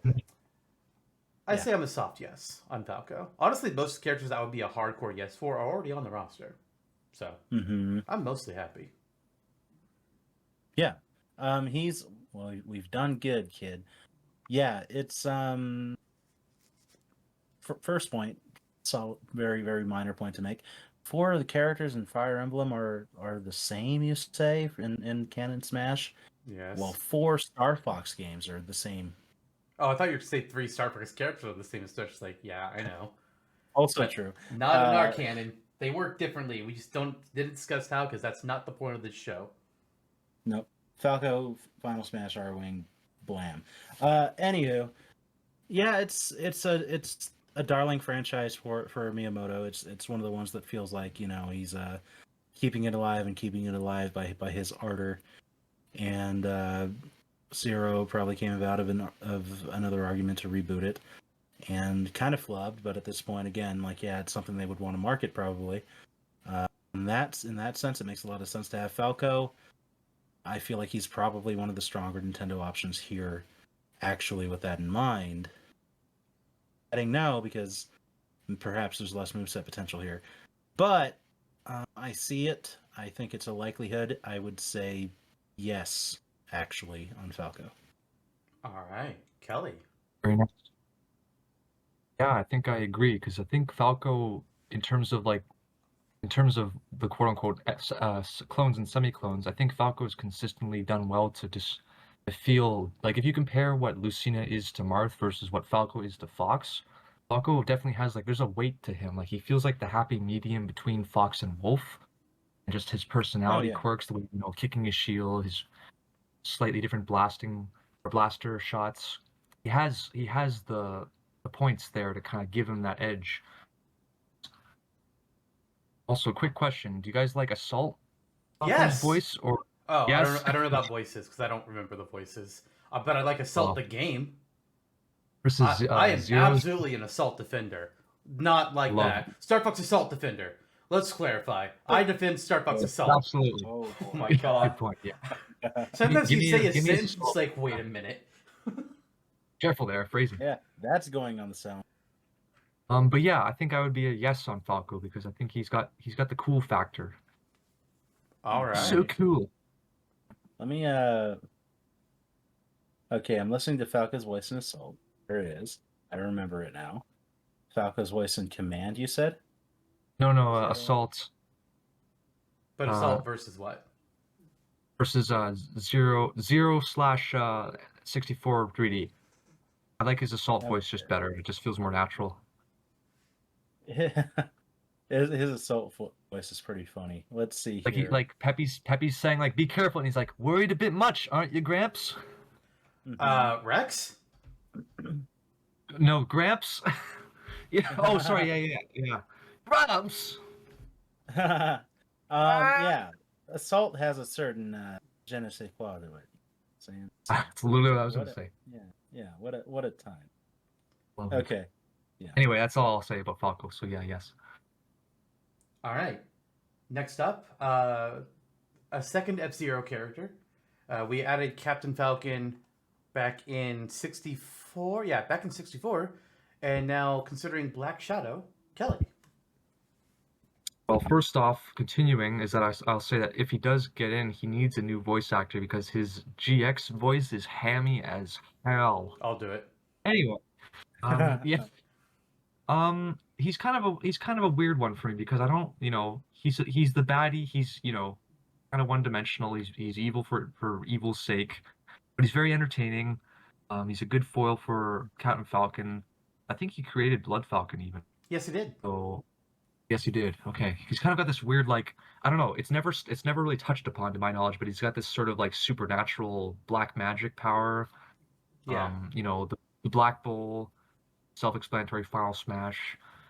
It just depends on how you. I know the popular theory again is people saying give him the Warlock Punch, give him Ganon's moves. It's like I guess that could work to a point, but also give him his own like unique feeling. And that's the important thing. Is like he's basically Batman, but Bullman. That's pretty cool to start off. It's just like how do you build off that groundwork? I don't really feel too crazy about him, but I think it'd be neat. I'll say a maybe. Okay. The problem with Black Shadow for me, and really the problem with F-Zero as a whole, is kind of what do you do with them? Like in the real timeline, the only two F-Zero characters that get brought up with any serious discussion are Samurai Goro, which is largely because Samurai sword. Other than that, who cares about Samurai Goro? And then Black Shadow, as you mentioned, because give him Ganondorf's moveset, and then Ganondorf gets to have his own unique moveset and be completely remade. And that's the only reason out of these characters are really brought up, as far as I'm aware. But in this timeline, Ganondorf doesn't work like Captain Falcon. They're two completely different characters. Black Shadow, I mean, if anything, he would be... I mean, obviously, he either gets used as Captain Falcon as the base, or they come up with something completely unique for him. But it makes F-Zero really hard to think about. Like, do I want there to be a second F-Zero character? If only because I don't like there being only one? Yes! But in this timeline, I have a hard time figuring out who that would make the most sense being. And really, any character session, I'm just like, I don't know. I don't know if it's you. If we were talking about like an actual new Smash game in the Prime timeline, I would be a hardcore fucking yes on Black Shadow. He'd be one of my top characters. Be like, yes, put this guy in. In this timeline, though, I'm a soft no because I just don't know what to do. It's the Fawful situation again, kind of. The recency factored in. But yeah, I see what you mean. Jonno? I think my thoughts would be with Black Shadow as the character to go for F-Zero. Just to bounce off of your thought quickly, only taking into account the most recent game being GX, or at least the most recent like big time game, with him being the main villain, just feels like it makes sense to me. But Goro does give him a run for his money. I could see that. That being said, moveset potential, I feel like it's there. Again, Ganondorf is canonically different in this timeline. He's largely playing off of how he plays out in Ocarina of Time. So that's a nice little buoy for Black Shadow to maybe actually cop Warlock Punch or Kick and have it be his own thing. And then you just kind of go from there. I love the idea of him being playable, even here, where it would be perhaps a little less necessary when we don't have to consider him decloning Ganondorf. But again, it's like so many of these choices. It's cool, but potentially unnecessary. So a maybe for now. All right. Next up, a second character from Pikmin. Olimar was added in the Wii episode 2 rosters ago. Now we have Alf on the board. So, Jonno, take it away.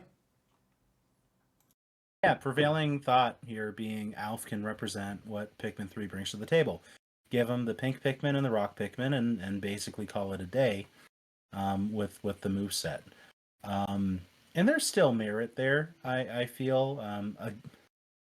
Like Pikmin 3 is a recent release. It's one that internally Nintendo, it's like a darling series for them that they keep harvesting and harvesting until it finally, as we know now, grows up to be almost mainstream with Pikmin 4. Alf is a good option from that. He kind of got it by being an alternate Smashborn Ultimate proper, but it's weird. So here we have a chance to right that wrong. Again, I could see a world where we don't get another Pikmin character, and I think that's fine. Pikmin is largely well represented through the one character being, but it does have room for maybe another one or two, and ultimately, soft yes. He's like the French fries that fall into the bottom of your bag. You may not always know that they're there, but they're there. And I will find them.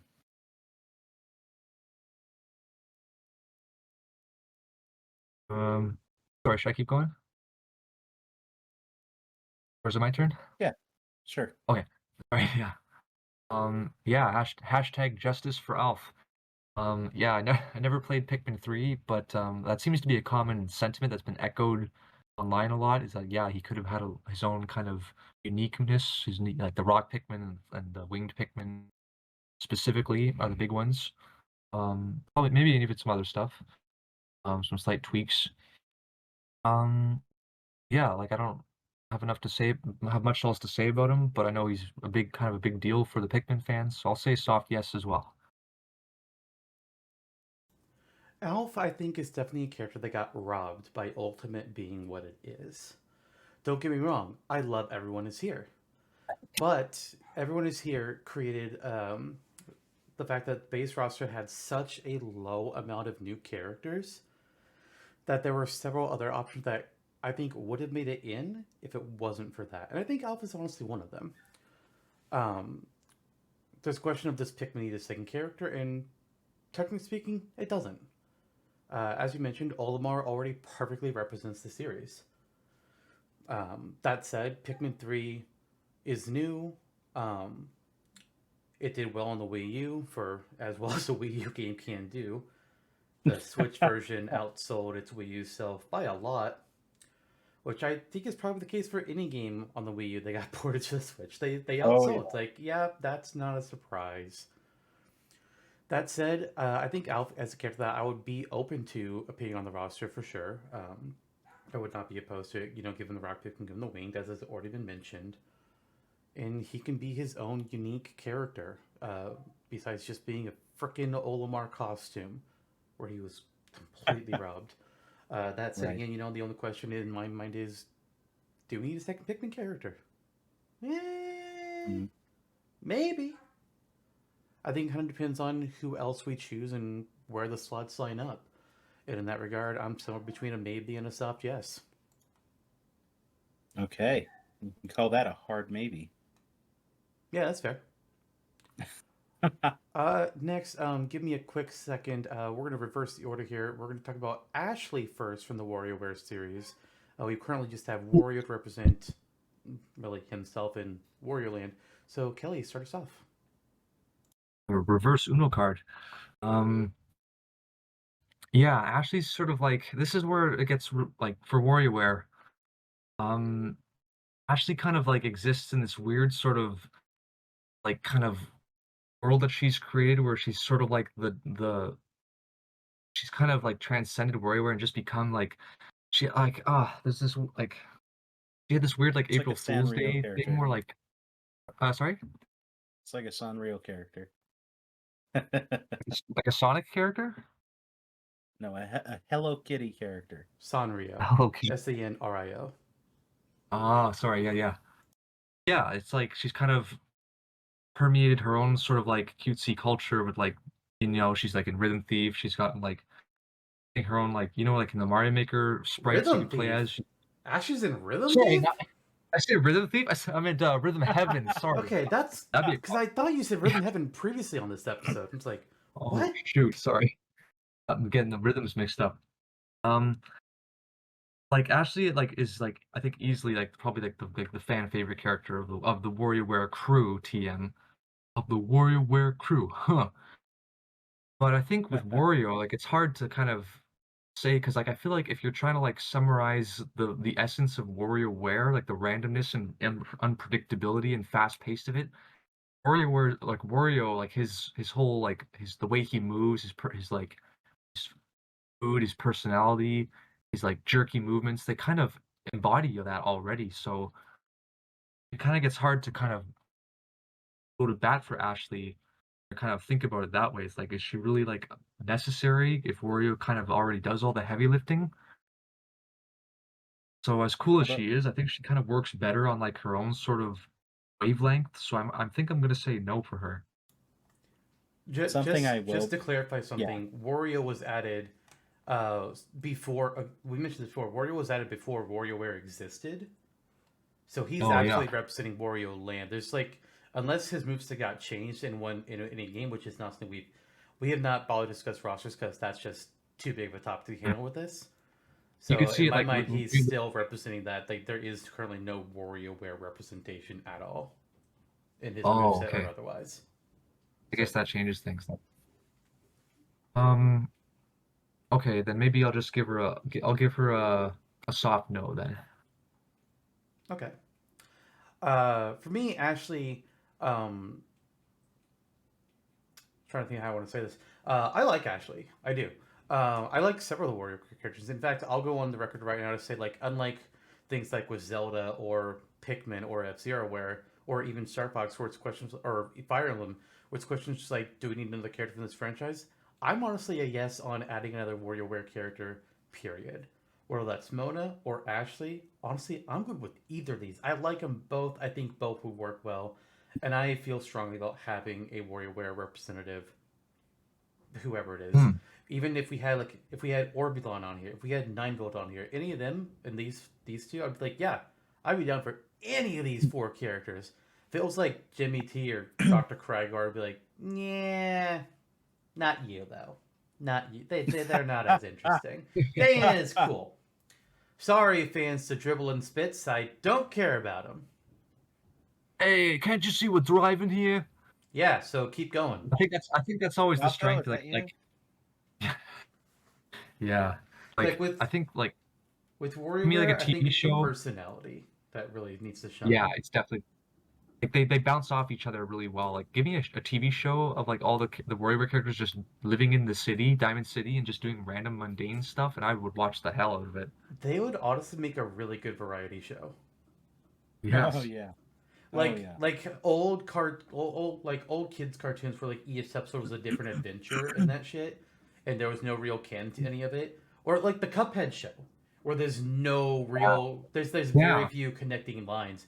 Warrior as a show would actually be fantastic. Hijinks in Diamond City. Absolutely. Hell Love it. yeah! And then we get a Cuphead crossover because why not?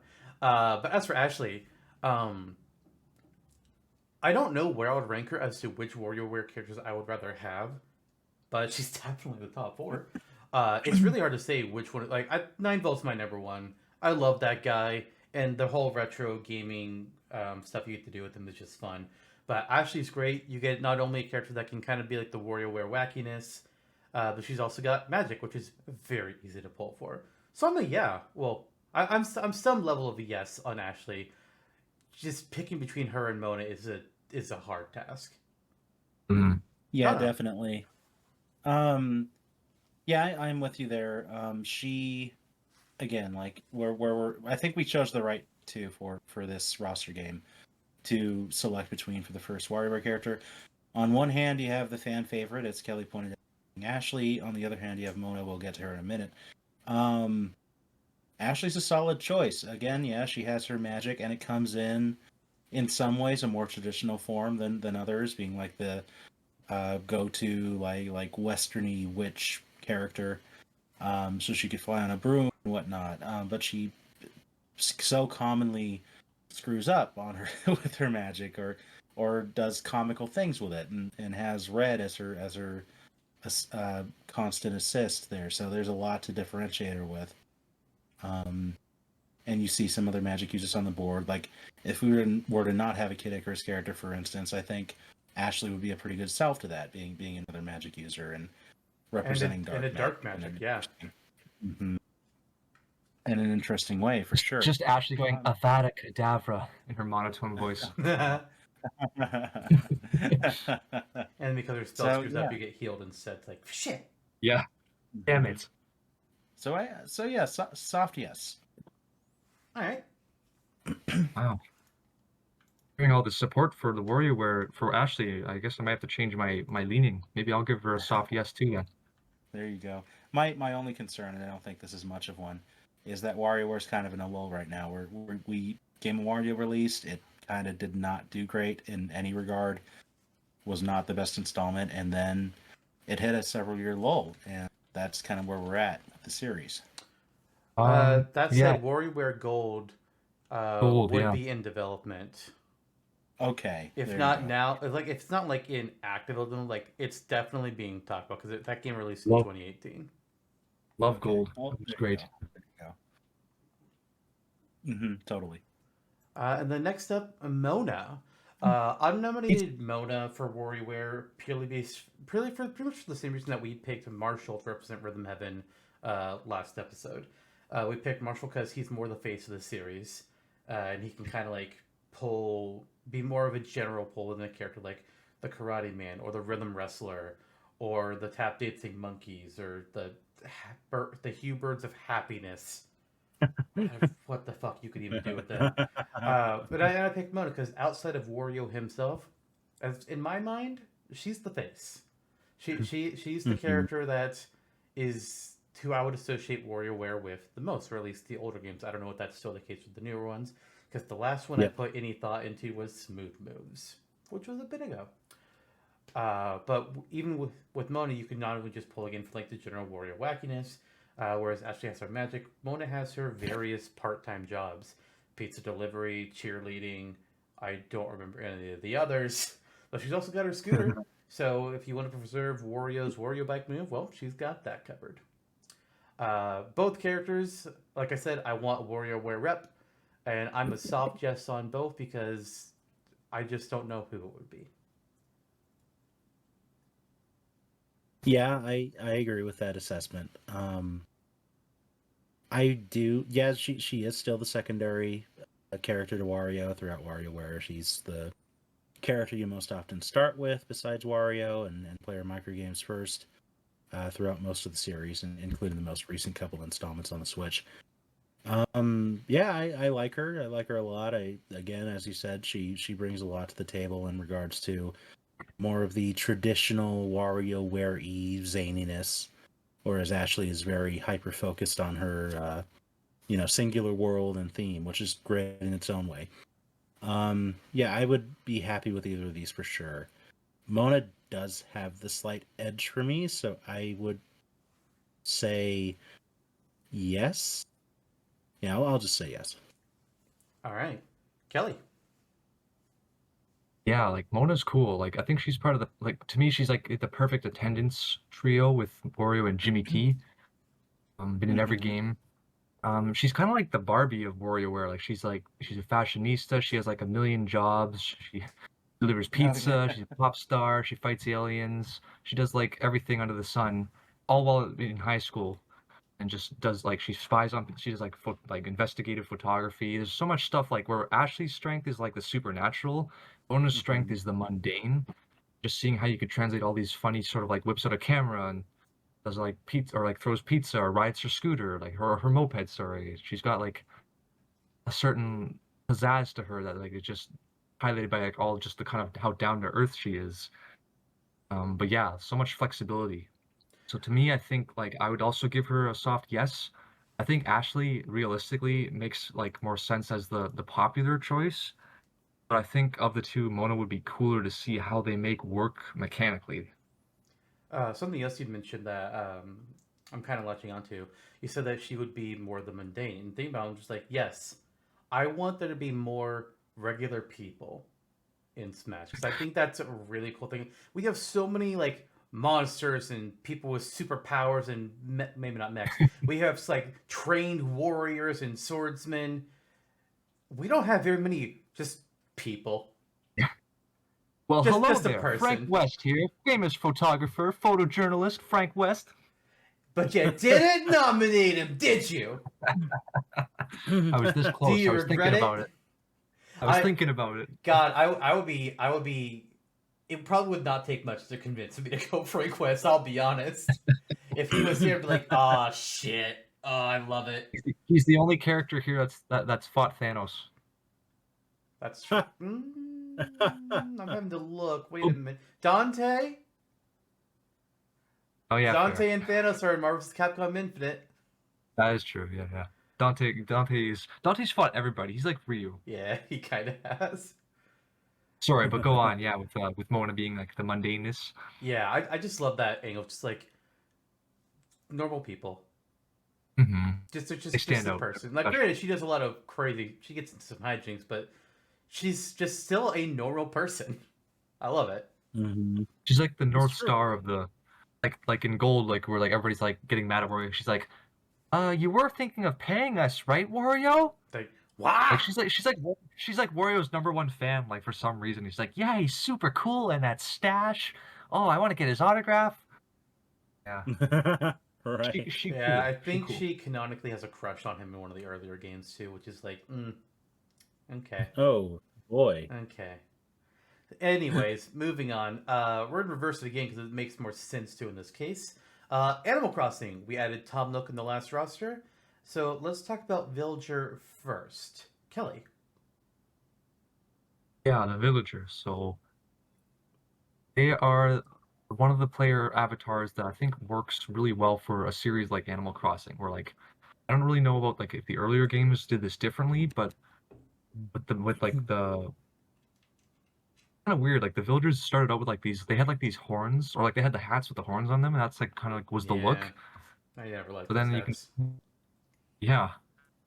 So yeah, I should just say I'm not like I haven't played Animal Crossing much. I don't own it. But I like the villager because it's kind of like it's your life, it's your adventure. You are the mayor, and at the same time, the villager kind of like carved out a personality for themselves.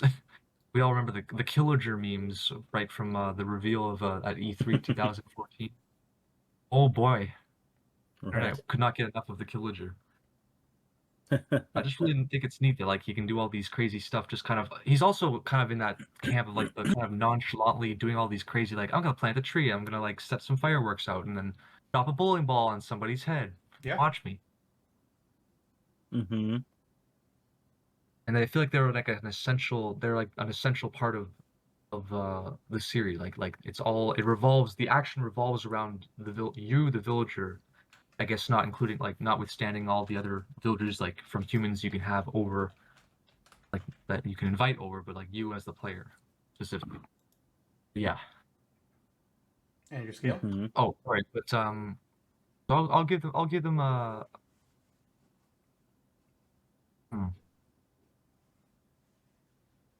Yeah, with Animal Crossing, I think they work really well.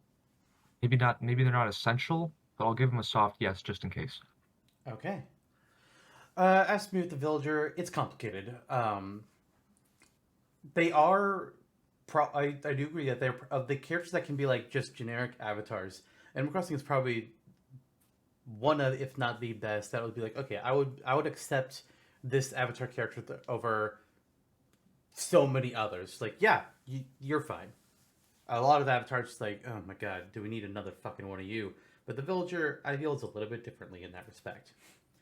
What's hard for me with the villager is that in the last roster, we already had the debate of villager and Tom Nook and who we would add. And we went with Tom Nook, largely based on him being an established character. There's nothing that villager can do that Tom Nook feasibly couldn't. And he's got established personality and traits and has your own unique stuff that he could do.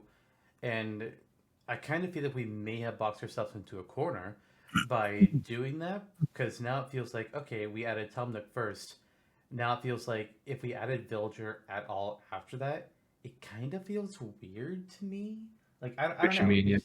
It's like if he was ever gonna have a chance, it feels like he should have been first, and if he's not first, then he's a never. It's where he's complicated for me, and for that I'm a soft no, purely because of that. Mm-hmm. Jonno. Yeah, I have odd feelings about it too for that reason, but it could go either way, so maybe. Okay. You win the award. You get the award, Jonno, for most eloquent, concise summary of the night. To be fair, these Well, are thank supposed to be concise and brief, so Oh boy. he does We're get fighting the a losing reward. battle.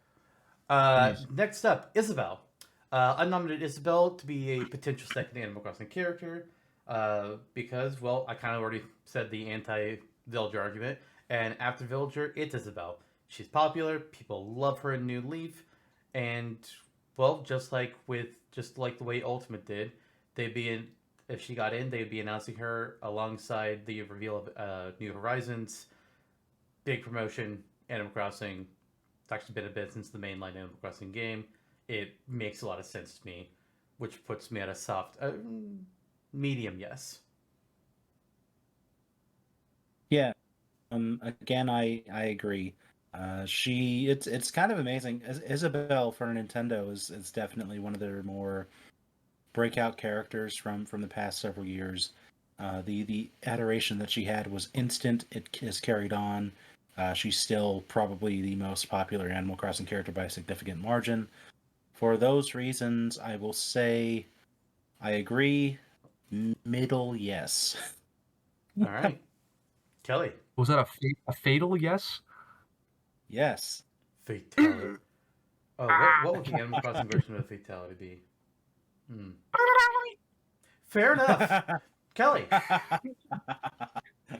Yes. So I guess what I'm hearing is that if we can we realistically impose the mechanics of Villager into the identity of Isabel with her personality? I think so, because we know that can work with Smash. I think she would work like she would juxtapose the angel being Isabel and the devil being Tom Nook, I guess you could call it, on your shoulders. Then yeah, I think if you wanted to give that twofold representation for AC, then I would say yes. I give her a yes. There's also the argument of Villager's too busy being mayor, so Isabel is here to fight on his behalf. There That you would go. be a fun The mayor's choice. busy doing the camp stuff. Yeah. Yeah. There you go. I could see it. All right, so transitioning now into the new franchise characters. So far, we have Isaac representing the non-retros and Makreta representing the retros. So starting with the nons, first of all, we have Andy from Advance Wars. Andy, people like the Advance Wars games. They were 3 for the Game Boy DS era, and there was like the old Famicom Wars games that I don't actually know if they're in the same continuity or not. I think like the Orange Star Army or something is in those, but I don't know if like there's actually connecting threads besides just like, oh yeah, army names. But Andy, honestly, of the ones that we have, actually all 3 of these would be unique. That's a bad argument. Of these 3, he's probably who I would push for the most. Tanks, infantry, summoning, wrench, cool shit. I like him. I'm a yes. I'm a yes on Andy. I'll just say I'm a yes. Okay. He's a character I would stump for. I'm happy to see him on your list, and it would be poetic to see Andy and Isaac both come in around the same time. Justice served to a generation. That being said, there is. I think he's probably the one I'd like to see the most as well. But there is one other character that I'm eyeing on Kelly's roster as well that I quite like as an idea for a non-retro new first-party choice as well. So for that reason, I will say soft yes on it. All right, Kelly. Right on. Yeah, like I think it's easier to say now thanks to the reboot camp and all. But yeah, it's really neat to think about how he would work, and he does definitely seem to be the face. Like he's the poster boy, like of Advance Wars. Like he could easily have like a final smash where he teams up with Sammy and Max, and they ride the tank, kind of like a homage to the cover art maybe, and they just blow up the other opponent or something. But yeah, I would say I would say yes. I think he'd be. I could almost see it happening. All right. Next French. up then would be Sakia Mamiya. Kelly. Did you say Saki Amamiya? I'm gonna Saki Amama in the gut. Saki Amamiya. Not that it matters, but still. Oh Saki. What do they do to you? My gut says no, but my heart says yes. My brain says no, but my heart says yes. This is where it gets tough. That sounds like it averages out to a maybe for me. Yeah. Because as a series, Sin and Punishment's pretty much dead in the water. But it has a lasting legacy that Smash doesn't seem to want to quite fully let go of. Again, Saki himself, like I think he's outclassed. He gets outclassed by Issa in pretty much every way. But just he's got the iconic look. He's got the simple look, and simple I think can also like you said stand out really well. All these in some of these like more over designed characters or like the glamour style characters. He gets carried hard by his what he might potentially bring with his his dolphin gun, his laser sword plus laser shots, acrobatics, kaiju form, ruffian form. Sorry. So yeah, I guess I'll just say maybe then. All right. As for me, Saki is one of the hardest characters for me to discuss on here because he's one of the ones that I just know the least. I know it's an on-rails game. You got a laser sword, you got a laser gun, and it's kind of an all-in-one kind of a thing. I like his design though, like pretty good look. But when I'm looking at things here, especially looking at who his competition is for not just remaining Nintendo slots, but also slots for characters that would be new franchises to introduce. I think he pales compared to Andy and to Ray Mark III, and so that I'm a no. I was trying to see if that could be a soft, and I was like, I think I'm a no. That's understandable, yeah. I will lean maybe on Saki. I do really like him. Both Sin and Punishment games. I've beaten them both, so I'm kind of in the same boat as Kelly. But it's honestly largely personal bias because he does have a great weapon. He has the laser sword and gun, and he also has the ruffian too for an smash and maybe something else like a gauge on the field. But so that it lends itself well enough. He would be a fine enough character. It's just there is stiff competition for it as well. So who we're about to get to. So yeah, maybe. All right. Last of these characters, Ray Mark III. Kelly. Okay. Not a custom robo fan. I think it really looks cool from what I've seen of it being played. Design-wise, he looks awesome. Ray Mark II looks really cool. Yeah, his arsenal, all the customization potential. Really need to see. I would really love to see it explored. It just feels like it's both had its niche, but it's had like a presence since Melee. Like you've seen like in the trophies, there's like 5 for some reason custom robo trophies, which I think was when it was really taking off on N64 in Japan. And I think it's had them like ever since, like in Brawl and thereon. But yeah, it's definitely had the DNA is in the games. And yeah, seeing that explored, I think would be really neat. I think he could do stuff that no one else could. So yeah, I would give him a yes, a hard yes. Okay. I like Ray as well. I think there's so many different robot parts that you can use in those games to like figure out what you want to do with the moveset. Even if you just do like the default normal ones that a Ray unit would have. I personally would like to have some kind of mechanic where you can swap parts around and customize them mid-match. Like custom moves that you can just like swap on the fly during the match and stuff. That'd be some really cool thing. Yeah. I just don't know offhand how to do that, and thankfully that's not the point of today. Because oh boy. What they do for Midman's neutral B, but for every limb, Yeah. you could like so much there, yeah. Yeah, I don't know how to do it in terms of like how proper Smash works. With our extra skill mechanic that we use for Smashtopia stuff, there's surely some way to figure that out. But in proper Smash, I don't know. But I would love the concept. I think Ray would be pretty cool. Him and Andy, God, either of them would be really good additions, and they both get to represent. Honestly, them and Isaac would all be cool ways to represent series that still have fans to this day, even if their series aren't currently active, and at this time do not show any signs of life again. Because at this point, Reboot Camp is definitely not in development. Right. Even with its original release date, which would have been 2021, there's no way that game's in development right now. So all these are ways that we'd be reviving something. And I like Ray. I think I would still lean Andy, but I'm totally good with Ray. I'm just going to give him a little bit less than Andy, yes. Sure. Right, that is fair. Yeah, I love. So Ray was the character I was talking about earlier when I was like, there's, if we're only going with one of these, there's competition for Andy, and for me, that's with Ray. I played Custom Robo on the DS. I played it on the GameCube. Really fun games, like just the ease of use that settles you into the arena battles. It's such an easy formula. I'm surprised it didn't pick up more over here, and I'm sorry that it didn't, because I'd love the series to continue. As someone said earlier, this is your chance to have a Gundam playable in Smash. Basically, I mean, it's all right. Japan, you love Gundams, right?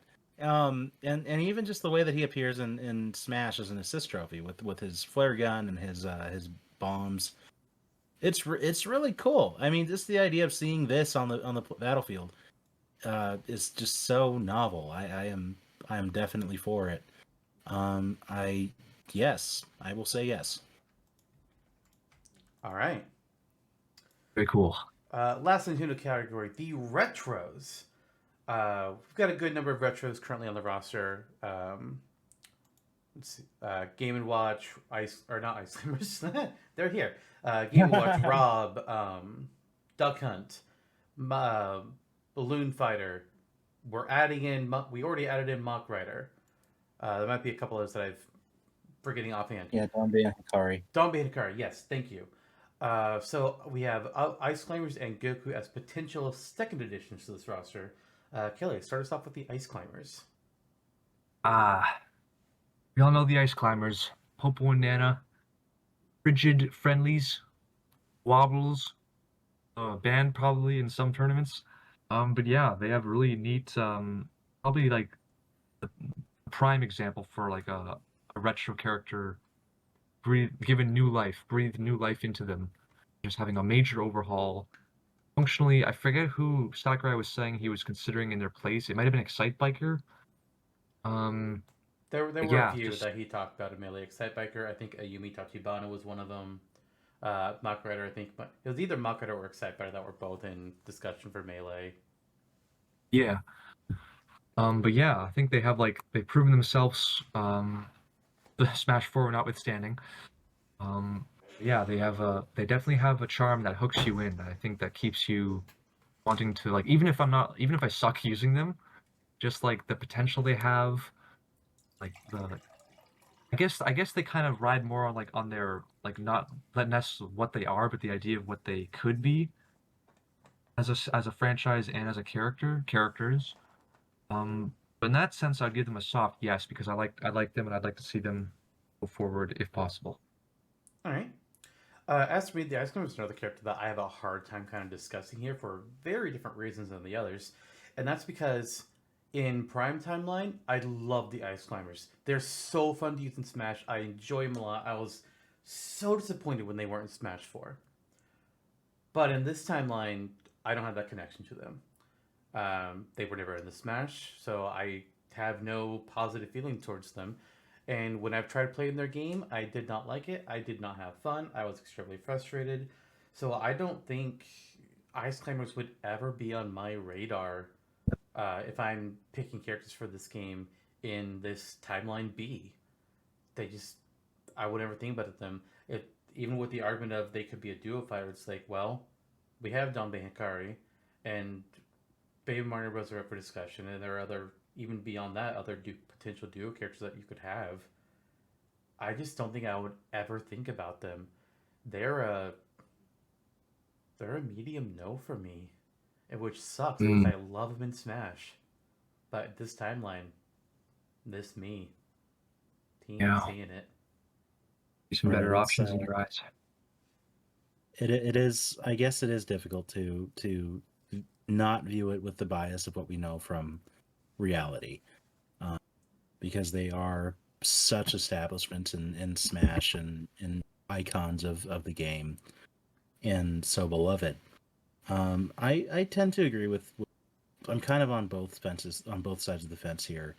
I'm all for bringing in obscure characters. They're definitely still a duo option.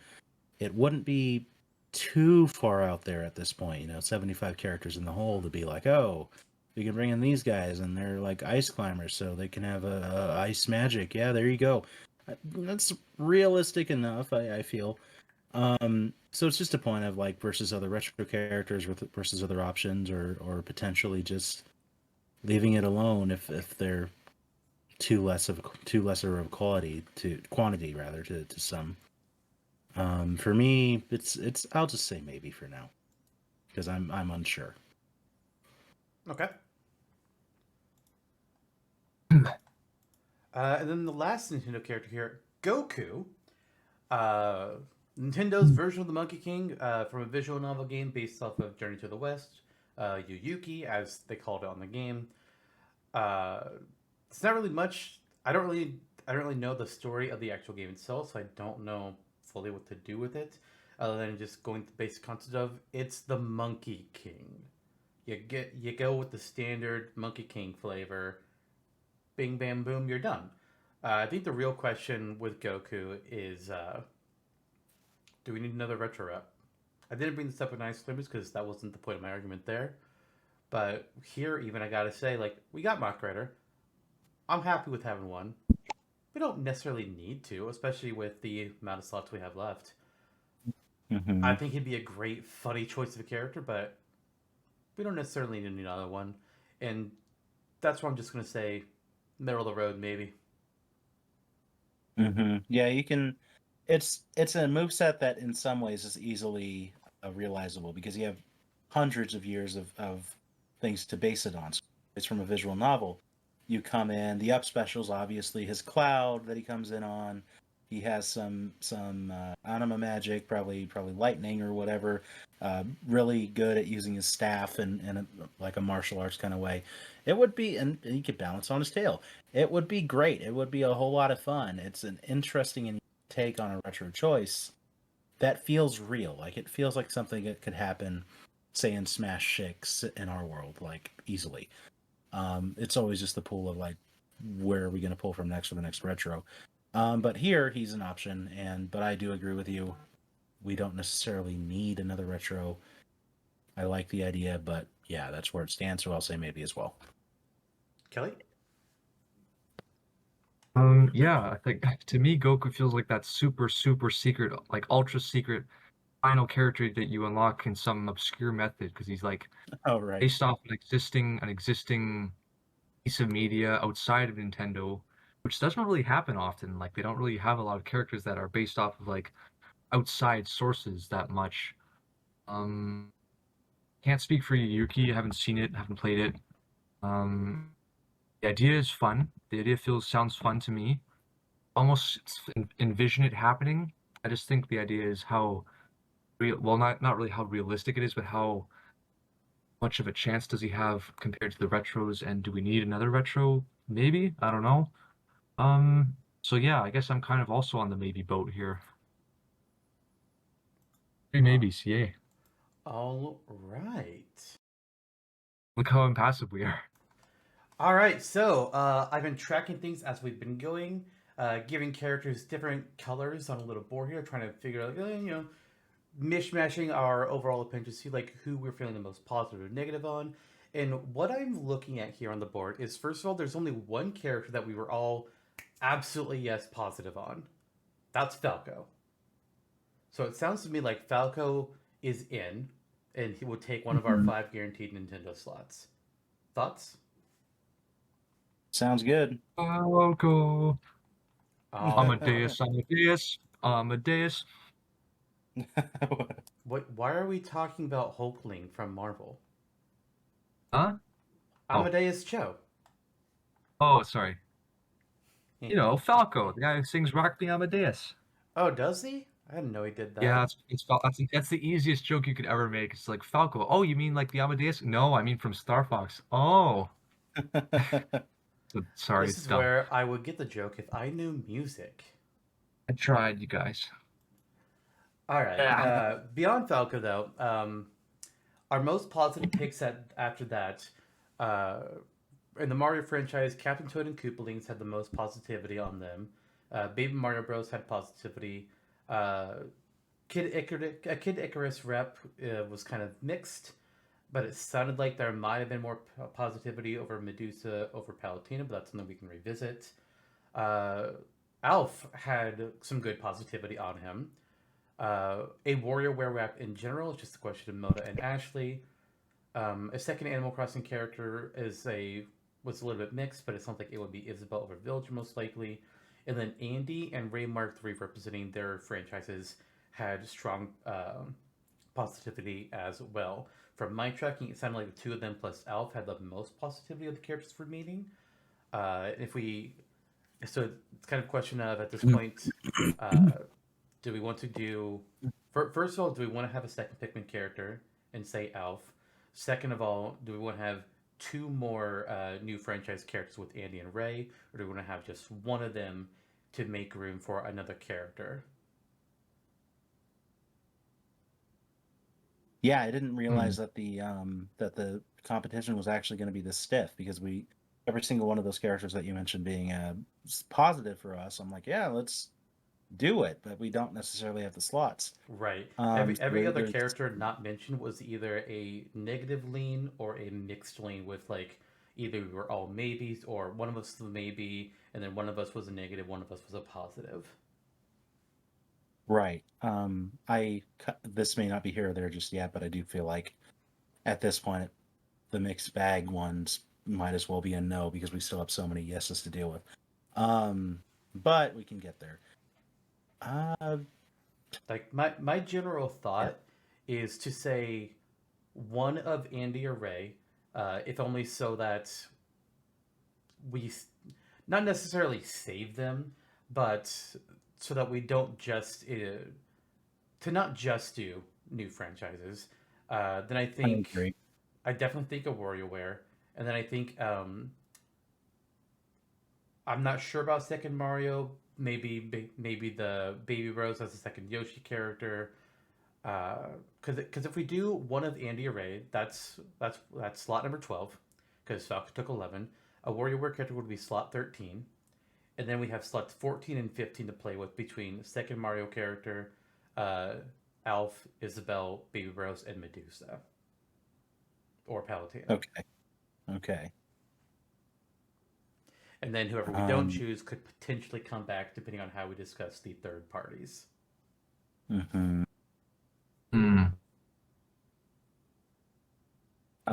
Yeah, because three new series, like between Andy, Isaac, and Ray, does, like, when you consider what else is on the table with established franchises, it does feel like a little much. So I do agree that perhaps only one of those.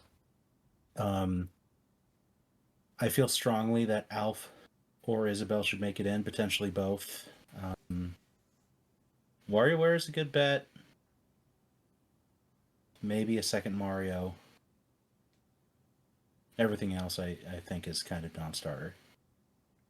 Kelly? Like Mario or Baby Bros is what I'm saying. Not necessarily that Baby Bros is off the table. So just general thoughts. I think Isabelle is a very strong pick for the top. Like, I feel like Tom Nook by himself isn't enough. Like, I'm okay with circumventing Villager in favor of Isabelle. I think Isabelle works better as the face of AC. Mm-hmm. Between Andy, Saki, and Ray, I think Andy's probably the strongest choice for a rep, for a newer rep, just because of the potential there. I'm just trying to work my way down from like the top down, sort of. We may have a couple Smasher Dashes on our hands. Yeah, I think we will. Here, actually, no. You had some more you wanted to say, right, Kelly? Yeah, sorry. Alf I could go either way. It just depends if you think Olimar can work to kind of carry the series on his shoulders, or the Pikmin series on his shoulders, or not. If not, then Alf could work. And then Ashley versus Mona, yeah, it's a tough one too. All right, I'm just kind of word spouting here, so go ahead. All right, so here's what I'm going to propose. And let me know thoughts on this, because maybe that'll be a good, easy way to cut things through.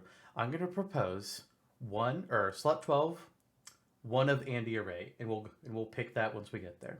Slot 13, I'm going to say Elf. There's been positivity on Elf. Pikmin 3 is new, and there's room for it. I feel like we're not doing echoes, but semi-clones, just as long as we're not, it's basically the idea of like, we're not picking characters just to be a semi-clone, but it's okay if they exist. So I say the third slot goes to Alf. And then the fourth slot, how did I count that? I said, Andy Array, Baby Mario Bros, Alf, and then, actually I have to change my mind on this. I was looking at this wrong. First slot, Andy Array. Second slot, Baby Bros. Second slot, a WarioWare character, and then the fourth slot, either Alf or Isabelle. That's where my mind is at. Thoughts on that proposal? You're saying Baby Bros is a lock for you? I'm saying that, yes. Gives Yoshi a second rep, and it also helps out the Mario side, even though they only have Rosalina. It's a very much Mario adjacent thing. Right. Yeah. My thought there is potentially, and this may be my own vanity, but I still feel like Hoopaling is a good contender. Reason being, mainline Mario is a beast. New Super Mario Brothers is a behemoth currently. So perhaps they're still on the slate. But I do care about the Baby Bros too, and share the passion there for like the creativity behind the moveset. If I could voice my thoughts on, like, I'm gonna kind of rank the Mario characters that for me, like priority for me, I'm gonna say, from lowest to highest, I would say Captain Toad, then Fawful, then probably Baby Bros in the middle, with Koopalings just slightly above them, and then probably Gino at the top. But yeah, if I were to lean between one or the other, I would like. I think the Koopalings are pretty. They have the seniority work for them. I think. But yeah, I think they could work well. I mean, where on are the seniority level, they're like a year older than the Baby Bros. Hey, are they? Yeah, Oh, because of like Yoshi's Super, Island. Super Oh, Mario yeah. World and Yoshi's Island. Brothers Jeez. 3, but still. No, wait, they were in Mario 3, weren't they? Oh yes, that's right. They were in Mario 3, so a couple years, but that's still 2 games. Right. I say seniority, it's like, yeah, a couple of years. Good job. It's like a senior in high school and a junior. It's like, yeah, okay, you have seniority, sure. Big man. Feels like there's worlds between it when you're living it, but then you look back. Oh,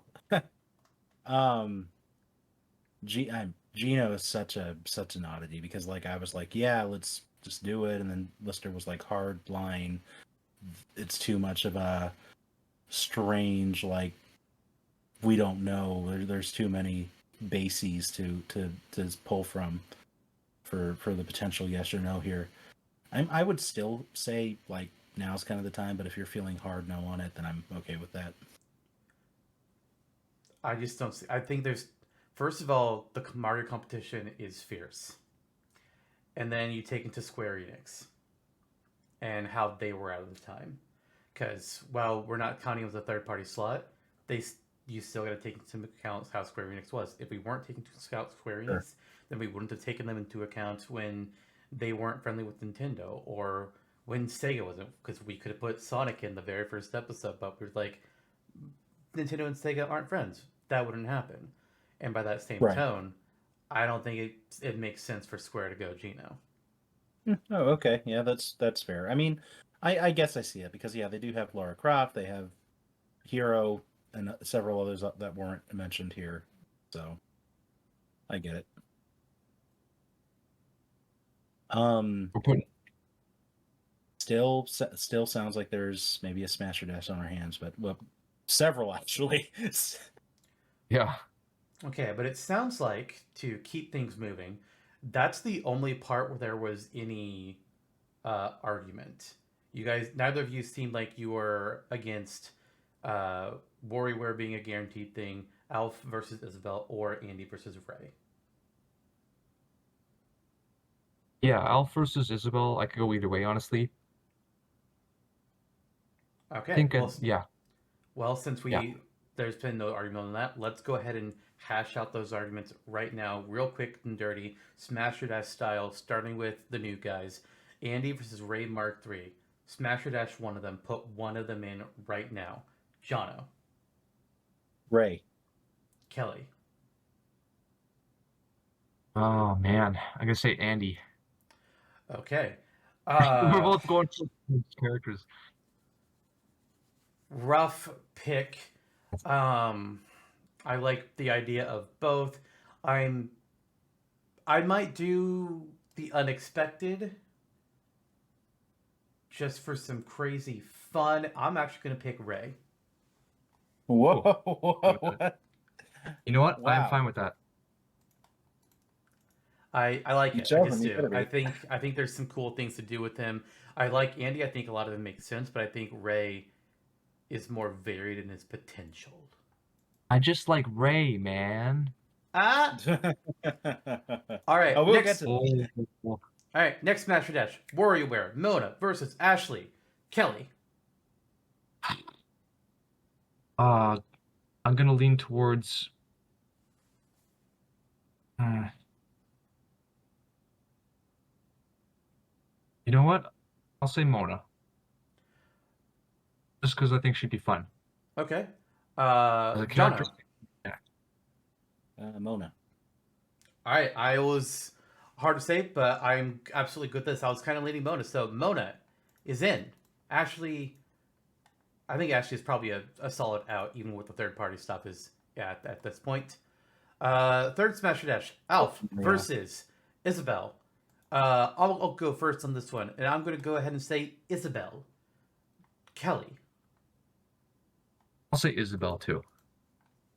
Sounds like we Yeah, got our it's- boy, but Jonno? Isabel, Animal Crossing is too big to not consider. All right.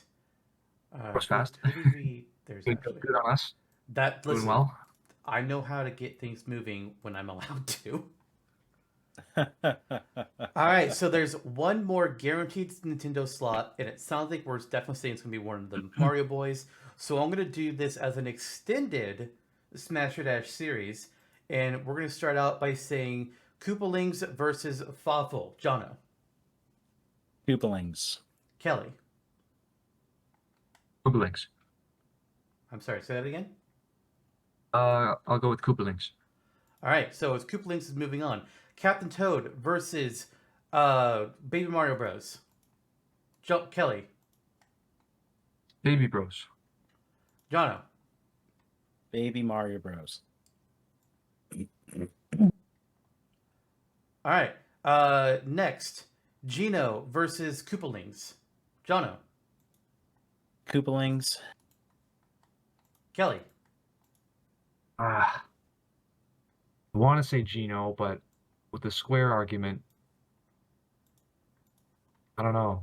I guess he's kind of not gonna. He's not gonna work out, is he? I guess Koopalings just because they have to. They offer the most. I think, like the most realistic. All right. I forgot, Jonno. You said Koopalings, correct? Yeah. All right. Final matchup: Koopalings versus Baby Mario Brothers. Jonno. God. Koopalings, I guess. All right. I'm gonna go Baby Mario Bros. Kelly. Damn it! Leaving the tiebreakers with me as always. I mean, I knew my vote for sure. So listen, if there's no suspense for me, if I give it to both of you first, and when I know for sure what I'm gonna do. Yeah, it makes the best show. He's the producer. Maybe it's the Smash bias, but just even without it, I can just visualize the Koopalings working. Maybe I think the Baby Mario Bros idea is great, but I think I'm just going to default to Koopalings just for the sake of time. All right, we have our confirmed, for sure, 15 Nintendo characters. This section, even with just Nintendo, took a lot longer than I thought it would. Let's try to keep third parties to go faster, please, because we are already at 2 hours. I'm with you. Even with I'm just with you. this particular section of the episode. So, moving on real quick, third parties. We have 4 potential slots for them, and depending on how we feel, we might give some more slots to Nintendo. We will see how that goes. First of all, we're going to start with the 2 characters that already have a third-party series in Smash. Or not in Smash, but in our Smash, rather. Jonno, start us off with Tails. Tails, you know him, you love him. He's Sonic's best friend and secondary boy. Coming into this, I felt a lot more interested and confident in him. I'm going to have to say no this time, though. Kelly. I like Tails. I don't love him. I think he's fine. Like if you wanted to try to make him work as the Luigi to Sonic's Mario, what a weird comparison that is. But but I think Sonic could also operate and represent the Sonic series on his own. And just so it's not too just for padding's sake, I'm gonna say no. I think he could function with Sonic and his moveset somehow, just to have him in somewhere, but I'm gonna say no. All right. Put him in. Give us a Tails doll item. There you go. No, I'm not. We're moving on. Moving God, on. no. We're moving on. Please. We've been here so long. All right, Tails. I'm gonna say no. Even I'm already against the idea of series having multiple reps, and if we had to have one, Tails is not who I would go for anyway. So I'm a no on Tails. He's out of here. Get him off the board. Next off, Alucard. I'm just gonna say straight up, soft no at best, because again, I want to represent new things. If we have to include one that already has a series, I feel like he's the best choice, but I also don't feel like it needs to happen. We have so many other things to do before. Jonno. Castlevania was the first franchise that we ever put into Smash that was a third party. Coming into the NES episode, I feel like there's merit there. Soft, yes. Kelly. I think Alucard would be a great addition. He could represent modern Castlevania alongside Simon's classic Castlevania, and so I'm going to give him. I'll just say a flat yes. Okay. Yes. We don't have Next, to worry about anything now, but we can come back to him. right, that's what we're gonna do. All right, next up Okay. the Tails characters. Yuri Lowell versus Lloyd Irving. I went with Yuri. He's not the newest character, but he is Mr. Popularity. I feel like if it's a Tails character, he's the one. That said, we've got several good RPG characters already. If not necessarily this episode, but in general. And we've got the grandfather here, so may not need it. But I would still say I'm a soft yes on Yuri. Jonno. Soft yes for the same reasons. Kelly. I'd say soft yes, just because I think one should probably be in. I'm only partial to Lloyd just because of the looks and seeing him everywhere. So, but if Yuri was in, I wouldn't mind. Fair enough. And now, take it away with Lloyd. Cool guy, voiced by Scott Menville. Double sword man, would be pretty neat. So I'd say soft yes. I'll say soft no because he's in direct competition. Actually, I'd say soft to medium no because he's in direct competition with Yuri, and I've gone over everything else you need to say about him. Jonno. Concurred. He's the lesser of the two choices for me personally, just for everything we've already said. Maybe. All right. Next, the characters that are in Prime Smash. Joker and Bayonetta. Joker, I didn't know Persona when it released, but I know it now, and I would know it with this timeline, and it's fucking fun. It's stylish as hell. Joker, I like him. He's cool. Fuck adults. I'm a yes on Joker. Jonno. Who knew that like Persona was like so good? I never really gave it the chance. I dismissed it as Onemu stuff, you know, but it's really good, and we have Smash to thank, I think, for both of us really starting with it, or at least for me. He's great in Smash. He was a great surprise. There's so much competition, like I'm just not sure yet. Soft yes. Kelly. Yes. All right.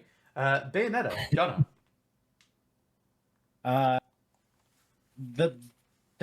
Just being it's hard. It's realism is the hardcore option here. It's just she's staring us in the face because Nintendo is funding her new ventures. Bayonetta 2 just came out. She was the Smash ballot. We all know that story. It's not a personal choice. I like her, I guess, like semi-neutral. But because of how we know her story played out, I think it's realistic to say yes. Kelly. Pretty much the same reasons that Jonno said, so I'll say yes too. Okay. For me, Bayonetta, I think it's safe to assume that if we had a Smash ballot, just for the sake of easy argument, Bayonetta is probably the most realizable option or whatever. She's not in Smash 4 for us, but she likely still places high. There's a Nintendo argument as well. I personally just don't care about her, really. I watched her games and I didn't really have any connection to it. I'm just going to say it's a maybe for me, but that still puts her in the yes category of things. Now we have everybody else, because none of them are connected to anything else, and there's no easy category for them. So we'll go with Albert Wesker to start. It's Resident Evil. Huge franchise. The horror icon of gaming.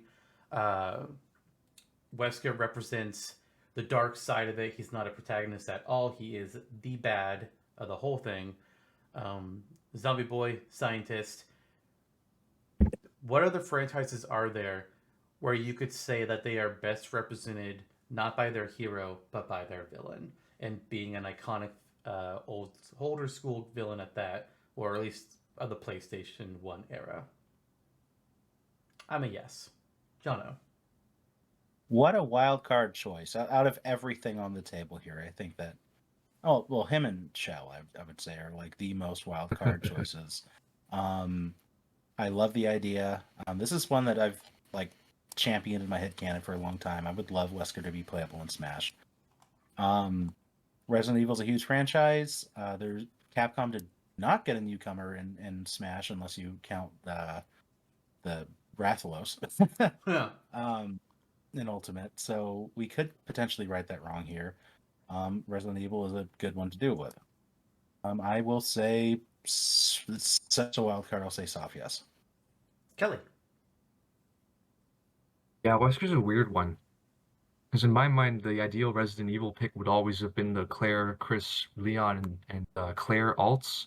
Somehow, if they could all function as alts, because I know, Chris with his McMuscles guy. I think Wesker, we've seen how he operates in Marvel vs. Capcom 3. Really amazing in there. I actually, one of my mains when I did it with my friend Oh, one me long ago. too. But anyway, I'll give him a maybe, because I feel like he would be really good, but I don't know if he'd be my first choice for Resident Evil rep. That's all I'll Yeah, say. mine would be Carlos. No. Carlos. All right. Next up. Lewis. Next up, Travis Touchdown. Kelly. Oh yes. Get him in there. He is the funny otaku man. Pretty much parodies everything at this point. It's like he'd be the perfect addition because he would just roast everybody. He'd be like Bayonetta. He'd be mature, but he'd be towing the line just enough with his quirky antics and his slapstick humor and comedy and his amazing action that he would fit right at home. So hard yes. I love this. Oh yes. I feel like with Travis, I would only want him if they did do something where he can kind of mock the situation he's in. Like if he doesn't have that, then I'm just like, what's the point, really? That's it. Like Right. I don't have a real connection to him. I don't know too much on the series. I know he absolutely has potential as a fighter. Like there's no fucking question there. But it's hard beyond that for me to quantify him. And with these all these other third party picks, I would have a hard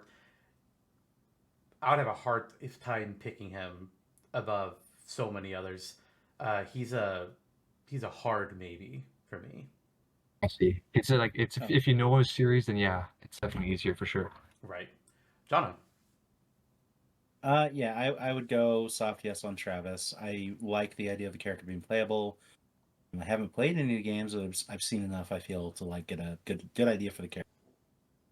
Marvel vs. Capcom, going back to that, he would be like the Deadpool of our Smash roster. Yeah, that's a good way to say it.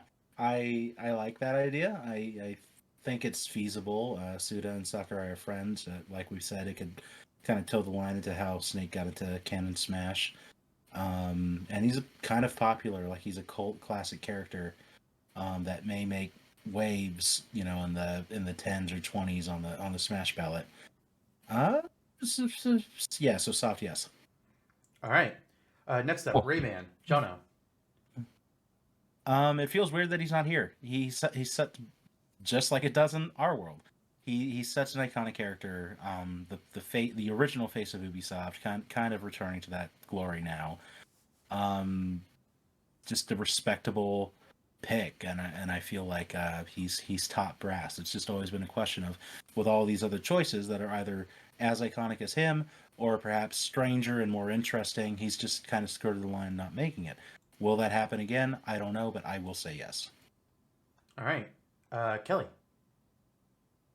Yeah, like with Rayman, there's so much to pull from. Like, I mean, you've got the PlayStation platformers, you got Origins and Legends, you got the Rabbids games. So it depends on, I guess, if you could find a tone that kind of centralizes all that and pulls from all of it, then I would give him a soft yes, just to see what you could do, because he has to be more than just punch and kick with disembodied limbs. He has to have some uniqueness to him, I think. Yeah. Throw the glowy balls around, shoot the plunger. Yeah. Yeah, there's a whole lot of stuff you could pull from. Mm-hmm. Rabbids especially. No. Was Rabbids? Sorry, was Mario plus Rabbids? I guess that wouldn't still be in development at this time, right? I would have to see, but he wasn't in the first Mario and Rabbids game, so. Oh shoot, you're It never mind. was still in development. Yeah. It came out in 2017. Gotcha. All right. So what was your scale on Rayman? I give him a soft yes. Okay. Rayman, I mentioned before, he's been hovering around as a possibility for my roster for honestly since the N64. I've been considering him since way back then, and he's just always missed the cut for me. Uh, that said, I like him. I think he's cool. He had that brief resurgence on the Wii U, but I'm down for it. I'm a soft yeah on Rayman. No. And John, remember, were you a soft yes or were you a yes? I was a yes. Okay. Yes. Next up, Conquer, Kelly. Yeah. So Conker feels like one of those almost characters that's sort of in the zeitgeist of character discussion, N64 and Microsoft, I guess, but could feel like he would be right at home with his N64 contemporaries. You got the rare side backing it, which is a little bit different, a little bit of a can of worms, but I think he has more going for him than he has against. Can he stand up as much as his contemporaries? I don't know. Maybe not. So I would go for maybe. As for me, I'm gonna go with the no on Conquer for a couple reasons. One, compared to honestly all the third parties that we have up here, I think he's the weakest option. At least not to say that he's not a good option, but I think he's the weakest ones that we have up here. And the second part of that is that he's owned by Microsoft now, and we've already got Steve and Master Chief. So I'm a no. Mm-hmm. Jonno. I'll say maybe. It's not a top tier choice for me either, but there is a respectable legacy there. All right. Next, Kelly, talk about Chell. Yes. Okay. So I want to start by saying that yesterday was the 25th anniversary of Half-Life, and Valve for some reason dropped an update for a 25-year-old game. Or are you The talking documentary. about was Portal Revolution or something? No, just in the sense that Valve is the king of left field decisions, that you cannot predict them. Like they're just they make such bizarre decisions that's like there's no point in trying to predict them. And for Chell, I think that she embodies that. Like I was ready to go into this to saying that she like I acknowledge that she has like almost no chance, but just the fact that they did that yesterday kind of reinstilled that my like he is a dark horse through and through, and that's like I don't think she has enough going for her to stand out. So for her, it's a soft no. But man, I would love to be proven wrong. All right. We're dating ourselves about here, but who the hell cares? The other night, I actually saw a post about this thing called Portal Revolution that's going to be coming out in a few months. That's apparently like a Valve-approved fan project that's a prequel to the events of Portal 2, where you're playing as different characters. Like, wow, that's pretty cool. Granted, that is in the future of this timeline, but I think that's really cool that they're doing that. It shows that they, I don't know if this necessarily them caring, but they definitely, when they see a fan project, they're just like, yeah, that's legit. We'll allow that. They did it for Left 4 Dead as well, so I love that. There's, there are a couple other mods. Oh, sorry to cut you off. As for Chell being a fighter, honestly, there's nothing about Chell herself that really has me caring, but she has the portal gun, and that's the real draw here. We all know we're not voting because of Chell. We're voting because of the portal gun, or at least I am. Chell herself, she does not compare to a lot of these character options, but the sheer insanity of what the portal gun can do intrigues me, and it's why, at minimum, I'm a soft yes on Chell. Oh, okay, sure. Jonno. Agreed. Soft yes. All right. Trying to say what the hell color that then. Oh no, that's too close to that bad color. Fuck it, it's that. Next up, Jonno, talk about Ryu Hayabusa. Ryu Hayabusa has a great legacy with Nintendo consoles. A character from a now dear friend of theirs with Tecmo Koei, making the Hyrule Warriors games and the Fire Emblem Warriors games. Dead or Alive was a launch title on 3DS, etc., etc. He's our ninja. We don't have Sheik, we don't have Greninja. He's a great classic character, pulling from back in the 80s and 90s.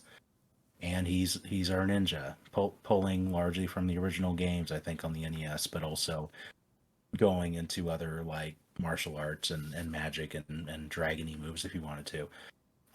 Naturally, I am a yes on Hayabusa. All right, Kelly. Yeah, I'll agree that he's not just a ninja, he's the ninja. And I remember kind of pulling for him a little bit, being somewhat partially on the Ryu train back during like the fourth and fifth choices of the original Smash Pass. So I'll give him a soft yes. As for me, like as I've said before, I don't care too much about Ninja Gaiden. Me personally, I just couldn't connect to it. But there's no real denying that it was a big NES game. I think it was 3 games on the NES. And he's one of the big NES icons that. Trying to think if there's. I'm trying to think if this is true of both the Prime timeline and of our B timeline here, of being one of the few NES icons that's not in yet. I think it's still the same. I think we have the same NES icons in. So for that perspective and the whole, we don't really have a real. Actually, we don't have any period ninja yet because we don't even have Sheik or Greninja here. So we have nothing for that archetype. That is really the reason why I would vote yes on him. But even then, I'm still just going to say a soft yes, which I think you both are soft yes. Or was one of you like a hard yes? Yes. Okay, gotcha. Trying to make sure I get my colors correct here. All 3 of the remaining ones to talk about are all Kelly characters. So Kelly, tell us about Quote first. Right on. So yeah, Quote's another sort of blank slate character, kind of like Chell. A lot of the heavy lifting with his personality comes from what's inferred from like the environmental storytelling and through Curly's dialogue. But it's not really, you don't really play Cave Story for Quote's character, you play it for what you as the player experience and in real time and how things go or the plot. He's got that Mega Man DNA for sure, but I think he really distinguishes himself how he would play his on-the-fly weapon switches, his melee and grounded shooting and aerial combat. He kind of dips his feet in a lot of stuff. He's like a jack of all trades, and I think he's a pretty solid choice. As the king of indies, I think I would give him. I'll give him a soft yes. Okay. My Cave Story experience is nilch. Pretty much just reading your Smashtopia character entry form is my Cave Story knowledge. That said, being the grandfather of indies is an important fact. The only negative there I really have with him is we have an indie rep with Shantae, so it's a question of, and this is a question that would apply to Shovel Knight as well, is 2 indies? Do we have 2 indies? Is 2 indies too much? Don't know. I'm going to say maybe, just because I don't know how to answer that question. Jockey spot, yeah.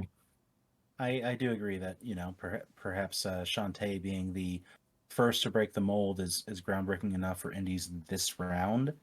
But I love Shovel Knight, but in many respects, Quote may make more sense at this point because he is the grandfather of indies. Like, we were playing this game almost 20 years ago at this point, so well before Nintendo really got on board with indies and whatnot. So he has the iconicity there for sure. As for the lack of personality, just pair him with Curly, like you did on the Smashtopia moveset, Kelly, and I think you're golden. I'll say soft yes as well. Thank you. It also helps that classic Mega Man's not playable here, so there's more room to deal with that type of moveset. Indeed. That is true. That said, we do have Mega Man X, who would play similarly to classic Mega Man, but definitely has a different stature and some different weapons at our disposal. Right. Next up, Shovel Knight. Kelly. Oh, thanks. So again, yeah, this is where the discussion really takes a turn for the new kid on the block. He's quickly becoming a rising star. Everybody wants him in their game. Shovel Knight, yeah. What can you say about him that hasn't already been said? He's pretty much, he kind of does it all. He harkens back to the days of the early NES days with a modern twist. He's accessible enough to really feel like a modern game while being pixelated. The soundtrack is a bop all the way through. Indie success story, one of the few Kickstarters, that actually actually followed through with its Happened. promises. Like, yeah. Yeah. Mm-hmm. But yeah, I think it really does come down to the indies are really jockeying for position, because there has been like a game or two with Shantae and Shovel Knight both featured in it, so I think they could kind of work as two counterparts to each other in a way, maybe more so than quote. Mhm. But yeah, it really comes down to the old versus the new, I think. With Shovel Knight, I would give him a maybe. All right. For me, my thought process with Shovel Knight is pretty much the same as with Quote. I only know him from when Jonno has argued to me rather passionately about why Shovel Knight should be in it, and I'm a fool for thinking he's just a guy with a shovel, and fair enough. I ain't gonna argue against that. But I am gonna have to give him the same rating for Quote for the same reasons. Second indie? I don't know. Maybe. Jonno. Okay. Yeah, he is definitely more than just a shovel, although it is in his name. Yeah, I want to kind of even this argument out because I think there's a little bit more to pull from this route. So I'll go like a middling yes. So yes. All right. Finally, last character to discuss. Kelly. Tell us about Dig Dug. Dig Dug. When I was a boy, I plug in and play Namco box. Had Pac-Man and Dig Dug, Rally X, Bosconian, Galaga. Me Dig too. Dug was Actually. yeah. Yeah, he's not really a grandfather of anything. He's just a dad. But Dig Dug's iconic. Maybe like second or third most popular, like talked about Namco arcade game after Pac-Man. Mm-hmm. Maybe Galaga as well. But yeah, he kind of brought in a lot of. What am I trying to say? Brought in a lot He's of new not the fans most to the robust arcade world. character. Mhm. I'm sorry. Oh, nothing. Oh, but yeah, he plays it simple. He plays it straight. He's not very robust. He kind of does one thing very well, and we love him for that. I don't know if you could pull as much out from him as Sakurai did with Pac-Man, because with Pac-Man has like the 3D games like Pac-Man World, pull from where Dig Dug doesn't. But I think Dig Dug did get one like really real weird like humanoid realistic redesign for like one of the fighting games that he was in. Oh God. But other than that, not a whole lot to pick from. I think I would lean towards no in this case. Yeah, I'm similar. I'm leaning towards like soft no at best for Dig Dug. Like the idea of another good arcade rep is a lot of fun to me. Um, we already had the best choice of that possible with Pac-Man. But I kind of find it hard to see Dig Dug in the same level, if that makes sense. Like with Pac-Man, as you mentioned, there are the 3D games. Even some of the 2D games that weren't just the maze games. I had oh God, I can never remember the name of it. I think it was like Pac-Man: The New Adventures on Super Nintendo way back in the day. Like you had the hang glider, you had like a whole minecart section. I liked that game a lot. It was a lot of fun. Pac-Man doesn't pull from that game, which saddens me, but I liked it. Anyways, with Dig Dug, I don't see him as strongly. It's a soft no for me at best. If you mix it up between Dig Dug and Mr. Driller, I think it becomes more within the realm of interest as far as the moveset is concerned. And That's a good Kelly, point. that's kind of what you did with your moveset. So I mean, I like the moveset that you made a lot for him. And I like Dig Dug a lot, which may be coloring my vote here. But I was actually going to say yes on this one. A lot of it comes to the history of the character. I like the idea of another arcade character coming in, and it's hard to imagine who that would be. But Dig Dug's up there. He's a contender for that spot. Thanks. Yeah, it really was like the Mr. Driller games that really like built the world, like kind of fleshed out like, oh, he's a family man, he's got three kids, he's married to like, or divorced, I guess, from this other female Dig Dug-esque niche obscure character. Yeah, it kind of was like Dig Dug set the groundwork, and then Mr. Driller followed through with the rest of it. But yeah. Right. All right, and then Jonno, what was your scale on Dig Dug? Oh, just yes. Oh, okay. Yep. Somebody's got to go to bat for him. All right. Well, I'm looking at our third parties on here, and it looks like there were three that we definitely had a lot more positivity on collectively than any other character. Those being Joker, Rayman, and Ryu Hayabusa. So then the question is, first, are there any of the remaining Nintendo characters that we were more positive on? Those being Koopalings, Baby Bros, a potential Zelda rep, a potential Kid Icarus rep, or Andy that we might want to argue over one of those three. And the second question is, do we want to just put those three in? Over one of those three, no. Koopalings are in though. Oh, sorry, not Koopalings. Yeah. Fawful, not Koopalings. That's what I meant to say. Thank you. Okay. Gotcha. There's Joker. Joker, Yeah. Rayman, and Ryu Hayabusa were the three most positive reactions. Gotcha. Sorry, John, go ahead. You were saying something? Oh, I would say I would be comfortable with that. We would have what, one more third party slot left after that? One final slot, period. Oh Oh. boy. Oh no. Yeah. Think critically. Damn. I will say the one wrench. I mean, this is not a character that I feel more passionately about than any of the three. But again, it all draws back to Bayonetta. How strongly do we feel Nintendo would want to be promoting this character and the ballad and the this and the that? I think that's the one wrench, but otherwise I like all those characters. I'm fine with them being in. Kelly? Joker, Rayman, and Ryu, I think are a good trio. I'm fine with those three. Okay. Then I would say let's go ahead and put those three in, and we can answer the Bayonetta question along with every other character that's still in contention. Sound good? I want Travis to choke slam Bayonetta into the concrete. We'll see.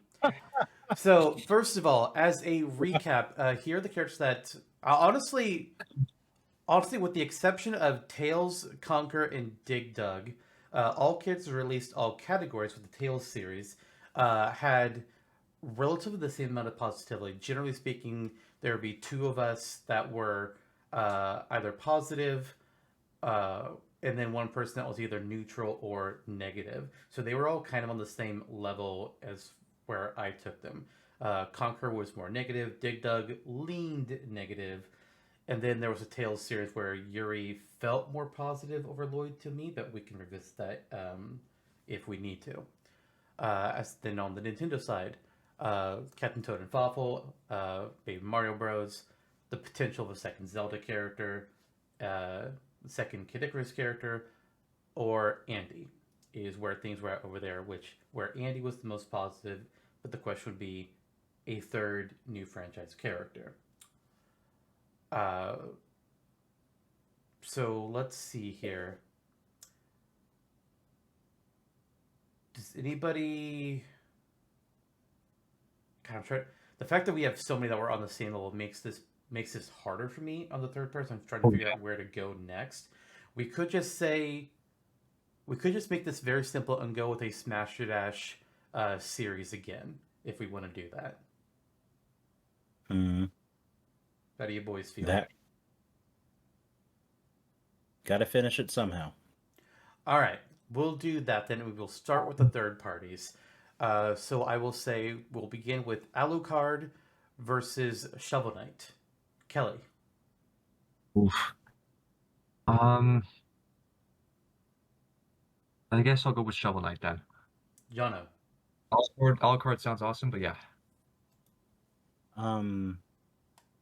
Shovel Knight. Okay, Shovel Knight moves on. Let's get the Tails boys here. Yuri or Lloyd? I'm gonna say Yuri. Kelly.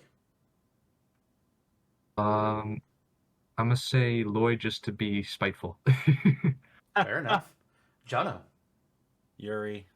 All right. Next up, we'll say Bayonetta or Quote.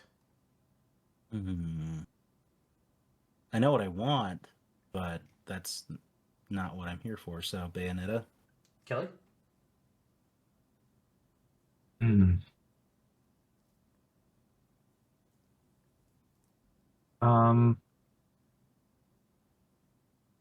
I kind of want to see Quote, honestly. You can. Over Bayonetta, yeah, sounds crazy. All right. Okay. So I'm of two minds here. I'm thinking one with what I would rather have, and the other with what I think is more likely with the scenario and timeline. And who I would rather pick here is Quote, but I think Bayonetta fits better with where we're at in this timeline. Right. That is extremely fair. Very fair. Yeah. Next up, Albert Wesker or Travis Touchdown? Kelly. Hell yeah, motherfucker. I think I know It's who that probably what vote is Travis. for. It's probably what Travis was thinking. I'm going to say Albert Wesker. Jonno? This is tough, but I'm gonna toss a bone to Travis. All right. All right. Chill wins the bye into the next round, so we'll just say Chill versus Shovel Knight. Oh. I'm Okay. sorry. While Kelly Oh, groans, shit. I'll say Shovel Knight. I'm sorry, what was that? Oh, I said while Kelly picks himself up from the ground, I will say Shovel Knight. And for me to make it worse, I'm going to say Chill. Why would you do this to me? God damn it. Because I'm being I can't be spiteful. serious. Oh my god. Nice. Like, Nice. Danganronpa discussion music plays at full blast. That moment when God. Monokuma was nominated in the last episode and they didn't make it on a technicality. No way. Yeah, because I was gonna do it, but then we realized, oh shit, the games haven't released worldwide yet, and there currently shows no signs of them doing so. It's not happening. Oh. Okay, well, I think if we're talking about mechanically, I think Portal Gun is more unique than anything that Shovel Knight might be close to in like regards to other characters who may be similar to his moveset. So I'm gonna say Chell just for the mechanics of the Portal Gun specifically. Sorry, Shovel Knight. All right. Don't make me choose it. Pulling teeth. Next up, we'll say Yuri Lowell or Bayonetta. No. Jonno. For reasons aforementioned, Bayonetta. For reasons aforementioned, Yuri Lowell. Kelly. You suck. God damn it. You If know? I pick Yuri, I mean, I don't have a horse with tails. I was gunning for like one, either Lloyd or Yuri. I would have been fine with one, but like again, with the case of Bayonetta, the negotiable and realizable choice at that. I'll just say Bayo. All right, final bet. Bayonetta versus Travis Touchdown. Oh, Jonno. This has been great too. Like Kelly is such a nice guy, so you know when Kelly starts to swear, there is some stuff going down. Honestly, Jonno, just pick. Don't let my bias seep into yours. Just do whatever you feel your heart tells you.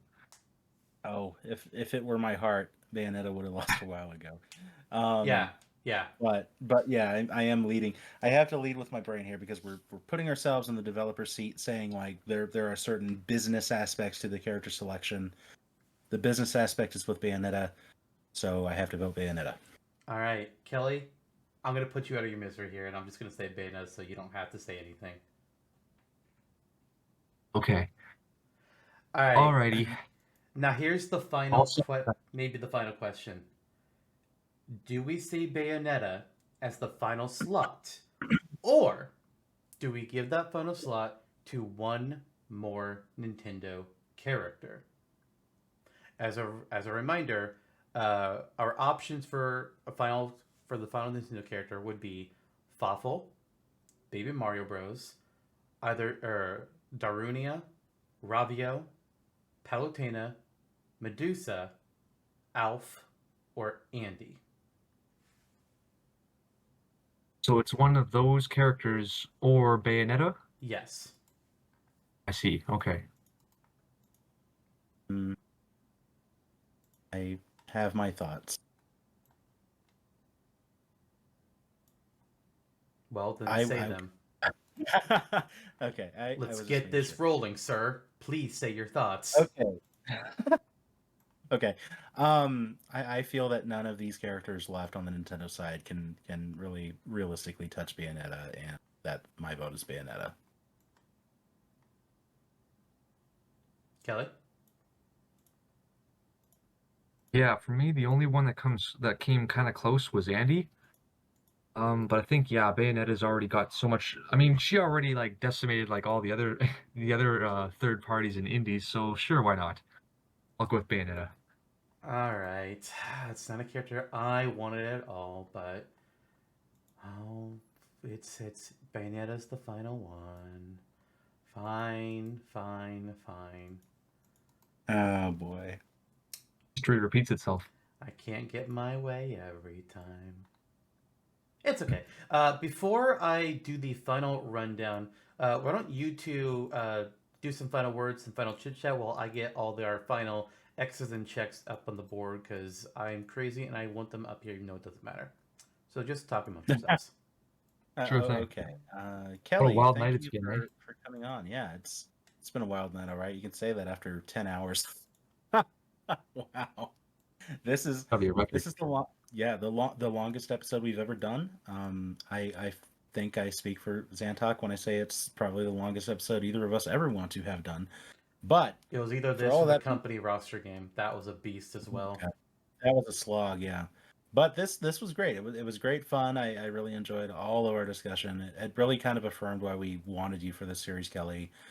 I think that amongst our friends, you are the most similar to us in that in your passion for Smash and how you express it. Like, you're the only other person that's submitted to the Smashtopia wiki.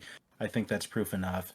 And it also came out in this conversation that I really enjoyed, hashing everything out with you. And just seeing all these X's come up on the board makes me sad, because I think there were very few choices that felt truly unfeasible. I would have been happy with almost all of these being playable, but it's kind of the nature of the game that we sorted out, and it was fun. It was a good time. So thanks for coming in at this. Yeah,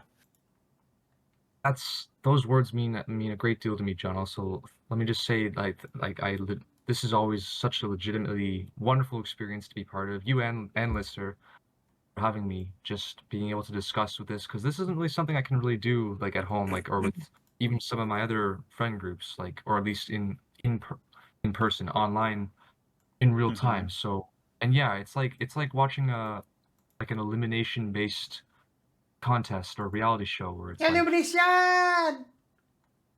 no Minions. God, oh God, oh no, that threw me off. Me too. I jumped in my seat. I was like, what was that? We're having a crossover with the Minions movie. Oh no, please no. Yes. But yeah, this means a great deal for me to be featured and being able to voice my thoughts like this, and being able to go down the line, as painful as it may be sometimes, is always great to hear your thoughts and compare and contrasting our tastes and our ideas and our hopes, our dreams for even if this rubs off, or like if someday we'll look back at this stream and think in hindsight, like, wasn't that funny? We called that one sometime in the future. Who knows? I mean, Things will go. It's always the hindsight thing. Just, I mean, we mentioned it earlier in the episode, but it's like when John and I first did like version 1.0 of this project just between ourselves, back when Smash Ultimate DLC was still current, and I poo-pooed on Terry. I was like, why don't you choose Terry? And then Smash Ultimate's just like, bitch. It's like, I see. I am the fool. Okay. Yes. And your little hat that looks like Jack Frost's. That was me too at one point. Like, I was in like I knew who Terry was very like peripherally. I was like, it's just kind of like, the whole hat Ken derogatory phase where it's like, what's he gonna bring to the table that Ken already doesn't? And boy, were we wrong. He's like, I can't really play Ryu or Ken very well at all. But Terry, something about Terry just feels more. Maybe it's just because you don't have to hold the button down for like different lengths, but he's just so like so energetic and so upbeat and fun to play as. Yeah, Totally. yeah. This was fun. This was a great amount of fun for me. I Good. really enjoyed it. So thank you both so much again. Glad that Well, thank you did. for coming on. Yeah, we were definitely glad you did. Yeah, we made Ultimate a little more ultimate thanks to you. Extra Oh. Ultimate Deluxe. All right. Well, before we close things out, let's do as we always do and do that real quick rundown of all the characters that we are adding to the Smash roster as it is. These 25 are what it takes to create a 100 character roster. Oh my god, we are at that point. I fear for never to say all 100 names all at once in the next episode. But for now, the 25 we are adding to Super Smash Bros. Ultimate for the Nintendo Switch are Rosalina and the Koopalings from the Mario series, Decidueye and Sylveon from Pokemon, Inkling from Splatoon, Rex from Xenoblade, Skull Kid from The Legend of Zelda, Dark Seamus from Metroid, Celica from Fire Emblem, Mach Rider from Mach Rider, Isaac from Golden Sun, Falco Lombardi from Star Fox, Isabelle from Animal Crossing, Ray Mark III from Custom Robo, Mona from WarioWare, and then the third parties, Bayonetta from Bayonetta, Rayman from Rayman, Ryu Hayabusa, not from Ryu Hayabusa, he's from Ninja Gaiden, Joker from Persona 5, Master Chief from Halo, Lara Croft from Tomb Raider, Terry Bogard of Fatal Fury and King of Fighters, Shantae from Shantae, Steve from Minecraft, and Hero! Or Erdrick, or Luminary, or 8, or all the Dragon Quest heroes in one from Dragon Quest, really. That's it. Yes. That's 25. Next episode is the final one. You might be thinking, what? But the Switch is the most recent console. Or is it? I don't know. Maybe a new one's been announced by the time this has been released. I don't know. It's possible. Either way, that episode is going to be covering the next generation. No, not Star Trek. Get over it. We're doing one final episode just to see, like, you know what? Because this Smash had a deadline of like 2015, the end of it, which means that I said something earlier about a 2016 game, which is now inaccurate. Not ever think about that, but oh well, it's still a little late. Who cares? But there's been, for us, almost 8 years of gaming since then. That's 8 years worth of games and characters that weren't available for this episode. So all of them are going to be available in the next one. We're adding 28 new characters in this final episode for a final number of 128 characters.